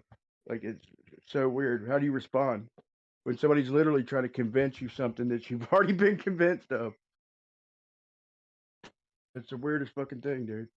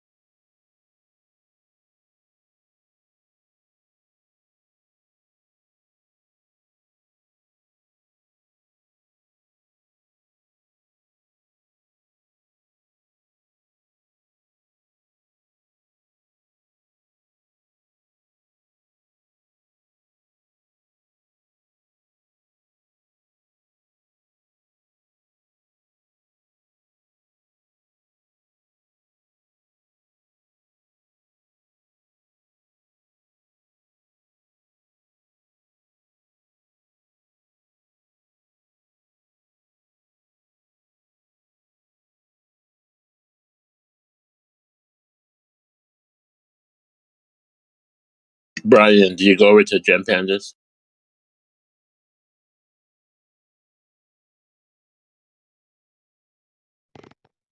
Say that again, bro. Do you go over to Gem Pandas? Occasionally. Been a minute. I was over there for a little bit. There, I was just talking about different topics.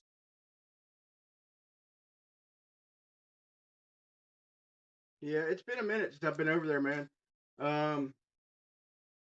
Like it was a little too. I don't know, man. It was a little bit much. It doesn't take much for Jim to have a meltdown. Yeah, like if anybody else would have melted down on. He started screaming at you like with the smallest thing.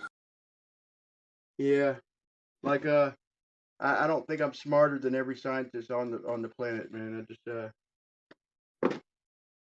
not an argument to me, you know.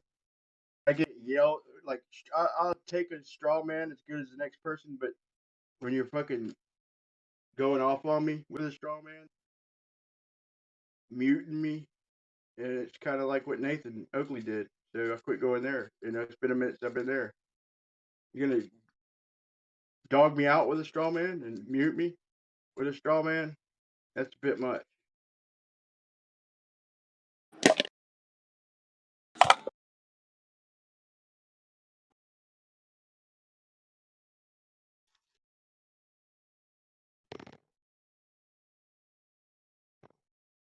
Although, man, I mean, I tied ends with Nathan. I ain't got nothing shit, you know. I don't agree with some of his shit. He don't agree with some of mine, but we tied ends. Well, you know, pretty quick after this shit happened, bro. I respect him and the way he does shit, but I just don't agree with it all. And a couple things got on my nerves. I'm sure I got on his fucking nerves with a couple things. But at the end of the day, we got to be able to work through that shit, you know.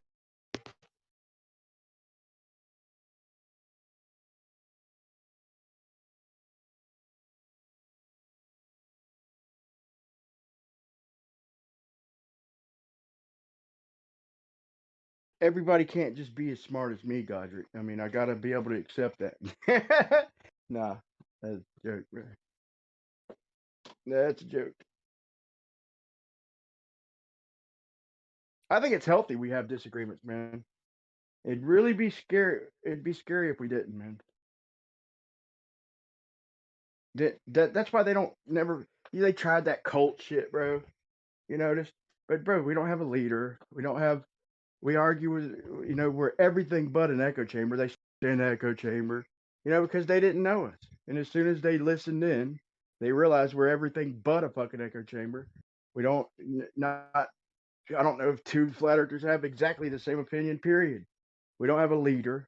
We don't just believe shit without evidence. You know, we like demonstration, all that. We're and so certain shit, you know, arguments just go away. Brian, That's you said Pac-Man. If it was a Pac-Man, how would that even work? You disappear. Oh. If you go east New Zealand, you end up what? I ain't quite ready for that, man. Even You though end it up does in, explain Chile. Like I said, it explains the sun. I definitely ain't, you know, I ain't there yet. I can't get my head around that, except that. But I'm open-minded enough to have looked in it and realized that it does explain sun angles perfectly. It freaking it explains the distances. But everything else, yeah, like all that teleporting shit, I ain't quite ready for that. But it's there. If ever I need it for an argument, it's there for me. Do you think you can go south?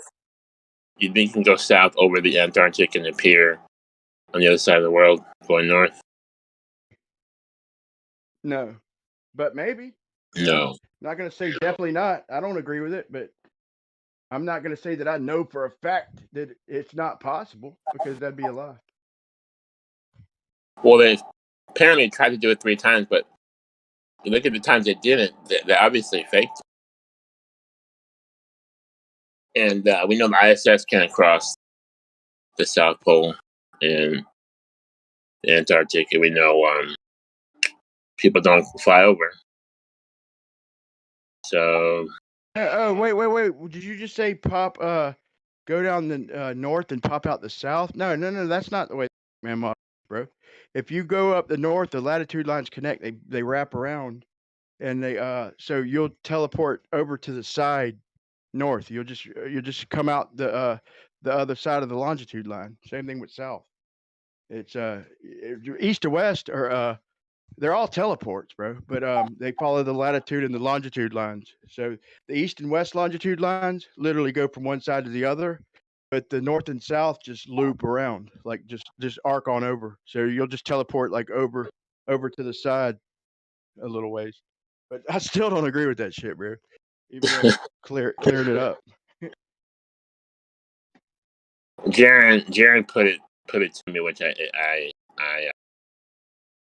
agreed with that. He said, millions of people navigate west and east every day, but nobody does north to south to north or south to north, and that is the problem. That's one of the best flat Earth arguments to me. And you can't tell me that it's because it's cold. You can try to tell me Yeah, I know, right? because it's illegal. Say that. Say they don't You're catch you. right, bro. They won't let you. They say it's cold, bro, but it's at 6 or 7 or 8 miles up, bro. It's cold no matter where you're at, you know?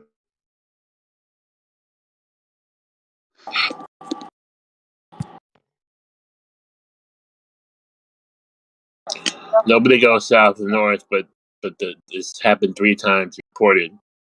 And if you follow their trails, they just kind of like start hanging around like Murdo, then turn around, come back the other way. They don't actually cross over.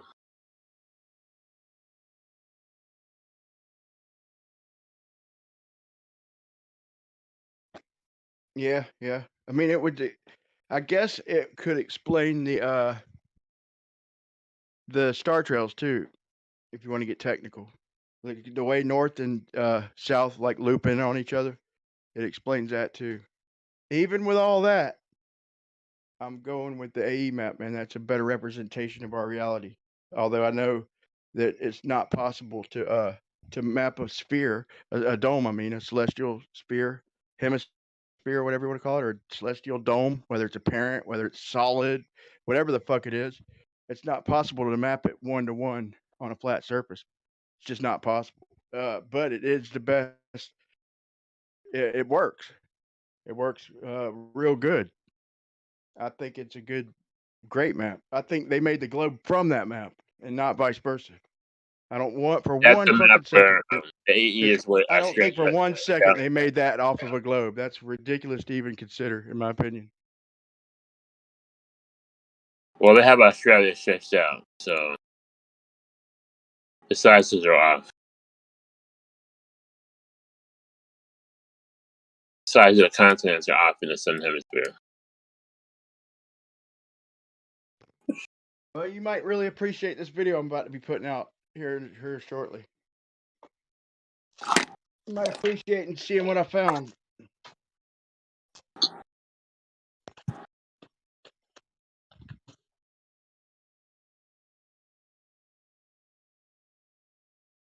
Because it was right in front of my face, bro. It's a prediction. I'm like, I bet you this.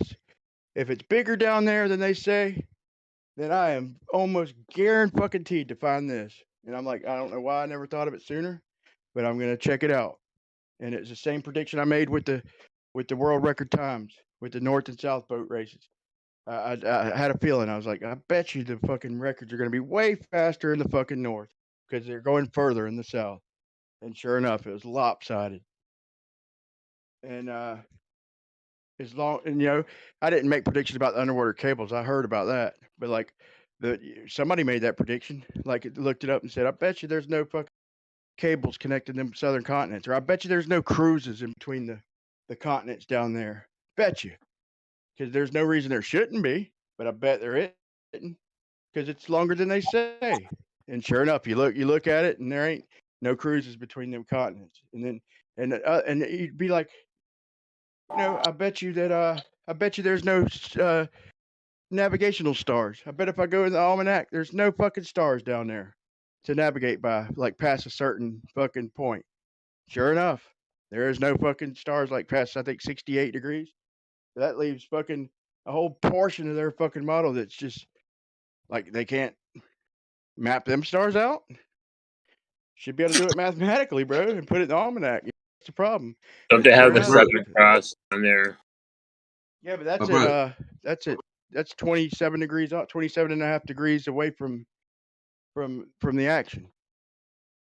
Well, bro, regarding navigation, dude, have you ever heard of the it's the Antarctic Circumnavigation Expedition by the Swiss Polar Institute? I'll post it in live stream text. Have you ever heard of that?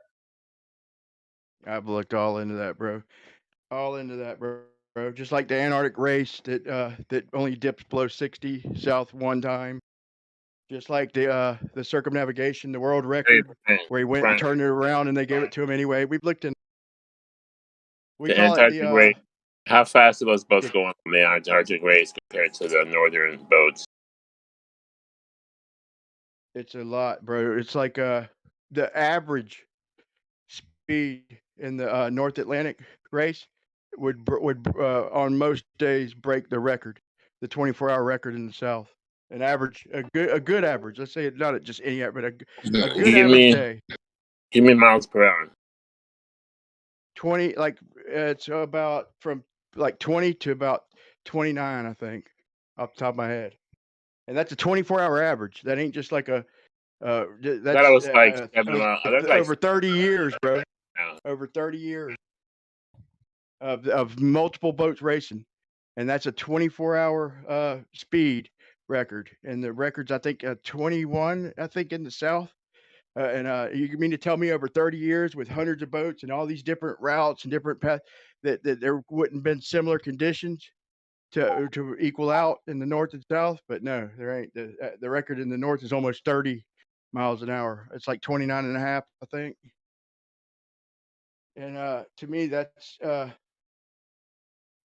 statistics should never be off by that much. There are several. Like I said, a good average speed would win the record in the South. That's nothing special for the same boats. Not all the same boats, but most of the same damn boats. They go to all the races, and they're just faster in the North. Who knows why? Maybe it's farther down there. Who knows?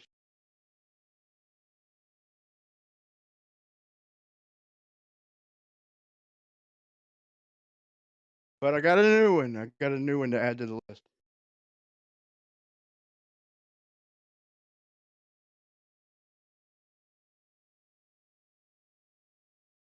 Yeah, dude, all them routes down there, man, we call them like dog legs.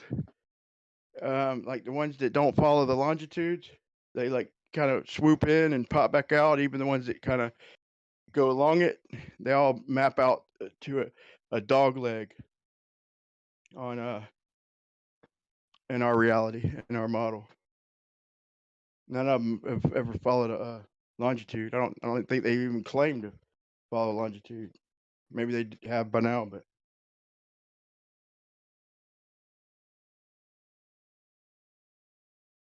pretty easy request, man. In 2023, follow a fucking meridian. You ain't even got to go around the North Pole. You start on the west side of South America and come on out on the east side of the west side of Australia, and pop out on the east side of South America. Follow a longitude or close to it. Anything other than that, man, is a dog leg. Just my opinion. If they wanted to win me over, bro, that's how they would do it, Just 2 planes, all it would take. 1 expedition, just 2 flights, one from South America, one from Australia. And then just have globe believers and flat earth believers on each flight, and at each station down there, just a couple of each at the station. And we announce our times. We communicate on the trip as much as we can. We announce the times it took to get to our respected bases. There's a few of them. Just pick one by South America. I think Ross and it's over by Australia. So we know the time it took to get from their station to their closest base, and then ours.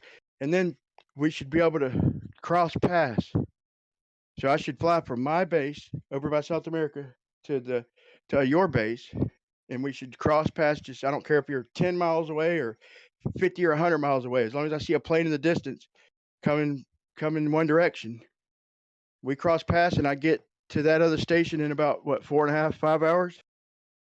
That's all it should take. Is about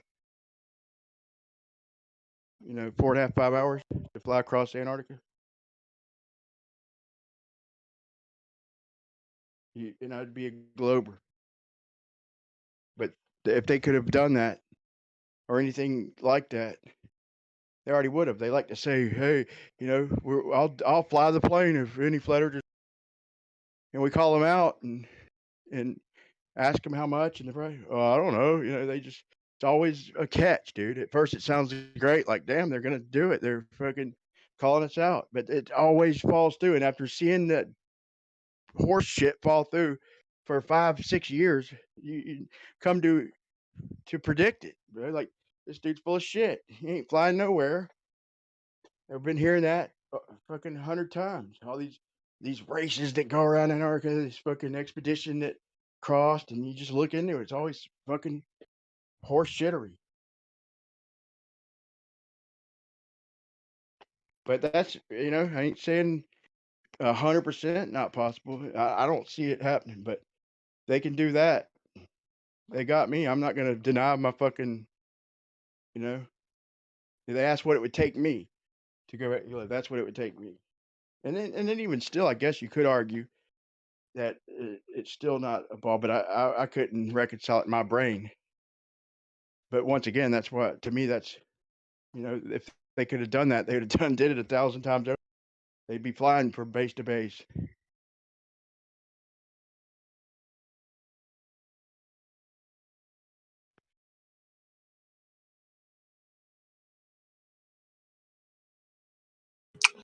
Good night, Brian.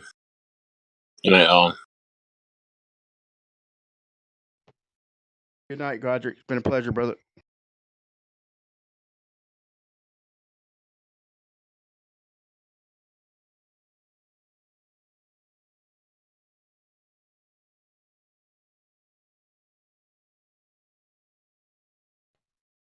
Good night, y'all. Hope I kept y'all entertained, man. Last bit.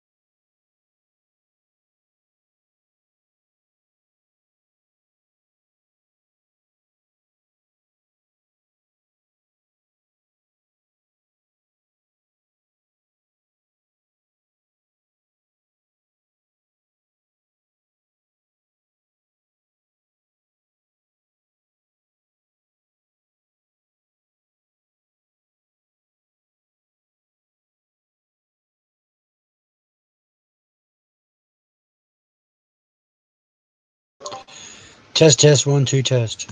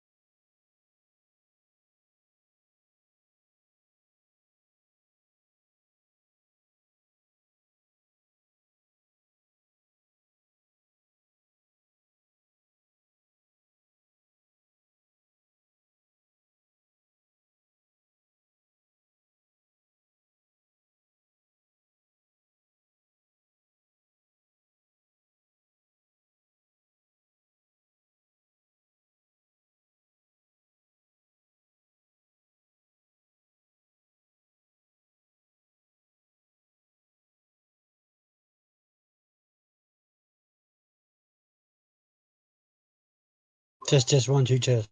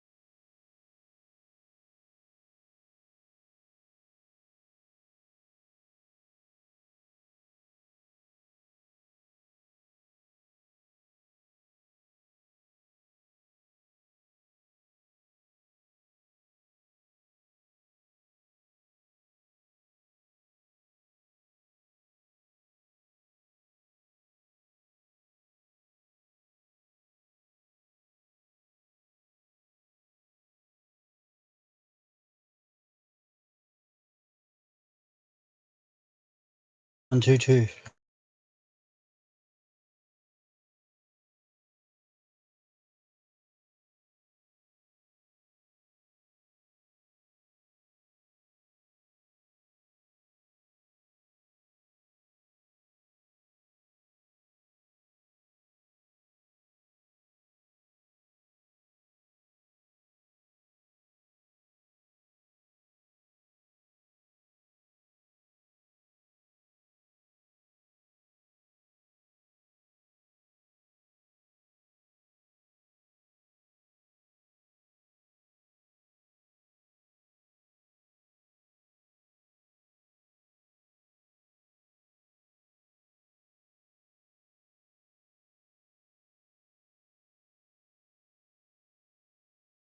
Anybody there? Test. Doofus, PhD, eggshells.